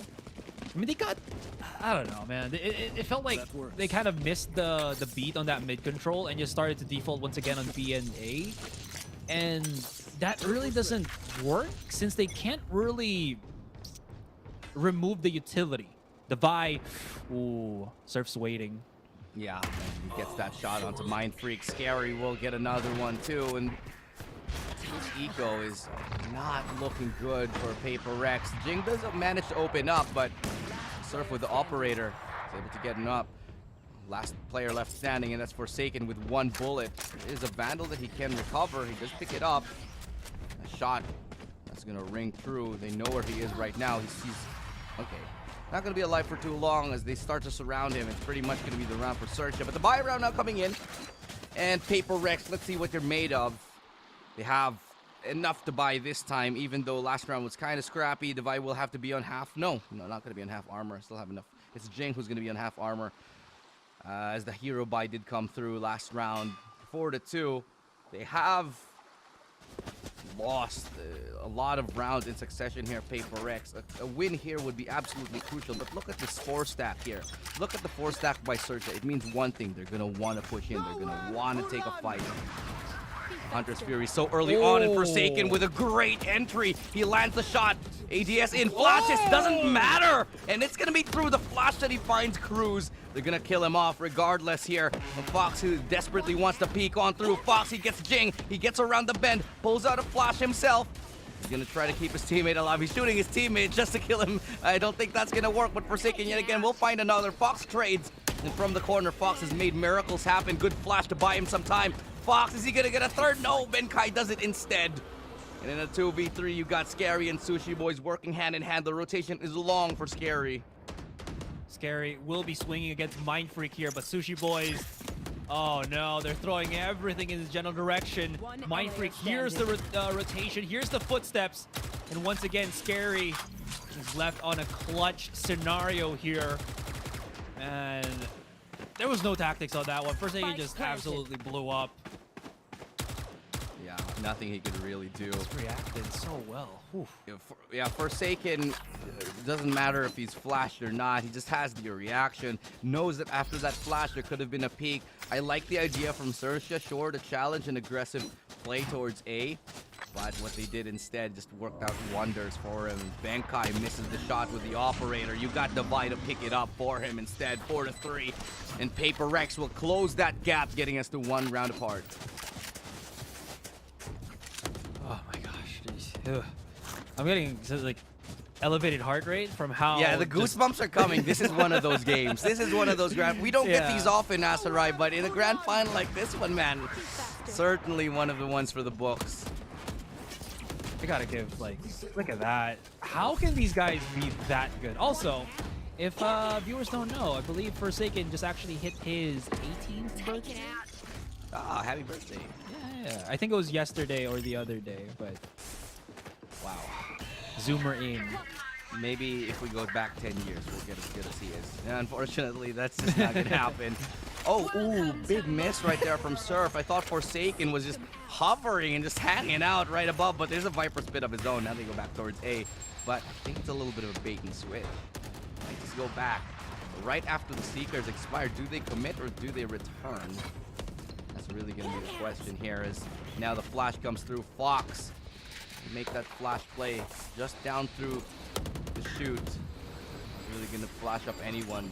Maybe force them to check their flank. And in fact, now they decide to go onto the site. Benkai does actually spot one. Now, Devi close encounters. You don't really want the operator in a close angle like this, but Surf somehow still lands it. He gets another one. That's 2. And he's pulling out the classic. Gets a dink, but cannot get the kill. 2v3 here as Cruz, Fox, and Sushi Boys try to work their magic from around the Viper Spit. Sushi Boys finds 1, and he's able to isolate. Oh no, Fox. He's gonna get the kill instead onto Mind Freak, and XERXIA reset Paper Rex once more. When it's Surf, you just don't, what's the word here? You don't counter him. You don't dis the man's quick scopes. Oh my gosh, it seems like his weapon is actually lagging behind him, but he's just hitting some nasty, nasty shots. All right, they really committed to touching mushrooms on A there. That's what I call they were, Viper's right Viper beside face each now. other. Yeah, exactly. Oh. Towards mid, they want to attempt. It's gonna be Forsaken, who doesn't. Oh! What is he doing? What are they all doing? Oh wait, were they DC'd? They're not moving. Yeah, probably. Oh, this looks like a technical. This looked like a technical pause here. I think it's gonna be connectivity issues because I think they've already called the round, but we'll have to wait for the ruling, obviously by our referees, and see what is the actual call right now. Because Forsaken is just maybe a little bit of a love tap. Wow, an ace! Wow, the best ace I've ever seen in my life. Historic moment. In the 10th round, courtesy of Forsaken. He's at 14 kills now. Okay. Oh, this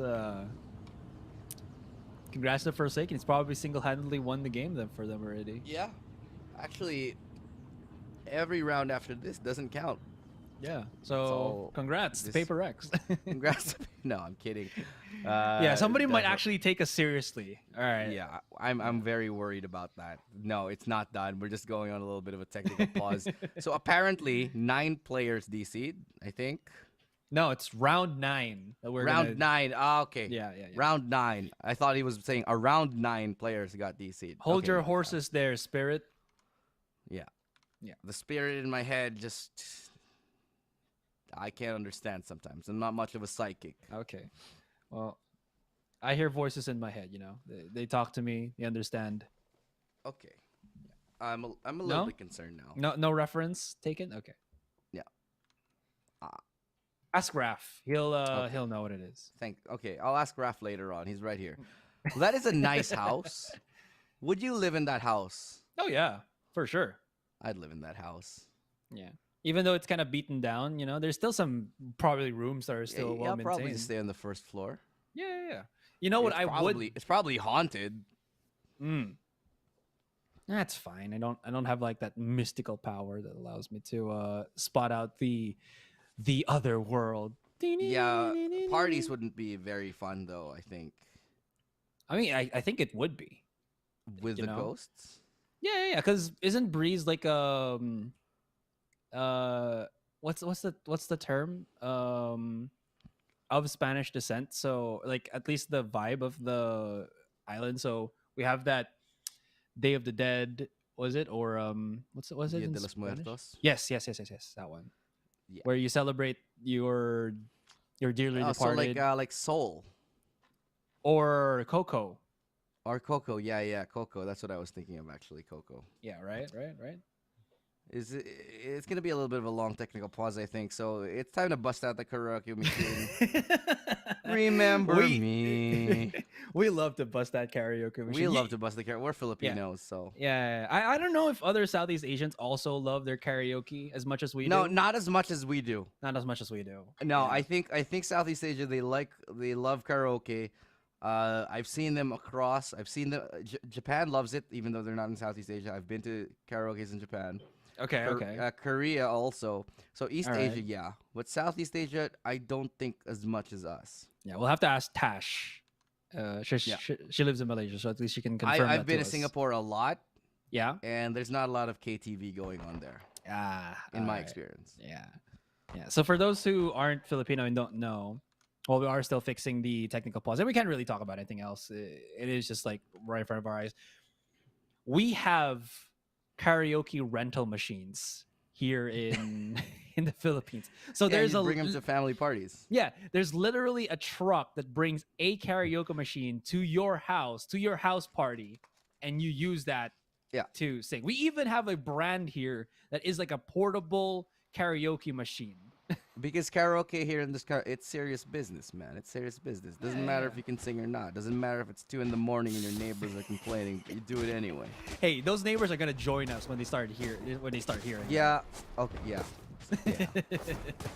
Not gonna say you're wrong. Apologies for the extended technical timeout. We're confirming that we're going to roll back the round because there has been a DC at the beginning of it. So this was before, I think, Forsaken got that miracle ace. Woo! Yeah. But we're bringing it back to 5-3 because there are some disconnections. I think we're going to go back and do it right now. Yeah, I think they might need to... All right. So it seems like we are going to just show our faces first before anything. Yeah, in just a second as we're getting ready to go to it. But yeah, we're going to go back to our faces, I think, just about now. We start to roll back the round. So yeah, in this grand finals, we're taking a little bit of a breath here. It's always nice on Breeze. Just make sure you have that time to hang out. All right, yeah. We're just chilling. So... Yeah, just a couple of things that we're still sorting out in the back lines as well on the back end. So... still got to work on a couple things. In the meantime, Master, I hope you've had your dinner because it's gonna be a long night. I think in more ways than one. Yeah, especially for you. Yes. Oh. Okay. No. Oh, you got that now. I was reacting to the one that was happening in front of me. Sorry, I did not react to what you were saying. Right. That's okay. We're not gonna go to break. That's not sad. It's actually a good thing because we don't want our viewers we're rolling to wait. back. Oh yeah. I thought we were going to go back to our faces, but apparently we're going to go back to the game itself here. As we don't need to roll back to our faces. Wait, I think the score is wrong. Isn't it XERXIA on 5 and PaperX on 3? Don't let the production know. It's totally fine. No, I'm kidding. Yeah, you're absolutely right. It's right? 5-3 for XERXIA. Yeah, we'll clear that up. I'm sorry, guys. This is not the right score. It's XERXIA 5 and PaperX 3. Yeah, don't worry. So. The technical engineers will fix all of that. You know. Yeah.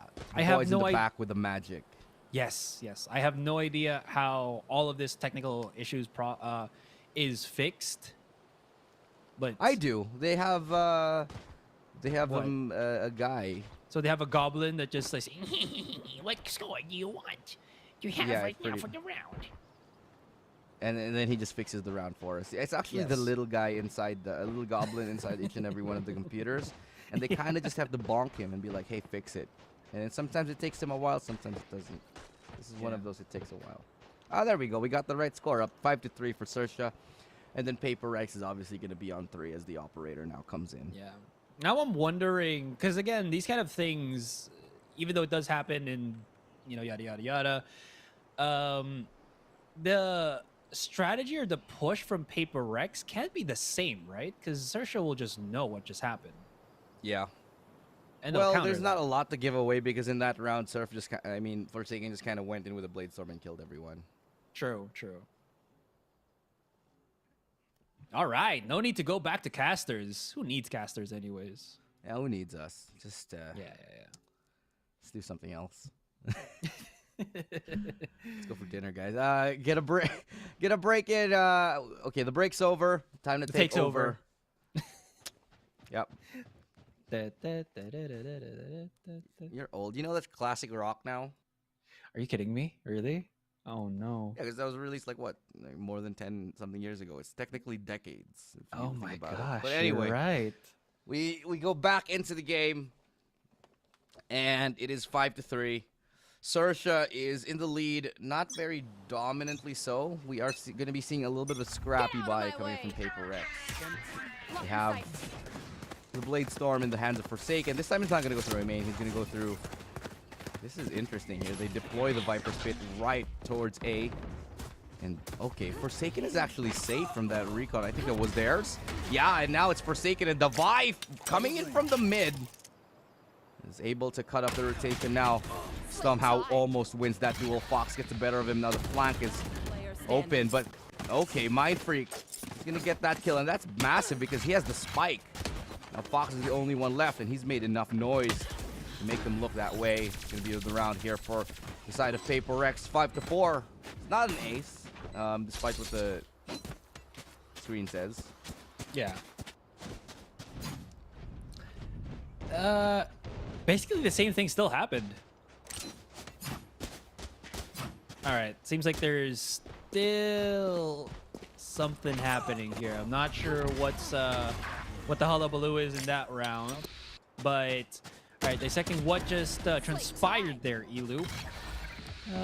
Just Forsaken, you know, opening up sights, giving opportunity for Divide to get that nice little two-piece on the flank.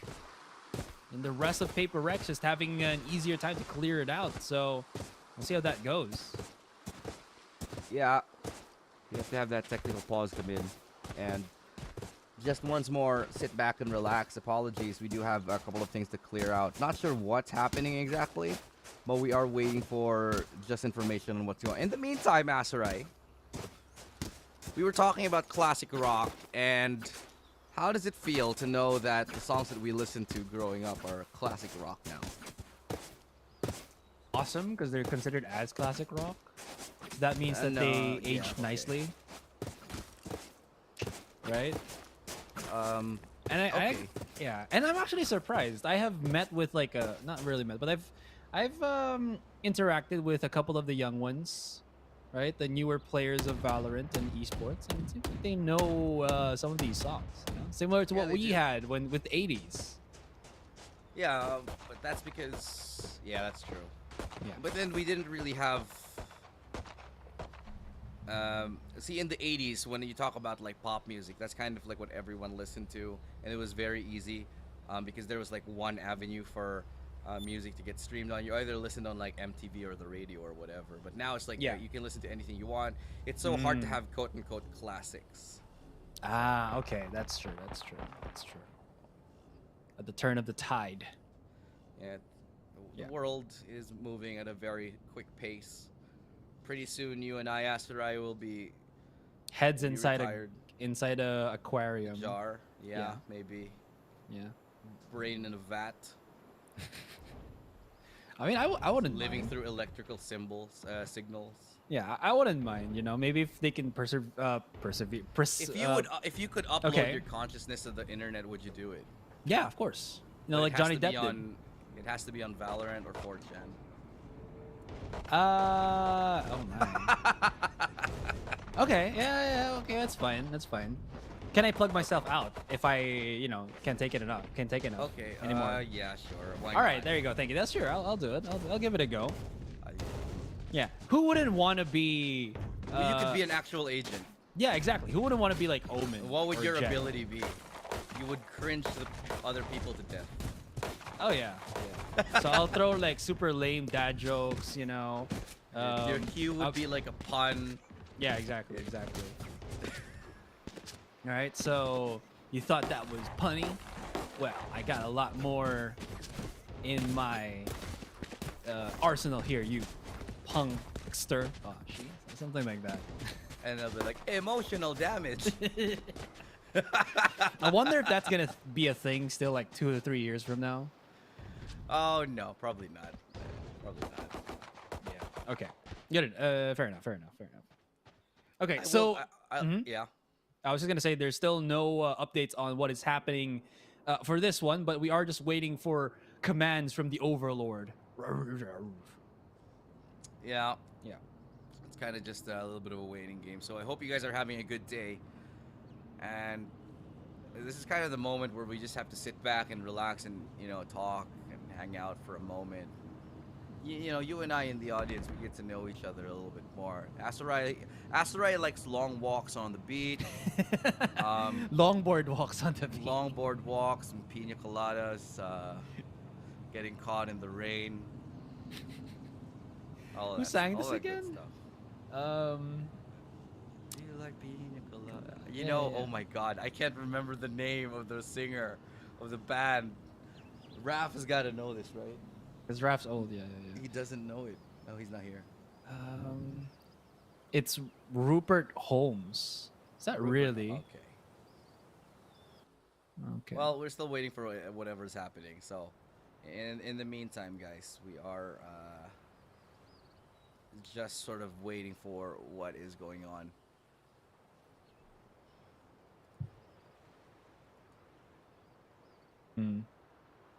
I like how, like, even though like the round hasn't started, there's like this idle move, or not idle, but like moving animation for the map. Like, I just like, you know, the beach, the sounds, you know, and the little crabs that kind of scuttle around. Yeah.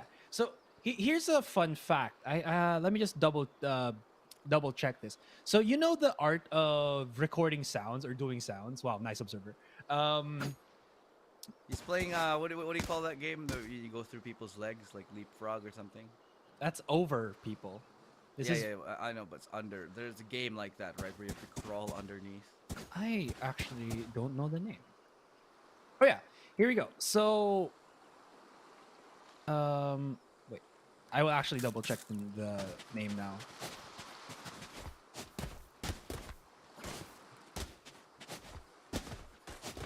There we go. So the term that is if you want to like record sound or try to do sound. So you know how if you watch like a movie, you think that Godzilla stomps the ground. You think that that's like modulate or something, which it is. But the bass sound, the way that you record it, is called a Foley. So Foley. A Foley. Foley. Okay, like Yeah. Mick Foley. Yeah, something like that. So if, for example, you know how a T-Rex, it crunches to the ground, and the way that they replicate that sound is like they get like what is it, like lettuce or something, and then you like to crunch it. Yeah. So they try to replicate what they think the sound would be. So that art of doing that is called Foley. Yeah, so yeah. so Because this, I've always found those Mhm. interesting. Like when you see the making of the movie. Yeah. And then you see these guys trying to make rain with like a sheet of aluminum foil and whatever. Yes, absolutely that. So everything is like visual, right? But the audio stuff as well is actually pretty interesting and intricate. So it's like that. You go into like this acoustic treated room and start doing like just mixing weird things together to make sounds happen. So you know how there's like thunder when you twirl around a metal sheet, so something like that. You could also even try to record the sound itself out in the open, like the desert or something, if you're gonna record maybe running or car moving, stuff like that. Yeah, so Just to we're kind of point it out. Okay, we're getting actual confirmation now that we have to talk about it, and it's a bug that happened between round 9 and 10. Yeah. So they're asking us to say that there is a bug that happened, and that we have to clear up what is the ruling by the referees. So that's gonna take a bit more time, unfortunately. Yeah. Okay. There is, imagine that for Valorant, right? Is Ray casting? She is, if I'm not mistaken. Well, Yes. Okay, well, that makes sense. Yeah. Well, anyway, we're going into a little bit of a short break, apparently. That's what we're being told. So we are gonna go to our faces, I think, in just a quick second. But in the meantime, of course, stay tuned. We do have a lot more Valorant to get through, and a lot other way. It's still the grand finals. This is game number 4, and you're joining us here on Breeze. We're on a little bit of a technical pause here, so we're gonna bring it back to and just show you guys the outfits that we've selected for the day and maybe for the rest of the evening. For today. Yeah, today I'm wearing. You ever see those videos where there's kind of like, if you want to be like a Gucci model, wear an oversized shirt. Oh yeah, and then you just roll up the sleeves or something. Yeah, I got you. All right, so we are gonna go show our faces real quick. Yeah, Anyway, yeah, we're going to our faces. I'm not sure. I think my call is frozen. Maybe mine as well. I'm not sure.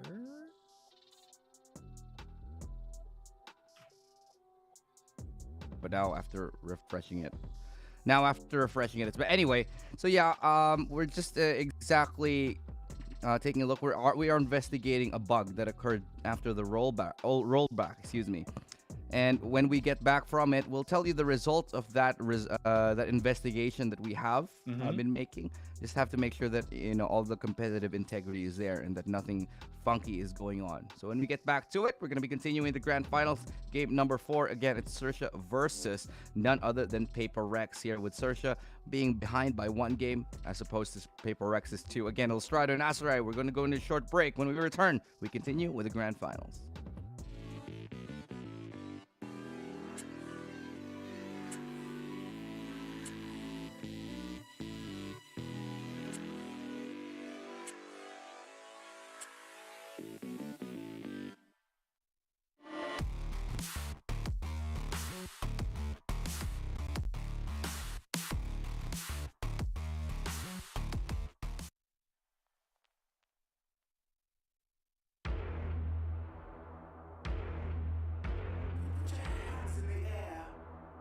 You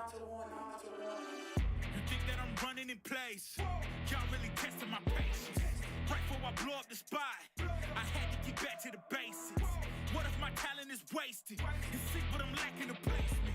Thought since I rap in the basement, but my come up is legend, is greatness. I don't care now, it's pedal to the metal. I can never quit now, I will never settle. Puppet to the game, I'm pulling strings like Geppetto. We in the same game, but I'm on a different level. I passed it. Gotta keep grinding till I'm laid up in the casket. No fake round, but you feeling too plastic. Yeah, y'all feeling too plastic. They say my style crazy, but then it's straight jacket. Wow.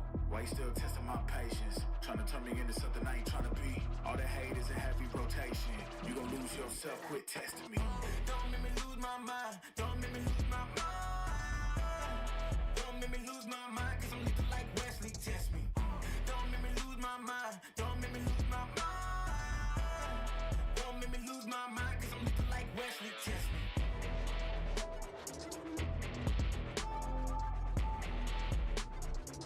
Cause I'm lethal like Wesley, test me.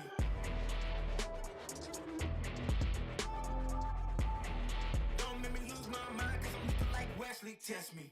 Yeah, guess I know no better. I ain't got no chill, so they call me a devil, I know.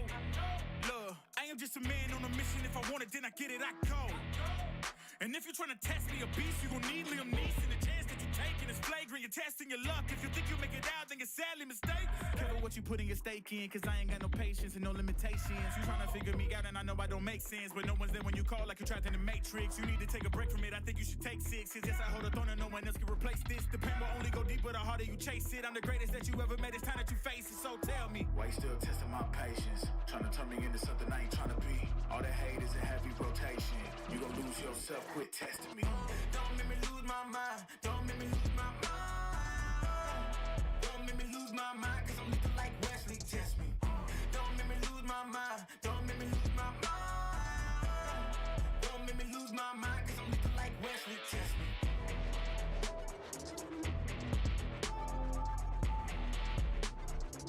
Cause I'm lethal like Wesley, test me.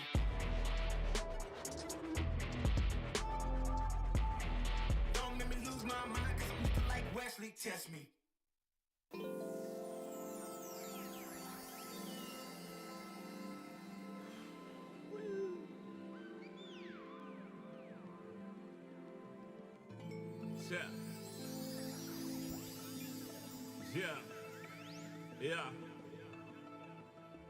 Yeah. The rise before the fall, the glide before the rule, the eyes that saw the soul, the cheer before the goal. I'm here to let you know. Yeah, I'm here to let you know. Yeah, I sky gaze over my taste. Like Peter, this is my space. I'm spacey, I'm crazy over breakbeats. Space gazing in my safe haven. I make statements that embrace waking. Awaken, I'm woke. Taking the road to pull you ashore. The celestial scope. The stars explore in your inner. The starts at the core. Inner space and more. Your body's a planet for sure. Nurture it with the words I writ. Scribe like highlights. Flying saucer. Supply the order, it's the author. Walking on air. Walking on water. Blending between borders to let you know. This is here to support you. The blend. The blend. The blend. The blend. The blend. The blend. The blend.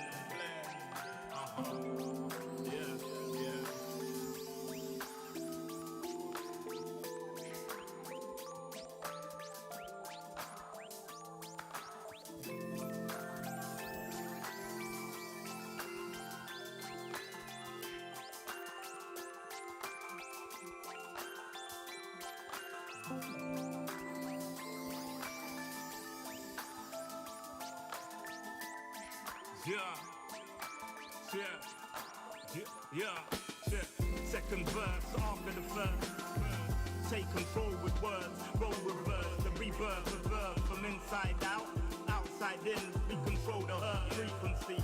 The heart of the world beats in me. It beats on beat as we breathe deep. Oxygen from trees feed. Gifting our gift. This right here, proof we exist. Mind state is gravity, the way you uplift. Across seas swift, water quench thirst. There's a shift. Set sail like shit to find other lands. The motherland, sun is planned. With the words I'm writing, I'm fertilizing. The earth's a rising, realizing. Global.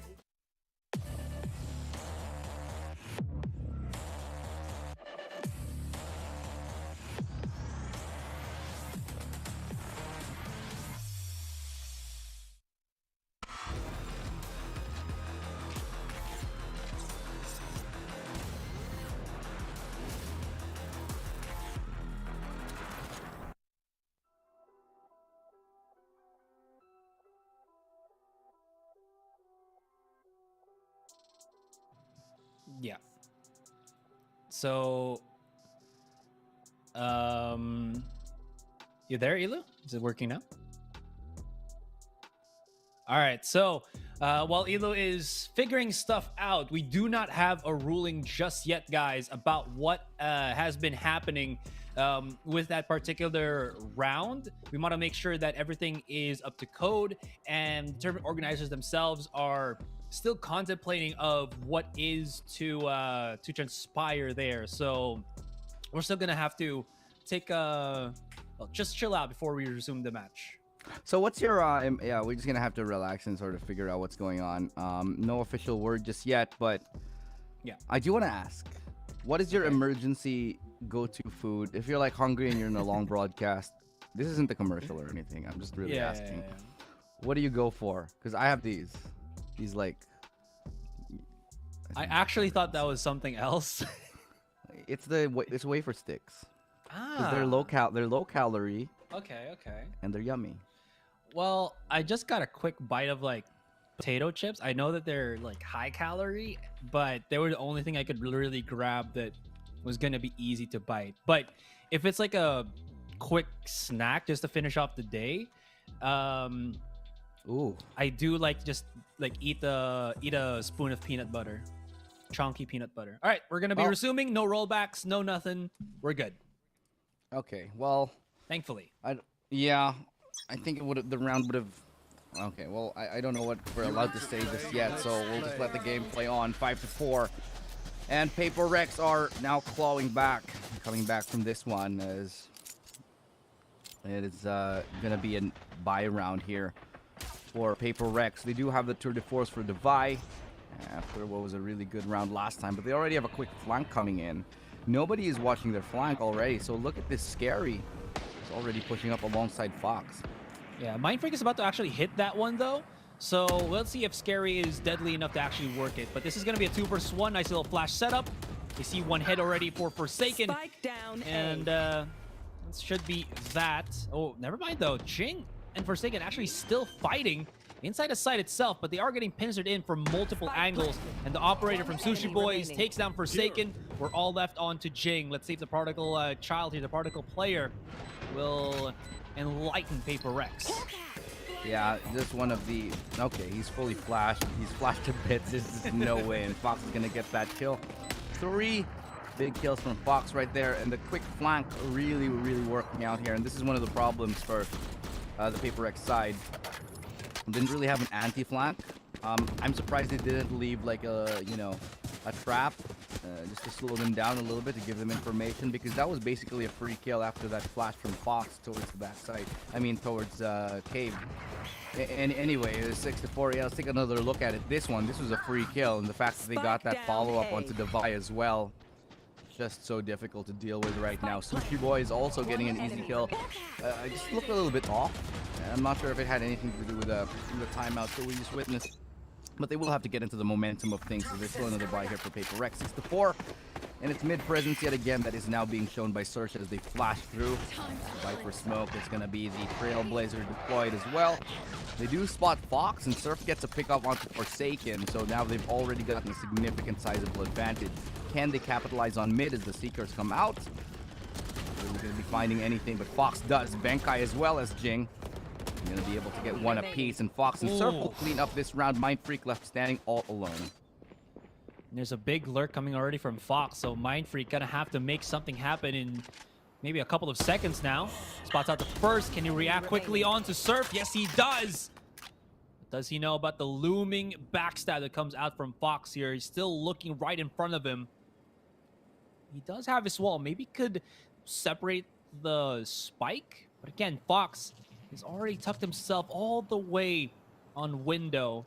I think Mindfreak, he's kind of feeling the lurk to come through. That's why he's taking this slower angle, this going around way. And now he knows. Oh, that is just discouraging from Fox here. He's not going to know about this, but they're not looking at each other at all. Yeah, they're not. And that flash actually will give a false sense of security to Fox, because didn't give him the sound cue that he wanted. Will pull out his rifle, but Fox is putting it up in just the right amount of time here. Time was very low, in fact. Last round Now with 30 in the HP, Fox will still manage to survive. XERXIA gets at least 7-5, and it's Fox who is truly stepping up in this game. He's 14-5. Still a lot ahead of everybody else on the server. But PaperX are getting caught off guard time and time again by these aggressive pushes on the XERXIA squad. Wonder how Fox kind of, or rather, Mindfree kind of read that situation. He saw the flash. Didn't he see the flash go through cannon though? So why was he expecting his opponent to actually be on the A side if ever? It's kind of interesting. Yeah. All right. Still, Surf gonna be holding the first swing here. He's been hitting some incredible shots this entire series. Being able to replicate that again is definitely a one-up. Benkai gonna get caught out in the open, but actually still gets back into cover as Scary's flank, or Scary's lurk, does absolutely nothing to actually catch him off there. Surf still at the very close cross. I think they were waiting for maybe somebody to actually shoot the eye and be afraid of it, but PaperX, they're cutting a lot of noise. Look at how XERXIA, they're rotated all the way onto B. They're kind of feeling it now. And if they start pushing in like this, they will be able to catch a lot of players. Oh no. Oh no, that's a miss from Forsaken. He needed to get that kill, but he doesn't miss the second one. Hunter's Fury takes care of Sushi Boys, and Forsaken gets a nice double, catching Scary as he pushes through the smoke all up to Fox. He's been an amazing player, but 5 kills might be a little too much. Forsaken dashes out, sees the head of Mindfreak. Try to take that fight, and he's gonna do actually, oh my god, he gets 2 still. That's a good couple of kills here before he does drop, and it's a nice sayonara to make that a 7-5. I actually thought that was going to be a round for XERXIA. They had the rotations already. They had everything that was definitely needed for them to win that round, but nobody just batted an eyelash on Forsaken. They didn't know that Forsaken was going to be willing to just aggress through.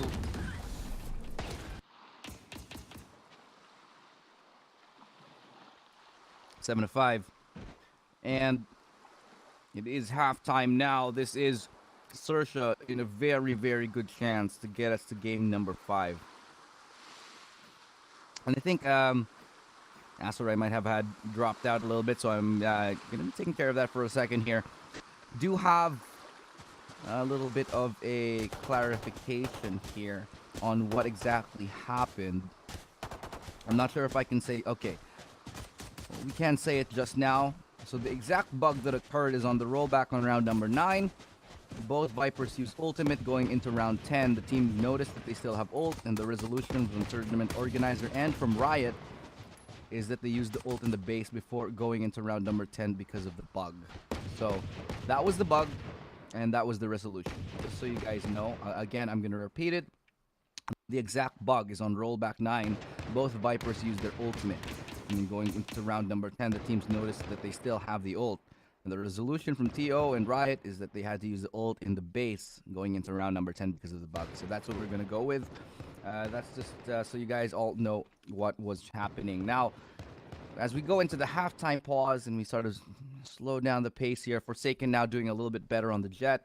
It's 13-9. Devi is on the 12-9 as well. Fox is, however, going above and beyond for his team, 16-6. Funnily enough, it's Fox who's really the only player on his team who's got the positive KD. Everybody else still kind of far away. Scary, surprisingly, he's at the bottom with 3-10 after a great couple of performances in the first couple of games. Yeah, well, he's been isolated a lot as well, right? So it's either Scary's alone and gets overwhelmed too early, which technically was, I think, what we wanted to see on our end, but on paper, at least, again, or rather in practice against PaperX, it just did not work out. Speaking of PaperX, Forsaken is just going for the one-man RB once more. Scary hits a nice little shot. Forsaken smokes himself out. And how does he not take any damage from that incursion? Look at that, he's still 100 HP. Yeah, really, really good stuff here from Forsaken. He's going to get caught off getting a little bit too antsy. Fox does take a lot of damage. He's down at 25. Surf is low as well. And the pinch now does begin coming in from mid. Benkai does have a little bit of a line of sight there just to make sure they don't get in behind them. But it's the A site that has been selected by Fox. He is very, very low. I don't know. I think, yeah, the Vibe probably hears him. Not 100% right now. Not really getting that confirmation. But they might know it's a fake here. As Mind Freak, yeah, I was going to spot out Scary. That's a spike to be dropped. The Vibe fighting Fox. Now it's a 2v1. They know where the spike is. And so it's all up to Surf with 14 HP. Well, just one bullet. That's all it takes. Does Benkai have a shock dart? No, he does not. Yeah, Surf here is in danger territory in terms of his health. And they're just waiting for... He's just waiting for that backup. Yeah, so it's much better. You still don't know how Surf is going to be able to go through this. It also allows them to... Ooh, he's just dancing through the recon dart. Loving this movement from Surf. But again, he is just managing with very little to work with. That will not be enough. PaperRex claim themselves the second pistol. Yeah, that's going to really help them get to the 7-7 scoreline that they want. They're going to get closer to the tie. And, you know, by all means, this is PaperRex finding footing in this game. They look very, very shaken, very, very confused in the first couple of rounds. But now that they're kind of, you know, hitting their shots, making the right reads, and I think now that they're on the defensive side, they're probably going to feel that much more comfortable. I know this is an attacking-sided map by the nature of it. But PaperRex has shown that on the defensive side, I think that's where they're truly more comfortable. You see Forsaken pushing in, getting kills almost every time. That's what happened in game number 1. I wouldn't be surprised to see more of the same here in game number 4. Oh, Forsaken, he slipped through. He could actually swing into the crosshairs here of Foxy. Yeah, there's that force buy once again. They're very much known for this. Jing kind of overcommitted to that. He spotted so many people. Anyways, opportunistic very much for PaperRex. They do get the punish onto Forsaken there. They take quite a bit of damage, but as the dust settles, as we take a moment to breathe, it seems like XERXIA are the ones to get the one up. Benkai, this is very dangerous, but his risk actually merits a reward as he does drop that spike. His teammate will be coming in from lower mid there. I think they were able to actually save that up or pick that up, the spike. Yeah, and they're just going to run straight for the B site. This lurk from Mind Freak. He needs to know Fox is actually also lurking to kind of counter him out, and there it is. Now Sushi Boys, he's alone. He's kind of stuck. Yeah, it's tough here. And Benkai, he's got that recon. So Sushi Boys, I like the plan. He's going for a pick. He knows he got to play a little bit more aggressive here. And he's got the teleport to get back onto the site if he can get that pick. But look at this, the timing might work for him. He finds Benkai right now. And Mind Freak right there, what does he do? He does try to go straight onto the site itself. And the spike is actually planted for him. I don't think he can get it to half. No! Did you see Mind Freak will take a loss on that one. It's Sushi Boys claims that, and it's going to be the 8-6. Surf to take the lead, stealing away around off the back of a force. Very smart from Sushi Boys there. He had to risk it so that he's not going to get contained by the 2. And his read actually paid off. Because PaperRex played to go for the double swing rather than Mind Freak still pinching in from B main, it allowed Sushi Boys to actually get and wrap around, where this angle is perfect for him to punish for that post plant. Lovely, lovely stuff. All right, we'll see how this goes. The force buy for XERXIA actually netting them such a big swing of momentum. You can see PaperRex, even Forsaken doesn't even buy up into the Sheriff. That's how broke they are. They would really love to go for the full buy coming into the next round. Surf, though, slowly creeping up, building map control here. But they know some of the forces of PaperRex, actually all the forces of PaperRex are actually on the A site. Hopefully, this is where XERXIA pushes for them. But there, lots of pings from XERXIA here. They know that something's up. Yeah, I think they look like they might want to make a beeline towards Halls, but they're sending Fox on a little bit of a reconnaissance mission towards B, and they're going to get the signal that it's all clear. So the jig is up. They know that it's a full stack right now, but oh man, the shots don't connect for Benkai. He does get a little bit of damage, and the jig is up. They know it's a full stack here towards A. The tailwind does come through just to help get a couple more kills. Forsaken 30 seconds left. Probably going to be giving this round up here as Surf gets him from up on a... No, it's Levi who actually dies here, but Surf gets another one. More charges for the Blade Storm, and that should be the last one. Nice tappy tap. So the third kill comes in through, and they're going to get a flawless round here on the anti-eco for Surf. Surf's a mad boy, mad lad. Just so clean with all of the hits that he's actually brought to the table here. Yeah, still advantage XERXIA. PaperRex will have the buy now. But it took him a while to actually get here. It took them a very long time. XERXIA really getting all of these advantages on the attack. And come what may, look at how much they're nearing into big utility territory. Or big and that's territory. the operator. Yeah. Forsaken with a close range. Oh my god, he's fully blind. That's the operator removed. They just want to hit the site straight up. Jing is going to get that onto Scary, but he's gone from the Guardian of Cruz as well. And Devi, he does get the timing onto one, but Surf is still continuing on this warpath that he has laid down towards that site. And Benkai will be throwing his utility in hopes of maybe landing onto somebody. The HP damage is coming, sure, but so are the Seekers. You have Devi, who is now working his way here towards mid doors. Towards Garage. They ping onto one. It's a great usage of the recon, the utility to find Surf. Now they brought it to a 2v2. A hope, a chance, and some lifeline now given to the side of PaperRex for this retake in this 96. But it's a good flashbang now. Benkai jiggling around this corner. He's out in the open. He's able to adjust, and that's going to be a brilliant spray transfer straight to the dome of Fox. Benkai getting a big triple. That was huge. They waited. Have enough time to defuse that spike? Yep. They waited for each other to get that pinch rolling, and Benkai, beautiful transfer. That was very close to actually being an incredibly terrible round for PaperRex. It's super expensive considering that they are still at the tail ends of just being bad in terms of economy, but that tag onto Surf really brought them that round. Also, quick stuff from Benkai actually to get in and out of cover to not take too much damage to really commit the fight. What a spray transfer, man. Benkai saving his team, getting PaperRex another round. And that's going to be a little bit of a, I'd say, the Hunter's Fury is going to be very early on.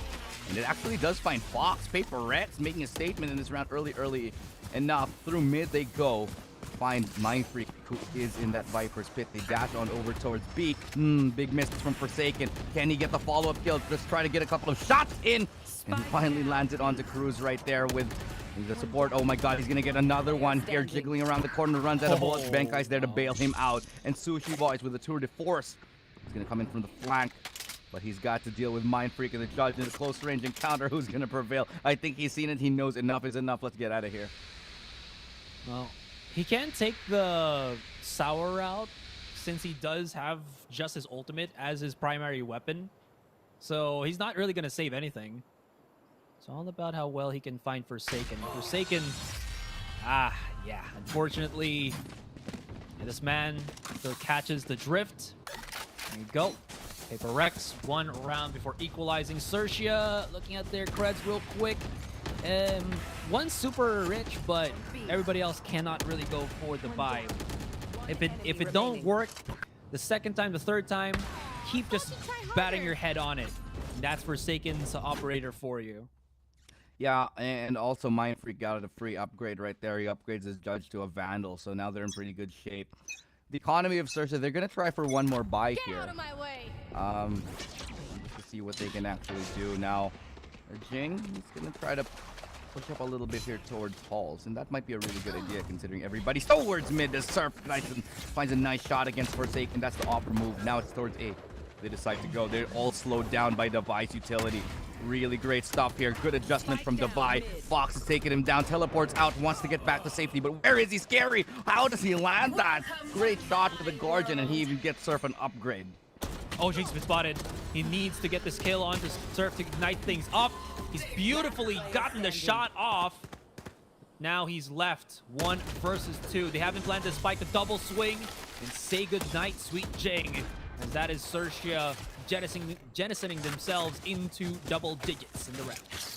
Yeah, 8 to 10, and XERXIA looking much more comfortable right here. They're 3 rounds away from taking us to game number 5. Grounded. This is definitely the grand final that we're hoping for, as the rivalry between these two teams who has been the number one of APAC? It's been a question that we've been forced to ask a lot. And now that the Team Secret no longer in the picture, it's clearly one of these teams who will emerge as the number one for Asia Pacific. Now, good flash does come through. Forsaken with the operator. Good shot to land on Cruz. Can they actually do it? Wow, Jing has been completely blinded up by Fox. And that's control here towards elbow denied. They might be able to get up Cruz, and I think they just will be able to. He is around the entrance. But he's going to get shot down yet again. Oh my god, Cruz dying twice. The Forsaken's operator must feel bad. But they also have the flank now being worked on. Benkai's right here. Blade Storm finally connects after the third shot to buy with an operator as well. Tour de force hits, and Forsaken with a Blade Storm finishes off the round, getting a 9th round for PaperX. It's going to be a big blow, or a big boost for PaperX there. Look, they were able to save with 4 people, yes, but that looked incredibly, what's the word here? Unclean, rowdy. There you go, for PaperX. Thankfully, that wall actually dropped down just in time so they can get the trade off. But that could have gone absolutely either way. All right, so PaperX give themselves another lifeline here. Good kill by Forsaken. He still saves the operator, by the way. But again, XERXIA still do have money to buy for days. Sushi Boys will be just playing on his Headhunter. No utility on the close. That will give XERXIA a nice little entryway onto the site. Surf has just run right in. And they actually found Forsaken somewhere, actually lurking, I believe, on elbow. Yeah, he was in half wall, towards the wall, yeah. And they're going to find him. And it's going to be Surf on that Guardian still. Shock darts will come in. Recon should follow shortly soon. It's a 5v4 retake, not really in the favor of PaperX. Things are going to be a little bit more difficult. Levi looking to stay off the back here, but Sushi Boys has already dropped. Jing not getting the right angle. Fox takes him down once again, and non really struggling. To the front of the action, however, it's Surf to lead the charge here up against Mindfreak. He's the barrel of the gun, and Mindfreak does the better. Now it's going to be the push from Devi, who gets in up close. Now Fox is coming in from the middle. Should still, oh no, the snake bite, the lineup game is coming in through here. Mindfreak does find him, but is there time? Can they even defuse? The answer is no. XERXIA utilizes that lineup perfectly, and Mindfreak closes out the run. Sorry, Scary closes out the run, getting XERXIA to the 11th. That's going to be the big shutdown onto PaperX. It is so close, but again, that finish line even closer for XERXIA here. Money isn't going to be a problem for PaperX just yet. They can still buy Forsaken with the operator. And look at XERXIA. If it ain't broke, don't fix. They want to keep using this battering ram onto the B site. But speaking of B, they've rotated Devi there at least to help out with the utility. But the Seeker's going to flush him out very early. How well can he defend? And can he even TP out if he gets caught out in the open? Oh, no. As Surf just, leaves him no chance to escape. A great entry there from Surf as they finally have another chance. Looking like it could be match point very soon unless something happens for PaperX. The B site has just not looked good for the side of PaperX here as they're going to inch in closer and closer. Smoke for B main, just obscure vision a little bit more. Help Jing push on in through. Flash comes through. Jing takes from the side. Wall banged. As Sushi Boys and Cruz, this is pretty much the round here. Forsaken and Benkai, they gotta give it up. Save that operator for the next upcoming round. Instead, he misses the shot. Benkai picks it up onto Surf. He's already working the side here, but he's all alone. And I don't think that's gonna be it here. Forsaken in 1v4 is gonna try and save, get out of that picture right now. They cannot let him survive though, so they will be chasing him down. Ooh, so close. Someone actually peeks him. And he gets the flick. We'll still be able to get out of that one. Forsaken just moves so fast. This guy is just too wily. He's the wily E Coyote. But this is the match point already for XERXIA. They have a shot at making this into the 5th game. They are not gonna give up that first place spot at all. Yeah, this is definitely the match that we have been hoping for. As we get closer and closer to the final moments of this half, the Embers dying in this grand final. It's looking like XERXIA wants to stoke the fire. 12-9 here and there. Very, very close to ending this game. So now PaperX, they have invested 2 players this time towards B in hopes that they go A. Quick jiggle peek from Jing. They're going to spot one shot from the operator. Comes in on through, but they don't want to go on it. Instead, they're going to rotate to B, where they found a lot more success in the previous rounds here. And I think Paper Rex might have an inkling that they're going to do exactly that. They've left their mid completely open, not something they would have liked to do. And now they're going to hit that B site. That hits the Vi. Oh, no, never mind. Yeah, they're just going to make sure. Mindfreak's really committing to this fight, and he actually takes 2. There needs to be some kills for Dubai here, or else that aggressive stance from Mindfreak is all going to be all for naught. Benkai even denies again the revive onto Cruz. This gives them a fighting chance. Fox, top fragger, sees a lot of those barrels. The Forsaken swings out, gets the hit. And Paper X still hold on.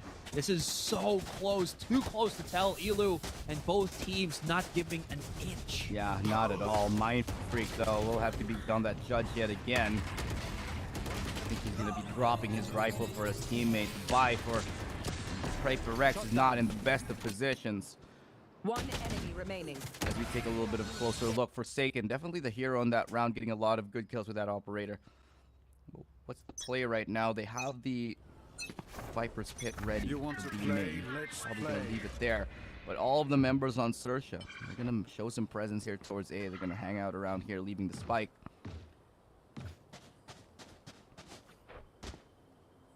Okay. They've taken a slower pace. Oh, Mindfreak at least knows one's outside of his entryway there. Forsaken still holding the cross onto double doors, actually alongside Jing. So this could be a really good positional play for Paper Rex. But they're also very much aware that XERXIA are doing the same thing. Since they do have Sushi Boys, both teams wanted to take that slower pace because of the sniper kills looming over each other's heads. As that clock slowly dwindles down, it seems like XERXIA needs to make something happen. Yeah, Jing is in a bad spot here. They know where he is, so they're sending Forsaken to come out and back him up. But Sushi Boys finds him with that operator. Jing was a little overextended. And now they're going to go towards A here. The defense already weakened by a little bit. Device holding on to the site.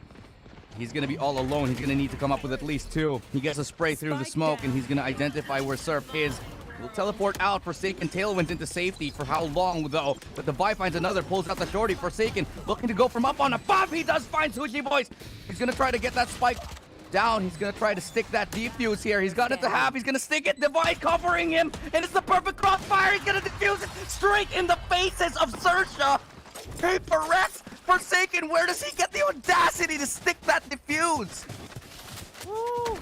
Well, he's got himself covered. He's got the Cloudburst. He's got his teammate holding the crossfire. So that was really solid for Forsaken. Dubai, you mentioned how he needed to get 2. At least that 1 really helped him out, force out the plant on the spike. And that Viper Pit actually not enveloping the spike itself. So that still allowed Paper X to be more comfortable fighting for the spike to get straight on the fuse rather than searching for the remaining players of XERXIA. And yeah, you're absolutely right. Forsaken, he's got the audacity, but you know what? It's allowed them to get a lot of solid rounds in this one. And now, last round to go before we either go to game 5 or overtime. Surf is looking to entry on it. The flash behind him doesn't spot anyone close by. But Jing is right here waiting in the wings, right beyond the pyramid, has identified where one is. The Bladestorm in his hands. And Jing looks to identify him, looks to take him out here, sees the barrel, sees him running around through the smoke. Jing gets it, is able to devour rather. And the operator Forsaken now in the picture. They do get the spike plant down here. That might signal the plays coming in. Forsaken and Mindfreak, they're working hand in hand. The lineup game is coming in though. And Fox is trying to get onto that site, trying to get closer to it, but the snake bites are still being pushed in. They're pushing through shop. Fox and Scary are still here, and they're getting kills. Can they actually get the last of it? They take out Forsaken. Fox is there for the other one, and it's gonna be Fox to prevail with a big triple kill, taking us to game 5.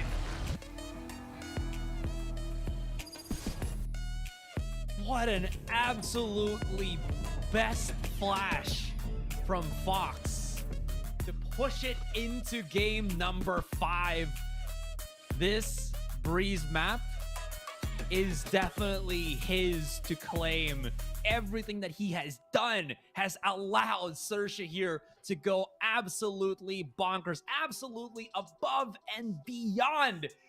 Such a savior flash. They spot out Forsaken. There was no smokes. He was out in the open. He cannot do what he did in that last round. Well, let's take a look at the stats as we go to the 5th game. The grand finals certainly is delivering to us all the action that we wanted. Forsaken at the very top, 26 kills. The Fox just a little bit above him with 27. And everybody really falling in line shortly after. Everyone truly contributing. Look at the scores. They're not too far from each other. Divide 1.6, Benkai 1.9, and Sushi Boys and Cruz 1.5 and 1.1 respectively. This was a game where everybody really had their moments. And one that I think will be remembered for quite a while here in APAC. PaperX versus XERXIA. We didn't really get to see this matchup before. Up until today, it's sort of been in the making. It's sort of been brewing for all this time, but now we've gotten to game number 5. And I don't know, but I am absolutely happy that the last map that we'll be seeing is gonna be Haven. I feel like that is the map that is gonna bring us to the utmost limit for both PaperX and XERXIA. It's just a close game on this one. You were already feeling that the overtime was about to come, but XERXIA just had just a tiny bit more, a little bit more left in that tank, at least for Breeze. And now, here we are. I mean, both of these teams are already qualified, but they're not playing for qualifications anymore. They're playing for bragging rights, and they're playing to see who the hell is the damnedest best in the APAC region. Well, it is a little bit of the highlights that we're going to be taking a look at as Forsaken. He was definitely the best of PaperX, showing us all, you know, whether it's an operator and a vandal in his hands, he was there to bring the highlight reels in, but it wasn't enough. Not against XERXIA and Foxes, who delivered time and time again the clutches, the rounds, and the flashes. Just like the perfect flashes that we saw towards the very end of the game there. How many times did the play start from Fox? How many times did it end with Fox? And just like that, it's taking us to game number 5. Exactly what we wanted to see in this grand finals here in APAC. I am so excited for it, Asarai. Everybody has that star caliber. It's not just Forsaken, it's not just Surf, it's not just Jing. Everybody here has really brought their A game. And look at how it's led us, as you mentioned, to that map number 5. Oh, I just can't believe it actually went this far on Breeze. I honestly thought that maybe it should have been, you know, same with the panel. It's a 3-1 in favor of PaperX, but that is not the case. That is not the thing that happened here.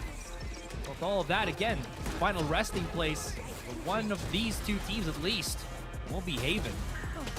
Well, either way, both teams are going to Masters, but like we said, that first place sure is sweet. Grand prize, the right to call yourself the best in Asia in APAC, and of course the better seeding ultimately all throughout.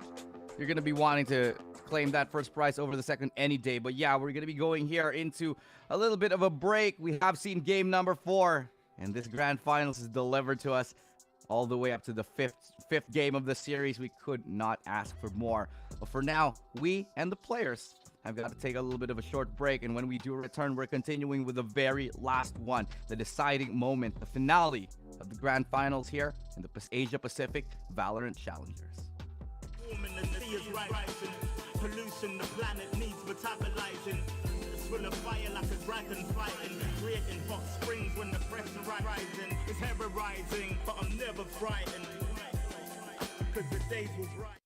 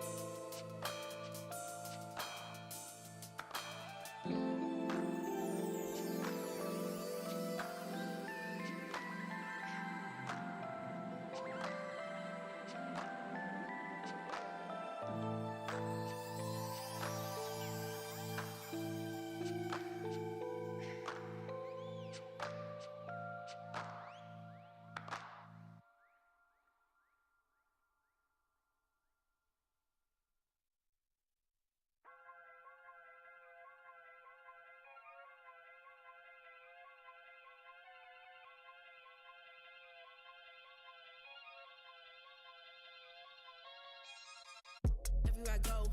The people really wanna know who I is and who I be. They stop and stare when they see me.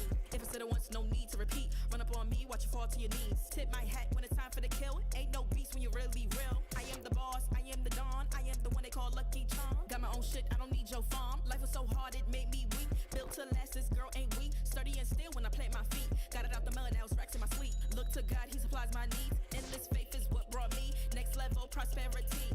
Silent power moves is what I'm giving. They love to hate the world they can't live in. Always present for the high roads. Go swim within the deep lows. Low. What told the future? Who knows? I don't do it for the likes, I do it for the love. Do it for the ones who really needed a hug, cause they had it tough, never had enough. Feared, loved, and respected. Using words as a weapon. Test and she. Hurry up quick, El Jefe's coming soon. Sit up straight when she enters the room. Be enthused, but don't look too amused. This is her queendom, please respect her rule. Hurry up quick, El Jefe's coming soon. Sit up straight when she enters the room. Be enthused, but don't look too amused. This is her queendom, please respect her rule. Smile in my face, Woody in my place, but act gully on cyberspace. Let's pump brakes, let's be frank. Running after him when you're the chase. You are the catch and he's the net. How quickly do we all forget to honor these small policies, my darling? You are the empress queen. Man, respect or he'll neglect. You are the wind beneath his wings. You are the season, you are the reason why this world can breathe. Giving sons eyes to see and daughters dreams to believe. Anything less than the best for you is high treason, queen. Hurry up quick, El Jefe's coming soon. Sit up straight when she enters the room.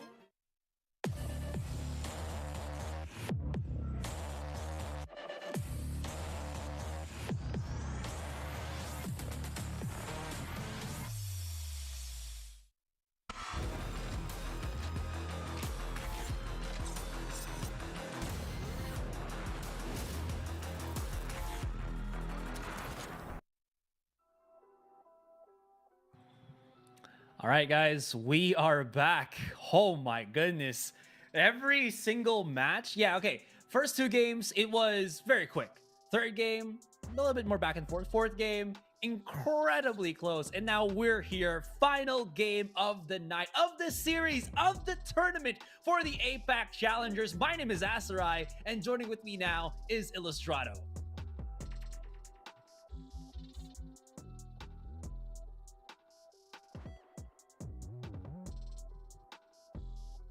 All right, so while Ilu is, just kind of figuring things out with his microphone, maybe you need to give it a little kiss, just give your microphone a little kiss for the camera. Okay, sorry, technology is weird. Anyway, as I was saying, I'm hoping that this game 5 is going to be like an absolute apex of what we were all waiting for, just like the crescendo, the coup de grace of everything that has led up to this very moment.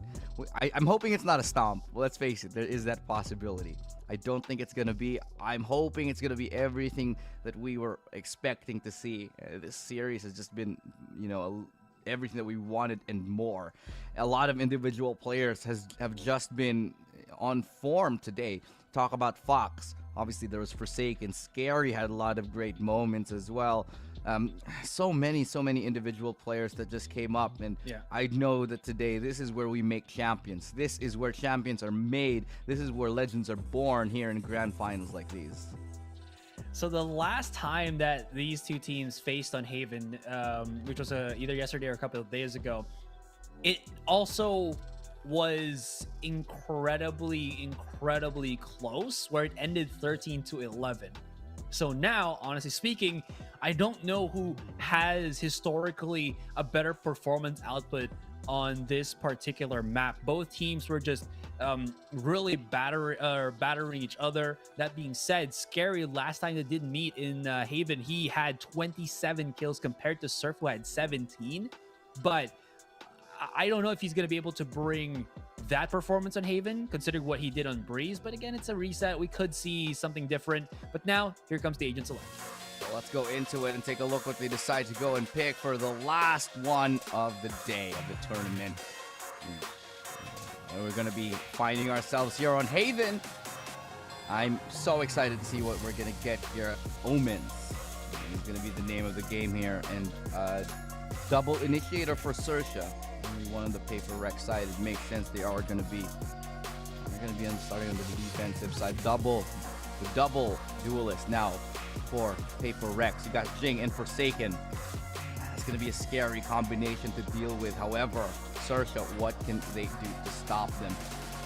It's really going to be all up in the air. You said the last time that they met, it was 13-11, Asterai, and this could really go either way.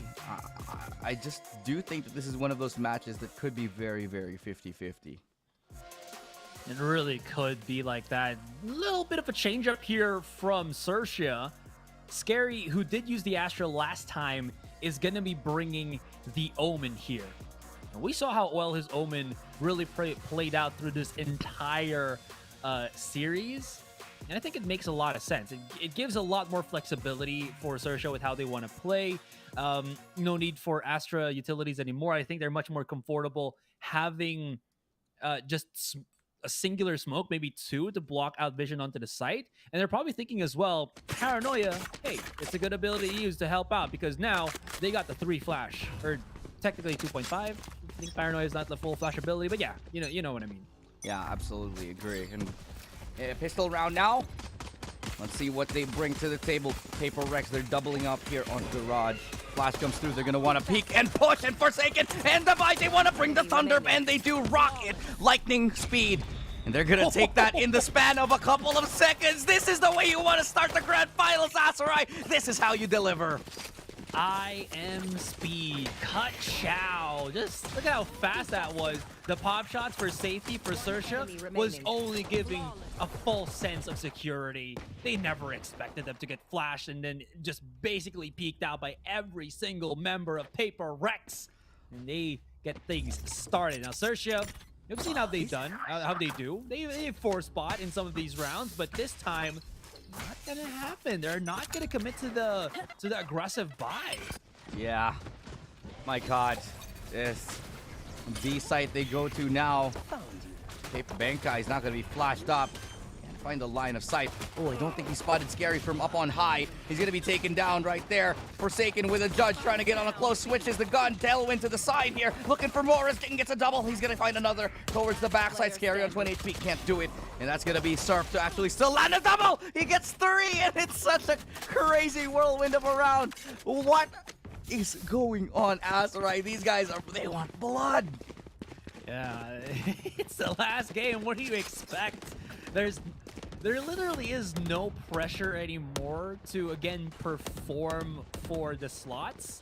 So these teams are just showing us what they feel or what they are deeming to be some good-ass Valorant. Just straight up, pure aggression. Just showing to us what overly exerting yourself can go. All right, with that is going to be Paper Rex. Still actually going for a weaker buy here.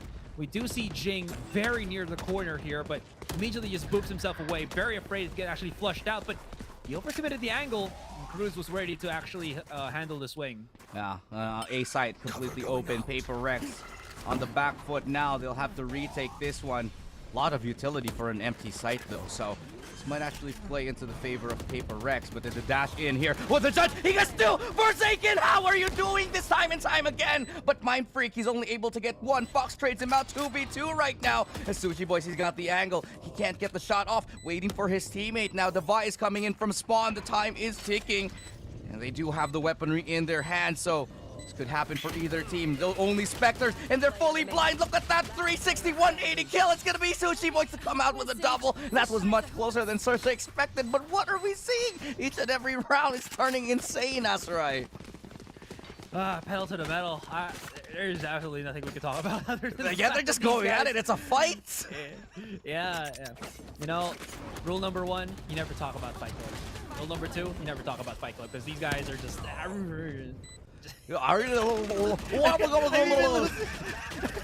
mean, you're not wrong. This is insanity. I'm losing my words. You know, Aserai, there are no words for what we're seeing. This is the grand final that we wanted. This is it. Paper Rex forced on an eco because they have been shut down in that last one. Fox not gonna get spotted though.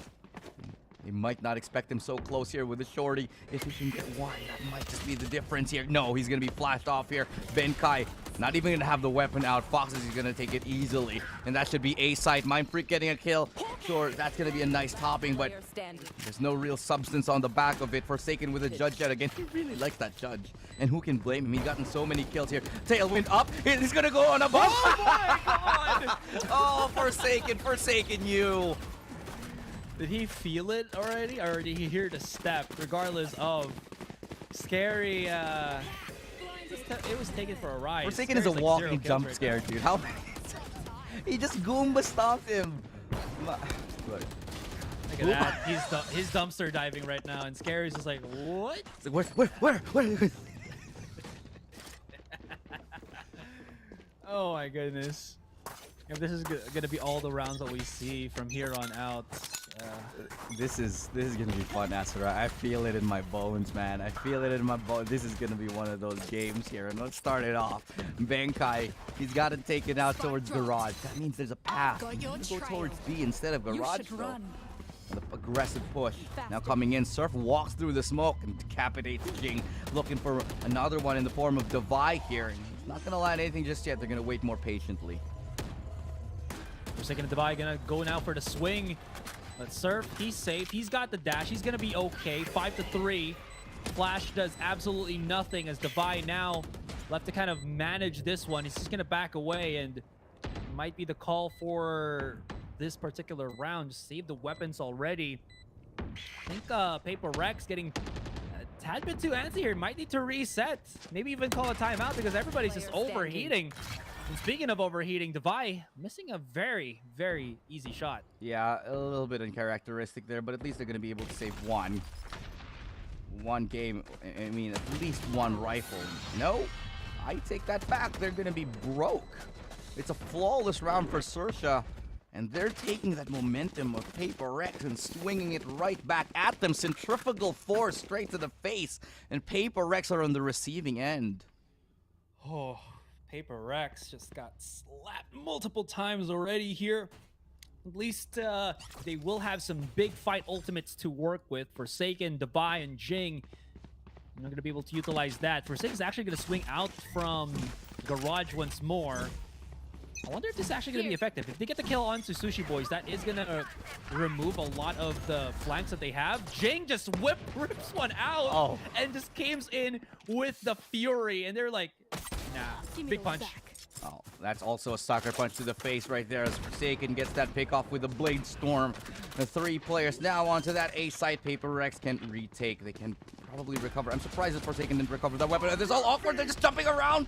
And here comes the Rolling Thunder. Forsaken capitalizes. But stunned or not, he's going to get another one. Forsaken! What are you even doing right now? And he's going to pick up a rifle. Forsaken, can he make another? Imagine an unbelievable play happen. Scary gets it. Scary gets a third. Scary looking for 4. Pulls out the classic here. Uses the from the shadows. What on earth is he playing at? Fakes it out. And he's going to do it. No, it's Mindfreak who gets the better of him. What another insane round in this first half. We're only at round 6, Asarai. Nothing to win. Oh, Forsaken gets a highlight. Scary gets a highlight. He lost the bullet, as you saw. He was just down to 1 bullet, but he wasn't comfortable doing the 1 tap. And he second guessed himself if he wanted to use the classic or what. But unfortunately, look at this. He got like such a great fadeaway kill onto Forsaken. His tracking through walls is just incredibly insane. And Mindfreak second guessed himself for a split there. And that might have actually costed him the round. Scary is just so smart and so good, but it was just one short or shy away from being amazing. Dude, I just want to ask, what the hell happened between game 4 and 5 that made this kind of stuff happen? It's just insane. Map number 5, you know, we were hoping, yeah, let's make it interesting. Suddenly the players decide to go completely off the walls. But that's exactly what we were hoping to see now as the push is very, very slow. Scary takes a lot of damage through that wall. And the members of XERXIA are working their way here towards A. Gonna get him healed up to full. Scary did take a lot of damage earlier on, but no problem for the Sky. And they still can't decide where they want to go. It's looking like it's gonna be an A split here. 3 long, 2 short. Okay, so that gives him some information. Mindfreak has the boosted spot here, but he might get caught. There's like 2 right underneath him already. Not gonna expect it. Spots out another. but he has to deal first with Surf, who's already bleeded into the site itself. Jing is alone by his lonesome, can't really do anything other than... Oh, there's some beautiful flashes to come out through XERXIA. And this leaves very little for Paper X to do. Forsaken only has the operator. No more blades now. 30 seconds left. Benkai is waiting for Forsaken to actually dash right in, which Forsaken can do, but it's getting very hairy. All eyes marked on him.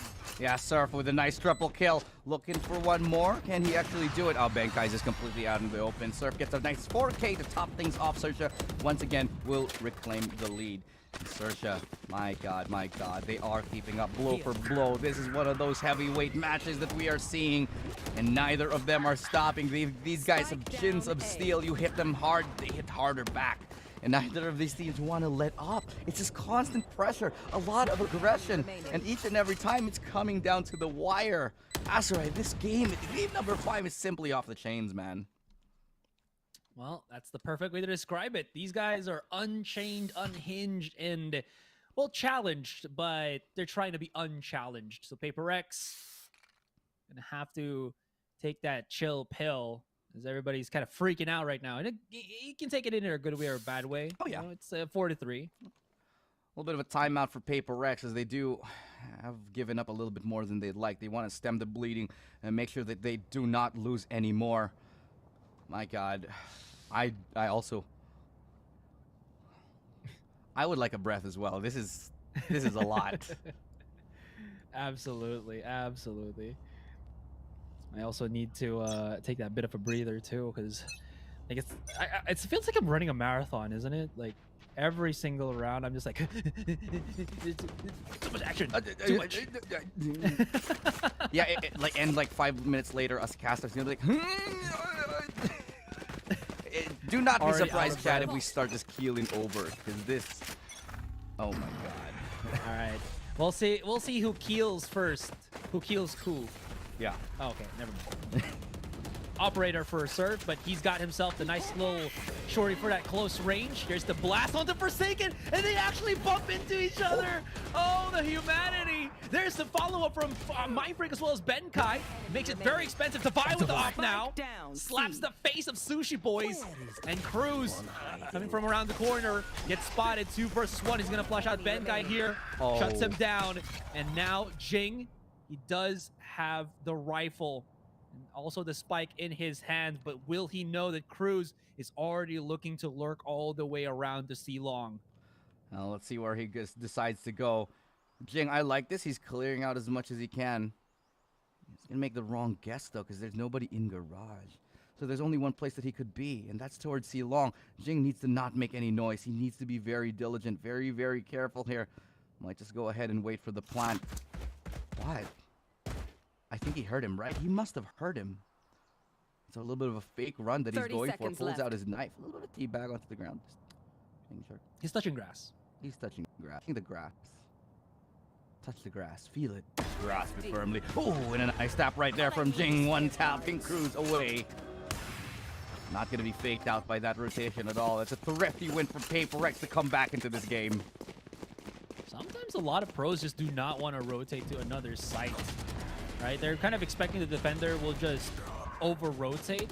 But more times than not, I don't think we've ever seen defenders actually over-rotate, and it actually has hurt or not them for the most part. And they're just okay retaking the site if it's planted on the other end of the map. That goes there. Absolutely. Sometimes it's just worth it to go for that fake, but sometimes it's not. In that instance, we just saw a clear crystal example. Forsaken sees the tip of the head. Good flash. Won't fake him out, though. He's still hanging onto it as Jing is going to get Surf on the other side. Nice little aggressive play right there, but oh, Fox catching off Forsaken, who might just have overheated a tiny bit on that push with the operator. Now it's towards B that they would maybe like to consider. Sushi Boys to get close, but decides against it in the last couple seconds. Speaking of overheating, Jing also got caught by Cruz there. They already had a nice little pick off, but the over-aggression biting Paper X in the back. Still is that 3 versus 3. How many big ults can XERXIA use? Well, very close to Sushi and Cruz's. Mindfreak unaware of what is about to hit him. If they swing at the same time, he definitely will have a very difficult fight into this. But I think they're smelling things off. Devi is about to help his brother here go for that crossfire. And he's waiting for the flash first, but he's not getting hit by it. Oh, this is terrible. They've given up the site already. Mind Freak, full control. But again, he needs to wait just a tad bit more. They get flushed out, and Sushi Boys, all he needed was to wait, and Benkai is done for. Yeah, really good play right there from XERXIA, just to wait a little bit longer to make sure that, you know, that player towards short goes in, peeks him. Getting a little bit impatient there in that corner. Forsaken now will be on that guard, and there is no money for the Paper Rex side, so they will have to save. 30 seconds. We'll have to play this a little bit more conservatively. And each and every round is kind of just them running into each other full force and seeing who's left standing. We're just seeing people. These two teams are virtually body slamming each other. Neither of the team are really getting ahead. It's 4-5 as close as it can get here. Forsaken with a stinger. Sorry, with a Guardian looking to take an aim duel. Tries to go from up on above. He sees one, sees two. Oh my god, the timing is awkward. He only gets a box, but still it might be good because that's a lot of information. Jing with a showstopper. Devi as well will follow it up. Cruz. He's gonna get that trade off though, but there's just too much happening. It's too quick. Benkai now working on the flank. Will play the patience game. I don't think they can collect any rifles now, and in this smoke, there's Mind Freak waiting, biding his time, hoping somebody will walk into it, but they're all being very, very quiet here. They're hunting Wabbit. It's dissipated already. Benkai can't really push forward because he does have that shorty, but Mind Freak, I think his read is going to be way off. They've already entered onto the site. If he does not look behind him, he will get absolutely demolished. His barrel's been spotted, and Mind Freak is done for. Benkai, he can't pick up a weapon on A main, which is good. I think they spotted, at least on the kill cam or the death cam for Mind Freak, there was two. Oh, he picks up the Guardian. I don't know how Benkai is as good with this weapon in high intense situations, but this is the weapon that he has to take in this 2 versus 1. Yeah, it's still possible, man. Benkai's really good. 40 HP. Oh, the timing! It just doesn't work! He misses it sorely. But Benkai, can he get the tap for bullets in the chamber? And he still has a guard waiting to clear out the angle. Oh no, he sees the barrel of the gun peeking out, and that's going to be Cruz takes it. 3 kills for him. This timing not working out for Benkai, and that's going to be XERXIA to go ahead. 6-4. Paper Rex. That was their They're not sweating too hard. They're happy to give that round up now. Forsaken will be back on that operation. Dusted. Feels like Eco doesn't matter anymore. No, everybody's just getting so many kills. Eco? We're just gonna run into the site and try to kill each other. What's an Eco? Exactly that. Yeah. Man, everybody's dying in this round because their tips are showing. Their their barrel tips are showing for some reason. That'll get you killed, SRA. Yeah, absolutely. Depends on where in the world you are. Oh yeah. Well, Fox there, not spotting anybody. Give him a false insecurity because Jing just got a free pick. It's going to be Surf looking to capitalize on. Oh, he gets stopped. Great usage of the traps right now, and Jing looks to punish. But Forsaken's right there alongside Scary. Rolling Thunder knocks him up in the air. Oh, can't land the shot though, but Fox gets a double. Him again. And Fox, Mind Freak right there with a teleport. Does a great job of cutting them off. And now Fox, in a 1v2 here, knows that he's close. Has Seekers available for him. Perfect paranoia. And it's going to be to win off that round off the back of that great flash from Mind Freak.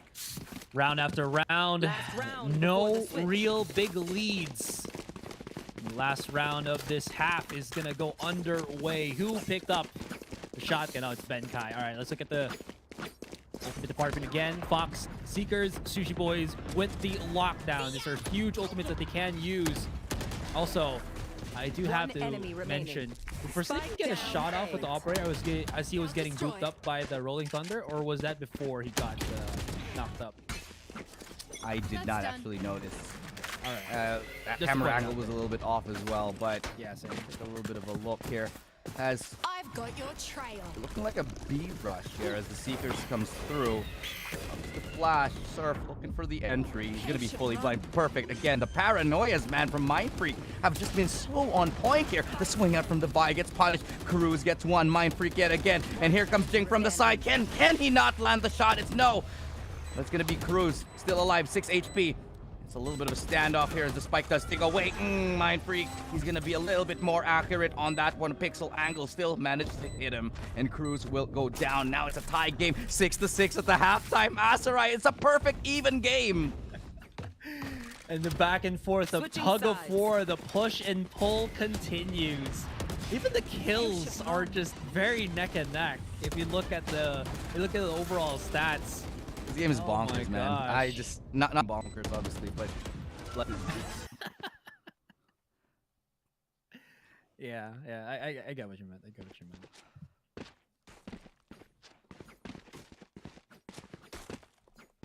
A halftime pause. We do have to take a little bit of a moment to breathe. It's 6-6 again.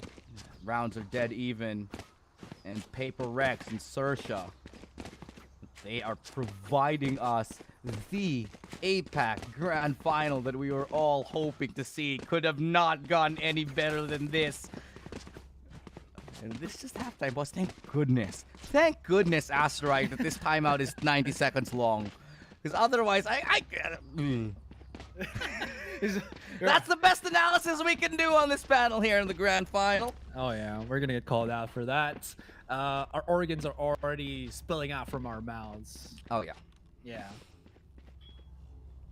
It's insane. I just like everybody to take a couple of seconds here to appreciate the grandeur, the spectacle of what we're actually bearing witness to. Feels like a piece of history, El Clásico, if you will. All right, this excuse me, this halftime, okay, we flip the switch, right? We trade the sides, but honestly, I'm not really thinking that we're gonna see any difference from play here. Like both of these teams will just start like ripping through it. This is gonna be even more so because Paper Rex, they're honestly a stronger attack team. You see how they play on defense. They will do that with Jing and Forsaken now that they're gonna be the ones planning the spike. Yeah. Well, let's see how that. Yeah. That's a very, very aggressive setup right now that we're doing. But if I'm seeing this correctly, if I'm reading this right, this is gonna be an aggressive play from XERXIA as well. No, sorry, it's not. They're just gonna keep it passive. Surf is gonna stay up on here, waiting for those, waiting for the moment fault line comes in. Then he's gonna swing out. Yeah, early fault line, sure, but it's gonna slow them down a tiny pace here.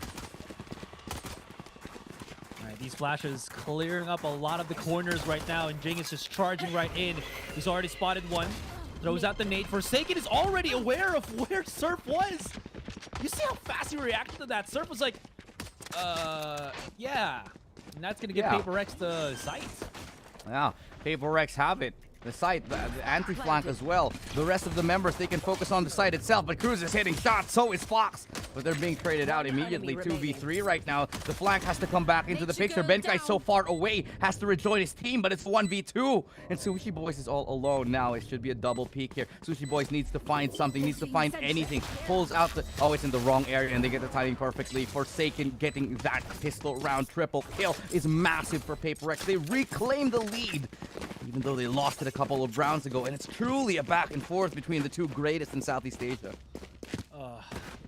I can already feel something at the back of my head is like, rush B, rush A, rush C. It's like you're just asking for comms in ranked. Yeah. But the difference here is, I wouldn't like to say it's much, I guess it is much cleaner because there is like really good follow-ups from either team.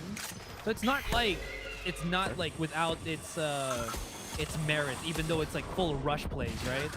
Oh, that's a big flash. Oh my god! So fast from Forsaken, and he finds Fox, who was just doodling on the A No side. way. No way. Sorry, not you. I mean Forsaken. Okay, Just no way. That is just unreal. How does he get that second adjustment? He's just such a beast of a player. Oh my god, I'm in disbelief. These are the moments that we live for. We're bearing witness to greatness. Jing is able to pick up Sushi Boys, and Cruz quaking in his boots with a shorty. He knows he's got nothing to lose here, so he's just got to go and try to get something done. There's a tripwire right in front of him.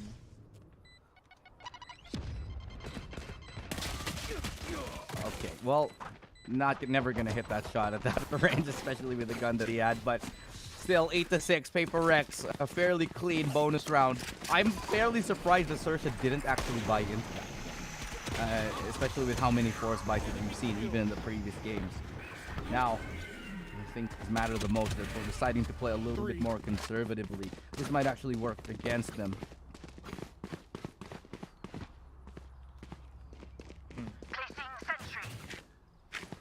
Well, Haven is a map, at least moving forward, right? Haven is a map that, even with the bonus round, you can still get so much value off of it.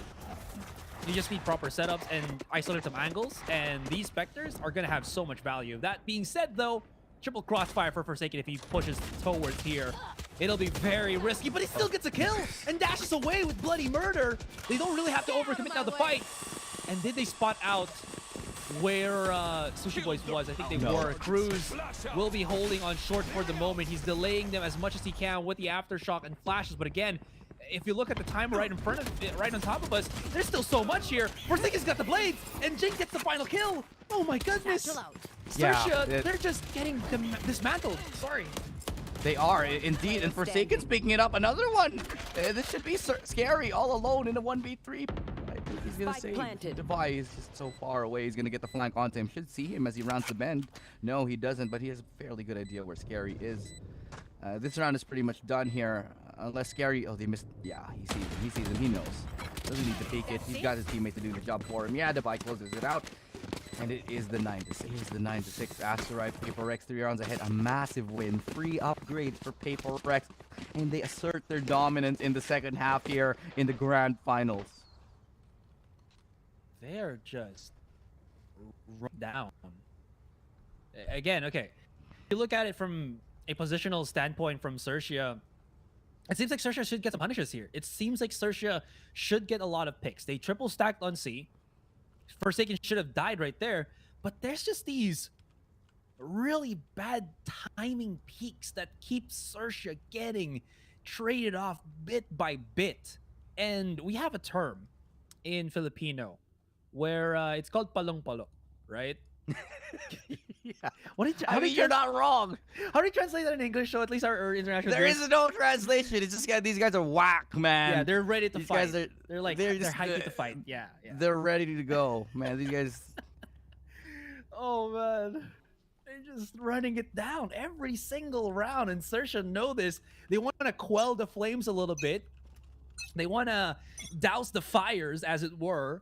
And at least a well-placed timeout might be good. Honestly, even 2 timeouts after another round would be, I think, super beneficial for them, just to kind of, again, just stop the hypey that Paper Rex is on right now.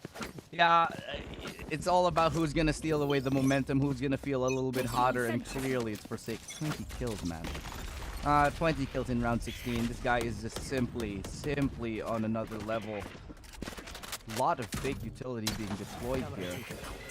It's gonna be an aggressive push. Beautiful flash. Fox gets one, but Paper Rex are too ready. They are too ready for what XERXIA is gonna be bringing. There is still Surf close up on this corner.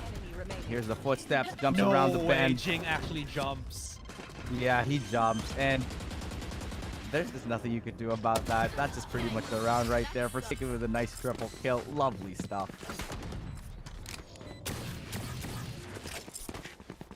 Is there like another engagement that Paper Rex have right now? You know, maybe they got a celebration party to get to. Maybe. Oh, that's true. That's true. If they win, if they don't win, I mean, both of these teams do have. Actually, they should both celebrate because they aren't going to Masters anyway, right? Exactly. If only we could invite them to a little get together and have a little after party for everybody someday. No problem.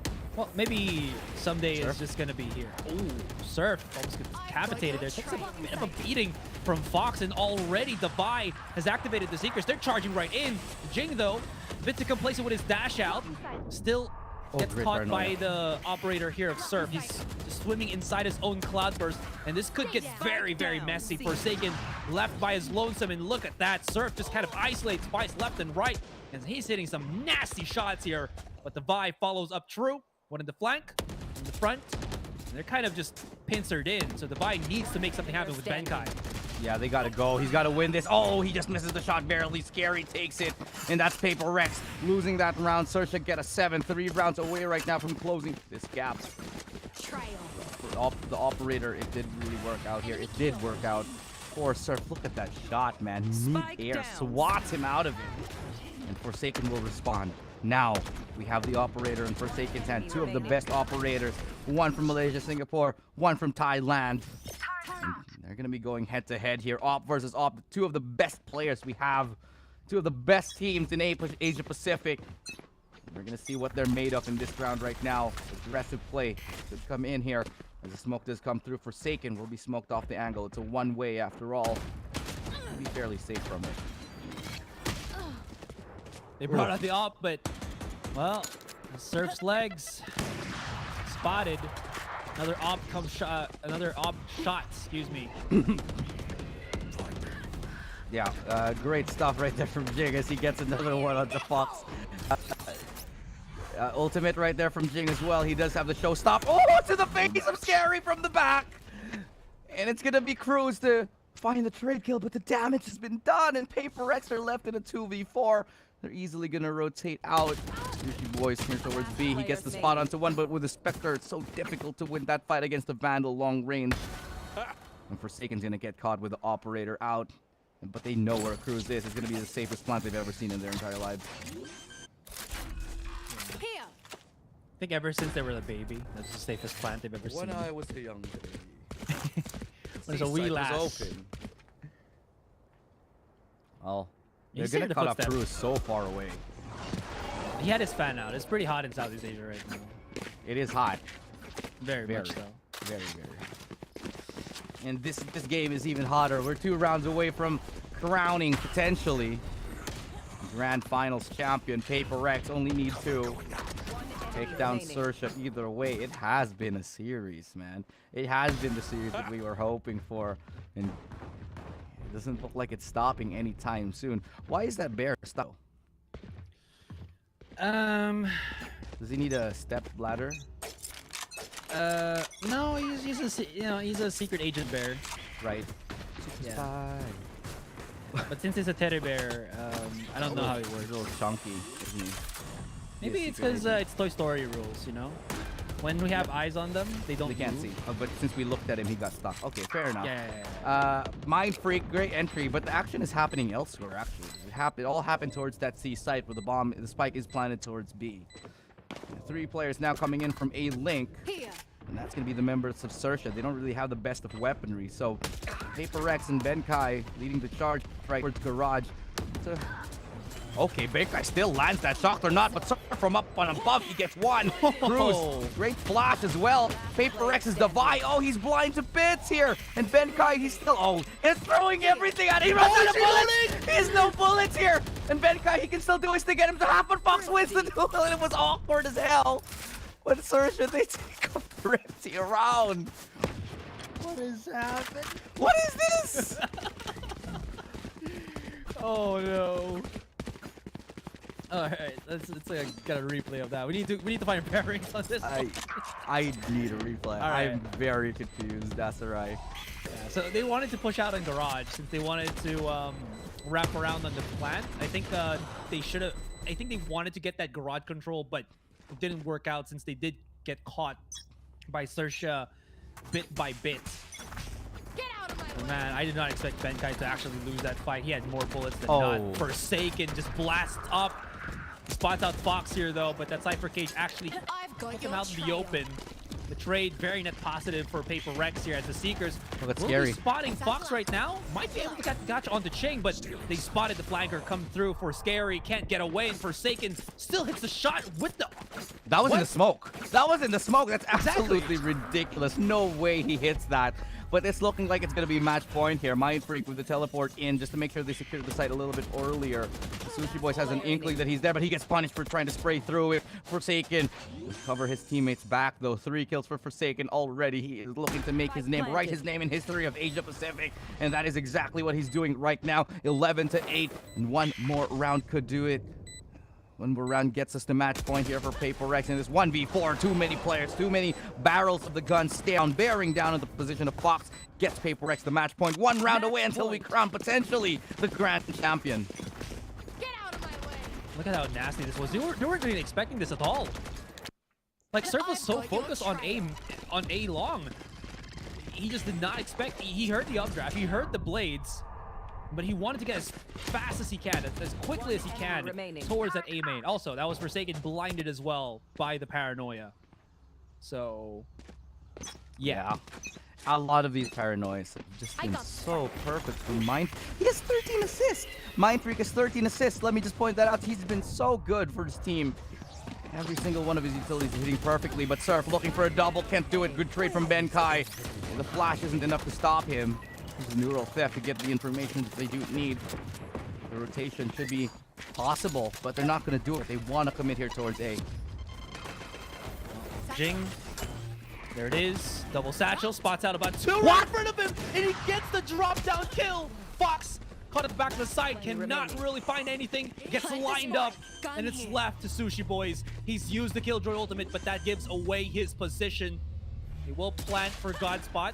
Tries to back away. He could go for a big punish here, but cannot as Benkai swings against him. And ladies and gentlemen, Paper Rex are your champions for APAC Challengers. Paper Rex, the grand champions here in Asia Pacific. We have crowned the new victors, the new #1. In the first seed here for Asia Pacific, you have Paper Rex. Very good fight. Very close one in the end. Brought to you by XERXIA. But it was one hell of a match all the way to the very end. These players gave it their all. And we are rewarded with one of the best matchups, one of the best grand finals we've ever seen here. That's going down in the books for sure. We here on the desk are honored to have delivered that for you. There's so much to talk about, Asteroid. Where do we even begin to break it down? I don't know. Maybe the stats will help us out as we take a look at the post game. All right, I'll add the analogy that this feels like a Harry Potter novel series, right? Where you get part, you know, they're spilling at each other. We see a good storyline for Paper Rex. They get a whole bunch of straight rounds. The next game comes in, and it's the same story for XERXIA. Come into the 4th game, and it's a heck of a back and forth. And then we go to the grand finale, where both of these teams start just literally wailing on each other up until the point that Paper Rex started breaking away. Yeah, that was it. That's the stats you have for you. Forsaken, he truly broke away as well. He got 27 kills, 347 ACS, 2.3 combat score. My God, that's over 2.3 KDA. Really much separating these teams in terms of damage and headshots. But yeah, obviously that's all in the past. What really matters is that we have a grand champion, and Paper Rex truly, they deserve it. They have shown that they are abs class on all the maps that they played here today. Sure, there were a couple ones where we thought, this is a little bit weird here. Paper Rex got stomped in this one. What a way to fight back in a 13 final victory up against XERXIA. Man, I still can't believe that's how we ended the last game. It really was a coup de grace to this entire, is it month of APAC Challengers? Yes. Entire month of APAC Challenge. I cannot believe we casted a full month of Valorant. And at the end of the day, we got ourselves some really, really amazing matches. Oh my God, I'm just so enthralled by the fact that we got some crazy games here today. Definitely one of the most fun we've had Asarai in a while. Asarai, let's face it, this last one, not so much tactical. A lot of fun. A lot of fun. Yeah, it was. It felt like they were just, it seems like they were reading their opponents, but for sure, I just feel like there were just some setups that Paper Rex were doing that, what's the word here? XERXIA were just falling into place, right? Especially that A main push where XERXIA just started like making a smoke. That felt like just waiting outside of it because they knew exactly what was to come. So a lot of these really just was a showcase of how cracked literally these players can be. Absolutely, you're totally right on the money. As this did feel like an exhibition match at some point, you know. I feel like we were seeing like the Harlem Globetrotters kind of just slam dunking on the every player. Anyway, back to our phases for now. It's been a crazy, crazy series. You know, Asura, you and I, we have just absolutely no way of breaking this down. There's just too much going on. So you know who's gonna handle that for us? The panel. Yeah, We're gonna go into a absolutely. short break, and they're gonna have the very difficult job of analyzing that very last game in the entirety of the series. So we'll bring it to them after this short break. When we come back, we also have the interview. So please stick around. We've got the last part of the VCT Challengers here in Asia Pacific. Illustrato and Asurai for the last time this tournament. We're signing out. We'll see you on the next one. Be enthused, but don't look too amused. This is her queendom. Please respect her rule. Hurry up quick, El Jefe's coming soon. Sit up straight when she enters the room. Be enthused.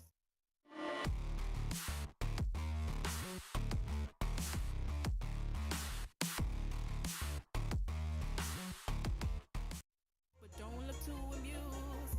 This is a queendom.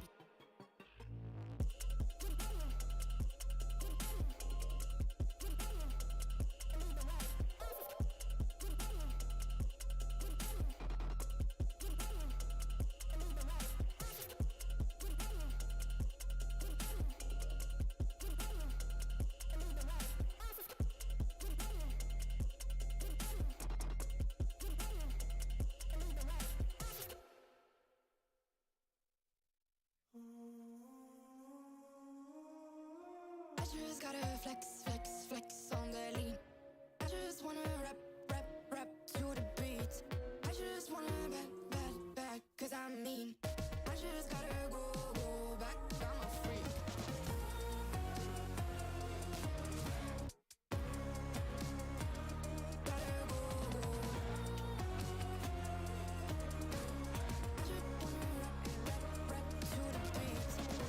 Move of emotion, they drunk at their problems. They always on road and they starting.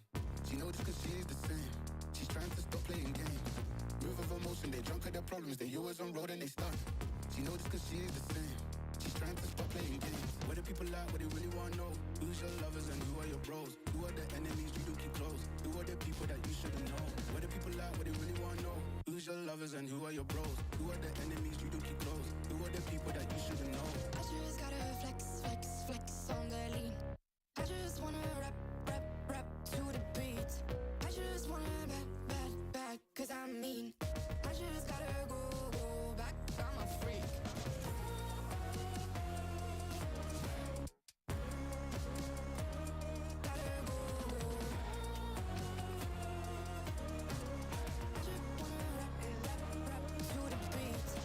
The chains, my vest, my watch, my belt, my cheese, my house, my sneakers, my blouse. I just party hard, popping a one in the chart. I've already won, babe, I didn't even start. Flexing on ya, flexing on me. Flexing on ya, flexing on me. I just gotta go, but I wanna hold on. I can't let you go, but I gotta stay strong, stay strong. Unless you heard it from me, then you ain't heard it from me. Got it from me, all the energy extra. You don't wanna see me with the hitters. Generations caught up, look how things will switch. People they're quick, now they wanna move at the bits. Boy wanna go to bitch, nah. Now I'm moving. I gotta do what I do. I'm really here on my ones now instead of 4 3s or 2s. And now it's F from Paris. I could have been effing you in Paris. I don't wait for the drop, I just flow from the pop.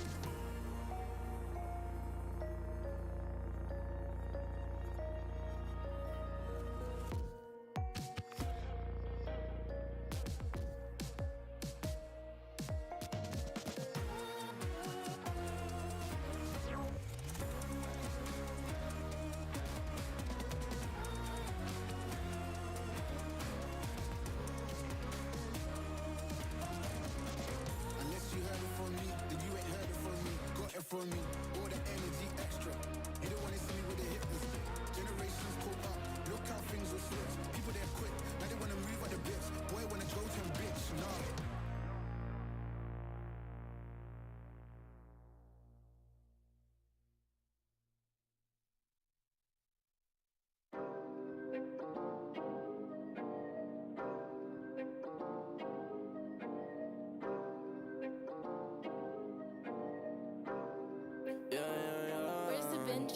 Working a 9 to 5, I had to to go and feed the gods. Nobody did it right, I had to show them how to grind. I had to beat the odds, this is the life I live for God. Taking a step at a time, we going up, we headed to Mars. Taking them chances, making decisions, you know I'm never gonna lie. Till you let go, I'm copying all of them, who you gon' be inside. I cannot fake it, I gotta face it, I gotta do the time. You gotta wait, make for a great pay, make sure you're doing your job. Gotta deal with the patience, 200 every occasion. Going to different locations, how they got when I need some direction. Me and Vinci go up every session. Cook it up, yeah, you know it's no pressure. Yeah, you know how we do it, we all in. We can slow up and you never catch us. Working in 9 to 5, I had to go and feed the gods. Nobody did it right, I had to show them how to grind. I had to beat the odds, this is the life I live for God. Taking a step at a time, we going up, we headed to Mars. You know my slimes, they came from the bottom to top. They can define us, they tryna find us, boy, I know you with the ops. We're not the same, no, you can't compare me, I don't belong in the box. Don't try to play me, no, I'm not friendly, this is everything I got.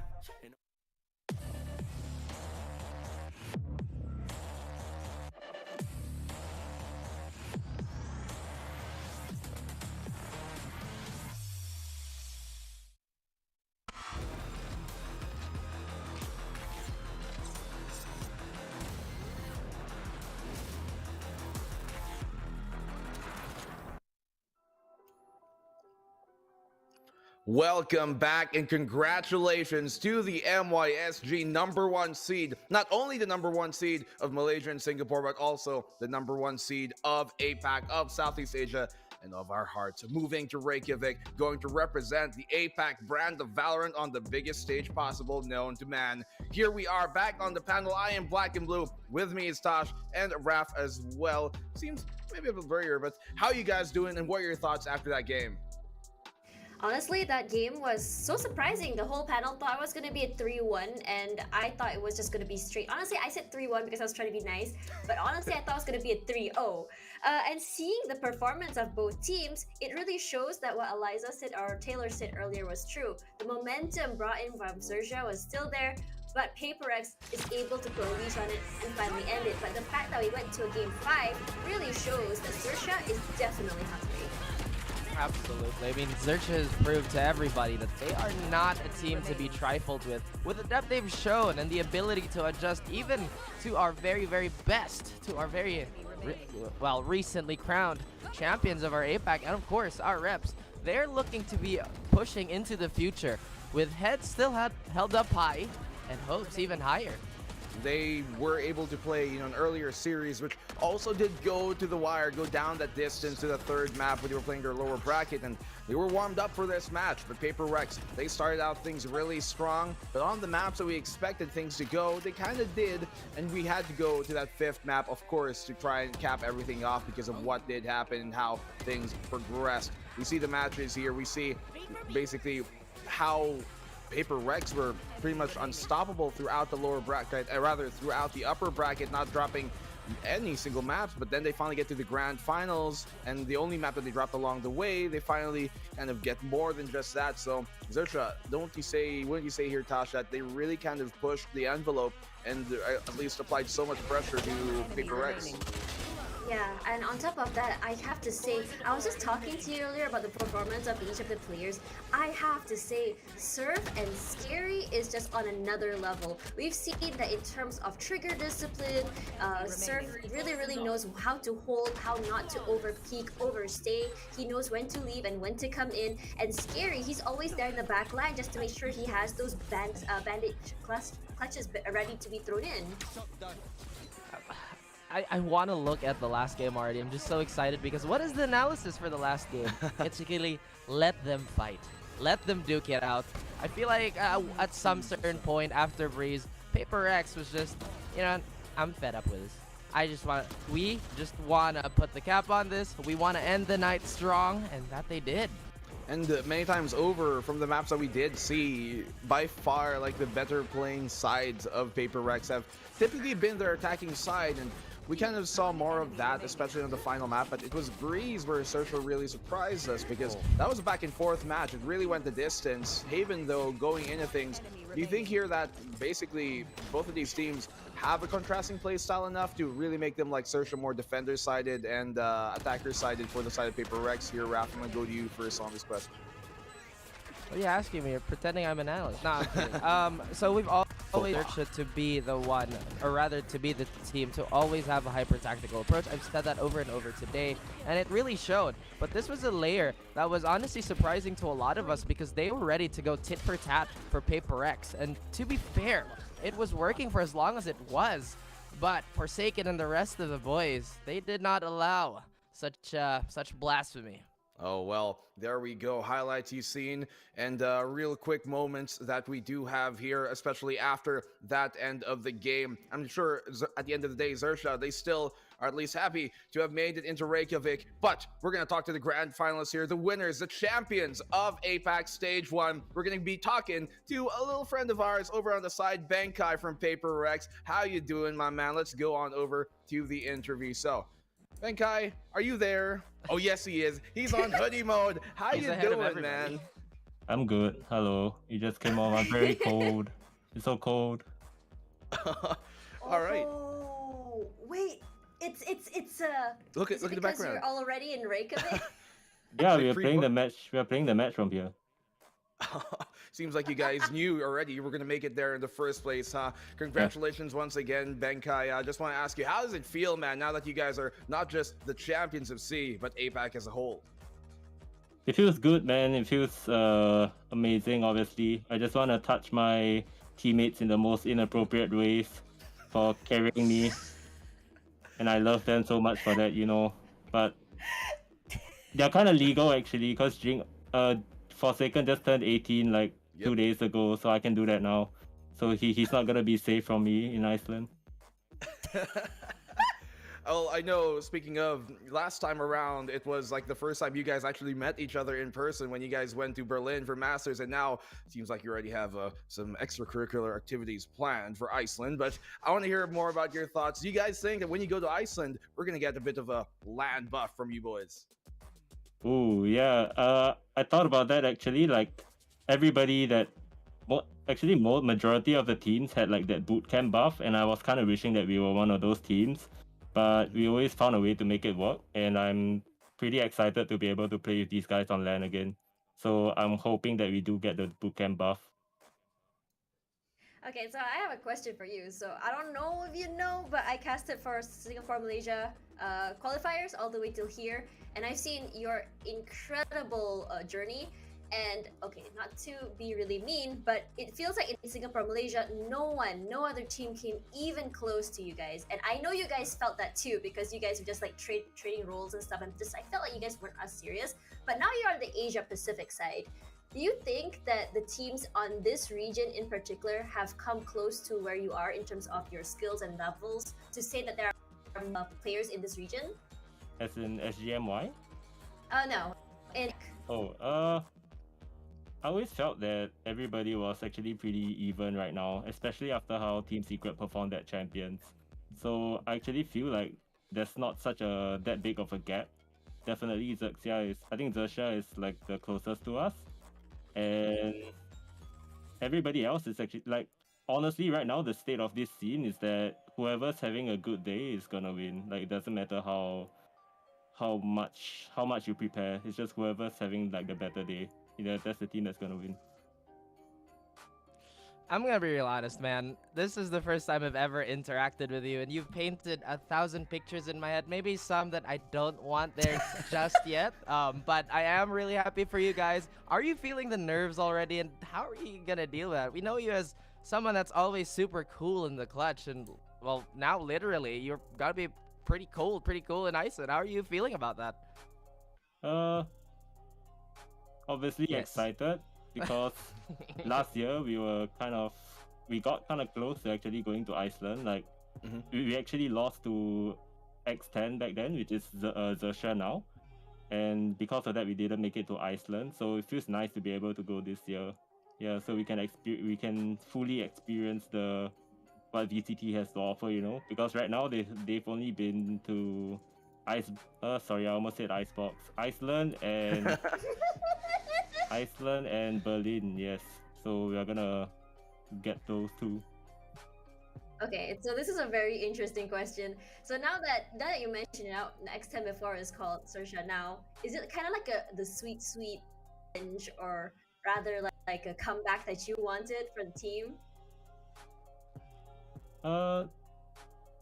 Honestly, after we won Bleed yesterday, we were just like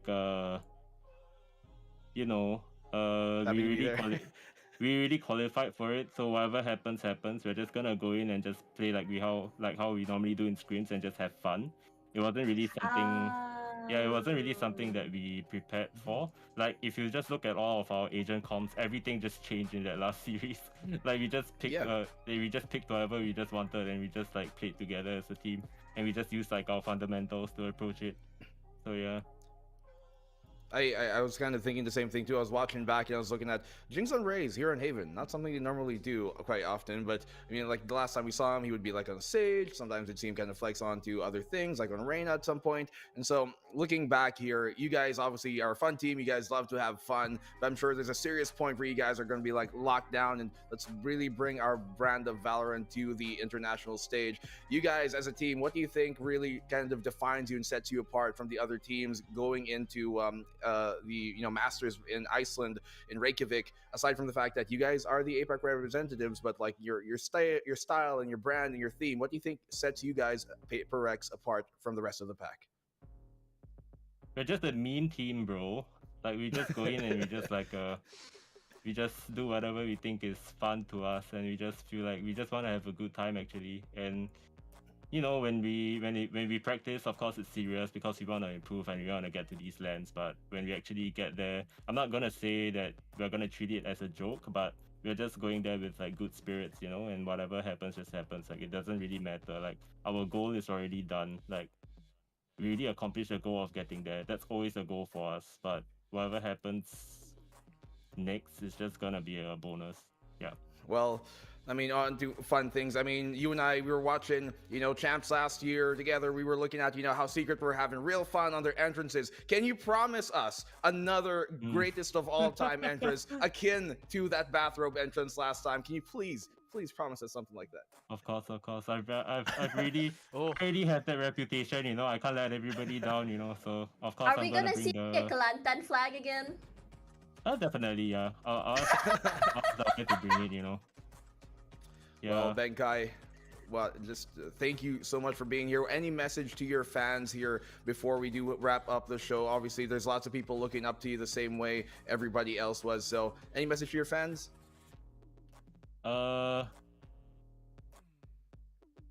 Thank you for supporting us. I'm really hungry. And my favorite meal at McDonald's is a Big Mac set with 4-piece McWings and a Diet Coke. Respectable. Diet Coke to keep it healthy. I think I know what I'm having for dinner now. Yes. All right, Benkai, thank you so much, and congratulations to PaperX. Please send our regards to everybody on your team and to you as well, my man. Thank you once again, and you are absolutely insane. We hope to see more of you and you guys in Reykjavik. We're going to be rooting for you. You know that for sure. Thank you once again. Well, have a good night. There you go, the man of the hour, the team of the month here, basically right now, the team of the week, and what they've been able to do has been absolutely impressive. Guys, I want to hear your thoughts after that interview. Do you think that they're feeling confident going into Reykjavik?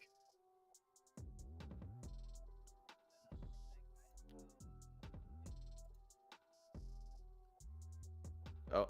Ref, well, anyways, how I feel about it is that I think they're very, very confident. They're just having fun. They're just kind of going for it. So, which is what I really think. And on top of that, when just now I was a bit worried because it seemed like, like when you mentioned Rays on Haven, and I was like, is something going on here? I'm not too sure. But then suddenly they said, they were just treating it like a scrim. I'm like, clearly they have so many tricks up their sleeves. Well, again, Benkai, knowing how he is and knowing how he's pretty much brandished the entirety of his personality and his team's personality, I can only wish them best. And I gotta say, that chipper outlook on life, it's really taken them far, aside from being, well, really, really, really good. Well, of course, you need to have a good disposition to be able to make it into this position that they are currently in. Looking at how things have progressed throughout the entire group stage and knockout stage. This is looking at the knockout stage specifically, especially in this past weekend alone. We saw many teams duke it out, but Paper Rex, they never dropped a single series, never went to the lower bracket. It never even dropped a single map in the entirety of their upper bracket run here in the knockouts. Complete dominance over the rest of the competition. But XERXIA, they gave them a run for their money, and they went all the way to that map number 5. Raph, I want to go to you on this first. Do you think XERXIA, as well, obviously Bankai did talk about, they think they're the closest to them, but do you think, like, playstyle wise, they're also maybe one of the better fits against this matchup versus Paper Rex? I mean, we've always talked about how some teams will slot in better than others in specific head-to-heads, but quite honestly, XERXIA has evolved to be somewhat of a Swiss knife when it comes to that. I don't think they've ever had a bad matchup, really, when it came into our knockout stage, because it seems that they've rectified all those mistakes, all those tiny, how would I put this, cracks in their defense and their offense as they went along. So that being said, we're just kind of excited to see more of XERXIA and Paper Rex, perform on one of the biggest stages of the game itself. Well, Tosh, real quick, I'm pretty sure that you're elated that they're going to be representing here APAC, and not just APAC, from your even home turf, MYSG. I'm sure you must be so feeling amazing about this, and I'm sure you of all can attest to just how they're going to be a great representative for APAC in general, aren't they? Yeah, honestly, when it comes to Singapore and Malaysia, it's so rare that we are super represented or up there when it comes to any title in esports. So when you see the for Malaysia going all the way to Iceland, it's just like, is this real? Is this really from my country? And we're really doing so good? And it was just, I think what makes it even more funny is the fact that I've seen some tweets saying like, oh, Singapore and Malaysia, our teams are not as good, they're not as great as like the Philippines, Indonesia, or Thailand. But this really shows that we here in Singapore and Malaysia, tiny little country or area rather, is just something that is a force to be. We too have some pretty impressive teams. We had all the way almost till the end of Paper Rex now second year in a row. This is absolutely insane. And I have to say as well, from the Philippines, I am so shocked at the fact that you guys are just so competitive to the point that we're not really seeing one. This goes for Thailand, Vietnam as well. Yeah, definitely lots of competition to be in store, especially going to Reykjavik. And locally, things have kind of settled down, right? We're done with this stage. We're moving on to the international stage. We're moving on to the Masters in LAN in Reykjavik. Finally, it's been darn time for us to go into the LAN. We've all been waiting for the big event to come on in. I want to hear your thoughts, guys. Final closing thoughts before we do end the panel here. What do you think and how you're feeling after we've gotten this stage and what we're looking forward to? Well, number 2 is maybe us at least not dropping out so early. I want to see us at least halfway, more than halfway throughout the entire tournament. I want to see our gameplay, our style of gameplay really represented all the way in North America, EU, EMEA stage, because each region has their own gameplay, and I really want to show why us in Southeast APAC, why our gameplay, how flexible alongside so many different other game styles and gameplays. Oh man, watching Champions last year, even though I would personally say and be completely candid about this, I wasn't as invested. But once I saw Secret absolutely go ham on that icebox, the FPS fan, the competitor, the player, the everything in me just felt so much hope for our region in general. Like you mentioned, right, the representation is amazing, and the up-and-coming talent that we have, they're ready to rock and roll. And the future, it is absolutely looking bright, and to quote a good friend of ours, it's absolutely looking radiant.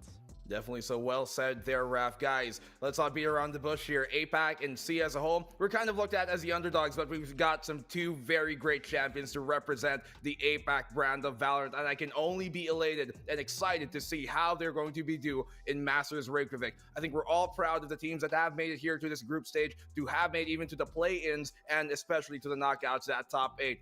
Everybody getting their due worth, and we did see amazing Valorant throughout this entire past 3 weeks. I'm so glad to have shared the panel with you all, especially last second for me to hop on here, and my panelists have been absolutely amazing. So on behalf of all the production, the talents up on here, and especially the amazing teams and fans that we've had and seen throughout these past 3 weeks. Thank you all for joining us here on the APAC Challengers Finals here, the grand finals of it all, and we have some amazing champions to really bring us home. Guys, this is going to be it. We're going to see you guys next time in Reykjavik. For now, stay cool, stay chill. We'll see you guys soon in Masters.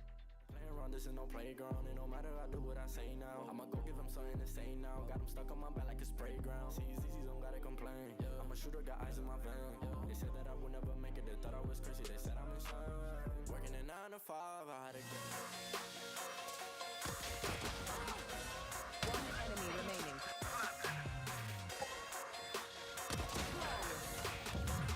Planted. Well defended.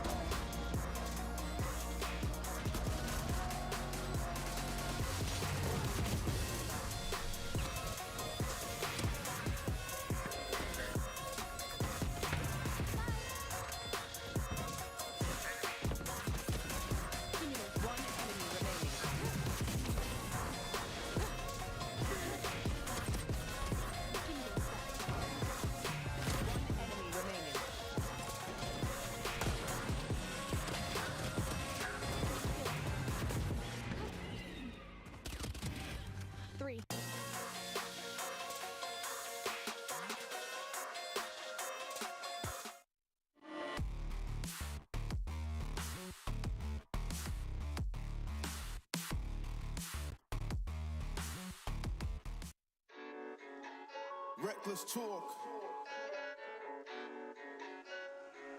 Son of a Justin. Hey, reckless talk. But I got expensive habits. Don't step in sword. I'm a real one, check my fabric. Hey, I said reckless talk. But I got expensive habits. Don't step in sword. I'm a real one, check my fabric. Look at my fabric, out of this atlas, I point way up. I got a passion mixed with action, boy, don't play. Look at my fabric, out of this atlas, I point way up. I got a passion mixed with action, boy, don't play. Look at my fabric, way up. Mixed with action, play us. Out of this atlas, way up. I got a passion, yeah, play us. I got a passion, full static, ready on go. Don't let it unfold. Be smart, if you're ready, let's roll. Feeling like this, you never get in my zone. That's me, man, I'm standing on my own. Man, we ain't one of the same, one of the ways I do this all on my own. I'm back in my zone again, no way can I hold it in. Look at me when I'm growing them. I'm the OG cold and I'm cold offend. From the west to the east when I'm blowing it, I'm showing them how to make moves again. Look at me, I don't break rules again. I'ma go drop rules for them. Show them how to win, not lose again. Whoa. Look at the way that we walk, it's a habit. Look at the fabric, all of it lavish. They say I'm sleeping, but where is the mattress? I don't believe him, I hear him, I'm gasping. Look at the way that we walk, it's a vibe. All in the eyes, you see the vibes. I've been expensive since I was 5. I'm telling no lies, ayy. Reckless tour, but I got expensive habits. Don't step in soar. I'm a real one, check my fabric, ayy. I said reckless tour, but I got expensive habits. Don't step in soar. I'm a real one, check my fabric. Look at my fabric, out of this atlas, I point way up. I got a passion mixed with action, boy, don't play. Look at my fabric, out of this atlas, I point way up. I got a passion mixed with action, boy, don't play. Look at my fabric, way up. Mixed with action, play us. Out of this atlas, way up. I got a passion, play us.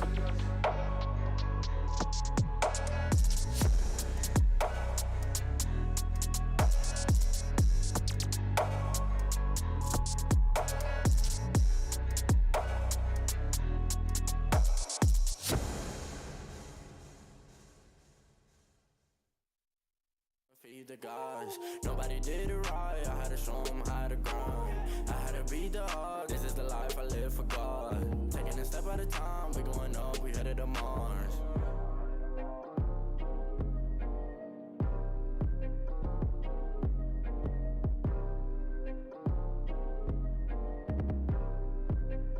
Undefined for life.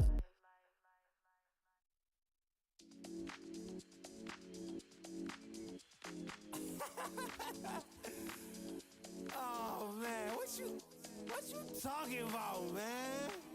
What? You're so crazy, bruh. Wasn't too long before I realized a whole lot of truth just realized. 2 groups faking the real guys, and both of them plotting on your meal size. Gotta be more, is this real life?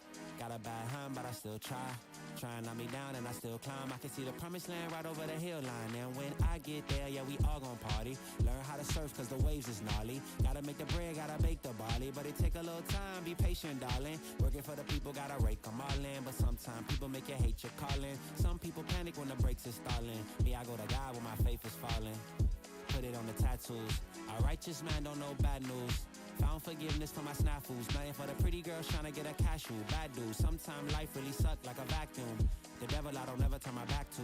I just wanna shower love like a bathroom. And be a role model for the black youth.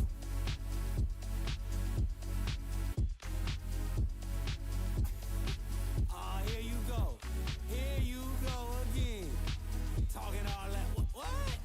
What are you talking about, man? Wasn't too long before I realized a whole lot of truth just realized. 2 groups faking the real guys, and both of them plotting on your meal size. Gotta be more, is this real life? Got a bad hand, but I still try. Trying on me down and I still climb. I can see the promised land right over the hill line. And I broke a lot of hearts in my lifetime, thinking that their heart wasn't like mine. Finally got through a lifeline, and I stumbled upon a right mind. Love showed up at the right time. Put her in a white dress, get the white wine.